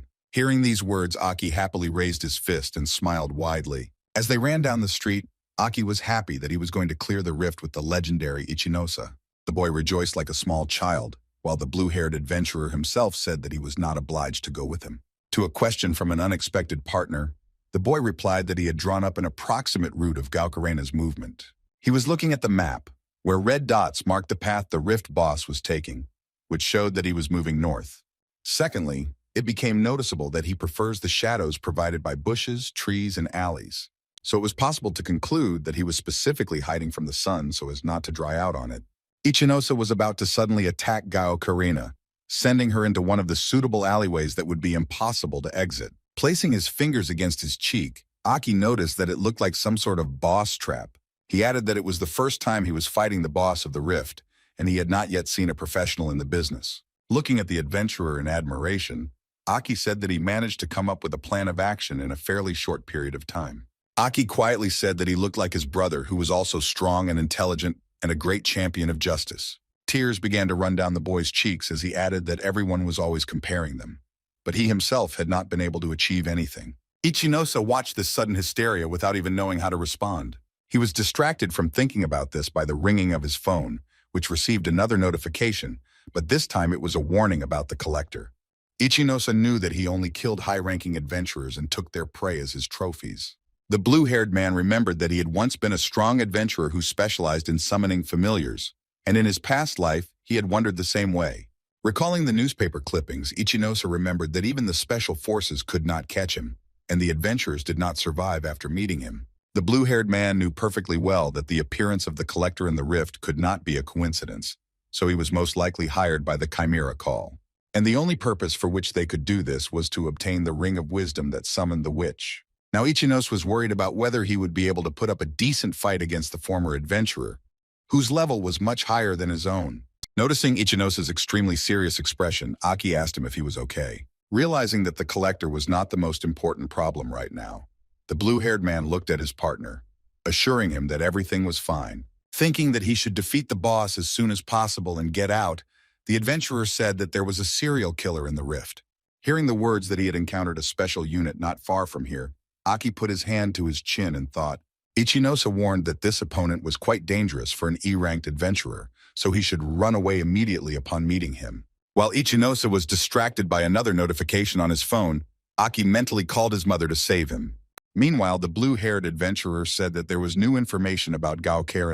Realizing that the slug was very close, Ichinosa sent the information to their chat while Aki was in tears. Looking at his surprised partner, Ichinosa told him that he had received new information about the boss of the rift. Right after that, he seriously added that he would need Aki's help to defeat him. He froze for a moment, not knowing what to say, but immediately after that, he clenched his fist firmly in a decisive gesture. Looking confidently in front of him, the boy assured the blue-haired man that he would help him. Looking around, Ichinosa said that they could take advantage of the fact that the slug was trying to avoid the streets, get some sunlight. Imagining the plan of the city, he was going to deliberately change the boss's route to lure him into the right lane. The blue-haired man was going to achieve this by scaring Gao, which would make her run to where Aki would be waiting for her. All that will be required of the guy will be to simply kill the boss, or, failing that, at least capture him. Aki smiled, assuring Ichinosu that he had exactly the items to help him catch the slug. Immediately after that, the blue-haired man turned his back to his partner, who already felt like a hero. The adventurer added that if something goes wrong and something happens to him, then he should just run away. However, Aki folded his hands in front of him and asked him why he decided to become an adventurer in the first place. Seeing the blue-haired man's uncomprehending look, the boy explained that adventurers risk their lives every day, so he was interested in the reason. In addition, the job was one of the most thankless, which also did not add to her attractiveness points. After saying that the question sounded rather strange, Ari rushed to apologize for his curiosity. However, he was somewhat reassured by the words that the question was quite interesting and gave an opportunity to think. Ichinosa added, looking down at his hands, that he chose this path from the beginning to see how far he could go, and he was going to do this until he saw his own death. With these words, he remembered the battle with Kronos. He thought back to the red-haired assassin they had met in the rift as he thought about going further in, and each time it dawned on him that he could save more and more lives. Mio's dying smile appeared before his eyes. He admitted that with great power came great responsibility to the people who might be harmed by the monsters. Finishing his explanation, Ichinosa glanced at Aki, who was listening in fascination. Scratching his head, the blue-haired man said that he hadn't thought about it since no one had asked him about it yet. The boy, who listened carefully to every word, at first did not even know how to respond to such an impassioned speech. However, in a moment, smiling widely, he assured the adventurer that this was more than enough. He raised his hands up in satisfaction, loudly thanking Ichinosa for sharing with him, but Ichinosa only coldly replied that it was time for them. They set out to catch the slug as it sped through the city's thoroughfare at breakneck speed. Seeing him, Ichinosa quietly told his partner that Gao was approaching. Wasting no time, the blue-haired man activated his skill, intending to attack the rift boss. The snail stopped, scared away from the dark cloud with bright lightning. When the debris of the road flew at her, Gao let out a loud and long howl. Trying to avoid a fight with the adventurer, she crawled into one of the alleys. Ichinosa, seeing this, noted with satisfaction that so far everything was going exactly as he had planned. Therefore, he now had to rely on Aki, who was standing in that alley waiting for the boss. An impatient smile burned across Aki's face as he heard the slug approach. Ichinosa, meanwhile, kept Gao in sight, running in the same direction as her and keeping his blade at the ready. He noticed with pleasure that he could still catch up with the snail at such a speed. Meanwhile, Gao herself, trying to break away from the pursuer, summoned another monster, which furiously attacked the blue-haired man. The boss continued on her way, leaving behind her giant Kalmok and green monitor lizards. Ichinosa continued to run after the slug, keeping a close eye on the monsters left in its wake. Trying to deal with them as quickly as possible, the adventurer swung his blade using gravity reduction. Noticing how fast her opponent could move, Gao raised her head in surprise and gurgled. The adventurer smiled, apologizing to the boss for not fooling him with such tricks. With these words, he jumped up, flying from the roof of the house onto the body of the snail. He turned his head sharply, trying to throw off the unexpected rider. Jumping up to avoid falling to the ground, Ichinosa noticed another huge monitor lizard flying towards him. He realized that Geo could use her cubs to evade her pursuers by distracting them. Using the monitor lizard's body as a fulcrum, the blue-haired man remembered how Mio had written about this technique. However, he quickly realized that he should just avoid the new monster and continue chasing the slug. Having flown closer to Geo the boy swung his blade almost close to her body. In pain, the slug raised its head and made a loud sound similar to a scream. Ichinosa landed on his feet, still holding the blade in front of him. Realizing that she needed to run, Gao used her swift escape skill to try and break away from her pursuer. The blue-haired man watched her actions closely, realizing that she did this every time she sought cover when she was harmed. However, he also knew very well that such a skill had one major drawback, namely that it required hours to recover. That is why the slug would not be able to escape now from Aki, who was impatiently waiting for him in the alley. Rejoicing that she managed to escape from the blue-haired pursuer, Gao Karena let out a satisfied sound. Her joy was premature, however, as she stopped short in surprise a moment later. Slimax saw a boy in front of him who was rubbing his hands, obviously expecting something. Aki, seeing the boss of the rift in front of him, was confused for a moment, thinking that he really came to him. He mentally tried to convince himself that right now was his chance to become famous and become a hero like Iosa. Pulling a jar of liquid from his pocket, the boy mentally prayed that it would work. Looking intently at his hand, Aki gave the command to activate the cleave item skill. Throwing a glass at the rift boss, he advised him to try something like this. A bright red liquid poured out of the open glass, releasing a river of real flame. Seeing this, Gao Karena gurgled in surprise while remaining completely motionless in fear. Looking at this reaction, Aki noticed with satisfaction that Iosa was right when he said that the slug was afraid of fire.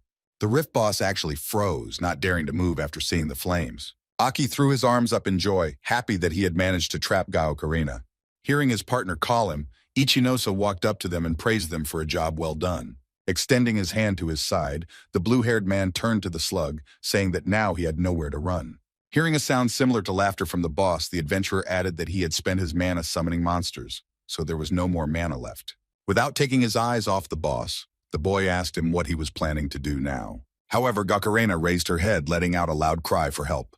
Immediately after that, two large monitor lizards appeared in front of Iosa and looked menacingly at him with their red eyes. Meanwhile, Gao Karena entangled itself in long and thick trees, making threatening sounds. Looking at this, the blue-haired man was alerted that the Tree of Life was entering combat mode. Iosa was surprised that instead of running away, the rift boss decided to spend his health fighting him. Aki covered his ears tightly against the loud scream and shouted to his partner that they needed to retreat. However, at the moment, the blue-haired man was more worried about the giant monitor lizard, which was rushing at him, gaping its toothy mouth. With his hands out in front of him, Aki kept trying desperately to convince him that it was necessary to flee immediately. However, the experienced adventurer calmly replied that their attempt would not be successful. Wasting no time, he rushed at the monitor lizard, swinging his blade with all his might. Without distraction, he slashed at the monsters with his weapon with all the speed he was capable of. Carefully watching his partner's actions, Aki covered his face with his hands in shock and let out a loud sigh. Meanwhile, the boss of the rift, realizing that he was losing, unleashed his tentacle trees towards the adventurers, attacking them with a loud sound. However, Iosa jumped at him at the same second, swinging his blade. Landing on the slug's body, he thrust his weapon right between its eyes, causing the monster to cry out in pain. Keeping a close eye on the monster, the blue-haired man activated one of his strongest techniques. The slug immediately found himself surrounded by a black ball of gravity, accompanied by lightning. It began to swell in various places, which caused large balls to appear on his body. From the bright light that appeared in front of him, Aki closed his eyes for a moment and covered his face with his hand. The green monitor lizard, which was the only one left, silently watched what was happening, opening its toothy mouth.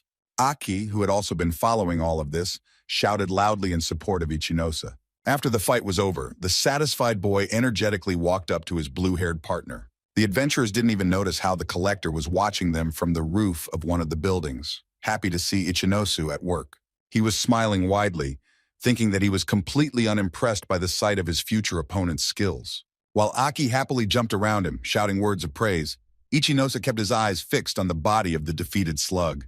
As he tried to catch his breath, he thought about the fact that Gao Karena was finally defeated, so now it was time to warn the girls. After writing them a message, the boy turned to his unexpected partner, thanking him for not letting the boss escape. Shamefully scratching his head, he awkwardly said that he could never have thought that such a legendary adventurer would thank him. Looking at his hand, Aki admitted that when he got his class, he couldn't even think about defeating the boss, but now he thought about his potential. As he warmed up, he added that he should pump himself up a bit, and he would be able to save people just like a blue-haired man. To this, Iosa calmly replied that he knew from his own experience that there are no good or bad classes. Each of them had their own advantages and disadvantages, and each was useful in a specific situation. He drew attention to the fact that the Seljuks can detach objects and turn them into various skills, which helped them defeat the boss. The blue-haired man added that by developing his skills, he would achieve a lot, and everyone would stop paying attention to his weakness, especially after today's match. Hearing such warm words of support from his own idol, Aki looked at him with a look full of adoration. The boy's question about what is the Gravity Master's strongest point puzzled Ichinosu a bit, and he thought, after a moment's thought, he cautioned that he couldn't say about the whole class in general, but he could say about himself specifically. Aki's lips stretched wide in a smile, eagerly waiting for an answer. Looking confidently at the interlocutor, the blue-haired man said that his strongest point is to strive for more. It was said in such an inspired tone that Aki's mouth hung open for a moment in admiration. He opened his eyes wide and glared at the blue-haired man, admiring him even more than before. The boy approached the adventurer almost up close, saying that he would be able to achieve a lot in this life, to which Ichinosa did not even immediately find an answer. Looking around the empty street, the blue-haired man said that it was time for them to get out of here, because a serial killer was walking not far from them. While he advised Achi to run away as soon as he saw the killer, Ichinosa didn't even notice that the collector was already flying towards him. However, in the next moment, he quickly oriented himself and drew his blade, repelling the sudden attack. The collector landed by driving over the ground and resting his hand on the ground to stop. Carefully studying the attacker, the blue-haired man thought with annoyance that he had already found them. In front of him stood a man in a mask and a black cloak with a hood, and behind him was a doll with many limbs floating in the air. Looking at him, the adventurer thought about the fact that he did not even feel his presence nearby, which gave the impression of a very dangerous enemy. Suddenly, the doll began to move its hands, describing unknown patterns with dark threads between them. Immediately after activating the skill spectacle of life and death, without opening her eyes, she launched them in one direction. Ichinosa stared at the narrow dark streaks wrapped in a red glow flying in his direction. At one point, he turned his head sharply, avoiding a blow to the face from one of them. In the next second, the boy opened his eyes wide in fright, feeling someone's presence behind him. Quickly orienting himself, he darted to the side, avoiding the blow and confusing the attacker. Ichinosa drew his blade, preparing to defend against the collector. The boy turned his head and looked with wide eyes at what was left of his opponent. As it turned out, it was not a human but a slime, as the figure of the attacker began to pour out a blue liquid. Coming closer and stepping on the glasses, the collector said that he had been forced to sit in the shadows all this time. He raised his hand to his face, twisting the big ring on one of his fingers. Dismissing the illusion, the collector in the form of Aki said that his hands had been itching to finish off the blue-haired adventurer for a long time. He drew his knife and lunged at Ichinosu, who was standing with his back to him, blade in hand. However, in the next moment, he turned to face him and sharply blocked the insidious attack. Wanting to push the opponent away from him, the blue-haired man raised his leg to attack in return. At this reception, the collector made a loud thump, crouching down and jumping back a little. Getting to his feet, the killer smiled and said that he had a good reaction for a loser. The serial killer had a slightly crazed expression on his face, his eyes shining with excitement. Looking at his opponent, who had been his partner just a few minutes ago, Ichinosa asked him if he was really the collector. The same, in turn, thought that he managed to attack the adventurer, and even forced the familiar doll to attack him. However, he managed to evade not only the doll, but also him personally, which made the blue-haired man a very interesting prey. The killer asked him if his legs were shaking, reminding him that he had been with him at arm's length for a long time. However, he calmly looked at him and answered that he knew from the very beginning who was hiding behind the face of Aki. Hearing these words, the collector clenched his teeth tightly and grimaced, not believing what he was hearing. Ichinosa remembered that even in a past life, no one knew the collector's class, face, or relatives, but the Ring of Wisdom could reveal the class of anyone the wearer pointed to. Having heard that if he really was a Selyuk, he would not have wasted his strength, the collector asked why he was teaming up with him then. Ichinosa calmly explained to this that he came up with a very good plan to defeat the boss, and he needed a second person, and he used it. Pointing a finger at his opponent, the adventurer added that the assassin would not have attacked him while the boss was alive. So he perfectly understood that it would be beneficial for the collector to gain his trust, and then quietly finish him off in an alley. The collector realized that Ichinosa was well aware of the risks when going with him to the boss, but decided to use him, which now made the assassin very angry. He cursed, adding that such people were much more fun to kill, so he invited him to finally meet in battle. A slime figure appeared behind him, holding a sword just like the killer did. Ichinosa kept his eyes on his opponent, realizing that he couldn't read them, as well as the fact that he hadn't fought an enemy one-on-one in a long time. The collector was an assassin of a much higher level than the adventurer himself, and his combat and physical skills were also superior. In addition, the adventurer understood that he had spent quite a lot of energy in the battle with the boss, And in addition to that, he also spent a lot of energy on the first attacks of the collector and his familiar. Looking down at his feet, the blue-haired man decided that in such situations he had only one way out. In the next moment, Ichinosa darted into one of the alleys, trying to get as far away from the bewildered collector as possible. He didn't even immediately understand what had happened, so his face showed a high degree of incomprehension as he shouted loudly. The adventurer ran down the street, realizing that once the Rift boss was defeated, he had to run into a crowded place to other adventurers to stand a chance. However, the collector, pulling himself together, summoned the doll familiar again, forcing it to release its strings. Ichinosa turned his head to assess the exact location of the shadow bonds released by the assassin. The fact that the adventurer didn't even turn his head to his threats made the collector frown and get angry. His kill doll was a puppet that could kill a victim with strings, which is impossible to see at first glance. However, Ichinosa turned out to be the kind of adventurer who not only saw these threads, but also managed to evade them without even looking in their direction. For a serial killer, the blue-haired man proved to be an extremely interesting victim to play with. After some time of pursuit, the collector stopped, trying to find his victim. He looked around the square he was on, and the tall buildings caught his attention as Ichinosa needed height to land a powerful punch. The serial killer turned his head in search of the adventurer, guessing from where he would attack him. Meanwhile, Ichinosa was already flying at him from above, swinging his sword with all his might. However, in the next moment, the blow did not hit the killer himself, but a huge blue hand. Frowning, Ichinosa looked at this, surprised at how his opponent could block his strike. The collector said he now understood why he had taken him out of the lane where he had the advantage and into the open. Standing surrounded by his familiars, he added that taking away his advantage could not help the adventurer himself now. Ichinosa watched the collector's actions closely, noting that he had summoned 3 familiars, but there could be more. The adventurer guessed that he could spend all the points on the item prize skill, looking at the slime, whose level was the same as that of the assassin. Repelling the attack of the Smurfs, the blue-haired man understood that fighting them was equivalent to fighting 4 high-blooded opponents. The boy froze, feeling how the threads of the puppet familiar were quickly crossing behind him. He turned around, fighting them off and thinking that he couldn't relax for a moment.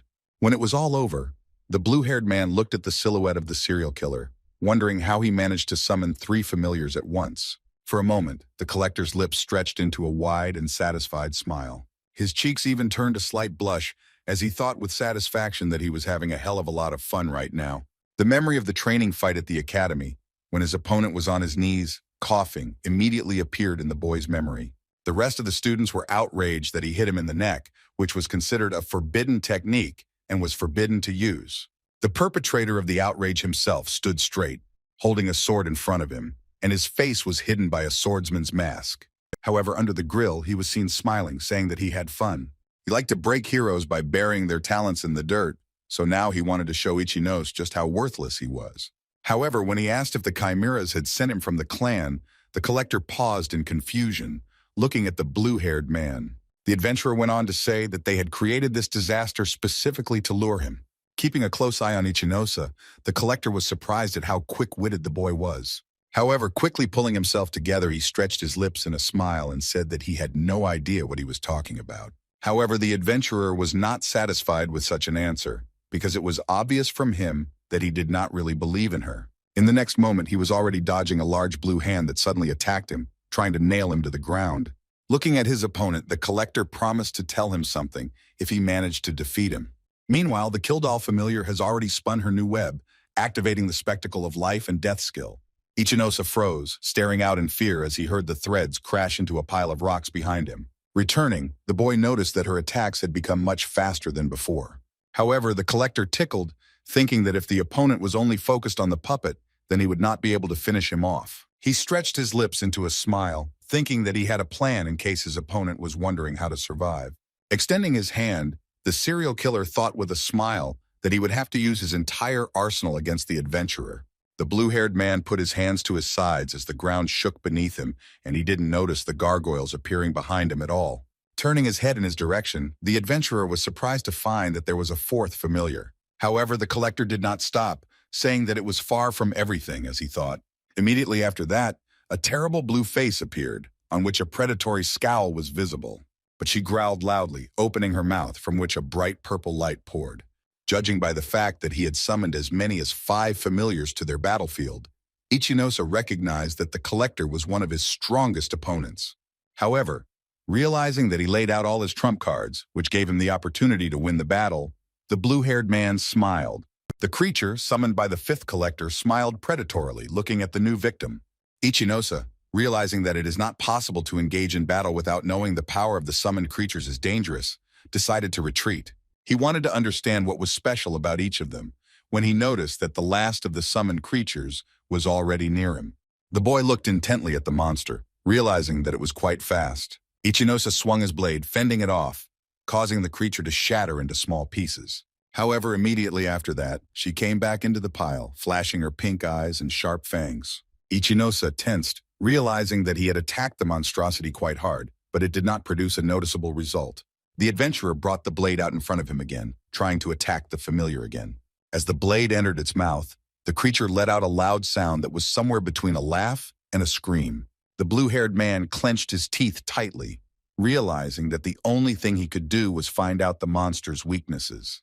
Realizing that at the same time he cannot go on the familiars in an open attack, the boy jumped up, engaged in the gargoyle. The next to be dealt by the adventurer was the blue slime figure that the collector summoned first. In the next second, Iosa saw that monsters surrounded him on two sides, narrowing the area for maneuver.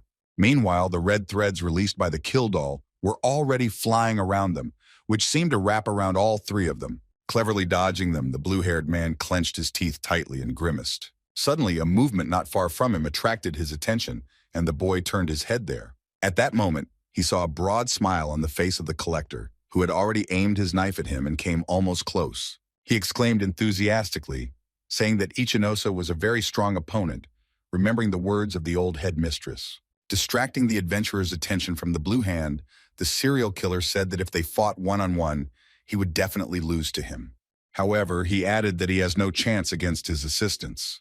With these catches, the familiar roared down the road with all his might, raising a cloud of dust and debris. Watching Iosa run away again, the collector exclaimed indignantly that it was no fun to fight like this. The blue-haired one, looking at his trembling hand, thought that even though he had applied gravity reduction during the attack of the blue hand, it did not save him from harm. Iosa remembered very well that the collector summoned 5 familiars to the battlefield at once. However, he did not look tired at all. It was as if his mana was not being used up at all. Besides, remembering the gargoyle, the boy thought that despite the number, he managed to control them all as if they were extensions of his own hands. The serial killer turned out to be a fanatic who liked to fight not for life, but for death, and at the same time invented tactics that made it impossible to match him. However, the blue-haired man stretched his lips into a smile, perfectly understanding that there are no invincible enemies. He definitely understood that there was something somewhere that he must have missed, so the adventurer measured the opponent with a careful look. The boy knew for sure that the collector wanted to deal with him, but sometimes it seemed that he wanted their fight to last forever. Kicking one of the stones lying on the road with his foot, Iosa launched it at the familiar summoned by the fifth. He noticed that even when using gravity magic, the rock simply passed through the monster. However, in the next moment, he noticed how the next stone slightly changes its flight path, hitting a different point of the head. Finally realizing what he needed to do, Iosa quickly ran towards the collector, holding his blade out in front of him. Noticing that the moment he had been waiting for had arrived, the serial killer with a wild expression on his face ordered the gargoyle to advance. With a wild roar, he rushed to fulfill the master's order, folding his hands above his head in a lock and swinging them. For a moment, Iosa froze, watching the red monster intently. In the next moment, the gargoyle hit the empty place where the adventurer was standing a moment ago, sending a web of cracks across the asphalt. Sensing someone's presence above it, the red monster raised its head and bared its sharp teeth. In the next moment, someone's foot landed right on his eyes, painfully hitting the bridge of his nose. With a loud roar, the creature collapsed onto its back, not expecting such an attack from anyone. Iosa landed on the lamppost, bouncing off the gargoyle's head as if from a point of support, and began to observe the results of the attack. The collector looked after the blue-haired man with shocked eyes, thinking about how gracefully he had managed to dodge. However, after assessing the current position of his opponent, he realized that now he could easily finish him off. Wasting no time, he ordered the kill doll to attack the adventurer, causing it to throw its web at him again. In parallel with this, a familiar, whom the collector had called the fifth, was flying at the blue-haired man who was still standing on the lamppost. The serial killer was well aware that in a fight that would continue in the air, only 2 of his familiars would be able to attack Iosa. However, before he had time to think about it, The adventurer put his hand with the blade to his side, activated a skill that strengthens the gravity in the selected area. Immediately after that, a black and red web covered the head of another familiar, causing him to shriek. Clenching his teeth, the collector realized that the opponent was simply luring both of his air familiars into a trap. Remembering the stones that he threw at Jose, the serial killer realized that this was how he wanted to find the monster's weakness, namely that direct attacks did not work on him. In all the chaos of defeated monsters, the collector noticed that Iosa himself was no longer on the lamppost. The assassin knew that Kildall's threads could hurt Jose, so it was worth keeping a close eye on her attacks. Observing the adventurer closely, the collector reflected on the fact that he had learned the weaknesses of the two strongest familiars in such a short period of time. And while he was thinking about retreating to restore their strength, the blue-haired man was already closely following him. His lips stretched into a wide smile as he realized that all of his opponent's strength advantage was gone in a single moment.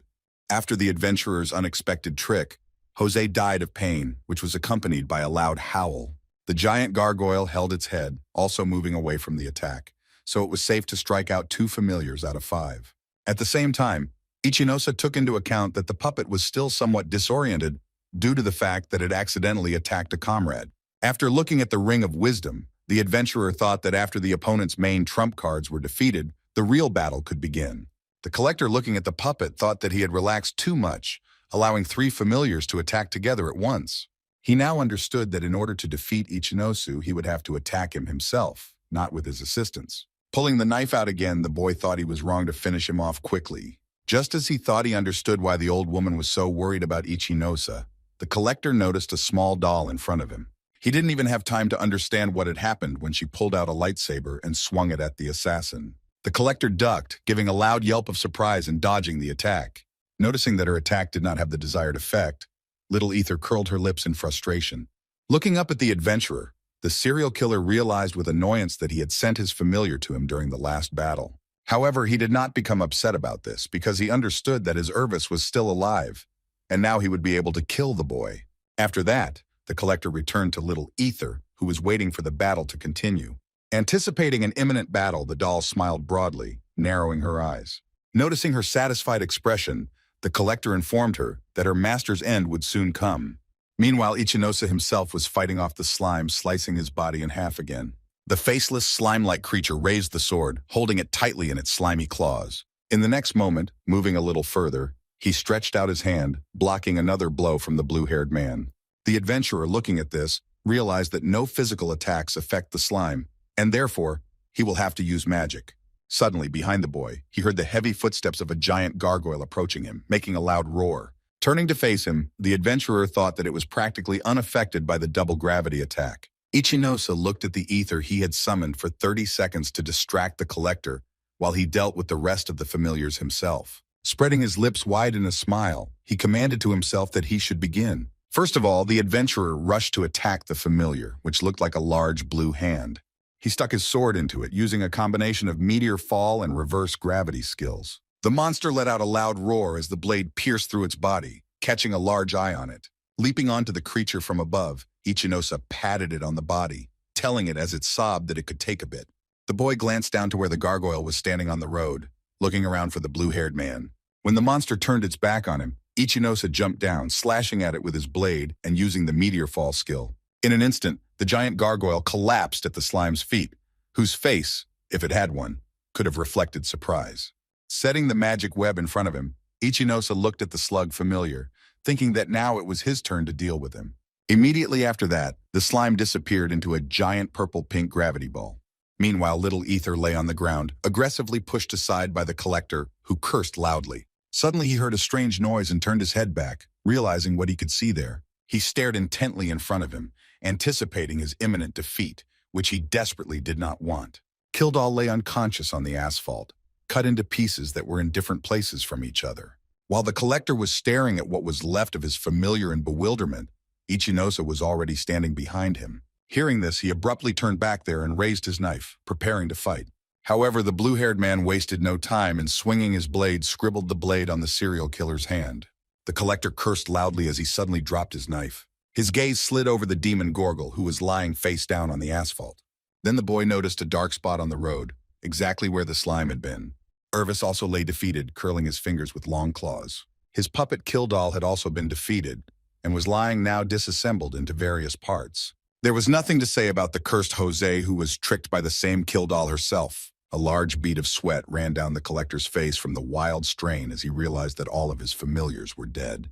Noticing the expression on his face, Iosa said that now he had run out of toys, and he was the only one left. Clenching his teeth tightly with rage, the serial killer looked at the adventurer with hatred and cursed loudly. Sitting on the ground, the collector thought about the fact that after defeating the familiars, he could not summon them for a while, and therefore remained unarmed.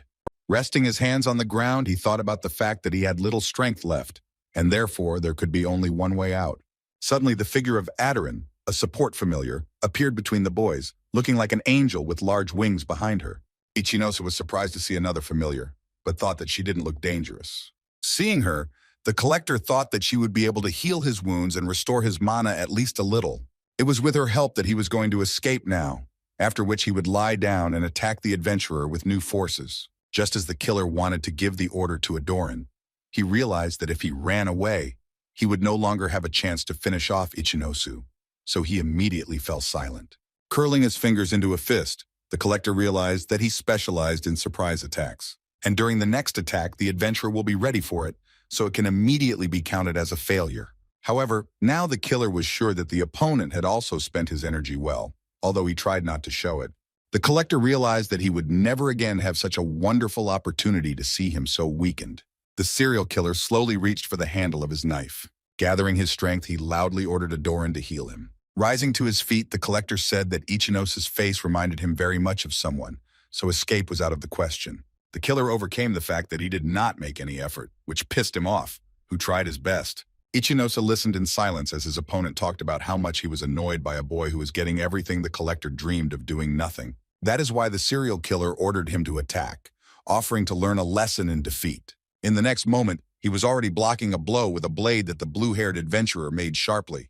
The collector bet that his combat experience prevailed. Besides, he would be able to be supported by Adoran. Besides, looking at that weapon, he could tell that it was much lighter than Ichinosa's blade, so the advantage was once again on the assassin's side. However, the collector was concerned with the question of why, with such flaws, the blue-haired man's face remained calm and did not show fear. In the next second, he noticed that the point of the adventurer's blade was flying into his throat. Turning away from him and charging at his opponent, the assassin tried to calm himself down by saying that his opponent was weaker than he seemed. Looking at the tired Ichinosa, the assassin thought that he was tired from the constant manipulation of gravity and used up a lot of mana. However, in the meantime, the blue-haired man was carefully studying the battle tactics used by the collector. He preferred to use magic during battle, but his opponent specialized in surprise attacks. However, many of the battle's experience gave the opportunity to read the movements of the enemy.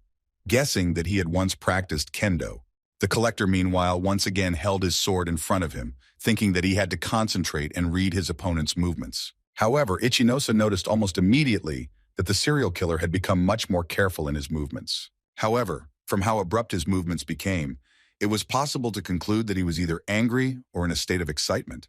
The blue-haired man saw a mage who could fight well in close combat, and who didn't back down, as if he liked to lose.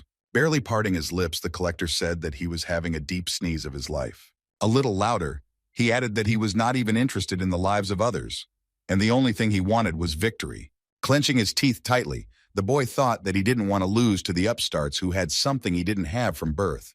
His memories immediately flashed back to how he had looked glumly at his brother while sitting on the stairs at school. His older twin brother was upset that he left the football section because he wanted to watch the game. Rising to his feet and putting a bag on his shoulder, he told his brother only that he was a great fellow. He heard his father approach his brother, praising him for taking third place in the competition.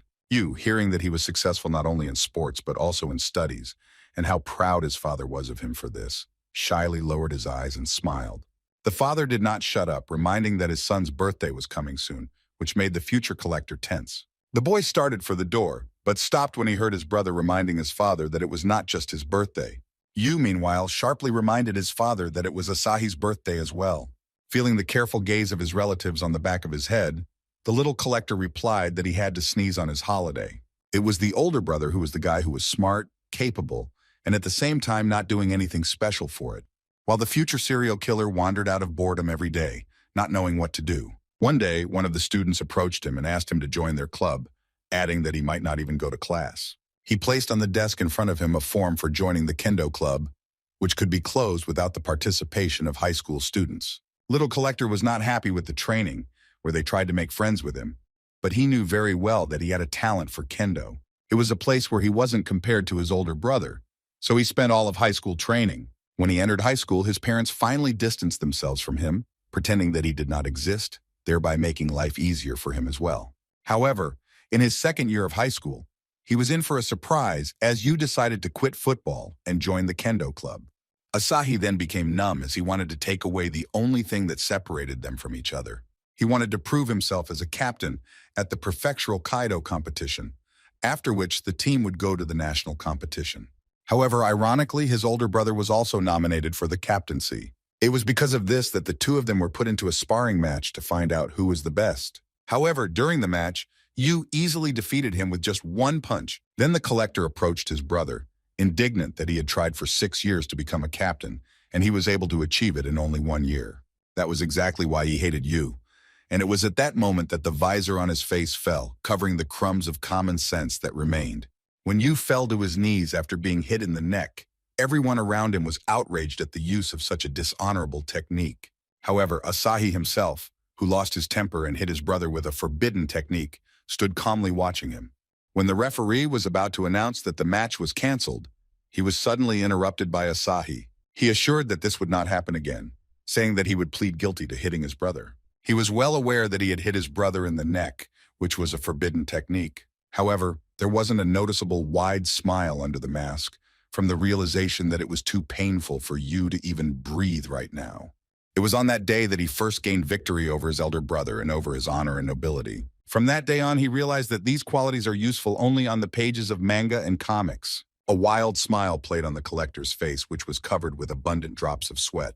A year after that incident, he joined the guild, but the secretary told him that his class was not suitable for working as an adventurer. However, this news did not bother him, since he never intended to become a hero, so he calmly accepted it. Sitting at home, he was then looking for an option in which he could quickly upgrade his abilities. And that's when he found information about the rings of familiars.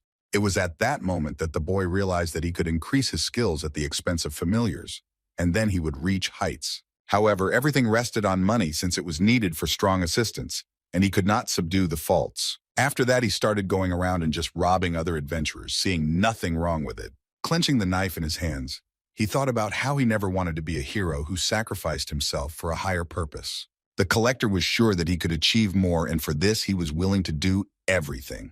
Standing over the first adventurer to be killed, the boy said quietly that he was just unlucky to run into him. However, leaving his body and taking the reward he managed to take from him, the Collector decided that there was no way he was going back. In one of the gaps, he met a soldier of the Special Forces, telling him that he did not know that criminals were already being caught right in the middle. However, he turned to face him and said that they were alone here, reproaching him for stooping to common robbery. Yu belonged to the swordsman class, and knowing his brother, he knew that there was no way he would give up. However, the Collector frowned, replying that he never thought they would meet in battle again. Wasting no time, the Collector summoned a gargoyle and set it on his older brother. However, Yu wasn't fazed as he took out his blade and slashed at the giant monster with it. The Collector himself sat and looked at it with frightened eyes, feeling his defeat. First, the brother defeated Irvis, and now it's Gorgle's turn. And if he continues like this, he will get to him. Stretching his lips in a frightened smile, the killer said that the elder brother had become strong enough. He watched intently as Yu slowly approached him, anticipating every step. Putting his sword forward, the Special Forces soldier asked his younger brother if he had anything to say. Sitting on the floor, the Collector began to beg him not to kill him, much to the surprise of his older brother. With tears in his eyes, the boy admitted that he just wanted to be better than his brother in at least one way, and nothing else. For a moment, Yu froze, not knowing what to answer or how to react to such words from his arrogant brother. The Collector put his head down on his hand, quietly crying, which turned out to be even worse than he could have imagined. However, in the next moment, he added that his brother was quite easy to deceive. At that moment, Yu felt someone approach him. He turned his head back to see another of his brother's familiars in the form of a creepy doll. Looking at his brother's severed head, the Collector told him that he had finally outwitted him. Heading for the exit, the killer added that he would kill anyone who stood in the way of his rise through the ranks. And now, standing in front of Ichinosa, he thought about how he had become stronger, smarter, and gained many familiars. That is why, repelling another attack, he did not understand why he was now losing to such a trifle as the blue-haired one. Unable to contain his emotions, the collector shouted at his opponent that there was no way he would lose to a weakling like him. Putting his sword in front of him, the boy thought about the need to follow the enemy's movements and concentrate. Ichinosa, after assessing the situation, realized that he was too confident, but if he went on a direct attack, he would simply kill him. However, he also perfectly understood that it is worth simply shortening the distance between them, and then a chance will appear. In the next moment, the collector lunged forward, catching the blue-haired man on the ear with the tip of his weapon. The adventurer jumped back a bit, mentally noting to himself that he could still predict some of the serial killer's movements. He raised his hand and lightly touched the wound on his ear that was bleeding. And if he could read his movements, that meant he still had a good chance of winning. Looking closely at his opponent, the blue-haired man said that was pretty good of him. However, he now had the advantage of understanding the serial killer's fighting style. Now he knew that when he got into a fighting stance, it was a sign that he would counterattack. Looking around, Ichinosa considered trying to escape, but the collector would have foreseen that as well. The Seleucid class specialized in magical items, so if he escaped, he could easily be caught and finished off. So knowing this, it was clear that the only thing left was to continue the one-on-one fight. At the same time, none of them had the right to even think about running away from the battlefield. However, Ichinosa smiled, realizing that none of them wanted to run away, since he had not had such a fight in a long time. Rushing forward, the boy felt his blood boil in his veins, anticipating a fight with a strong opponent. Wild excitement and a desire to test their strength and see their maximum burned in their eyes. Observing him carefully, the collector thought that he needed just such an opponent who would put his life on the line. However, looking at the blue-haired man who was just rushing towards him at an insane speed, the killer thought that he was not going to give in to him. However, in the next moment, he did not even notice the sharp lunge of the adventurer, who swung his blade right next to his hand. The collector froze for a second, trying to fully grasp what had happened. Falling on the asphalt, lying with a severed arm, the boy thought about how bad it was not to notice that he had spent all his health. He felt that he could not move at all, but at the same time he did not feel tired. Only now, remembering you as a child, happily playing with a ball in a soccer uniform, he understood one thing. The collector realized that he just wanted to find a place where he would not just be compared to his brother, but where he would be better than him. And he, in turn, constantly followed him everywhere with only one goal. And all this was so that the collector finally managed to defeat him. The last thing the dying serial killer managed to squeeze out was an apology to his murdered brother. He looked at the figure of Ichinosa towering over him, and next to him he saw the silhouette of Yu, who was smiling. The collector recalled how he and his brother joyfully ran together on the football field, wearing the same uniform, but with different numbers. The blue-haired man approached his opponent and putting the blade to his throat reminded him of his promise. Ichinosa remembered how he said that he did not understand what he was talking about when he asked the assassin who sent him, and also about the secret in case of victory. Looking at him sternly, the adventurer asked the collector who was hunting him. Meanwhile, a girl was watching them on the bridge, hiding under the camouflage skill. She put her fingers to her chin as she thought about how she never expected Asahi to lose to anyone. She aimed her weapon at the adventurer, thinking that it wasn't for nothing that her superior had asked her to follow the collector. And now, staring at the back of Ichinosa's head, the girl thought that he was tortured and inattentive, so he could easily be eliminated. Amatsu from the Magic Musketeer class had hoped that the blue-haired man wouldn't even notice her. The blue-haired man was still standing over the body of the collector, holding the blade in his hands and thinking about the fact that everything turned out to be one big trap. He perfectly understood that all this was planned, and the serial killer was not here by chance either. And all this was done so that the Chimera's call managed to take the Ring of Wisdom from him. However, the boy understood very well that behind the Chimera's call, there is someone else who can arrange disasters and whom he did not know in his past life. Meanwhile, Asahi, barely speaking, quietly said that he had no idea who he had managed to provoke so much that the old woman sent him away. However, he had one guess for him, which the adventurer would probably not like. The serial killer quietly said that the man was very vindictive, and once Ichinosa crossed his path, he would not let go of him. Although the boy added that the blue-haired man himself must have understood it, noticing how he was thinking. Asahi added that the customer was a man from the Special Forces, who was not just a private but a big tsabe. Hearing these words, Ichinosa tensed up and stared in front of him with surprised eyes. He remembered that in his past life, the Ring of Wisdom had been lost without a trace by someone from the Special Forces. And if it all really was as he thought, and the collector hadn't lied to him, then the blue-haired man understood that he was in big trouble. In a past life, the clique of Chimera cooperated with political organizations, so the serial killer's story about Sabe became more and more true. For a moment, Ichinosa froze, staring at his dying opponent. Amatsu raised her head and looked at Neo, thinking that it was time to finish the task before Asahi said anything more. Taking aim, she mentally added that Ichinosa was her top priority, and at the same time, the person who was the biggest obstacle to the organization. At this time, the blue-haired man told the killer that all his words were just words, demanding proof of them. Asahi wanted to say something, barely able to utter the words, but suddenly fell silent, stopping in mid-sentence. His eyes widened in fright and a drop of sweat rolled down his face. Behind Ichinosa on the bridge, the boy saw a bright reflection, guessing who it was and what it was. Suddenly, he pulled out his knife and rushed forward, lunging towards the blue-haired man. The adventurer tensed, suspecting that the collector would dare to escape now. However, in the next moment, the serial killer's body was pierced by a beam that had a bright blue color. Asahi fell to the ground again, bleeding. The adventurer looked at him, realizing that the shot from the magic gun had just been aimed at him. And while the blue-haired man thought about why the collector covered him with his body, he stood up and advised to find the leader of the Chimera clan. Raising his index finger, the dying assassin advised the adventurer not to let anyone escape behind him if he wanted to find the old woman.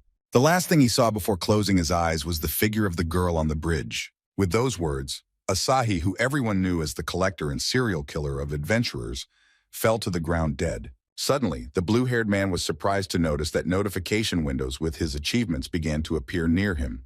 Having carefully read the text, he tiredly exhaled the name of his opponent, realizing that he had just received points for the death of a person. However, he quickly pulled himself together and looked around, realizing that shit wasn't his problem now. He knew for sure that the shooter belonged to the Magic Musketeer class, who used their mana to fire magical weapons. The situation now was absolutely not in his favor, since he did not know where the shooter was, and his health was almost at zero. All he knew was the direction Asahi had pointed him before he died. Rushing in that direction, Ichinosa decided that he would have to trick the shooter into retreating. Atsumi didn't know what to do as she didn't expect the adventurer to run towards her. She was so engrossed in the thoughts that his attack was delusional, and a provocation that she did not notice the black labies approaching her. She paid attention to them only when they entangled themselves around her musketeer's musket.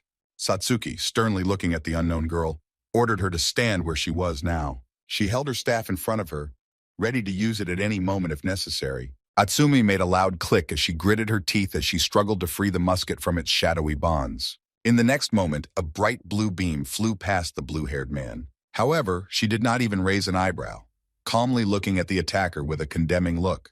Noticing that her shot was almost unsuccessful, the musketeer paled noticeably, looking scared at her rival. She knew full well that Satsuki was a member of Ichinosa's team, but despite her appearance, she proved to be a good enough opponent. Atsumi wanted to shoot the blue-haired man as quickly as possible, but she was suddenly stopped by an unexpected squeal. Turning her head, the musketeer cursed loudly, desperately looking ahead. At this time, Mio was already flying at her, swinging her sword, which Atsumi barely had time to stop, putting her musket in front of her. Ichinosa looked at his teammates, glad that they had managed to find him. He remembered how, before the boss battle, he dropped them the coordinates of where everything would take place. Atsumi thought hard about who attacked her this time, and how she would do the right thing. Suddenly, at the place where he and Mio met in battle, a huge explosion rang out.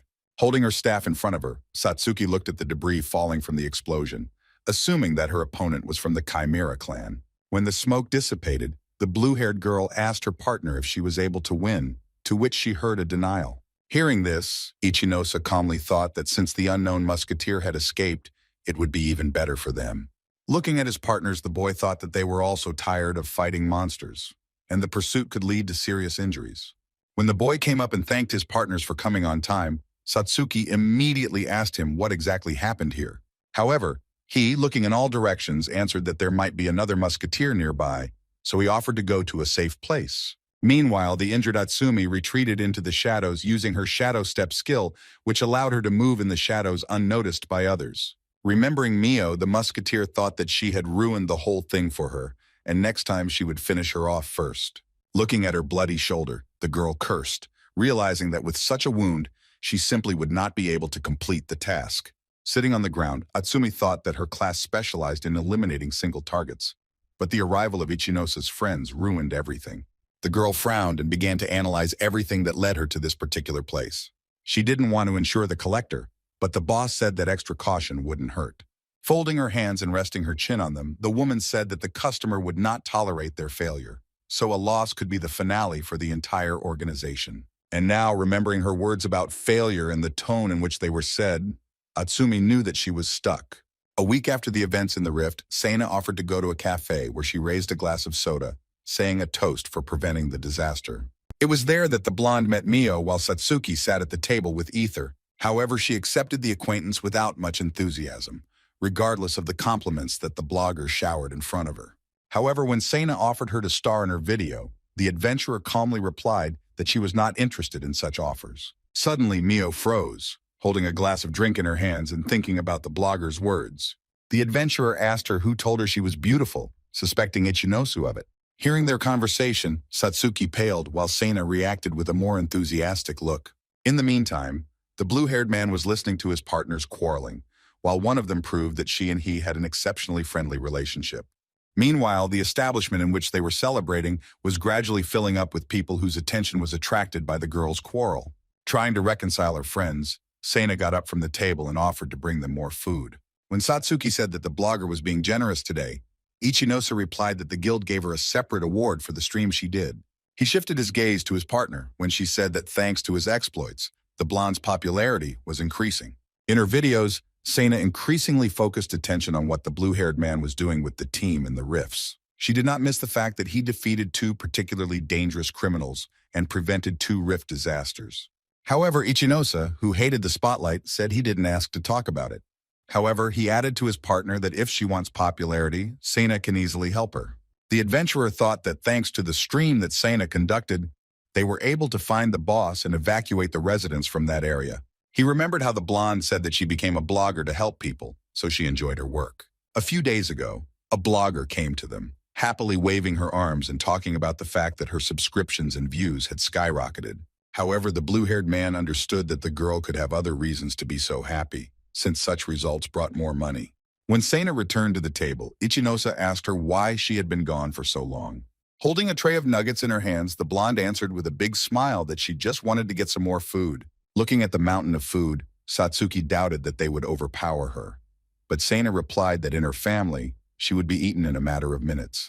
When the blue-haired man asked if she had extra money due to new subscribers, the girl replied that they could just as easily leave. That is why she wanted now, while she has money, to spend the day for herself and then plan the budget and think about the family. Closing her eyes tightly and stuffing her mouth with food, the blonde added that being the eldest child in the family is not easy. Watching the girls, Ichinosa put a hand to his chin and thought that he should be more careful as well.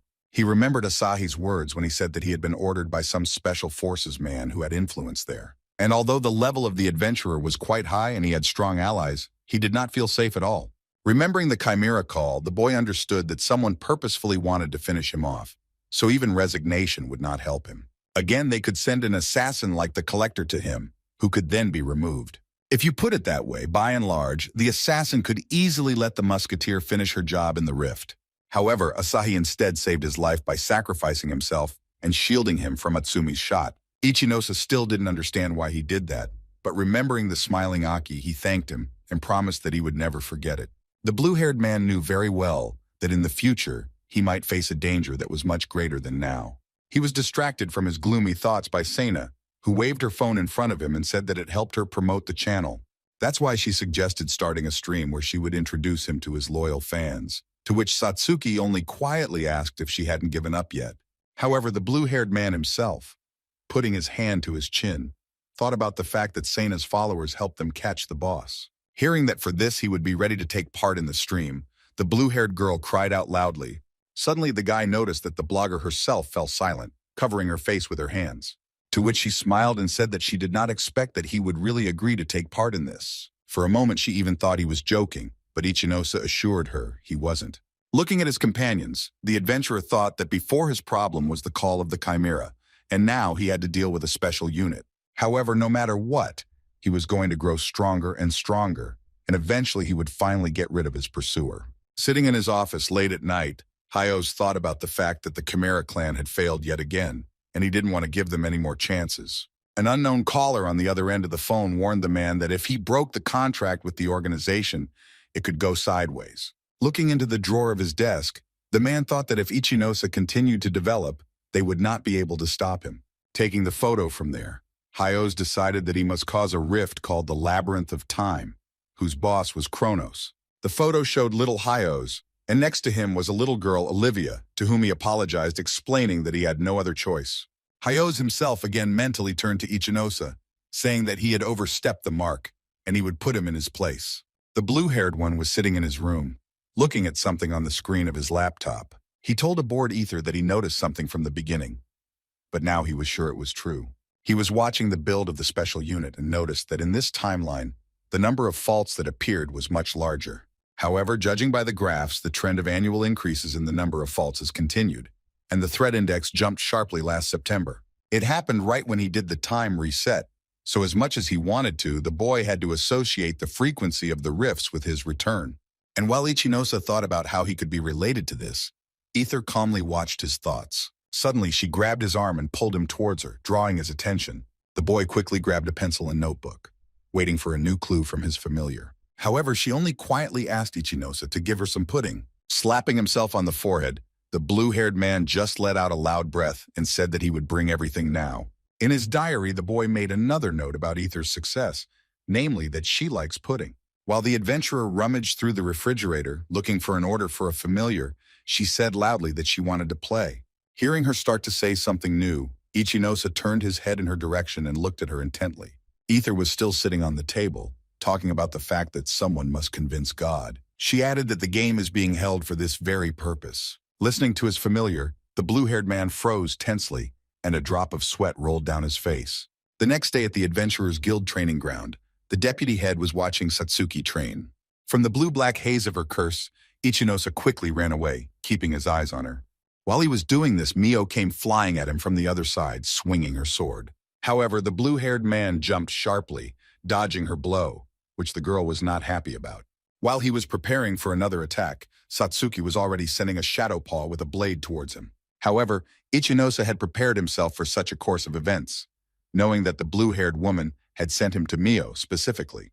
He intercepted his blade more comfortably, after which he sharply struck the hilt of Mio, who flew towards him, knocking the sword out of her hands. In the next moment, the boy slashed with his blade the shadow labetta sent to him by Satsuki. The blue-haired one, meanwhile, understood that she had to buy some time for Mio and prevent the enemy from getting close to her. Raising her hand up, she activated a shadow veil skill to confuse Ichinosu. However, after using the acceleration, the adventurer was already above his partner in no time, cutting down the shadow dome above her. Satsuki, noticing this, opened her mouth in fright and raised her head, watching the boy's actions. She screamed loudly, not understanding what was happening and thinking about how high the boy had jumped.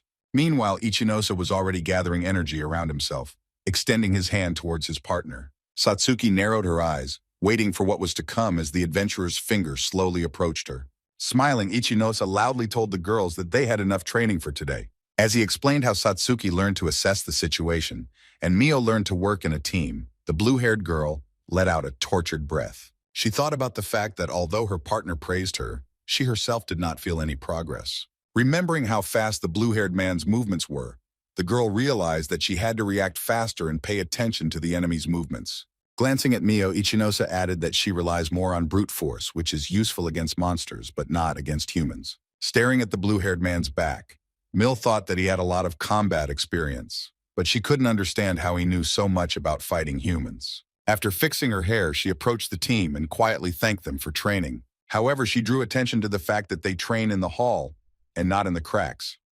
Ichinosa tensed when he heard the question about whether he was afraid of more attacks on them. Frowning, the boy replied that the problem was not only the clique of chimeras, but also the rifts that were appearing more and more often. He thought that they needed more training, although sometimes the thought crept in that he attached great importance to Asahi's words. Serizawa approached them with a big smile on his face, who happily praised the team for a great fight.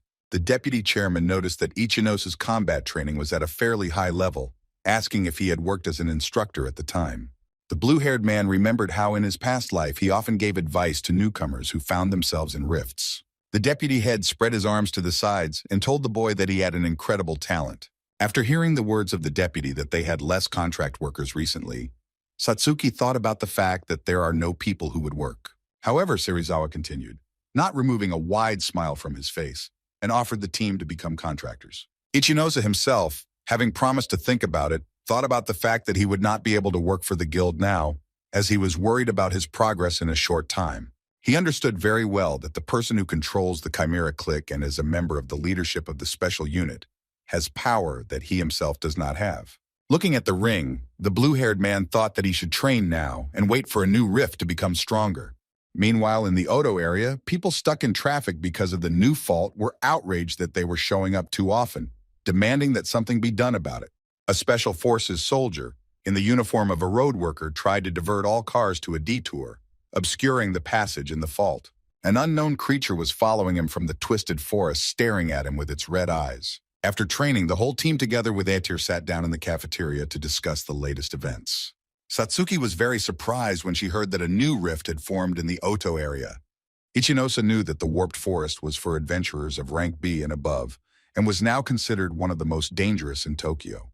The leader explained that their main goal is to level up, and the severity of the fault will be much greater than what the special unit says. While the boy explained that the monsters would be quite difficult, Mio asked him why he thought the assessment of the special unit was not objective.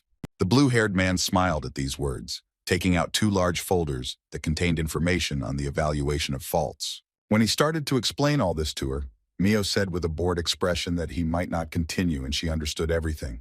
Ichinose looked at his partner in disappointment, upset that he didn't have time to tell her everything he had prepared.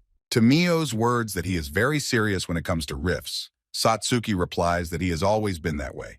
The blue-haired man looked at his calculations of the rifts and thought that he had taken all of them from his past life, but he did not take into account that they had become more dangerous here. Looking at the girls, he added that in order to level up, you have to fight with stronger opponents, but this entails a risk.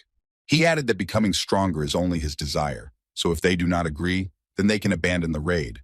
When asked by Mio that he wanted to become stronger in order to be ready to meet new mercenaries, the adventurer remained silent. However, noticing this, the girl smiled and added a little more softly that he saved her life, and she should thank him for that. Satsuki also gave a shy smile, saying that he had done a lot for her as well, and she wanted to cover his back in the future. Looking at his partners, who were ready to go with him to the end, the boy smiled warmly and thanked them. After some time, they were already standing not far from the Odo station, where they had come for a new fault. Satsuki understood that a new rift had formed right in the middle of the area, causing the evacuation of all the local residents. In a few minutes, the entire team of adventurers stood in front of a large portal that led into the rift. Ichinose reached out to him, sensing that something was wrong with him. He stared intently at the portal, trying to understand what exactly had alarmed him. Satsuki and Mio watched intently as their partner entered the middle, covering their faces with their hands. In the next second, the 3 of them fell inside the twisted forest, finding themselves amidst the night forest and dense trees. Mio and Ichinose stared intently in front of them as they descended sharply. To keep himself upright, the blue-haired man bent down and rested his hand on the ground. Suddenly, he looked up to hear Satsuki screaming above him as she fell. In a second after that, the scared girl with closed eyes was already sitting on the arms of her partner. Opening her eyes and looking up at her savior, who didn't understand what was happening, the blue-haired thanked him. However, Mio, watching them, only thought about the fact that for the first time she had encountered such a rift, at the entrance of which she had to fall from the sky. All 3 looked at the portal of the rift in which Tokyo could be seen, but which was as if wrapped in chains. Not knowing what it was, Satsuki fearfully asked her teammates about it. Ichinose calmly explained that it was called rift sealing and was a fairly new thing. He added that the phenomenon was rare and dangerous because with it you could go into the rift, but to get out it was necessary to defeat the boss. Placing her fingers to her lips, Mio summed up all of his words by saying that they were trapped. When the blue-haired man began to apologize for leading them here, the girl said that he could not have known what would happen here. Suddenly their attention was drawn to another trio, who also turned out to be adventurers stuck here. When his partner said that a special unit could be sent to them, the guy with the mushroom hat said that no one outside knew about the phenomenon. Looking at the shocked Ichinose, the boy asked him if he was the leader of their group. The mushroom boy introduced himself as Jurakuchi Zen and added that he was gathering all the adventurers for a boss trip. As they shook hands, Zen said that it was very presumptuous to assume the role of leader, but he was the only one with an A rank. In addition, he belonged to the class of sages, who were good at both black and white magic, so they were good at defense and offense. Ichinosa mentioned that the only drawback was weak defense, but it could be compensated for. And in his past life, this class was one of the most powerful. Zen looked at the arrivals and asked if they would mind following his plan to work together and get out of here. Looking at the boy's smiling face, the blue-haired man thought that he was quite calm and collected, which was expected of an A-rank adventurer. Looking at the enthusiastic look of his partner, the boy realized that he had already managed to win the trust of other members of the group. After thinking it over, Ichinosa told Zeno that he would be happy to work with him.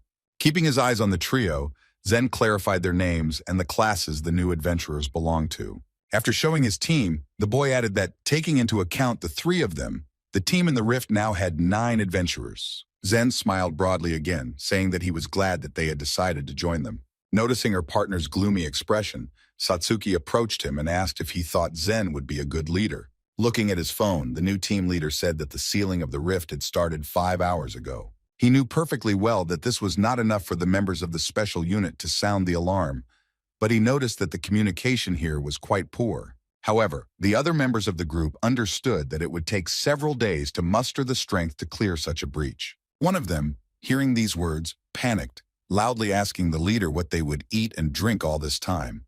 Some of them said that they had not yet encountered local monsters, but the situation was becoming more and more dangerous. Satsuki also slightly succumbed to the general panic, quietly saying that she had brought dry rations with her, but there wouldn't be enough for everyone. Hearing that the Gravity Master wanted to clarify something with him, Zen turned to face the blue-haired man. Ichinosa reminded him that although the special forces would normally gather in a few days, they were currently in a rift in the middle of the city center, and with quite a high level. Hearing his words that it was not in the interests of the special forces to ignore the rift where 9 adventurers had disappeared, the mushroom boy pursed his lips tightly. And while he continued that they would not have to wait for several days, Zen, with all his strength, hit the trunk of the tree that was closest to him with his fist. Glaring at the blue-haired man, he asked if he thought he was a fool who hadn't analyzed the situation. Satsuki anxiously moved closer to Ichinosa, who was staring intently at the new leader. A moment later, Zen held up his hands conciliatorily, saying that he had gotten a little carried away and allowed himself a little too much emotion. His partner just closed her eyes and shook her head skeptically as the mushroom boy offered to think about what they should do now. Ichinosa frowned as he thought that Zen's behavior seemed rather strange to him from the beginning. However, now he was definitely sure that something was wrong with the newly minted leader. Watching Zen carefully, Ichinosa decided that he would listen to everyone's opinion, but do as he saw fit based on his own experience. Spreading his hands, the mushroom boy said that he appointed himself as the leader not for nothing, but because the only one present was an A rank. Therefore, he suggested not to quarrel, adding that everyone present is nervous and nobody needs quarrels. The blue-haired man did not answer this, but measured the leader with a careful, gloomy look. He put one hand out to his side as he heard Satsuki yell that he had already defeated an A-rank boss, and he had also defeated a criminal of the same rank. The adventurer looked at his partner and said that this conversation would not yield any results. Ichinosa understood that by using his status, Zen would be able to turn the entire team against him. With a smile, he explained that time in the real world and in the rift runs differently, so it is not known how long they will sit here. So according to his plan, the sooner they deal with the rift boss, the sooner they'll have a chance to get out of it. Closing his eyes, Ichinosa thought that the mushroom boy would stand his ground to the last. The opinions of the team members were also divided, as some of them doubted that they would be able to do it, and they had no other choice. Eventually, one of Zena's team members turned to face him and assured him that they would follow him. The mushroom boy, hearing these words, said that everyone present was a B-rank adventurer, but he would try to lead them to victory. The blonde, who was also with him, pointed her finger at herself and said that they would obey his every command. At this time, Ichinosa was thinking that according to preliminary data, the local rift boss was supposed to be much stronger than the queen they were fighting. However, looking at the other adventurers, he mentally added that he had no more information about him, so he estimated the chances of winning as 50 per. While the blue-haired man was thinking about Zen not talking about the inevitability of casualties in the boss battle, he turned to the boy, asking if he was coming with them. He noticed that Ichinosa really believed in the arrival of the special forces, so he asked if they would be there waiting for them. The mushroom boy glanced at the 2 adventurers who had come with the blue-haired one, inviting them to come with him. Satsuki frowned, firmly answering him that she had to refuse his offer.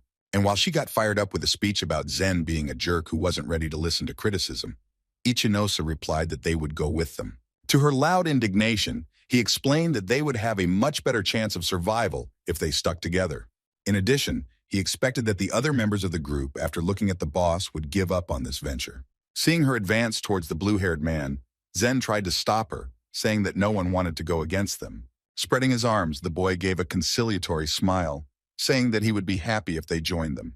Looking at the leader in the mushroom cap, the blue-haired man understood that if they were left alone, they would surely die. The only thing he was capable of now, advancing deep into the rift, was to hope that he would be able to convince the others that the boss was dangerous. Xena, meanwhile, was surprised that even after he turned his group members on Ichinosu, he still went with them. However, he was going to play some more on his group, regretting that it was not possible to leave them behind.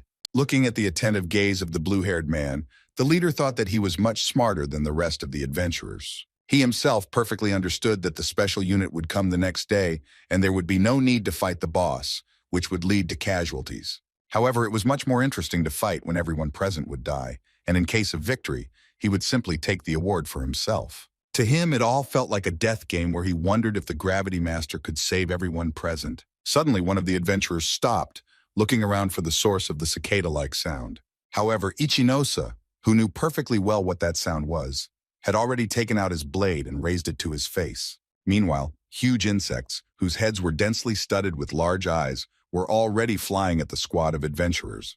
All of them emitted a terrible buzzing sound, which made up a very nasty and loud symphony. The thief from Xena's team let out a loud cry, asking what kind of creatures these were. But her partner was more concerned with their level, which was higher than... The leader of the group, meanwhile, stretched his lips wide in a smile, wanting to see how the Gravity Master would behave in a real battle. Meanwhile, Hyos held an urgent meeting at the headquarters of the special unit. One of the people present reported that for 5 hours, not a single adventurer came out of the distorted forest vault. She added that judging by everything, it was possible to conclude that it was sealed from the middle, but they continued to investigate this matter. Another man added that if they delayed sending help into the rift, many strong adventurers might die. Others present at the table were worried about the question of how dangerous sealing is, and their words about personally eliminating the fault, to which the secretary explained that sealing itself is quite a safe phenomenon. However, the longer the rift remained sealed, the more magical energy would be collected within it. And judging by the latest data they were able to collect, 17% of the cases involved boss evolution. Hearing this, the man sitting next to her said that if they didn't deal with the rift, the local boss would get out, and innocents would be hurt. Hyos wondered if the appearance of an unstable portal could be the result of an artificially created disaster. The secretary said that now they can only send a squad there to help, but the authorities have prepared for the worst and invited foreign adventurers. Crossing his arms, Hyos said that to begin, they needed to form 2 units, one of which would go into the rift. Hearing that the Oto area would be razed to the ground if it was too late, one of the attendees thought that someone would have to take responsibility for it. Suddenly, he saw Mr. Fujima next to him, who with a broad smile asked permission to deal with this situation. Fujima Kiryu, who was the head of the first corps of the special unit, said that he had a proposal. Crossing his arms, one of the officers present asked what exactly he had an idea for saving the city from a new disaster. He asked for permission to use the key of the starry sky lying in the laboratory of the special unit. One of the men jumped up, shouting that he had no idea of the power of this artifact. However, Hyos suddenly announced that this idea sounded quite interesting, adding that he could implement it, which shocked everyone present. Looking at Fujima, the commander said that he would have to make his way into the rift and activate the starry sky key. Hearing that for this he would be forgiven for a small incident involving him, Fujima said that he could count on him. The next day, Mayumi was standing in the training hall, talking to the commander and trying to figure out the reason for his call. The boy calmly noticed that he thought that he could not bear to talk to him. Fujima said he had a job for him related to the A-rank fault in the Oto area. He added that he is personally responsible for her. Hearing the order to take another strong fighter with him and head for the exit, Mayumi began to recall all the crimes the commander was known for. Therefore, it was strange that he undertook to clear the rift out of goodwill, and accordingly it was necessary to find out what he was up to. The boy was distracted from his thoughts by the voice of Fujima, who insisted that the operation was completely secret. A partner approached Mayumi and asked who was calling him, to which she heard the answer that Fujima had entrusted him with a secret mission. After hearing words from the boss that nothing good would come of it, she suggested that he not go. However, turning his back to the girl, Mayumi said that he couldn't help but follow the order of his senior, even if he didn't like it. Fujima received a message on his phone at that time while he was waiting for the elevator. His assistant wondered if Mayumi should be involved in the operation, given that he is in good standing with the management. However, the captain told the boy that he was his backup, who would do all the work and deal with the key. The man added that he was just lucky to make it to the top, but if he failed, he was going to blame it all on Mayumi.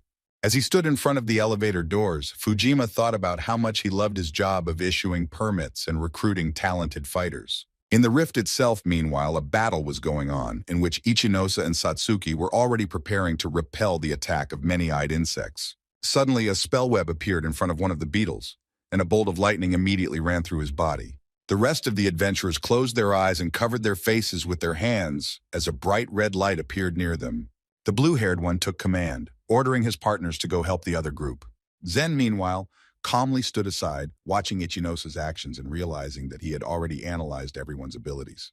He put his fingers to his chin as he thought about how he had not expected such leadership potential from a gravity master. Staring at the back of his head, the Game Boy thought he'd better start doing something or he'd end up under command too. However, in the next moment, one of the adventurers of his team turned to him and shouted for him to do something. Zen lowered his staff to the ground and apologized, saying that he was just waiting for the right opportunity. He smiled widely as a large blue warrior figure appeared behind him. Noticing a large target in front of them, the beetles immediately rushed at the phantom summoned by the adventurer. When one of them collapsed at the feet of the thief from Zena's team, she looked at him in a daze. Watching the warrior dissipate, the leader explained that he only had 3p=sign ice charges, and it was necessary to carefully analyze the enemy. And he also wanted to reduce the consumption of his own mana, which they might need during the battle with the boss. Hearing that he would fight if necessary, the adventurers smiled and said that they did not doubt him. Satsuki opened her mouth wide and stared at Zena, who had defeated 3 opponents whose level was higher than. Without turning his head, Zen shot a glance at Ichinosu, thinking that now he had definitely noticed the big difference between them. He waited for the blue-haired man to admit that he was too young and his level too low to compete with Zen. In addition, the leader knew that the difference was not only in ranks, but also in the classes themselves, since he considered the class of sages to be blessed. Ichinosa opened his mouth, barely audibly drawing Zen's attention to him. Looking sternly at the leader, he asked him if he had decided to just show off, arguing that it was because he didn't want to waste mana. The mushroom boy lashed out at the blue-haired man in a daze as he said that he only went into battle when he was noticed. As Ichinosa continued to blast Jaina, Satsuki smiled in satisfaction, ignoring the leader's partner. The blue-haired man gave Zena a stern look and asked him if he understood that such behavior could cost someone their life. However, he only smiled broadly, looking at the boy and asked how he was better than him. He quickly hypothesized that Ichinosa was still angry with him for not taking his side in a recent argument. However, the blue-haired man calmly answered that he doesn't care who will be the leader, since his main task is survival. But he sternly warned that with such behavior of the leader, no one will reach alive even to the boss himself. Zen, hearing his words, tensed up and looked at his interlocutor in fear. Looking at the other adventurers, Ichinosa said that one must prioritize the lives of others over one's own ambitions. Mentally cursing the blue-haired man for what the world stood for and promising that he would let him die first, Zen smiled and praised him for his analysis. Mio, who had been watching the boys fight closely, asked Satsuki if their leader was angry, to which she received an affirmative answer. One of the boys couldn't stand it and tried to stand up for the mushroom boy, but the thieving girl couldn't stand it and barked at them to stop snarling. Zen fell silent, his lips stretched into a noticeable predatory smile. He thought that for the first time in a long time he managed to meet someone who managed to piss him off so much. The boy was so engrossed in his thoughts that he did not even notice the many-eyed beetle approaching him. Suddenly, the insect changed its trajectory and flew in a completely different direction. One of the adventurers, who was standing with a bored look, was carefully watching the monster. She watched as the beetle changed course, wondering where it had gone this time. Meanwhile, the insect was rapidly approaching a large unknown pile with a loud buzzing sound. Suddenly, the buzzing became even louder as a huge paw reached for the bug. Immediately after that, the pile the monster was approaching rose up, and an angry face was staring at the adventurers. Istakan looked at the bright blue screens in front of him. There he saw Ichinosa and Zen walking slowly through the forest looking around. The statue watched them intently with its expressionless and pale face. The group of adventurers slowly advanced further and further, approaching the center where the boss sat. Zen looked at Ichinosu, thinking that he wanted to show his supremacy over him, but he proved to be strong. The thief also glanced at the blue-haired man, thinking that he shouldn't have been brought along since most of the group hadn't already digested him. Zen looked at one of the swordsmen who was walking with a rather grim expression on his face, thinking he could fight them off. And after this, he will have no other choice but to expel the blue-haired man from the team, arguing that it is good for others. The leader of the group walked ahead of everyone, smug about how smart he was. Only one girl from the team of adventurers was worried about where one of the bugs she saw had gone. Suddenly, she heard Iosa approach her and ask what she was thinking about, causing the girl to shoot a startled look in his direction. In her head instantly appeared the thought that the blue-haired man should not be contacted, as it could drive Xena out of his mind. Iosa, noticing that she was hiding something, warned that any little thing could cost her life. So he asked her to share information with him or the leader of the group in case of something. After thinking for a while, the girl lowered her head and said that she was not sure about what she saw. She said she noticed one bug not attacking them, but just watching them from the side. Iosa, hearing this, noticed that it is very rare for monsters to have intelligence and simply observe their victims. When the boy asked her where the bug went after that, the girl looked at him with a disappointed look. Placing his fingers to his chin, the blue-haired man wondered if the monsters could have thought of self-preservation or could have simply warned a stronger monster. Looking at the girl, Iosa thanked her for her observation, adding that her information was quite valuable.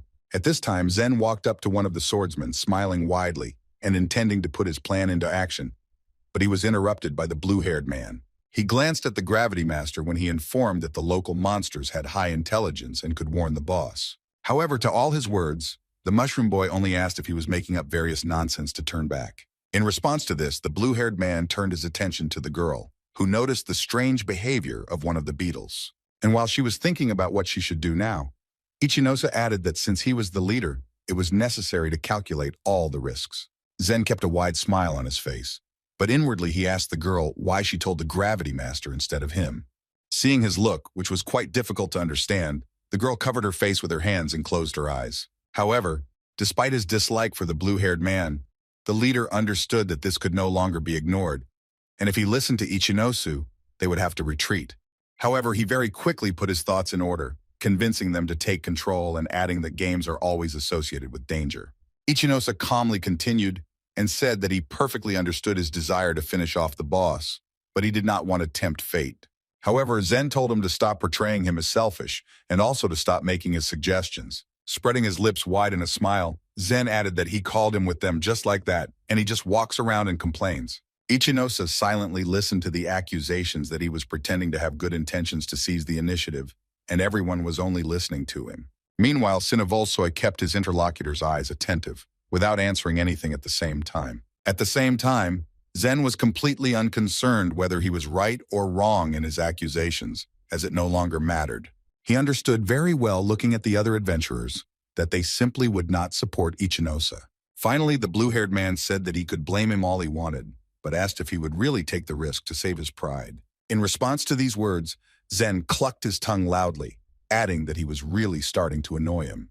In the next second, the leader recoiled in fear, seeing a huge dark hand in front of him.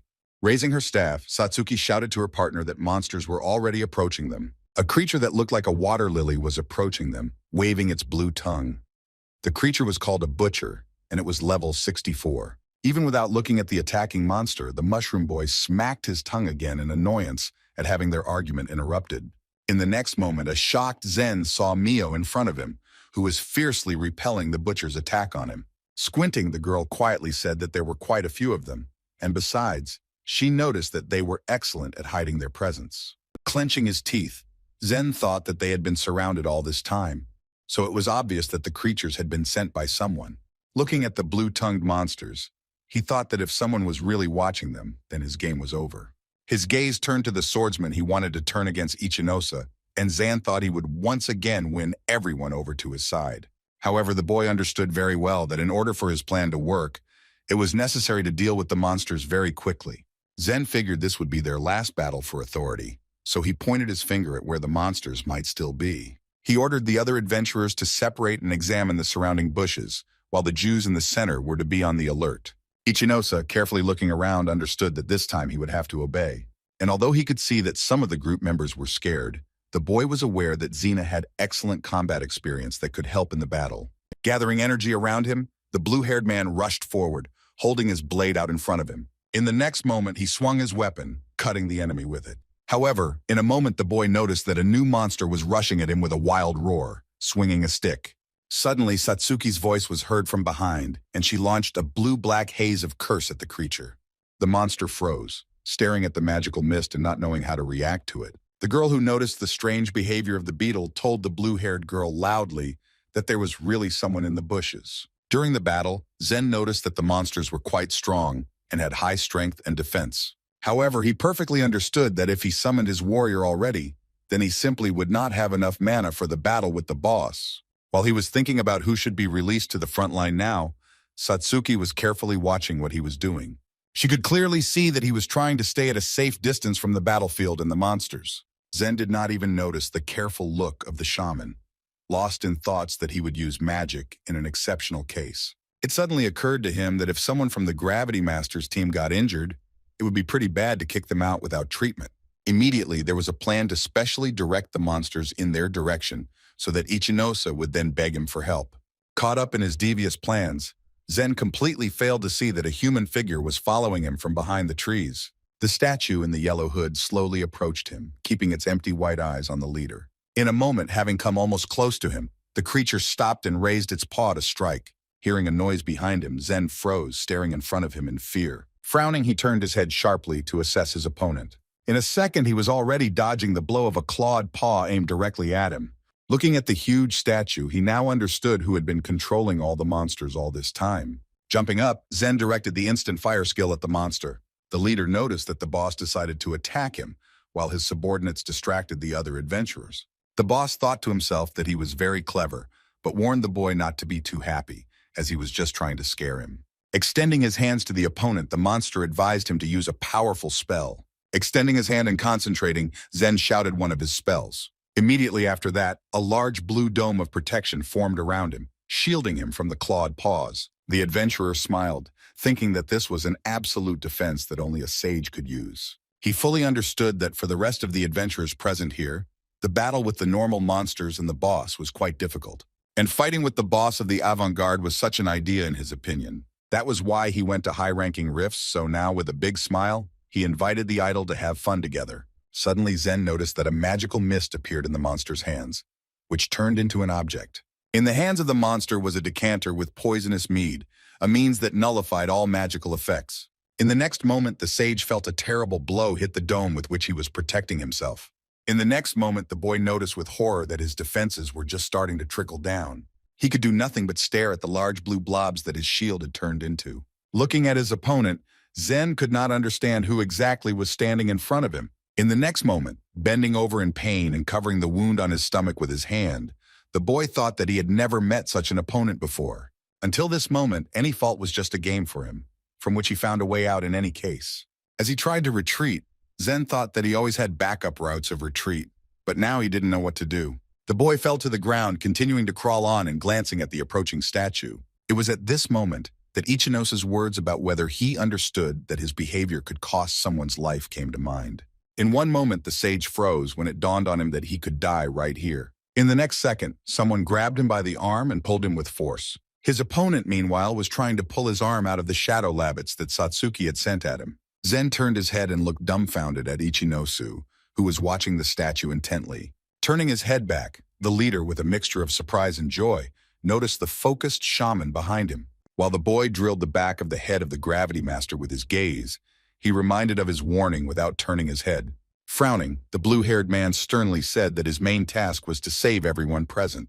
Zen understood that this was a stone in his rosary, but he did not answer it. Meanwhile, Iosa himself was already actively fending off the green claw of the idol that was flying at him. He thought about the fact that he had purposely asked Satsuki to slow the monster down a bit, as he now felt as if the blade had gone through rubber. From this, he realized that the yellow-clad one, whose level was determined to be 77, was immune to stabbing and slashing attacks. As Satsuki went to check on Zen, Iosa was thinking that he was correct in thinking of the rift as a very dangerous place. The blue-haired one approached his partner and said that they should back off to help the others, but the boy said that they shouldn't. He explained that Mio's class was the best at melee, so she would be able to handle smaller monsters. Immediately after that, he turned his gaze to the yellow-clad, adding that their main task was to deal with him.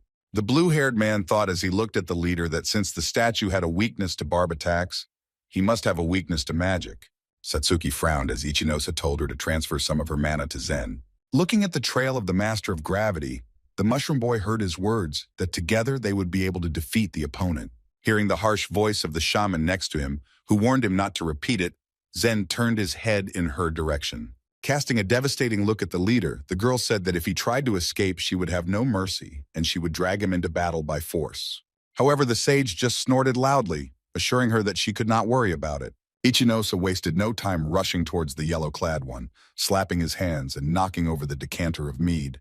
The poison spilled onto the ground, scorching the grass in certain areas. Gritting his teeth, Zen loudly assured Satsuki that after everything he just couldn't afford to run away. Ichinose stared intently at his opponent, preparing for his next attack.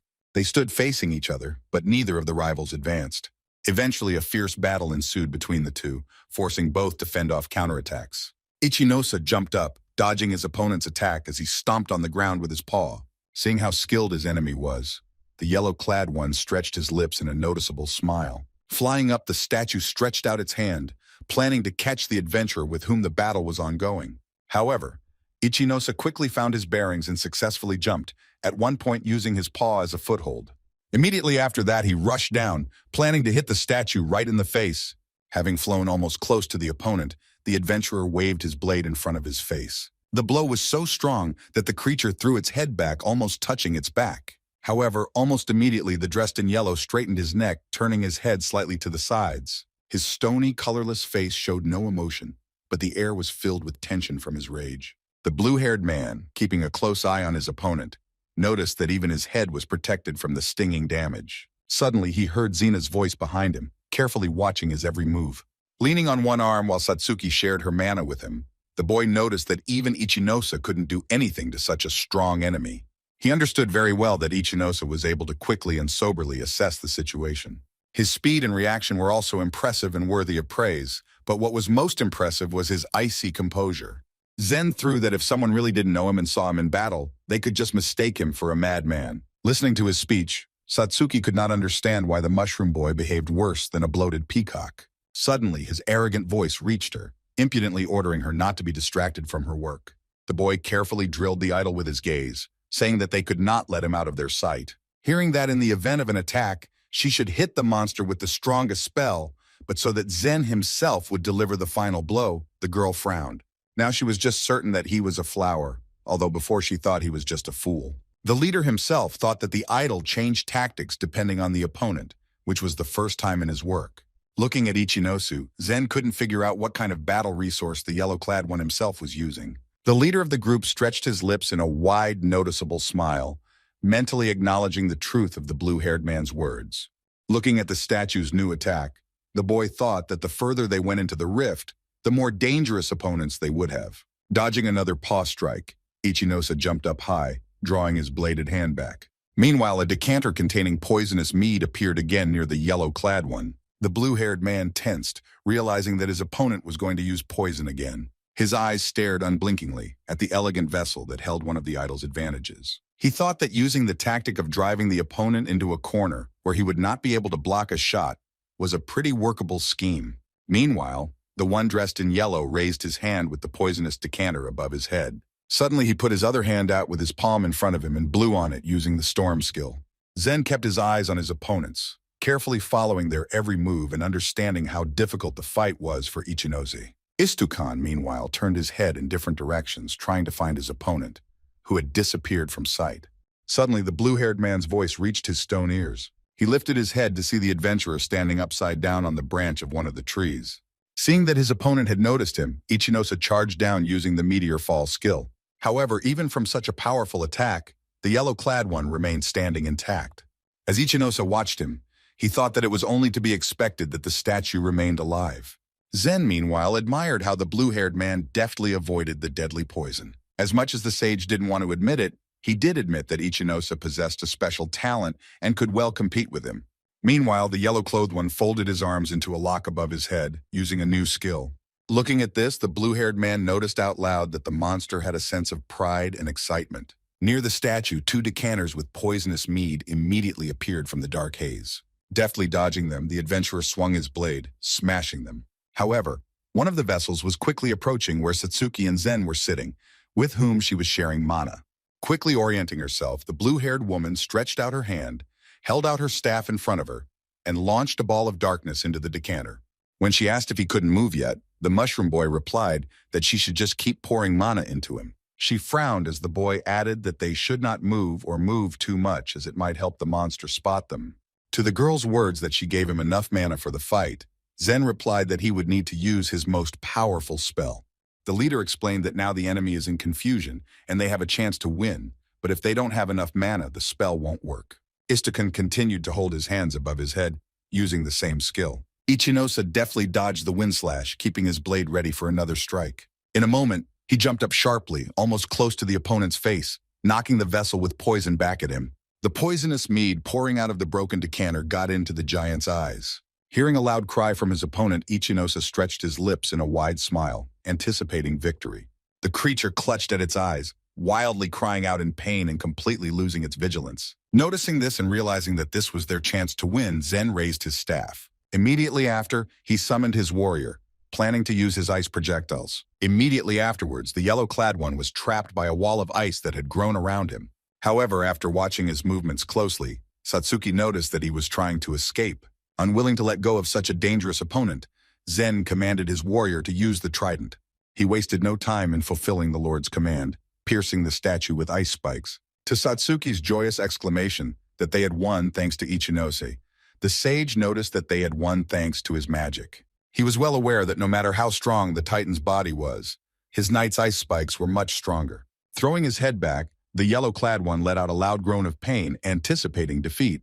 In the next moment, a bright light appeared at the place where the statue stood, which attracted the attention of all the adventurers. Taking advantage of the fact that no one was looking at him, the idol tried to attack directly one last time. Just where the monster was rushing at full speed, Ichinose was standing completely calm. Wildly frightened for her partner, Satsuki screamed loudly, conjuring a web of spells. The blue-haired man looked at his opponent and thought that he had finally dared to attack him head-on. In the next second, the boy, avoiding the attack with huge paws, jumped sharply to the side. Still holding the web in front of him, the boy found himself behind the statue, swinging his blade at it. Without taking his eyes off his opponent, Ichinose gave the command to activate the skill. A ball of gravity immediately rushed at the yellow-clad, followed by the adventurer himself, holding out his blade. From the strong blow, the statue screamed loudly again, raising its head up and opening its mouth. Satsuki covered her face with her hand at how bright the light was. The blue-haired man landed on his feet, looking at the score and level-up notification. He slowly turned his head and looked at the defeated monsters lying nearby. Mio, hiding her sword behind her back, told him that everything was clean. Satsuki walked up to her and said with a smile that she managed without them as expected. The blue-haired Ichinose, as well as the thief from Team Xena, walked up to the leader who was sitting under the tree. He put his hand to his stomach, trying to quickly heal the wound he received in battle. Noticing that the thief extended his hand for help, he assured her that he would be able to go alone. When asked to treat the wounded, Ichinose calmly replied that no one was seriously injured. Carefully watching Xena's reaction, the blue-haired man said that there was something they needed to discuss. He did not answer anything, lowering his head and turning his eyes somewhere to the side. However, at that moment, a swordsman approached them, who immediately pounced on the leader, recalling his words that he would protect them in a difficult situation. Another adventurer also joined the conversation, saying that it was only because of Ichinose that they were alive. Almost all the team members were interested to hear what Zen, who had been stubbornly silent until now, had to say. However, one of the expedition members decided to stand up for the leader, throwing accusations at the rest of the team. He yelled that they were the only idiots here as they all counted on Zen in a difficult situation, and it was because of his decision that they were still alive.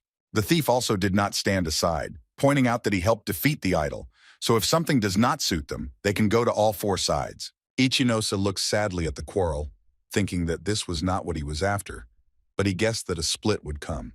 It seemed that the two had been with Zen from the very beginning, and that was why they were now trying to protect him in every possible way. Suddenly, the boy turned to Suzuki, the girl who had first spotted the spy bug, and asked whose side she was on. She awkwardly folded her fingers and said that she was on the side of the majority in the team.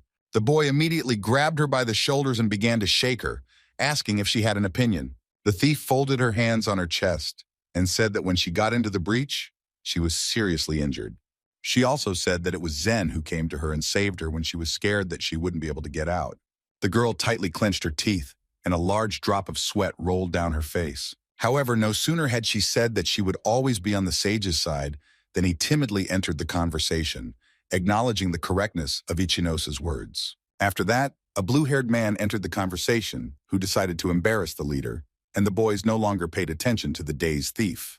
Putting his fingers to his chin, the mushroom boy admitted that he was thinking of combining everyone's forces and calmly defeating the boss with them. However, after encountering an ordinary monster, he realized that it was better to wait for the special unit. Hearing these words, the thief and the swordsman looked at him dumbfounded. To the angry Ichinosa's words that he would strangle him now, Zen replied that now was not the time to fight. Promising to listen to all complaints after leaving, he grabbed the blue-haired man's hand, or slightly stunned him by surprise. The master of gravity looked slightly frightened at the leader, who then showered him with compliments. While Ichinosa's companions watched in shock at this scene, the sage explained that he had never been in groups before, only joining raids. The rest of the audience also listened to his revelation that the blue-haired man had become the first adventurer to whom he had to admit his own defeat. With a big smile, Zen suggested that after the raid was over, he could leave the girls and form a group with him. However, in the next moment, the boy fell silent as the Gravity Master's fist swooped sharply in front of him. Turning his back to him and looking ahead sternly, Ichinosa said that now they needed to get back to the exit as soon as possible. The disappointed adventurers followed the blue-haired as well, with the swordsman sighing that he had followed the sage for quite some time. Meanwhile, in the Odo area, not far from the rift, Captain Fujima met Lieutenant Mayumi. The boy did not react to the captain's words that he was an agent of the second day. Reaching into the inside pocket of his jacket, Fujima said that the operation would begin soon, but there was something he couldn't say over the phone. He handed the boy a case containing a small key, saying that he should use it. To Mayumi's partner's shocked look, the captain confirmed that it was the Starry Sky key. She was interested in what Fujima had in mind, but the lieutenant himself, judging by the look, perfectly understood what was happening. The Starry Sky key was an artifact that was capable of causing overpopulation in the rift. However, Mayumi's partner said that the artifact could lead to another disaster in the city. Hearing her, Fujima skeptically told Mayumi that he was asking him to bring a strong fighter, not a dumb girl. The soldiers of the special unit who were with the captain smiled wickedly at the words of the leader. The girl felt uncomfortable, and frowning, she turned away from those present. Mayumi closed his eyes and said that the sealing of a rift usually precedes a disaster, as boss evolution takes place in such rifts. At his words about the disaster, the girl said that they should just go in there and kill the boss. The guy added that in case of overpopulation, the boss can get out of the rift on its own. So this is the option with the least risks. Mayumi understood that the mission was dangerous but with low risks, so the captain undertook it. He noticed that Special Forces soldiers were stationed throughout the area, and this meant that their organization was preparing for the release of monsters. Hearing her partner's uncertain voice with skepticism in it, Mayumi glanced at her. She said that the task of Special Forces agents is to protect the city from threats. Instead, they personally created an inevitable disaster. To these words, Mayumi calmly replied that the special unit is actually just a system. That is why he advised her to become an adventurer if she wanted to live in justice. However, he warned that they will die like flies. Fujima approached him and complimented him on a fine speech, with which he fully agreed. Looking at the lieutenant, the captain sternly suggested that the plan be put into action. With a smile, he offered to help the adventurers fulfill their duty. Mayumi's partner met this suggestion in silence, but her look was quite frightened and uncertain. The soldiers who were with Fujima cast a condescending look at her, smiling crookedly. Meanwhile, Lieutenant Mayumi himself looked resolutely ahead, thinking about the task he had to complete. Meanwhile, in the crack, one of the many-eyed beetles was seized by a dark labeta, which made him buzz loudly. The rest of the adventurers watched as Satsuki used her mana extraction skill. The blue-haired girl was glad that they were lucky enough to encounter a bug that restored her mana level. Watching his partner, Ichinosa thought that now they would at least be able to hold out until the arrival of the special forces. And they also had some food, which wasn't very filling, but at least it would keep them going. He glanced at the swordsman and the thief who had been the most protective of Xena, now quiet. Behind him, the blue-haired man heard the sage gallop, calling out his class. He was the only one who got in the way quite a lot, constantly offering to start his own group. At some point, he became uncertainly silent, spreading his hands and asking him to remember his name. It suddenly dawned on Ichinosa that he called everyone by their classes, because he was too lazy to remember their names at one time. When the blue-haired man asked Zen himself about it, He just shyly lowered his eyes and scratched the back of his head. However, the thief immediately rushed to his defense, shouting that this simply could not happen. To get confirmation of her words, she turned to the leader and asked him about it. He smiled widely, folded his fingers, and answered that he would never do that to her. However, when he tried to remember her name, Anna, as the girl was called, silently snapped at him. Paying attention to her face, the boy rushed to Iosa, asking her to remind him again, promising that he would definitely not forget this time. In the next moment, Zen felt Satsuki pulling him away from the blue-haired man, grabbing him by the collar. Staring at him sternly, she ordered him to stop clinging to Iosa. Suddenly, some sounds were heard somewhere nearby, and the adventurers began to look around warily. Glancing at his partner, Iosa explained that they were not being approached by monsters, but by humans. Suddenly, all the adventurers spotted Captain Fujima accompanied by Lieutenant Mayumi. The captain looked at those present and exclaimed in surprise, not expecting to see a whole squad here. Satsuki smiled joyfully when she realized that a special forces unit was in front of them. However, Zen wasn't too happy about the soldiers, as they didn't have time to enjoy exploring the rift due to their quick appearance. Iosa himself was suspicious of such a rapid appearance of a special unit. He had no doubts that this was definitely a special unit, but he did not understand why they appeared less than in a day. He was well aware that a squad of level 80 fighters was needed to subdue the Warped Forest Rift, but there were few of them in Japan. The special unit always tried to fill the squads with strong people, but there were not enough of them, so they often hired A-rank adventurers. However, after carefully studying the arrived soldiers, Iosa noticed that there were no adventurers among them. Mayumi's partner asked them to go to the entrance of the rift and wait there while they cleared it. The blue-haired man listened attentively to her words that several anomalies were recorded in the rift, so she asks to refrain from unnecessary fights with monsters. The rest of the adventurers were glad that the Special Forces squad had arrived, so they could consider their work done. One of them was indignant that in case of anomalies they should be provided with security, but the girl said that all forces would be used to eliminate them. Iosa, meanwhile, approached Fujima, asking if he could ask him a question. Looking closely at the captain, the adventurer asked him if they were a combat unit. He raised one eyebrow in surprise, not understanding what he wanted from him. Hearing the question of whether they were a combat squad or one to investigate the rift, Fujima pointed his finger at him, asking the soldier who it was. They immediately approached the blue-haired man, indignant at the fact that he was asking a lot of questions despite the fact that he was told to go to the exit. Satsuki approached her partner and whispered to him that the boys looked pretty creepy, so they better leave. Zen also asked that he didn't like it now that the special forces had arrived, and now the rift was no longer their problem. The sage rushed to the soldiers, trying to convince them that they would withdraw immediately. The mushroom boy grabbed the gravity master by the shoulders, trying to pull him towards the entrance to the rift. However, Iosa continued to keep his eyes on the soldiers as he sensed that something was wrong here. In addition, he was interested in the question of why they refused to answer his questions. Meanwhile, the lieutenant's partner was carefully looking at the back of his head, not daring to say anything. Mayumi walked forward, not looking back, but feeling a careful gaze on the back of his head. The girl closed her lips tightly in a thin line, and a drop of sweat rolled down her face. Suddenly, she did turn around and loudly called out to Iosa, causing him to stop in surprise.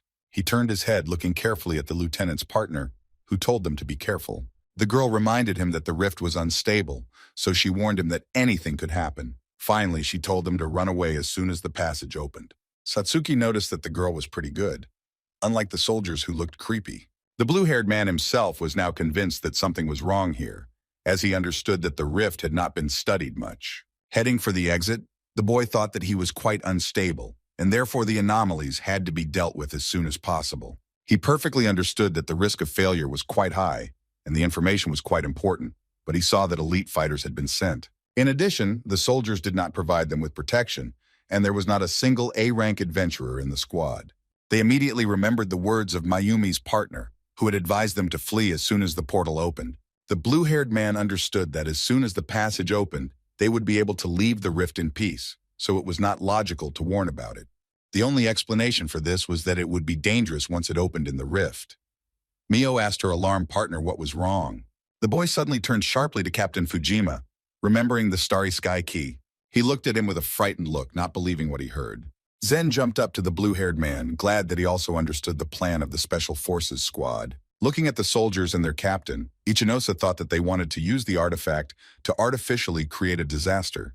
Mayumi didn't even turn his head at this time, but his partner looked at the adventurer with interest. Fujima, meanwhile, was trying to figure out how the blue-haired man knew about their plan, recalling how he had promised that no one would find out. The thought even appeared in the head of the squad captain about whether he should get rid of the boy right now. Meanwhile, Ichinosa noticed that judging by the man's reaction, his guess was correct. Satsuki approached the adventurer and fearfully asked what he was talking about.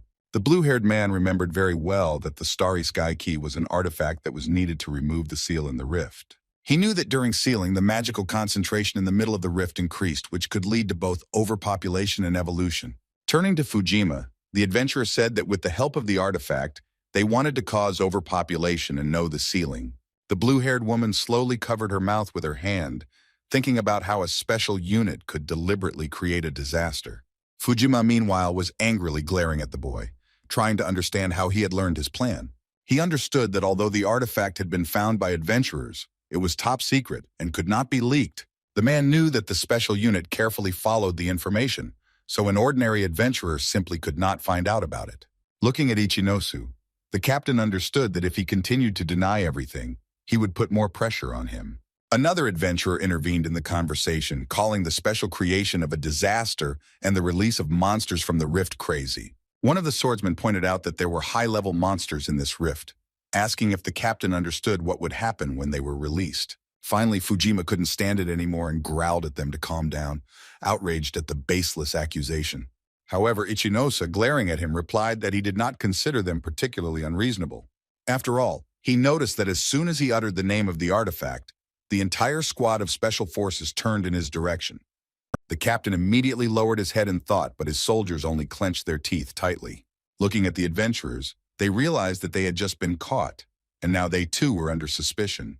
Trying to think of a way out of the situation, they continued to measure the team with fierce looks. Mayumi's partner looked at the blue-haired man with a surprised look, trying to understand how it all came to this so quickly. Remembering her words, she turned pale, realizing that everything could have happened precisely because of her words. Finally, Mayumi silently turned her head and looked sternly at her partner. Mio walked up to Ichinosa and tapped him on the shoulder, drawing his attention to her. Leaning closer, the girl whispered so that he would stop messing with the special unit, not even considering his rightness. She asked, glancing at the soldiers if she was hoping that they would just listen to him and do what he asked. She suddenly remembered a picture from the distant past, when she found her parents killed by monsters. Mio clenched her teeth tightly because of the difficult memories, and a drop of sweat rolled down her face. Putting his fingers to his chin, Zen thought about what the Gravity Master was thinking about now. The boy suspected that he was thinking about the danger of the venture, but understood that he had started communication with the special forces on a bad note. Zen understood very well that they could join the soldiers in battle and even win, but it would not end well for them.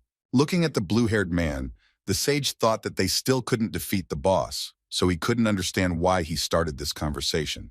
However, no sooner had he thought about leaving than Ichinosa confidently said that he had an offer for them. Realizing that this was probably not going to end well, Zen tensed up. Fujima listened indifferently to the adventurer's words that he would not criticize his decisions, understanding the criticality of the whole situation. In addition, the blue-haired man noticed that they did not take adventurers with them, since the business was risky and civilians were not involved. Mayumi was also silent, just like the captain, listening intently to every word the adventurer said. Pointing a finger at Zen, Ichinosa said that he was an A-rank adventurer, and he was also a pretty strong adventurer himself. Looking closely at the Special Forces soldiers, he said that if the adventurers and the Special Forces teamed up, they would be able to defeat the boss. Hearing his words, both Fujima and the members of the group of adventurers turned on the boy. The only one who managed to squeeze out at least one word was Satsuki, who called out to her partner in fright. However, the sage himself in a second stretched his lips in a smile, noticing that the master of gravity does know how to have fun. However, in Fujima's head was the thought that he agreed to this task only in order not to fight anyone. He wasn't even going to team up with adventurers he didn't know to defeat the boss of the rift. Approaching the blue-haired man, he quietly said that all adventurers were hopeless romantics who wanted to be heroic. Approaching the boy in the shelter, the captain said that he had a great responsibility for human lives. However, Ichinosa did not look away, answering that each of the adventurers entering the rift was prepared for the fact that he would not get out. He added that they are not romantic, reminding that when a man has a choice, he would rather die himself than expose others to her. Satsuki and Mio listened attentively to each word of their partner, but did not say anything. Ichinosa perfectly understood that the captain wanted the best, But the memory immediately appeared in his head that, as in the past life, they were walking along the street where there were many dead people after the disaster. He said at the time that if they had come earlier, nothing would have happened, but the commander then said that nothing could be changed. He turned and shouted that although they were stronger than other people, they were not omnipotent and could not save everyone. The blue-haired man lowered his head and told Fujima that if he had a chance to save a life, he would take it. He added that he is ready to prove that his words are far from heroic. However, the captain grabbed him by the scruff of the neck, snarling that all adventurers always said the same thing, asking if the boy was so sure of his abilities. Having heard from their captain the order to teach the adventurer, the soldiers without wasting time rushed to fulfill it, taking out their swords. However, here Satsuki intervened in the quarrel, who shouted, trying to stop them and saying that now is not the time for fights. Suddenly, Mayumi began to come closer, to whom his partner was looking intently. The boy tried to stop the captain, but the captain said that the boy would not understand until he was taught a good lesson. However, the lieutenant calmly replied that he wasn't even going to stop him, asking instead to let him deal with the adventurer. His partner, not expecting such an act from the boy, also shouted loudly. She expected that Mayumi would stop Fujima, try to deal with everything peacefully, but now it seemed that he was angry. The lieutenant added that he himself could not stand idealists who impose their vision on others, and absolutely did not think about the consequences of their actions. He was going to show the adventurer what the difference in their abilities and determination was, for which he offered the blue-haired man to attack. Fujima meanwhile thought that since Mayumi had challenged himself to do it, there was no reason to stop him. Lieutenant Mayumi was someone who rose to the top with his fighting skills and even defeated an A-rank opponent as an adventurer. The captain thought that he himself would not be able to defeat the lieutenant, and the blue-haired man would not be able to do it. When Satsuki approached Iosa and suggested that they simply come to an amicable agreement, the boy replied that this would not happen. He pulled out his blade, explaining to the girl that his words would simply not be enough for the lieutenant. Looking at his opponent, the adventurer was going to show what he was capable of and force the special unit to change its decision. Iosa took a fighting stance while Mayumi stood calmly with his arms at his sides. Mio and Satsuki watched intently the battle in which their partner was participating. The girl who was the first to notice the bug spy turned away bored, but Zen watched it with a smile. Suddenly it occurred to the girl that if the blue-haired man really won, then they would have to go to battle with the boss. Fujima, meanwhile, relaxed a little, as he almost ordered the adventurer to be killed out of fear. However, now, after the fight with Mayumi, he thought that things could be made easier since he was just an employee following an order from above. Mayumi, on the other hand, could just sit the boys down a bit, and if he ends up in the process, it won't be the captain's problems. Meanwhile, the lieutenant was carefully looking at the enemy, thinking that he had already seen him somewhere. Suddenly it dawned on the boy that the blue-haired man was an adventurer who managed to clear the breach in the Library of Secrets. Closing his eyes, Mayumi asked what his level was, and hearing that Iosa was level 64, replied that he could defeat the boss. However, he added that his level is 82, and he is one of the best special forces fighters. Meanwhile, Fujima calmly listened as the lieutenant asked the boy if his stubbornness was worth a fight. One of the female adventurers looked at Mayumi in surprise, seeing a person who was level 82 for the first time. Taking a close look at Mayumi, Iosa recognized that he was indeed quite a strong opponent. Agreeing with his words and anticipating the admission of defeat, the lieutenant silently closed his eyes. However, the blue-haired man immediately added that he was also quite self-confident. Looking at the adventurer, Mayumi noticed that he was quite arrogant. As he picked up speed, he thought about the fact that he wouldn't even have to use his bow. Satsuki watched the lieutenant in surprise, surprised that the archer would fight without his weapon. Mayumi, meanwhile, was already attacking Ichinosu, approaching him almost at close range and swinging his knife. Holding the weapon in front of him in his fist, he added that only the grave would cure such brats as the blue-haired one. Zen mentally noticed that the difference between the opponents was as much as 20 levels, so he did not have to think about the advantages of his class here. Realizing that the lieutenant could easily win, the sage advised his partner to use some hidden ace. Meanwhile, Iosa himself skillfully evaded all the attacks that Mayumi tried to throw at him. The boy mentally noted that he was quite fast, and it became more and more difficult to dodge with each attack. He perfectly understood that Mayumi was a special forces officer and was used to hand-to-hand combat. That is why he himself just needed a gap in the defense and attack in return. Sharply dodging an unexpected punch, Iosa noticed with surprise that the lieutenant was using not only a knife, but also his hands. Looking at the leg raised to strike, the adventurer thought that it was quite rare to meet people who were well-versed in weaponry, and hand-to-hand combat techniques. Mayumi raised her leg, bending it at the knee and attacking the opponent. Trying to avoid a direct blow, Ichinosa jumped back, his blade tightly clenched in his hand. The boy noted the lightness of the blow in the lieutenant's movements. The blue-haired man understood that he was using a class skill. When Mayumi threw the knife at him, Ichinosa realized that he would not be able to dodge a direct hit. He raised his blade in hand, trying to shield his face from the cold weapon. However, in the next moment, with surprise, he felt someone grab his wrist. Immediately after that, he saw a lieutenant in front of him who again clenched a knife in his fist. Fujima exhaled heavily, thinking that the outcome of the fight was obvious, even though it had lasted quite a long time. He knew that Mayumi was not just an ordinary master, but his style was a combination of leveling powers, judo, and win-win tactics. The lieutenant, meanwhile, grabbed Ichinosu, planning to throw him over himself. However, the blue-haired man himself, meanwhile, was already gathering his energy around himself, not wanting to give up. It was at this moment that the lieutenant sensed that something was wrong. He suddenly realized that the trajectory of his opponent's fall looked extremely strange. Not understanding what was happening, Mayumi strained to face him and exhaled. Ichinosa explained as he got to his feet in front of him that since he hadn't been attacked, the lieutenant decided to use his best technique, which was quite expected. He added that he had deliberately avoided it for so long, and everything was for the sake of him using this technique. At the moment of rapture, he reduced gravity, and when he pushed off the ground, he doubled it. Looking carefully at his opponent, Ichinosa asked him how he liked such a reception. Mayumi's partner stood shocked that an ordinary adventurer had managed to confuse him. Fujima said nothing, but his gaze became quite intense. Meanwhile, Mayumi, taking out his bow, said that he was just going to give him a good beating, but now he wasn't going to joke. He looked sternly at his opponent, asking him not to complain if he suddenly died. The blue-haired man now perfectly understood that since the lieutenant knew what he was capable of, he would not be able to counterattack.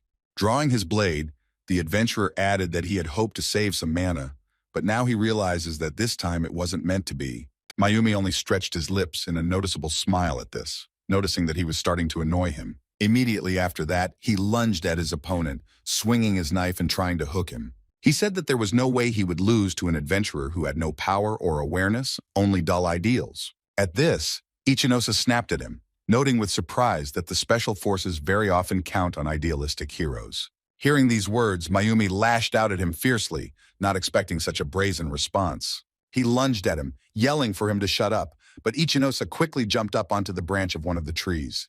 The lieutenant said that as a special forces officer, he was annoyed by quite a few things. His partner listened to him talk about the fact that many times he cleaned up after adventurers, his subordinates received serious injuries, and he himself was on the verge of death several times. Glancing at Fujima, the lieutenant added that due to the hierarchy in the organization, many talented people could not make it to the top. However, he was most annoyed by people who simply threw words without knowing what their idealism could lead to. With that, he clenched his teeth tightly in rage as he planned his next attack. And that's exactly how Ichinosa was for him right now, calmly waiting for his next attack. Mayumi held out a knife hand in front of him, striking the adventurer hard. Noticing that he skillfully dodged, the lieutenant, without wasting time, raised his leg to attack. However, the lieutenant did not give up, repeatedly attacking the blue-haired man, who managed to dodge each time. He asked the adventurer if he realized that if he lost the boss battle, he would endanger not only the rest of the team, but all of Japan. To which Ichinosa replied that in 20% of sealing the rifts, the bosses underwent evolution, but the statistics also included cases when it was stopped. Considering the size of the special forces sent now, there was a high probability that the evolution would still happen here. While Ichinosa pondered the weakness of the special forces, Mayumi asked him why he still wanted to meet the boss under such circumstances. When asked if he was aware of the risks to the population in case of failure, the blue-haired man answered in the affirmative. However, he added that right now he can show the lieutenant that he will be able to overcome the local boss. Hearing his answer, Mayumi mentally sighed that it was useless to talk to the boy. He understood that he would insist on his point regardless of arguments, and his blind faith was wildly annoying. While he was lost in thought, Ichinosa gathered his energy and, leaning forward, attacked. Mayumi immediately noted that he was quite fast, wondering how the boy had managed to accumulate so much mana to this point. However, the lieutenant did not even have time to orient himself when suddenly the blue-haired man managed to knock the knife out of his hand with one clear blow. Ichinosa watched his opponent closely, anticipating what he would do. Meanwhile, the lieutenant studied the adventurer carefully, exhaling that now it became clear to him why he was so annoying. He looked intently into the blue-haired man's eyes, thinking that he had kept what Mayumi himself had once given up. 5 years ago, he gave up his job as a policeman and joined the Special Forces. And while he explained to the chief about the terrible disaster, he only rudely told him not to worry. To his surprised face, the commander only said that the adventurers could handle that job well. To the objection that they were only civilians, the chief calmly said that their job was to support the adventurers and nothing more. He recalled that after the disaster, some people decided that they should help society and became adventurers. However, he himself believed that the special unit should control the work of adventurers in similar situations. He tried to remind the boss that recruitment to the guild was still going on, but he only asked him if he was a fool. The man said that due to the disasters, many organizations suffered financial losses, and small states lost their national frameworks because of the monsters. So they couldn't afford to deal with the rifts on their own, so he offered to imagine what would happen if they stopped recruiting adventurers. To the proposal to expand the special unit, the chief replied that it can only slow down the cleaning of faults, and it also takes time and money. At the words that it would just be an irrational waste of money, Mayumi clenched his teeth tightly in anger. Exhaling heavily, the man patted him on the shoulder and said that the man who came from the top was in charge of the special unit. Finally, he added that he did not want to take on the business, which had high risks and little chance of success, which finally shocked the young Mayumi. Leaving the boy in the office, the boss asked him to stop pestering him with stupid proposals and to work for the benefit of their organization. After hearing the words that they needed such soldiers, Mayumi blurted out to himself in shock. And although 5 years have passed, nothing has changed in the organization. And following only one ideal, the lieutenant felt something breaking inside. It became much easier for him when he himself began to justify all this with a simple system. And now he was immersed in his thoughts, from which Ichinosa's voice pulled him out, asking if he had managed to prove his strength. Mayumi bluntly replied that no, as the future of the Oto district was at stake now, and his own life had to be put on the line to convince him. The lieutenant's partner thought with horror that he had decided to use a class weapon. Fujima, who had been watching the match unblinkingly, mentally ordered Mayumi to finally finish off the blue-haired man and stop wasting his time. Holding the weapon in front of him, the lieutenant drew the bow, preparing to launch an arrow at the enemy. Immediately after that, a bright red beam flew into Ichinosu.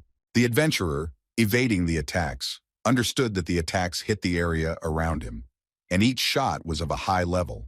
However, he was not confused and jumped up sharply, swinging his blade. Mayumi immediately thought that he was going to attack him from behind as he noticed the light gravity. However, immediately after that, he realized that he was mistaken in the enemy's tactics. It suddenly dawned on him that he would attack him not from behind, but from above, when the lieutenant saw Ichinosa charging at him.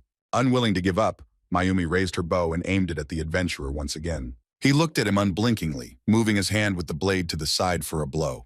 The lieutenant was also ready to attack, holding his bow in front of him and keeping his eyes fixed. His partner watched the fight intently, covering her mouth with her hands as sweat dripped profusely down her face. And the eyes of Satsuki and Mio were burning with excitement for their partner. Approaching almost close to Mayumi, Ichinosa suddenly threw his blade at him. The lieutenant turned his head away when he saw a blade fly a few millimeters from him. The blue-haired one, meanwhile, tried to dodge the red beam of the arrow. In one moment, the lieutenant stretched his lips in a faint smile, appreciating the opponent's feint. His partner, continuing to watch the boys intently, tiredly fell to her knees. With his head down, Mayumi said that considering the difference in their levels, he was ready to admit defeat. He suddenly remembered how in the hospital bed his father apologized for working too much and not being able to teach him something properly. The boy heard how his father's colleagues discussed the fact that he rushed to save the hostages without even waiting for reinforcements. After that, the boy replied to his father that he actually taught him a lot because he always looked up to his father.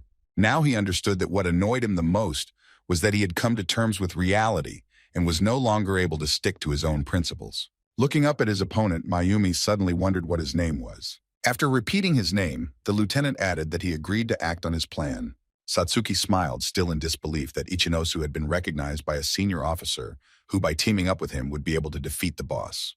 The lieutenant's partner also noted with satisfaction that he looked as if he had lifted a huge load from his shoulders. Meanwhile, Zen, who finally heard the Gravity Master's name, repeated it in his mind and noted that he would not forget it again. Fujima watched as Mayumi approached her partner and planned to team up with the adventurers to clear the rift. Looking at his smiling face, the captain wondered if this boy had any sense at all. He remembered Hyo's, who had given permission to use the Starry Sky key thinking that the mission was completely secret. Drawing his sword, Fujima thought that Mayumi's actions had gone against the orders of the special forces. Raising one hand in the air, Zen said loudly that he understood Ichinosa's desire to deal with the boss, and that his idea of teaming up sounded quite appealing. However, he added that this was only his personal wish, and the others did not subscribe to it. The blue-haired man, casting a stern look at the former leader, calmly confirmed that this was really only his opinion. He explained that competent teamwork is necessary to overcome such an opponent. Hearing the words that some of those present could be nothing more than a wall of flesh, one of the swordsmen paled in fright. That is why Ichinosa proposed to divide into 2 detachments, one of which will be shock and the other reserve. Having heard that in the event of failure of the shock squad, the backup will activate the key, the girl who noticed the spy breathed a sigh of relief. Satsuki and Mio listened with no emotion on their faces as he said that he was leaving it up to everyone to choose the group. At that moment, Ichinosa was approached by Fujima, who snarled sharply at him, asking who gave him the right to make such decisions. Grabbing his sword, the man sternly said that it was useless, and reminded the blue-haired man that he was not the boss here. He added that he would not allow the adventurers to risk human lives, so they would act according to the planned plan. To which Ichinosa said that the risks remain the same as in his plan, only the algorithm of actions changes. The captain could not stand it and screamed, ordering the boy to think at least a little about the consequences. He growled that the reputation of the special unit would suffer greatly when it was revealed that they were led by an adventurer. But no one in the group cared. Fujima thought that this was a secret mission assigned to him by Iosa. Not only that, but one of the best soldiers he had taken with him had lost a fight with an adventurer. The captain turned to Mayumi, saying that weaklings like him don't really belong in the special forces. And if he thought differently, then Fujiyama said that he was a real fool. Closing his eyes, Mayumi calmly replied that he perfectly understood his displeasure. That is why, looking at him sternly, he promised that he would resign after the mission was over. Hearing these words, Fujima lashed out at the lieutenant, trying hard to find the words to answer. His partner also did not expect such words from him, so she quietly called him by name. The captain realized that he had to do something, so he approached the boy, trying to convince him that he couldn't just leave like that. Fujima asked the lieutenant how he could behave so lightly. However, Mayumi did not answer him, looking indifferently at his commander. Finally, after a moment's thought, the lieutenant said without a shadow of a doubt that their values were too different. To his shocked look, Mayumi replied that he was well aware of the impossibility of avoiding casualties, but he was not ready to compromise. Frowning along with his partner, he sternly asked the captain which of them was really being frivolous right now. Having lashed out at the lieutenant, Fujima suddenly realized that it would be unrealistic to convince him. Looking at Mayumi, the man thought that this was why he hated the fat-faced heroes. In the next moment, the soldiers and Mayumi listened as he said he had nothing more to talk to him about. Fujima added that the lieutenant might think that he had already accepted his resignation, and now he could become an adventurer. However, the man only thought that he would not let the soldier go just like that when a terrible explosion rang out. The soldiers, not understanding what was happening, looked around in fright and covered their faces with their hands. Meanwhile, Fujima, carrying his sword in front of him, rushed towards Mayumi and his partner. Looking at the back of his head, the captain thought that it had been a mistake to take him with him from the beginning. While he thought he was going to beat him half to death for disobeying the order, Mayumi's partner let out a frightened scream. The man perfectly understood that the lieutenant was quite an experienced opponent, but he defeated him by level. Anticipating that at such a distance he would not have time to use his class weapon, Fujima swung his sword as he attacked.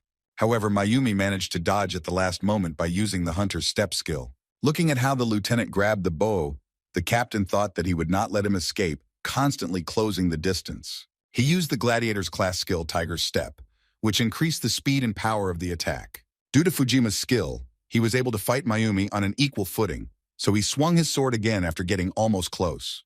Noticing that the battle was gaining serious momentum, one of the swordsmen tried to escape in fear.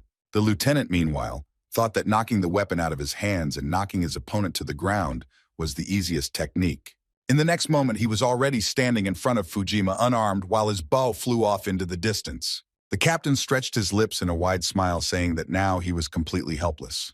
However, when he swung to attack again, Mayumi deftly raised her hand to block the blow. He reflected that his bow was only a diversionary deception. He understood very well that if the opponent came closer, how a good blow to the jaw would be enough to win, even regardless of the difference in levels. Grabbing Fujima by the wrist with one hand, he took his jacket with the other and threw it over him. Looking at the defeated captain, Mayumi said out loud that he would never use a bow against a weakling like him. He added that a person who uses subordinates as cannon fodder is not dangerous for him, regardless of the level. And although he previously defended his ideals when he was on the run, he will not do so after resigning. One of the soldiers approached him, asking if he really wasn't going to do this again. The boy tried hard to understand how the archer was able to defeat the gladiator in hand-to-hand combat. Returning to the soldiers, Mayumi sternly asked them if they sometimes wanted to stand up for their commander, to which they unanimously replied no. Looking at the unconscious Fujima, Iosa thought with annoyance that he would make a good fighting unit. Satsuki offered to pick up where they left off when one of the adventurers said he wanted to join the strike force. Mayumi's partner, ignoring his stern look, also raised her hand and said that she would join the strike force as her job was to protect the citizens. At his words that if she goes with them, she may have problems with the special unit, the girl closed her eyes and said that she knows everything. She looked at him sternly and said that she wanted to protect people, not think about how to carry out an order. Noticing her green eyes shining with wild determination, Mayumi froze even for a moment before apologizing for doubting her. Approaching Satsuki, the girl who spotted the spy said that she didn't think she would be useful in battle, so she would stay in the reserve unit. Meanwhile, the blue-haired girl turned her attention to Xena, who didn't know what to do but didn't want to go anywhere. However, when he said that he would not refuse Ichinose if he asked, the girl slowly brought her staff closer to him. Staring at him, Satsuki said that no one asked him if he was coming with them or not. When she reminded him that someone wanted to go after the boss from the beginning, the boy loudly asked her to lower the staff, adding that he was joking. In the end, the strike force included Ichinose's group in its entirety. In addition, they were joined by Mayumi with her partner in Zen, who was once the leader of the squad. The blue-haired man thought about the fact that the boss was probably level 90, and he didn't know anything about him. So the situation was different from the fight with the queen. However, they had no choice but to face the unknown one-on-one.